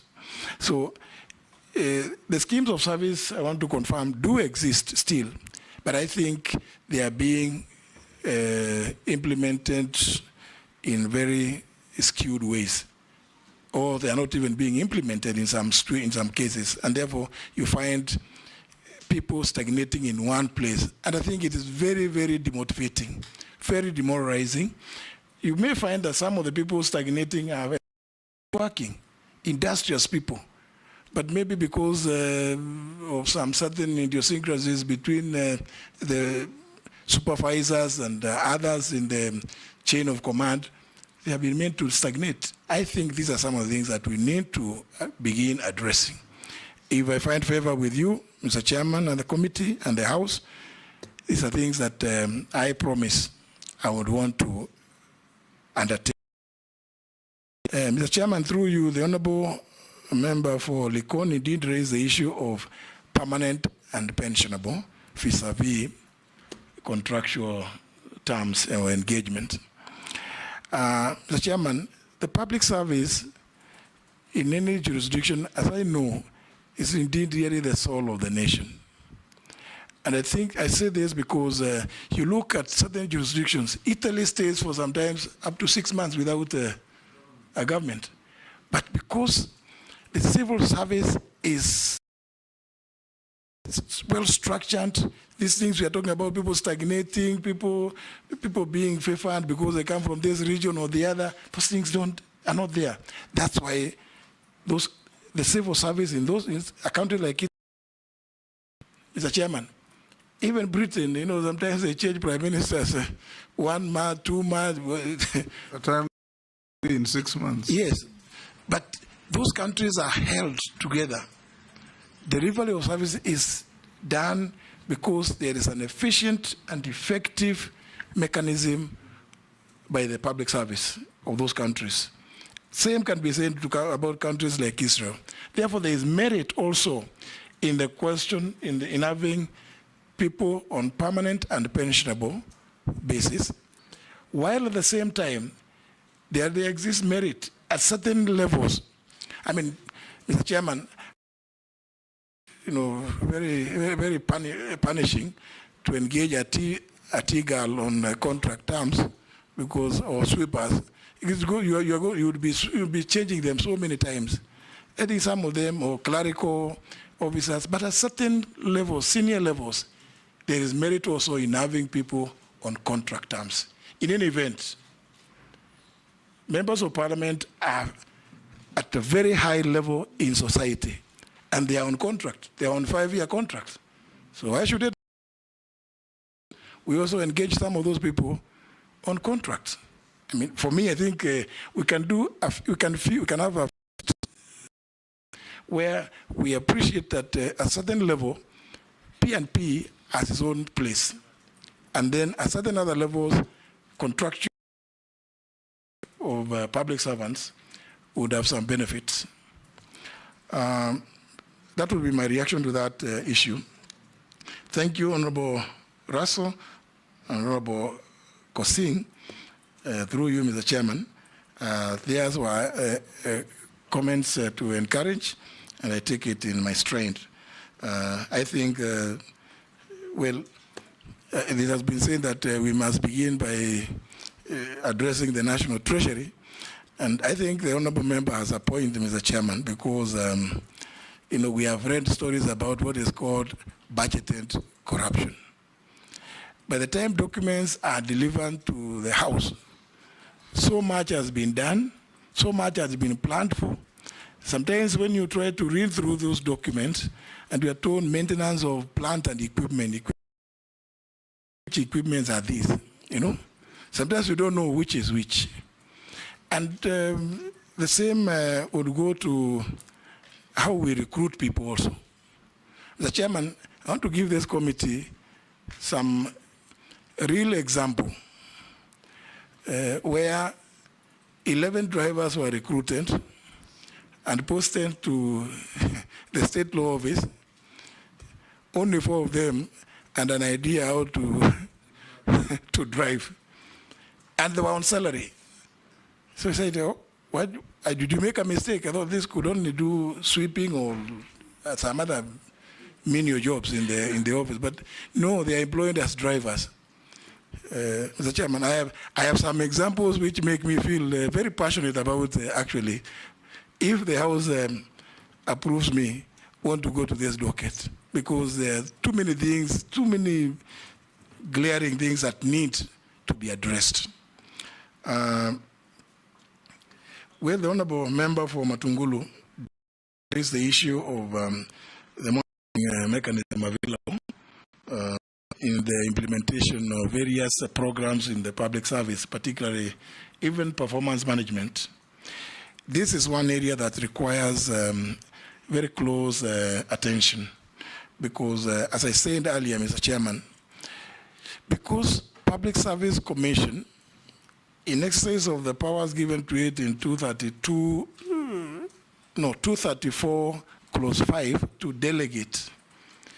Once they delegate, and you know, Public Service Commission is only one small commission here in Nairobi. It is not in Turkana, it is not in Embu, it's not in Bungoma, it's not in Narok. It's just here in Nairobi. So once they have delegated, I think the follow-up mechanism on what happens to those people whom they delegate their functions has been lacking. And I think, Mr. Chairman, if, as you said, I find favor with yourselves, and still want to work with Parliament, if I find favor, I would still want to work with Parliament because I think it is in Parliament where things can move. Some of these things which have failed in the public service, if we work collaboratively, we will be able to give better service to the people of this republic. Sorry, the last one, Mr. Chairman, is from the indomitable member for Tharaka, the Honorable Gigi Murugara, about this cohort, the cohort 6. There isn't much that I would want to add to save what I said when the Leader of Majority raised this issue, and we have had some quite big conversation, because it can only be looked at holistically. What I can promise is I would want to engage with the Public Service Commission on this issue, because we must find some solution to what we do with these children. They are young men and women of this country, full of energy, full of ideas, well-trained, but we have given them some little hope that, well, and that's the expectation of every Kenyan. You take them as entire, and Mr. Chairman, you and I and several other members I can see here would actually agree with me when I say that this program needs to be rethought. Think about it afresh. Because, Mr. Chairman, young lawyers, when they leave the law school and they go for internship, they don't just go to the judiciary or come to Parliament or come to the state law office alone. They go to firms of senior lawyers and even in the private sector. They do their internships there. But this one, the way we crafted it, the way we coined it, we just put it for the public service. And that's the reason I believe why it is giving us this problem. And forever, we must think about how of these interns.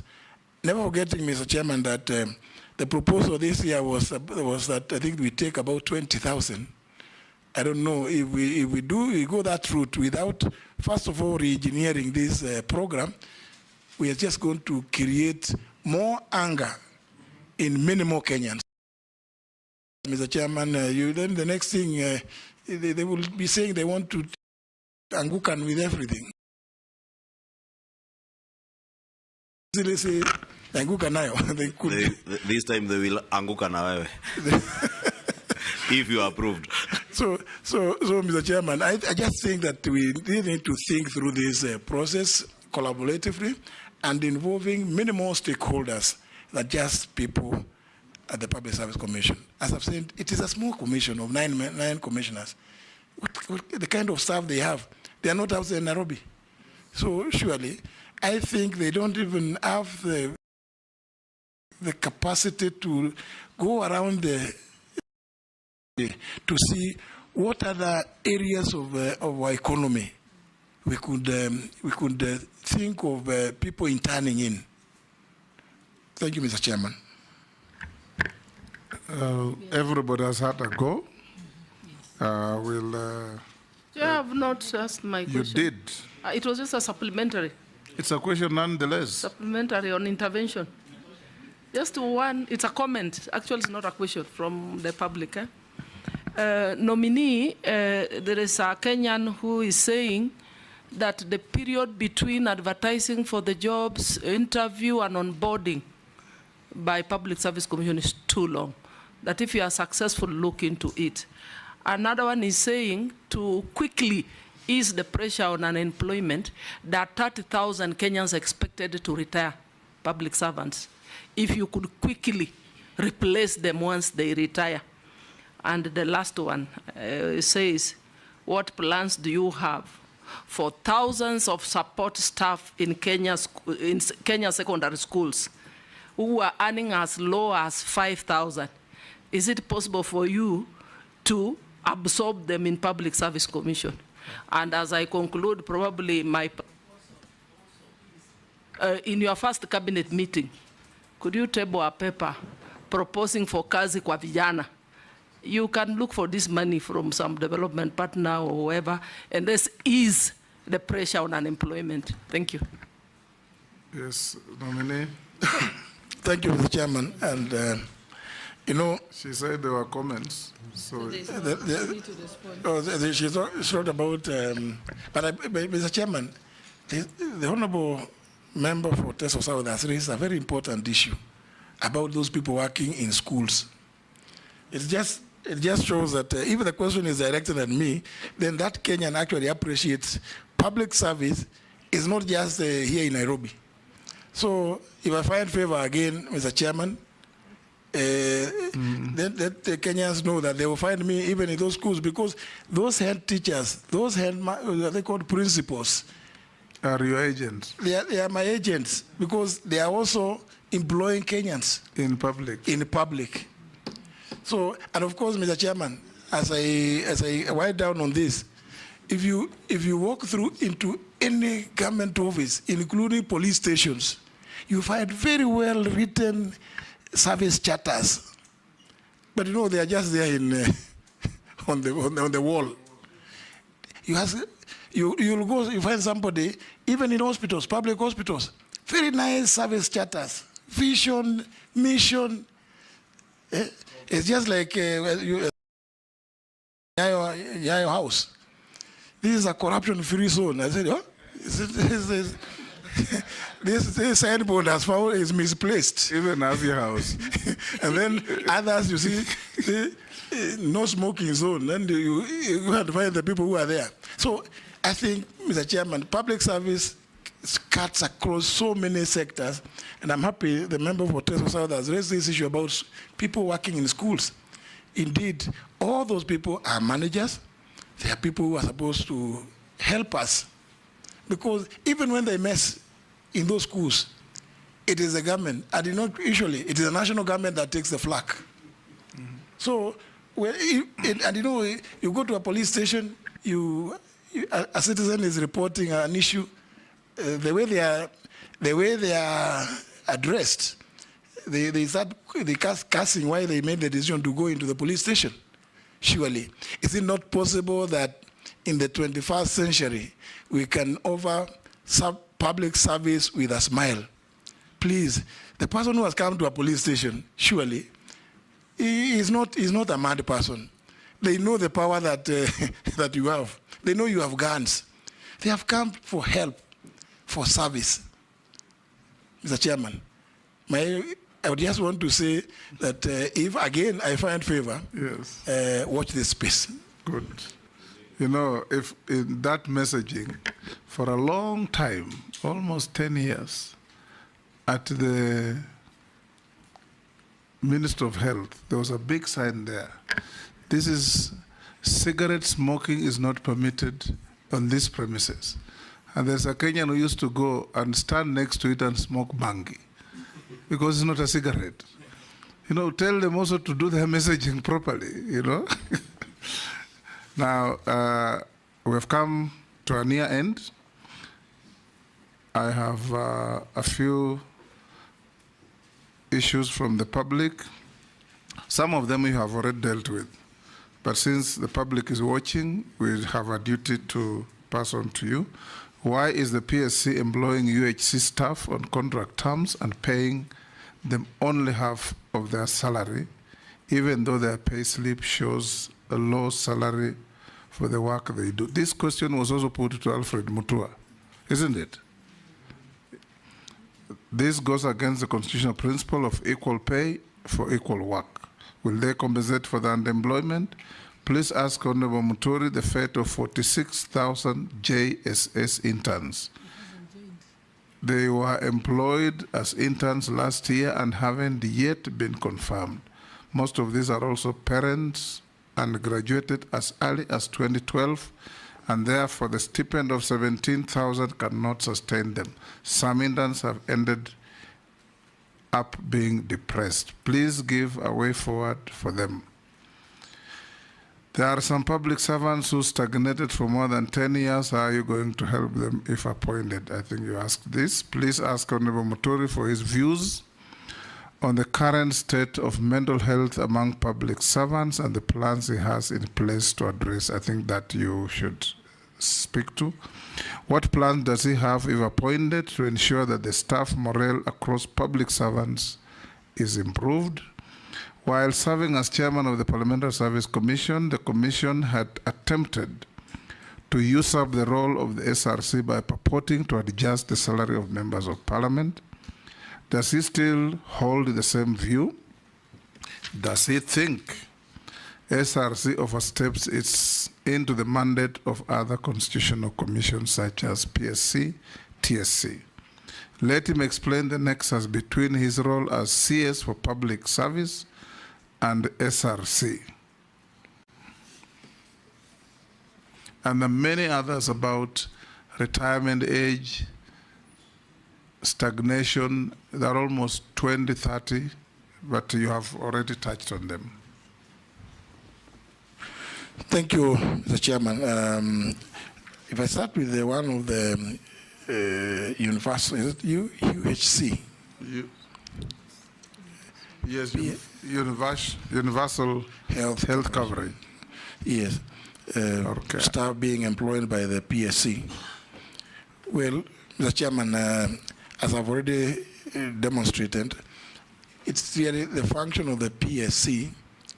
It is their function to employ. But of course, we being policy advisors, we will be in a position. We will be, if we find favor, in a position to have a sit down with the PSC to find out what why there are those disparities.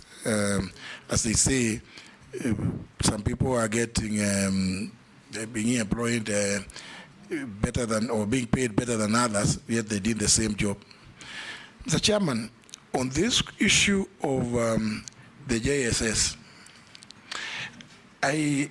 even as much as it's not a matter that I have addressed my mind to, but as I say what I've been reading, given the fact that it's a matter that belongs to the Ministry of Education, it's an issue that, because of the role that the ministry plays, if I find favor, I would want to have a sitting with the Ministry of Education, the TSC. But more importantly, Mr. Chairman, I think it is important to put a mechanism in which, like you said, some are saying they graduated as early as 2012. I think we need to have a transparent mechanism that of showing when you are recruiting, surely you trained somebody as a teacher, they graduated more than 10 years ago, and you're employing another one who just graduated last year. They have not even, and that is happening, Mr. Chairman. I want to confirm. I know it does happen. I think we need to have a transparent mechanism of ensuring that there is the fairness that we have been talking about. And that is what is required of us. Mr. Chairman, that was I want to speak to the issue of stagnation. I had already spoken about it, that we need to revisit the issue of the service schemes, the schemes of service, sorry. There is already a cabinet paper which I found under preparation to address the issue of wellness and the whole area of wellness in the place of work for public servants. And if again I find favor, I intend to push it through. Mr. Chairman, I think it is maybe the Kenyan who asked this question that PSC attempting to increase or adjust the salaries of members of parliament during my tenure as a chairman of PSC. This is without foundation. Parliament never did that, and I know, Mr. Chairman, is because many Kenyans confuse several issues. When members raise the issue of mileage claims, people out there say, oh, they are increasing their salaries. When members raise the issue of sitting allowance, some people out there will say members are increasing their salary. We are so clear that the mandate to regularly review and set the salaries and remuneration of state officers is a function exclusively under Article 230 reserved to the Salaries and Remuneration Commission.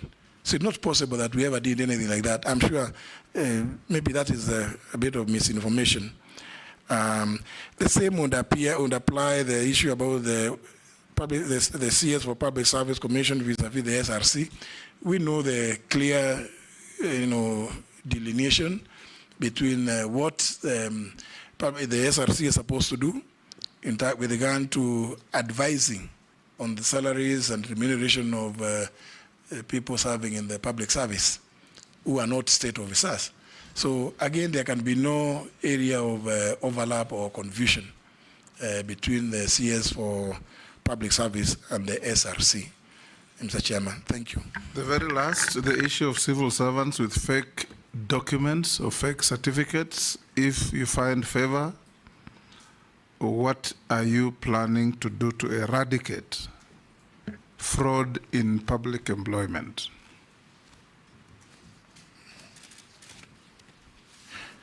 Thank you, Mr. Chairman.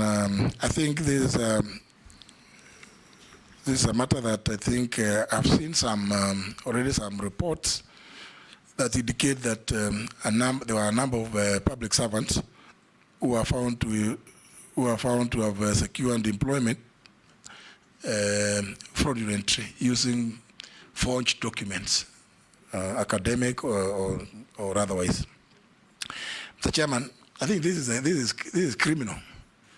I think to send a clear message to those who are involved or may have been involved, the best thing is to have them arrested and prosecuted, because we must send a clear message that crime does not pay to everybody. So everybody seeking employment in the public service using fraudulent documents should be prepared that when they are found, they will face the full force of the law. Thank you, Nominee. I'll ask you the last three mundane questions. Have you been adversely mentioned in any integrity-related report or investigations? No. Do you hold any leadership position in any political party? I resigned way back 2022, Mr. Chairman. What is your net worth? Sorry. Yes, Mr. Chairman. My current net worth is just slightly over 800 million. When I appeared before you in 2022, yes, my net worth at that time was about 761 million. Mm-hmm. So we have had a slight adjustment of about 5.6%, 5.68% to 801.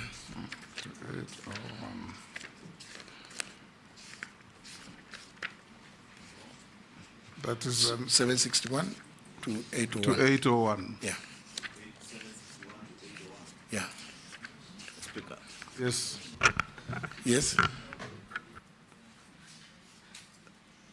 Mr. Speaker, you know, 761 to 801 is a growth of 40 million. Yes. I have seen Senior Counsel Ben Nasir, who is a lawyer like yourself, ask that for all these years, you are only able to have a net worth of 761, then in less than 2 years, 40 million. What would you say to Ahmed Nasir? Because I know the answer myself, but maybe you can say something to him as a lawyer.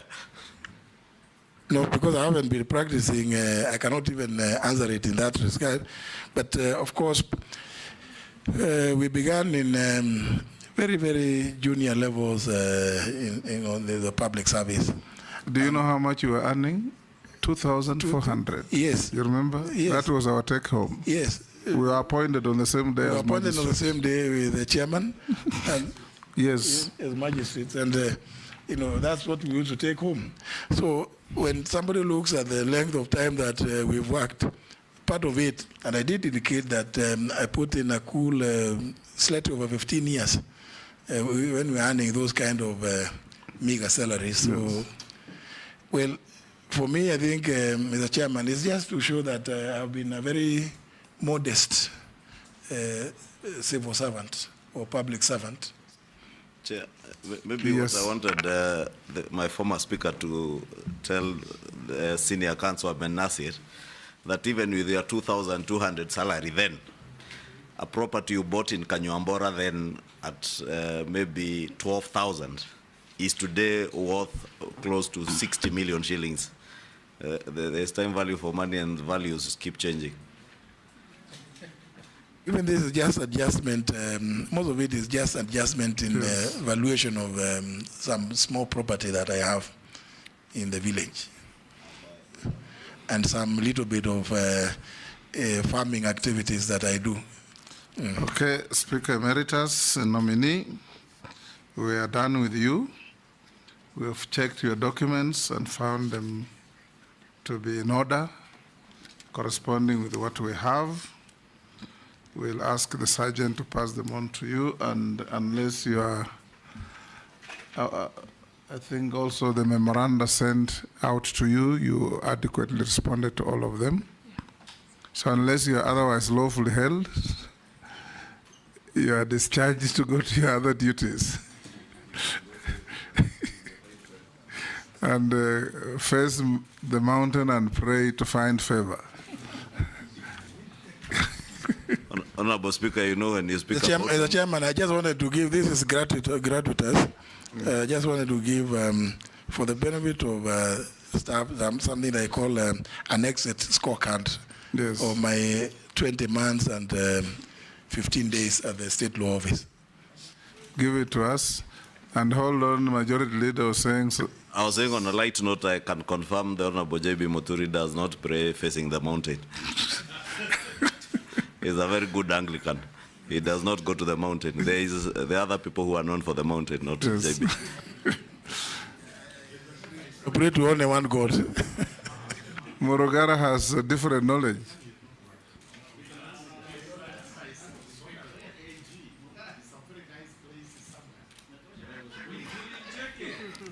Your private life is not in audit, you may leave.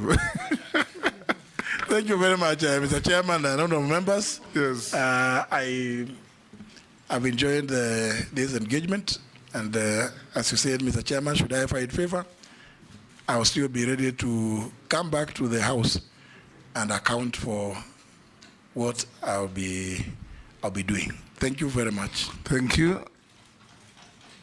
Good night. Members,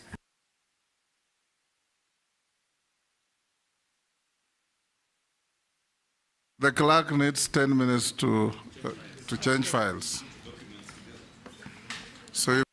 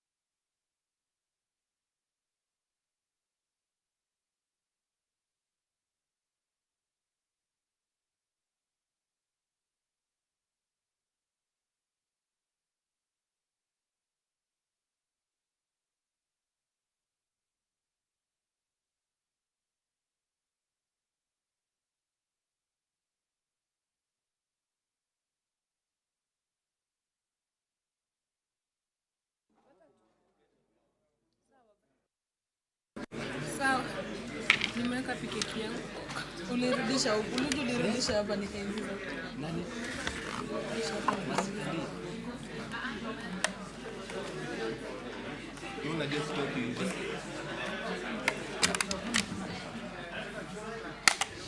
Ile kuna joto.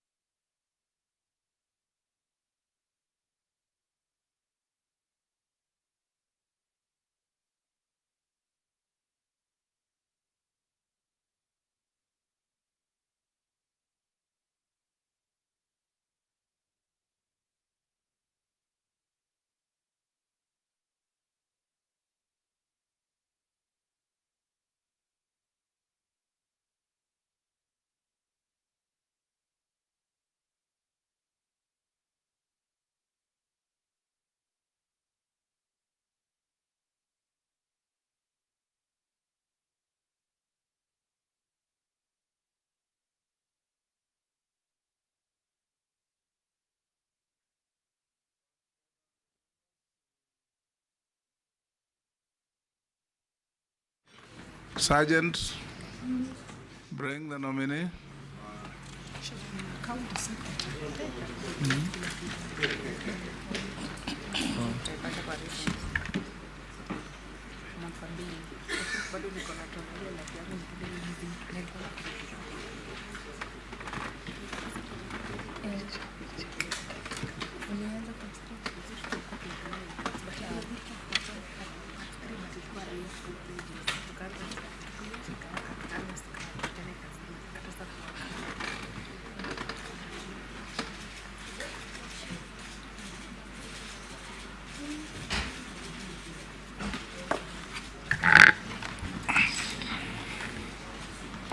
Good evening.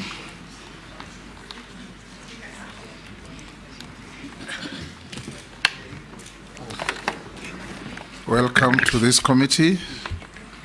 For the record, you are Miss Stella Soy Chepkoech Langat. Yes, Mr. Speaker, sir. Good.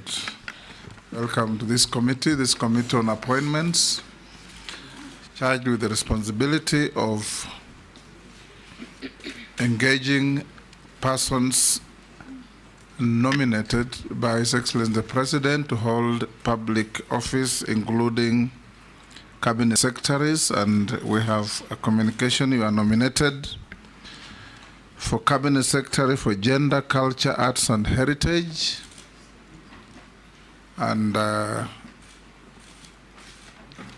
if you find favor with this committee after engagement, then it will recommend your suitability, because our duty is to find whether you are suitable or unsuitable for the job for which you are nominated.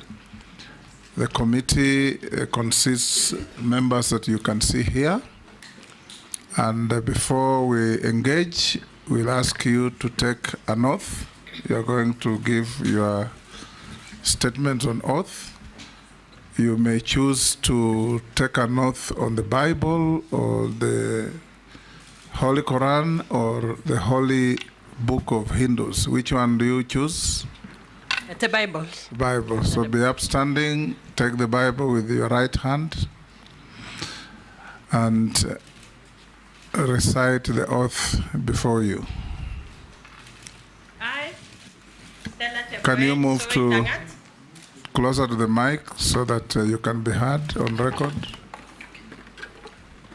I, Stella Chepkoech Soy Langat, do swear that the evidence I shall give before this committee on the matter under this consideration shall be the truth, the whole truth, and nothing but the truth. So help me God. You may take your seat and sign to the oath.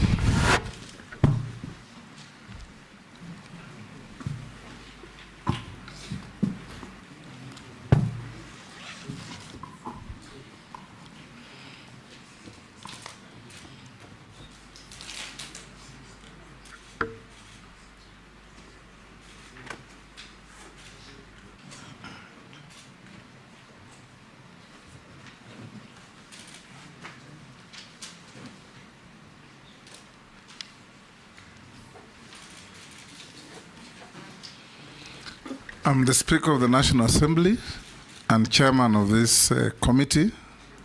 On my right is the Deputy Speaker, Honorable Gladys Boss. My left is Sarah Kyoko, our Deputy Clerk, and I'll invite members to introduce themselves for the record. Naisula Lesuda, MP Samburu West. Nishungwa. Nelson Koech, Belgut. David Kosing, Pokot South. Emase, introduction. Emase Mary, Teso South. Abdul Rahim Daoud, Nominees Meru. George Gitonga Murugara, MP Tharaka. Owen Baya, MP Kilifi North. Robert Mbui, MP Kadhiani. Stephen Mule, MP Matungulu. Dido Raso, MP Saku. Abdi Shurie, Balambala. Mishimboko Likoni.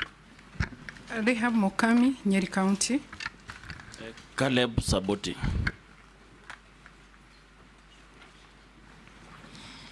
Stella, for purposes of the conduct of this hearing, we'll be referring to you as nominee.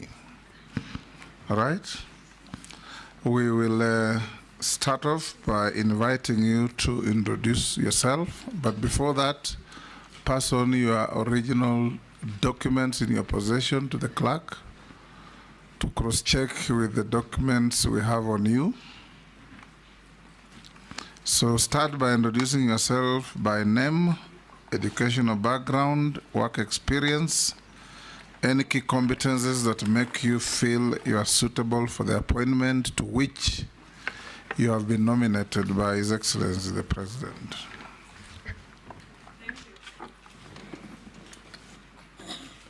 Thank you, Honorable Chairman, and honorable members of the vetting committee. Allow me to express my gratitude to His Excellency the President for nominating me to this position of the Cabinet Secretary, Gender, Arts, Culture, and Heritage. Indeed, Honorable Chair, this nomination... Refer to me as Chairman or Speaker. I'm not a chair. I am sorry, Honorable Speaker. Allow me to express my appreciation, Honorable Speaker, to His Excellency the President for this opportunity to serve as a Cabinet Secretary. And indeed, this nomination is a great honor to the women of Kericho and the women of Kenya. Mr. Speaker, sir, I will proceed straight on to introduce myself. My name is Stella Chepkoech Soilangat. I was born and brought up in the Greater Kericho County in a family of 9 siblings, and I'm a third born in the family. I went to school in Meswanda Primary School. I went to secondary school at the Tengecha High School for my O levels. I went to Kipsigis Girls for my A levels, the last group of A levels, and I proceeded to the Nairobi University, where I did. The University of Nairobi. University of Nairobi, yes. The Not, university chair. Yes. Chairman. I am a holder of a master's degree in public administration, and I've attended several other capacity building trainings from the Kenya School of Government and other institutions. Honorable Chair, Honorable Chairman. Can call me chairman or speaker? Speaker. Yes. Speaker is Isha, Chairman. Yes. Go on. I have also had various capacity building trainings in areas of mediation, in areas of conflict management, in areas of peace building, and I've served in the public service for a period of 29 years, serving in the central government in various ministries, starting from the State Department of Public Service. I've served in the Labor Department, and Honorable Chair, I was privileged to be part of the team that was setting up the State Department of Gender when it was being in the process of transition. That was in the 2004 at the Department of Social Services, Sports and Culture. Honorable Chair, Honorable Speaker, I hope I will not be penalized for calling you the wrong name. Mr. Speaker. Just no, go on. Let me stick to the Honorable Mr. Speaker, sir. Go on. Nobody will penalize you. Go on. Thank you very much. I'll try and much as possible not to repeat it again. So, Honorable Speaker, I've built a career in the public administration, working in several ministries, and I have captured, I've been able to go through building capacity. My capacity has been built as a career administrator, and I have served different ministries. I have also served in the public administration, field administration, covering 3 regions, that is the Rift Valley. I have served in the Eastern region. I have served in Nyanza and South Rift Valley. Mr. Speaker, I have also been involved in institutional building. I was privileged while working in the office of the Attorney General to be part of a team who was setting up the Witness Protection Agency, which was actually a very unique institution. It is one of its kind in East and Central Africa. And I want to believe, Mr. Speaker, that gave me an opportunity also to interact with issues of gender-based violence and the need to protect witnesses for purposes of ensuring that there is success in the prosecution and also to strengthen the administrative justice system.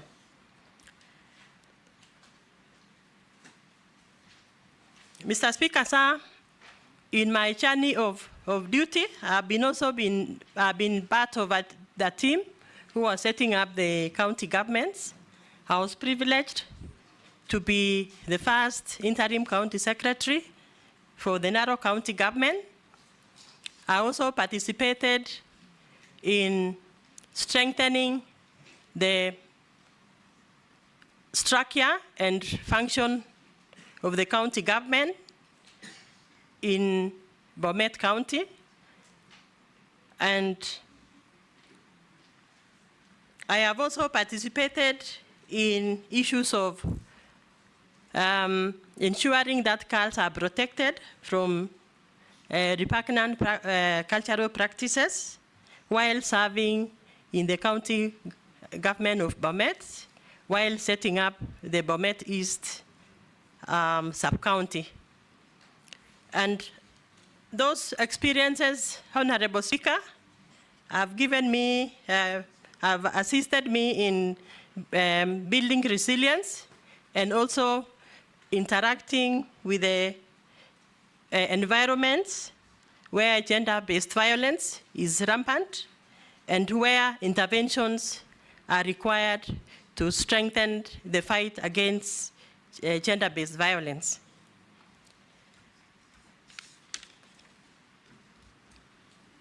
Mr. Speaker, sir, I think my experience in field administration has assisted me in terms of building resilience, building courage, and also building hard work and sacrifice, which are actually the pertinent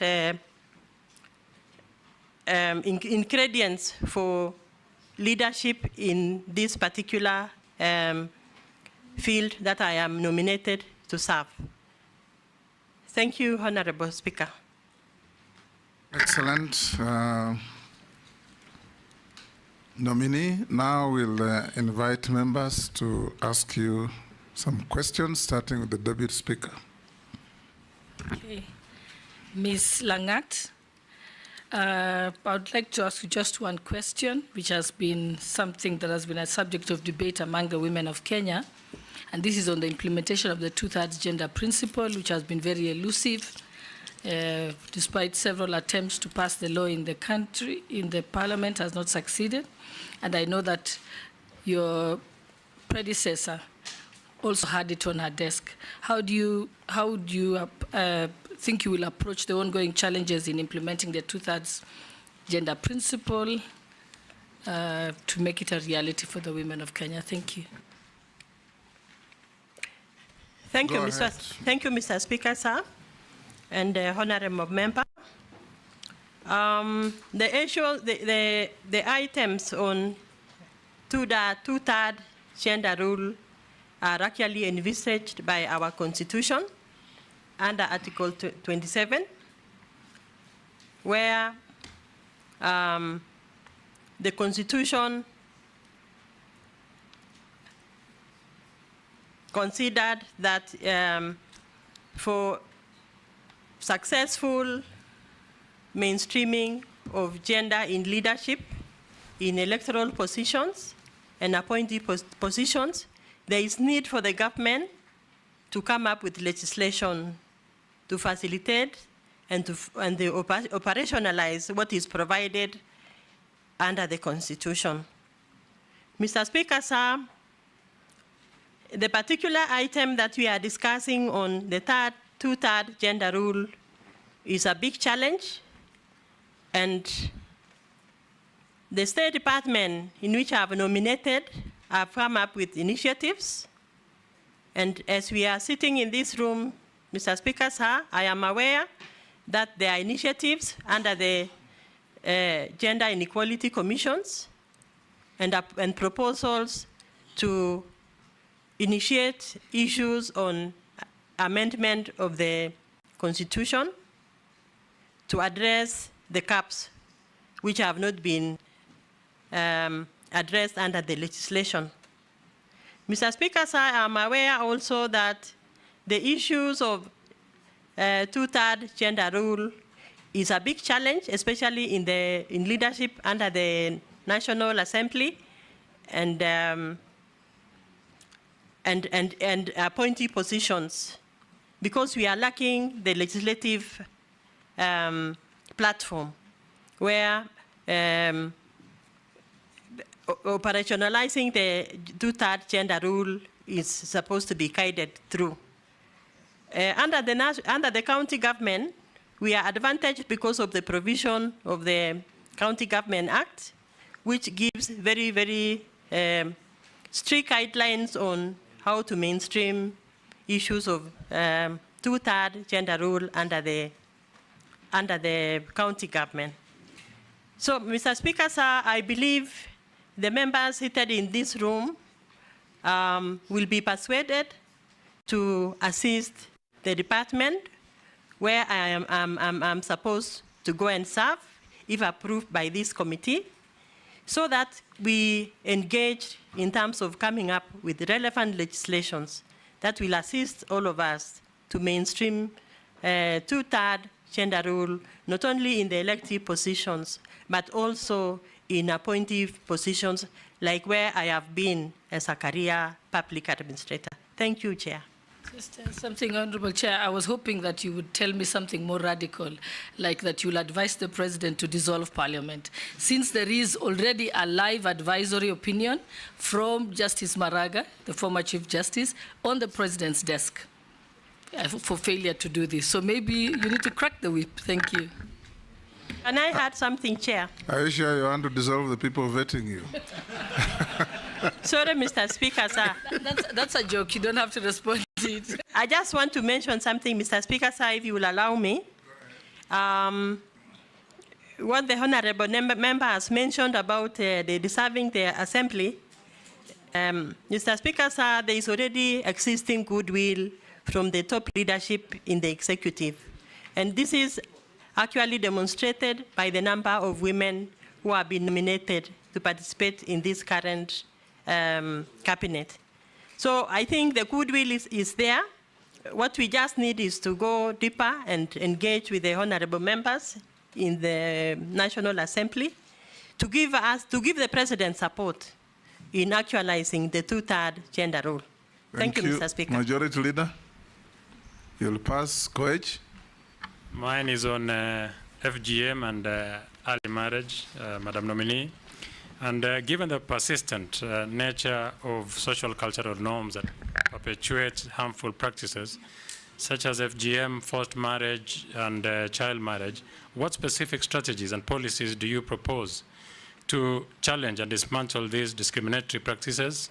Additionally, how do you plan to engage with community leaders and stakeholders to foster cultural change, ensure protection and empowerment of women and girls, and support them in overcoming barriers to economic participation? Thank you, Honorable Speaker. I want to thank the member for asking that very pertinent question. The issue of FGM and early marriages, in my experience and interaction in field administration, Honorable Chair, these are issues which are emanating from the levels of poverty in our communities. Most of the communities that I've interacted with, Honorable Chair, FGM, yeah. Mr. Speaker, sir.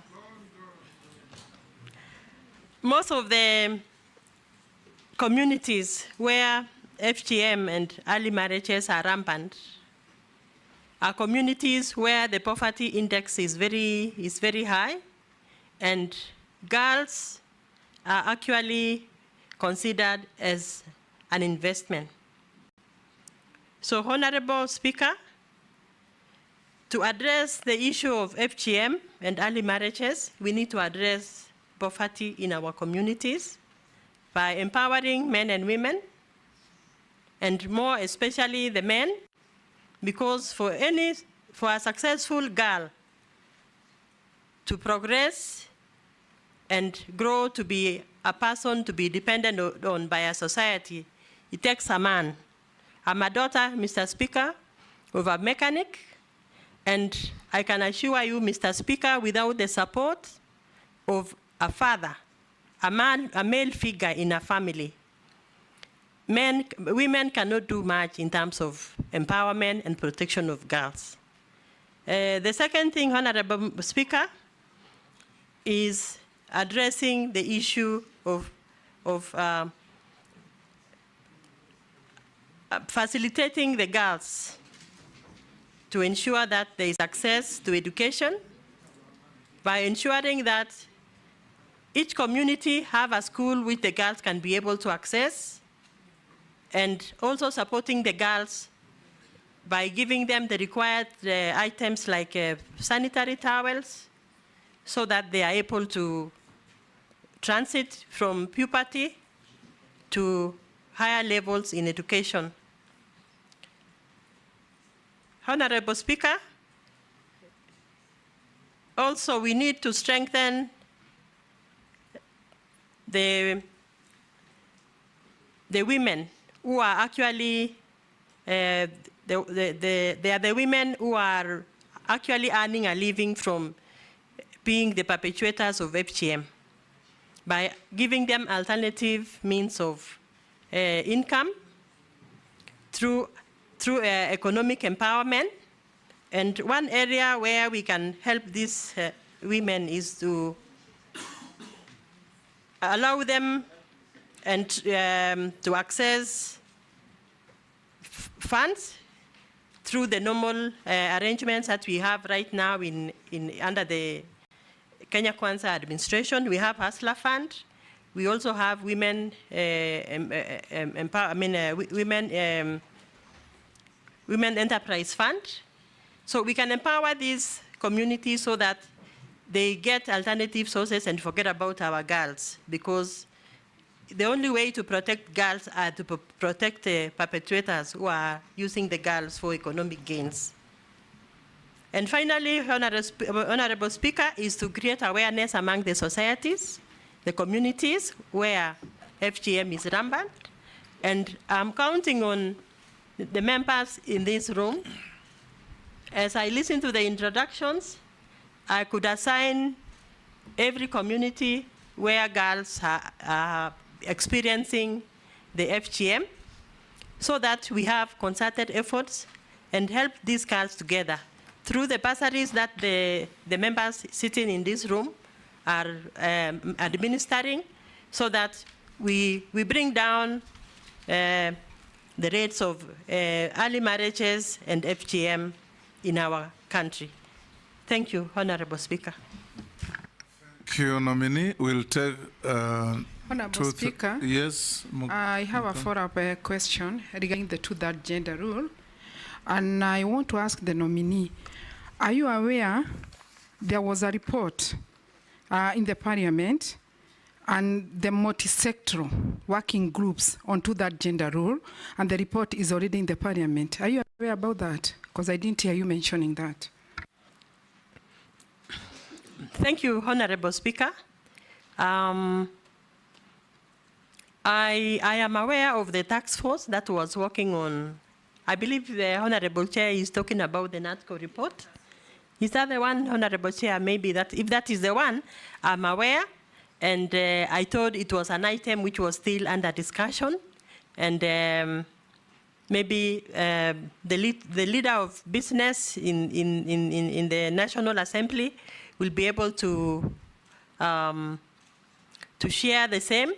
And I believe now it is still an item still under consideration. And since the honorable member who has mentioned it is part of a team in the National Assembly, I would also persuade her and other women, other honorable women leaders in this House to also support the same, because I believe if we succeed in that proposal, it might be a game changer for the life of the girl and women in this country. Thank you, Honorable Chair. Passing, you'll pass. Kikaria. Just for introduction, my name is Kikaria. Pass. Thank you. Yeah, Chairman. Yes, Naisula. Thank you. To the nominee, I have a very simple question. Gender is mostly misconstrued to be about women and girls, while I also think it is about boys and men. And we're seeing a lot of challenges which especially our young men and boys are going through. I want to know, if approved by this committee and the National Assembly, what measures will you put in place to ensure that our boys and young men are also taken care of? And finally, your views on femicide and rape, which has become rampant. Thank you, Honorable Speaker. I want to appreciate the Honorable Member who has just asked the question. Those are actually very pertinent issues in our society now. The issue of the boy child and the men is actually one of the emerging gender issues in our communities. As we sit together in this room this afternoon, everybody is aware, every member seated here could be knowing of a case of a boy, either in your neighborhood, either a friend, a child of a friend, or a child of a sister who has gotten involved in issues of drug and substance abuse, cases of mental health, cases of broken marriage relationships. And when you look deep into the issues, Honorable Chair, the issue of the poor child is actually in a crisis situation. Honorable Chair, Honorable Speaker, if you go down the streets in this town, in this city, the number of boys who form part of the street families, you realize that the number of boys in the street family is actually on the increase. When you go to the mental health centers, you find the number of boys also is very high. Cases of femicide that we all witnessed in the recent past, it is our boys who are involved. So I think, Honorable Speaker, as a government, we need to come up with deliberate efforts targeting the boy child, starting from issues of drug and substance abuse, by starting to take most of them which are affected to rehab centers, and move a step higher to give them a reorientation and even train them in areas of their interest. We can take them to TVETs, where they can train in areas of where they have technical interests, so that these boys can also be empowered and be made to be useful and to have a gainful engagement, and also to encourage them to start families. Because right now, Honorable Speaker, the empowered girl that we have in our homes today, they have no husbands. Because the boys who are supposed to marry them, they are in drugs, they are involved in femicide because maybe they were disappointed by one woman. Honorable Speaker. Yes. I just want to caution on statements, especially where you're talking about, they need to be married and all these statements. Be very careful on the words you use. Some of young people do not necessarily want to marry at all. Number two, there's a statement that you've used, and someone has sent me a furious message saying that she needs to be careful because you say without support of a father figure, women can do little to succeed. She's saying she is a daughter of a single mother. Actually, since it was my question, Chairman, yes. I under your guidance, what you have been saying is that we are not looking for lamentation. I asked for measures and what we are going to do in case you are approved. Yes, Robert? Yeah, I also want to caution because she just said that on the matters of femicides, our boys that are involved, and without evidence, you can't really accuse anyone. That is also true, nominee. Nominee, you are before this committee to demonstrate that if you find favor and His Excellency appoints you, what is your vision? The questions you are being asked is not about general knowledge. It's about if you become the cabinet secretary in this docket, what are you going to do about the plight of the boy child? What are you going to do about femicide? What are you going to do about all the things you have been asked, FGM and so on?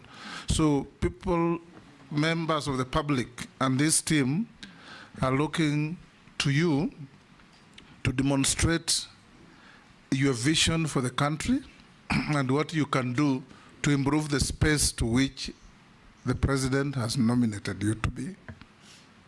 So avoid generalities and histrionics.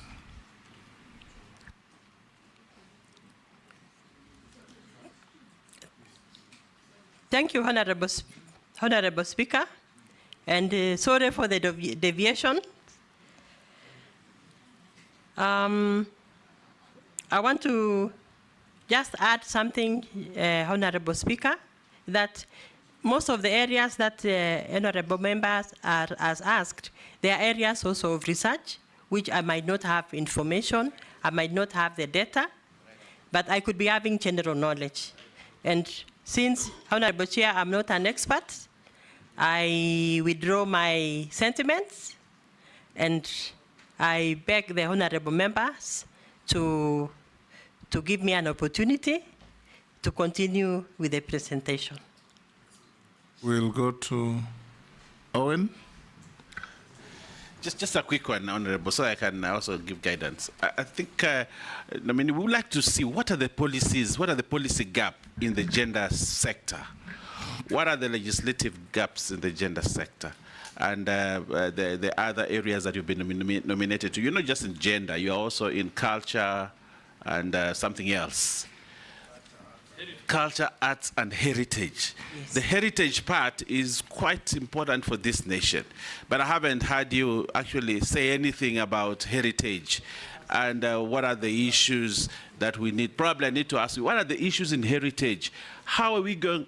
Gederins has been given a title now as one of the UNESCO World Heritage Sites. How is that important to this country? And there are many areas where we have these UNESCO Heritage Sites, but the people there are very poor. They have not had any impact on this world classification in terms of heritage. What is it that you need to do in culture, in terms of performance arts, in terms of young people, content creation and all that? If you give us that, we'll be able to see, yeah, you really can help this country in the cabinet. Thank you. Good.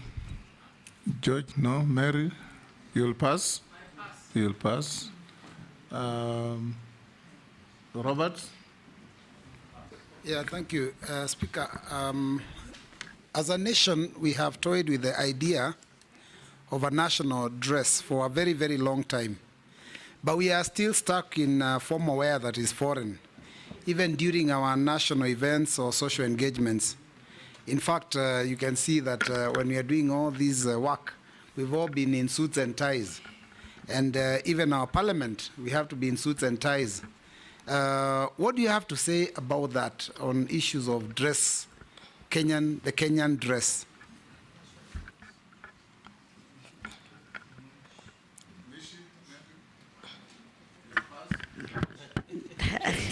Chair, with the gender ministry, that I cannot pass, I have to say something. And my question, one will be on the gender-based violence. And I'm looking on how are you going to do some intervention, because the cases are rising each and every day, especially in the rural setup. And one of the reasons is because there's still some tradition. When these cases happen, the family feels that if we go report, we're exposing our daughters. and become a challenge to that daughter to receive some justice. On the same breath, we have seen what is happening in our police stations when these cases are reported. The evidence on some cases have been confiscated, and maybe sometimes the evidence are not there, are not even taken to the courts, and it becomes a very big challenge for these daughters of ours to get some justice. I want just to get from our nominee, what kind of intervention, or rather mitigation, are you really going to do? Because we have good laws, sexual offense bill, we have the victim protection bill, and so many others. But still, each and every day, we are seeing these cases. And it's shocking that you can even see a father raping a daughter, a brother raping a sister. It is really very, very sad, Honorable Chairman. My second question, it is about the issue of our culture and heritage. And I see we have a challenge, especially in preserving and promoting our cultural heritage. Knowing that as a country in Kenya, we are rich in cultural heritage. I'm looking on how are we protecting our right. For instance, the patent right on our kiondo, for instance, from the Kamba land. That kiondo from the Kamba land, that Ushanga from the Ma community, and those regalia from the Pokot and the Turkana.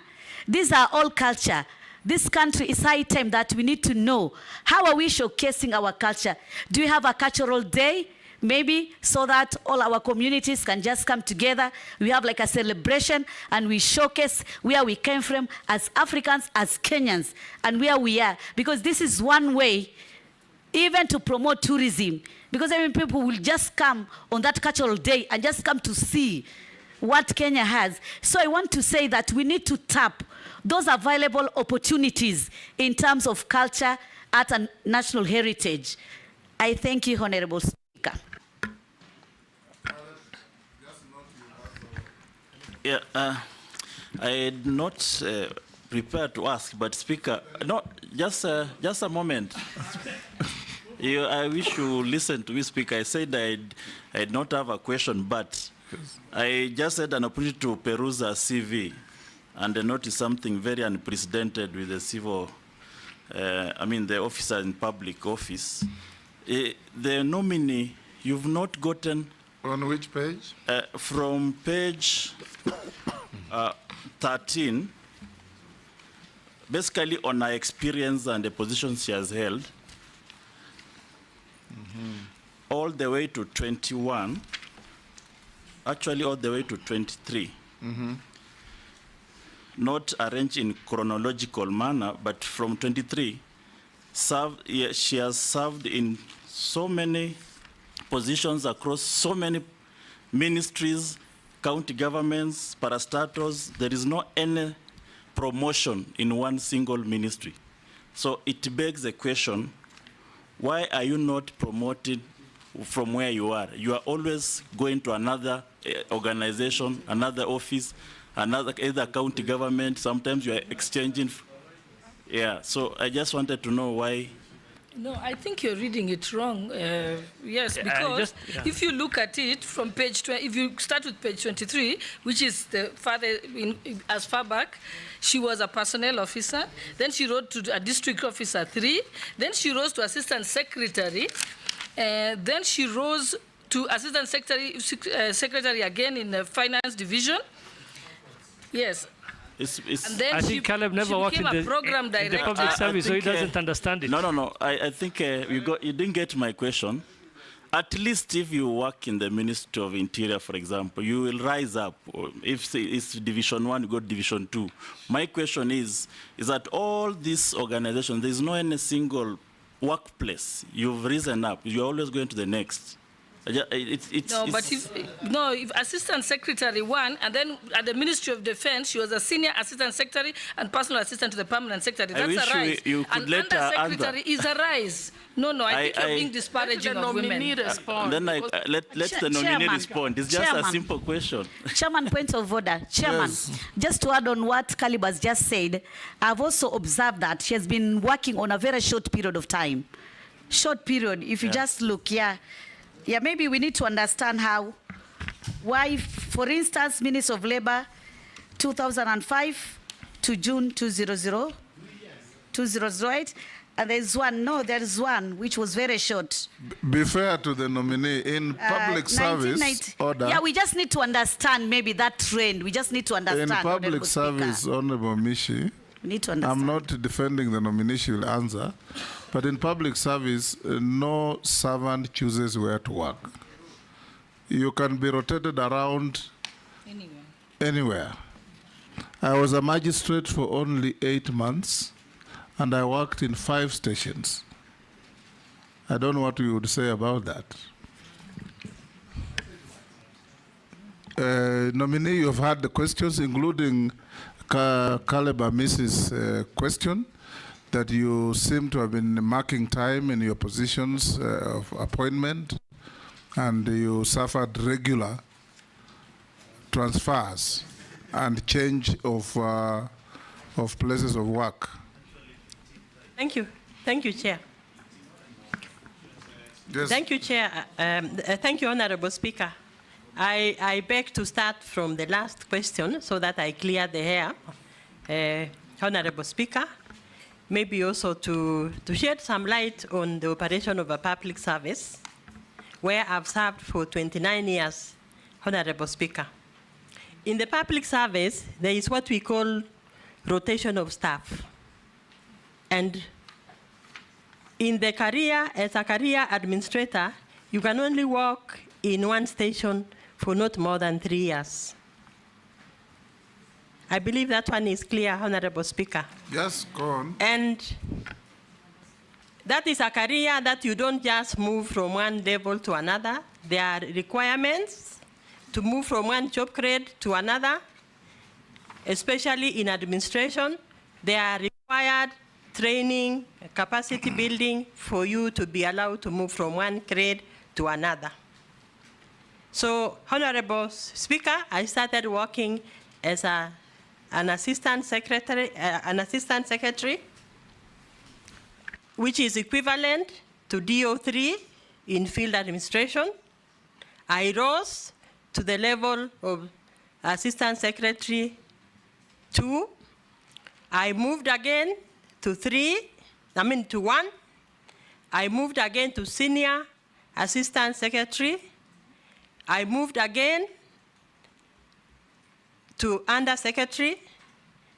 I moved again, if you can follow my CV, to Senior Deputy Secretary, where I served for a very long time. And the equivalent position in the field is Deputy County Commissioner 2. So, which in the old system would be a DC? DC, which is Senior DC. So, Honorable Speaker, the working of a public service is complex, and I appreciate the questions from the members. And like in the first phase that you can see in my CV, I've worked in 3 different state departments. Move to another question. Yes. So I believe I've... Address the question by Owen, then the question by Mishi, and the question by Robert. Honorable Speaker, I beg to answer the questions from the question of the UNESCO historical sites, which was asked by one of the honorable members. And I want to report that the Republic of Kenya was privileged to be part of the countries whose one site was approved by the UNESCO in the 2024. That is the Kedi ruins as historical sites under preservation and maintenance by the UNESCO, under the UNESCO protocol.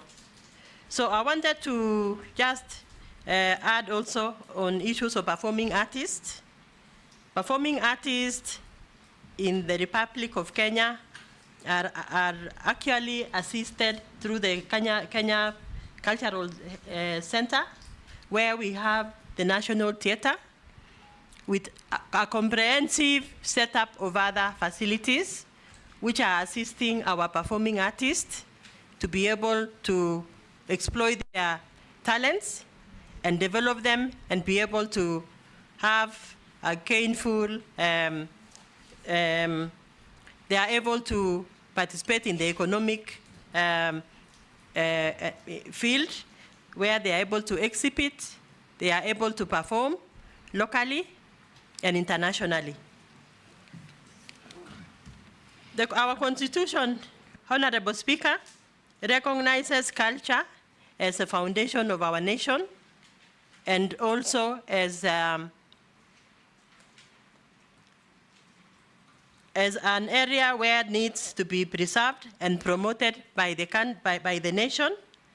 And our Constitution recognizes and promotes and recommends that the state should promote issues of cultural heritage, covering issues of our literature, our performing artists, our music, communication, and indigenous, traditional indigenous technologies.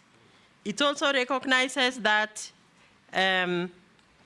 our country is rich in science and indigenous knowledge that needs to be preserved in terms of food preservation, medicine that our communities are able to use, and they are able to earn a living from those cultural practices.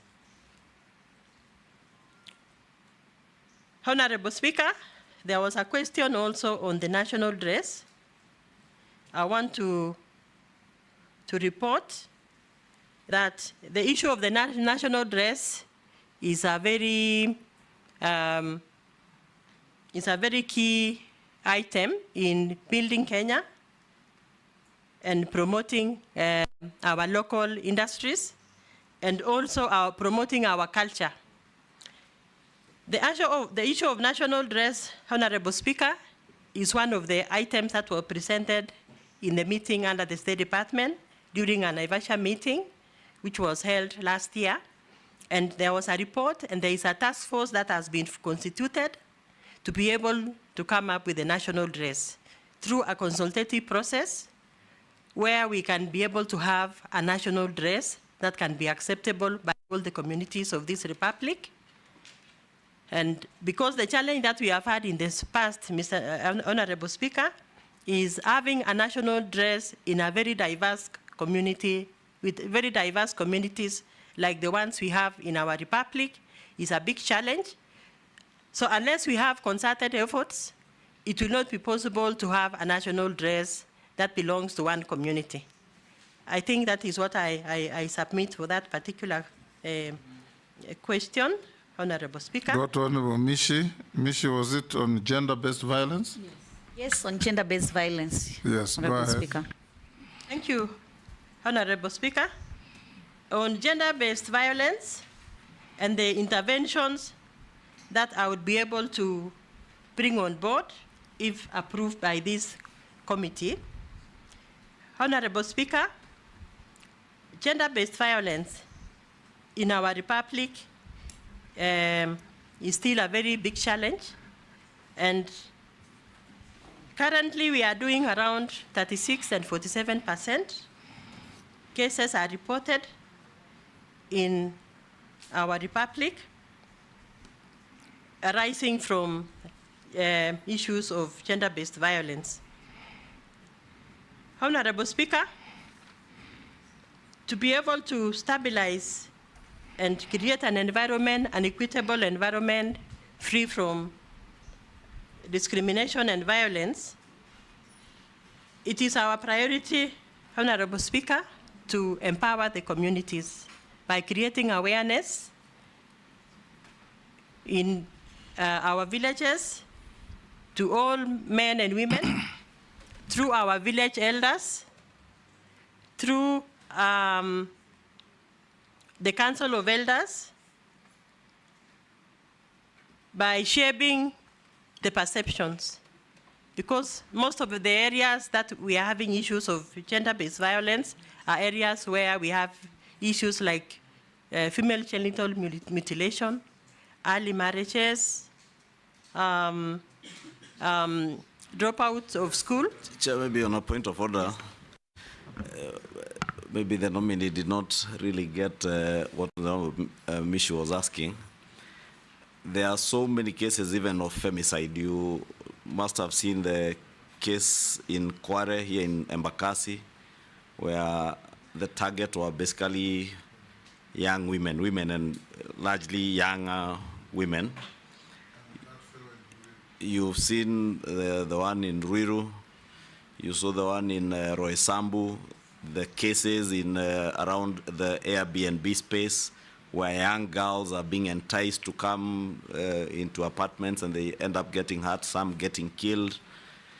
Would want to hear what are your thoughts on what, as a minister in charge of gender and also culture, what you would do to inculcate values in our young children and our young girls and young women on how they need to carry themselves in society. How do you avoid such things?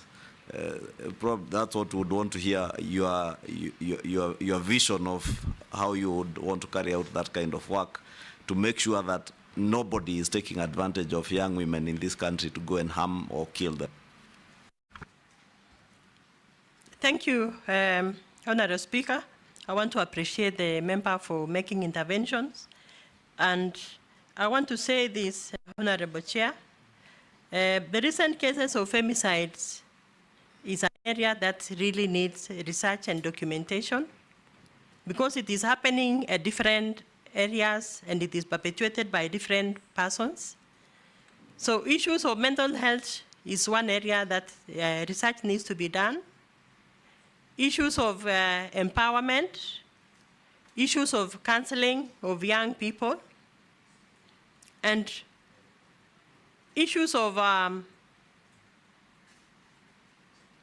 family challenges that could be witnessed by, that could be happening or being experienced by members of our community.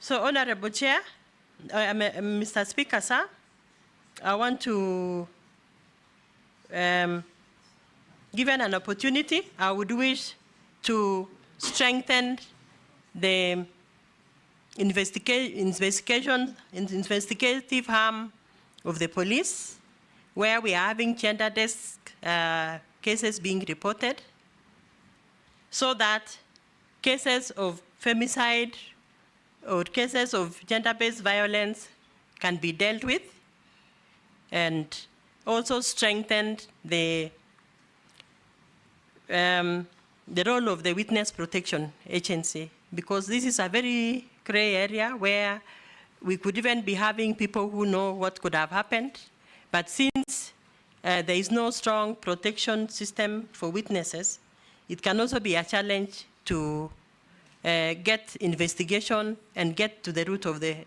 matter in cases of femicide. You should also respond to the question from Robert Mbui was on the arts and the creative space, and his question was very simple.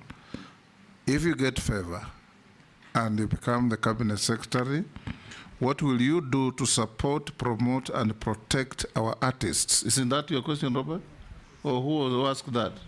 Oh, that was Owen Bayer. You haven't answered that, to the best of my understanding. There is also a question from Mishimboga about patenting our heritage products like Ushanga, like Kiondo, and so on.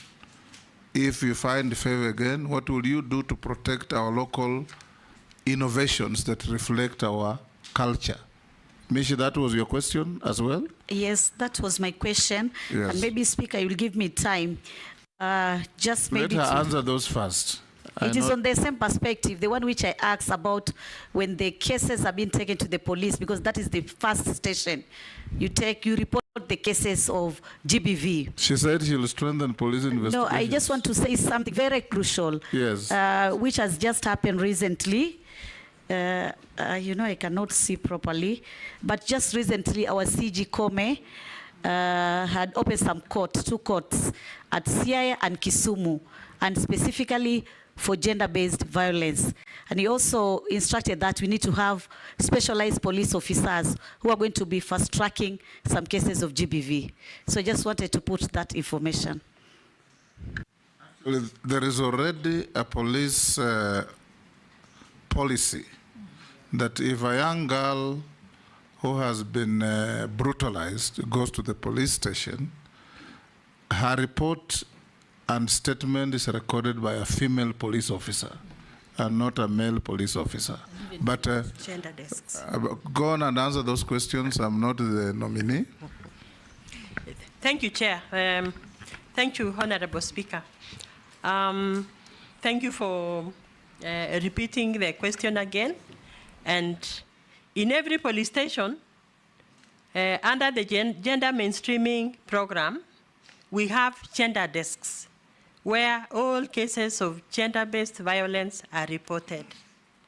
And they are picked up from there by the prosecutors. And if there are any witnesses that needs to be protected for purposes of successful prosecution of cases, they are referred to the Witness Protection Agency for protection to ensure that there is successful prosecution of the perpetrators of the crime. So the biggest challenge that we have had in the past is most of the gender desks are manned by women.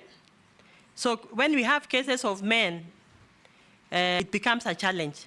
So if I succeed to become the cabinet secretary for the same department, I will endeavor to ensure that the gender is mainstream in this desk so that we don't have only women. We also have men. Have no issues. There are enough male police in police stations to deal with the cases. So those ones are not a big problem, nominee. You can go to the next on support, promotion, and protection of artists. Thank you, Honorable Speaker. On protection of the performing artist, we have the Kenya Copyright Board, whose role is to protect and facilitate issues of the copyright and protecting our artists from pirates, and also to ensure that they get what they are entitled through payment of royalties. On issues of promotion, Honorable Speaker, under the Kenya Cultural Center, we have an arrangement where all performing artists are facilitated through mentorship programs, through provision of the required equipments under the National Theatre, where they can be able to practice, and also they can be exposed to markets locally and internationally. There was also another question on issues of communities where we have performing artists and the need to commercialize their activities, if I got it right. So, Honorable Speaker, this is an item that really need additional strengthening so that in every county we have a cultural center where all the communities can be able to bring up their artifacts and can be able to share and can be able to exhibit to visitors, whether they are local visitors or visitors who are coming from foreign countries, and they can be able to earn a living and also preserve the artifacts and also preserve the cultural and historical sites.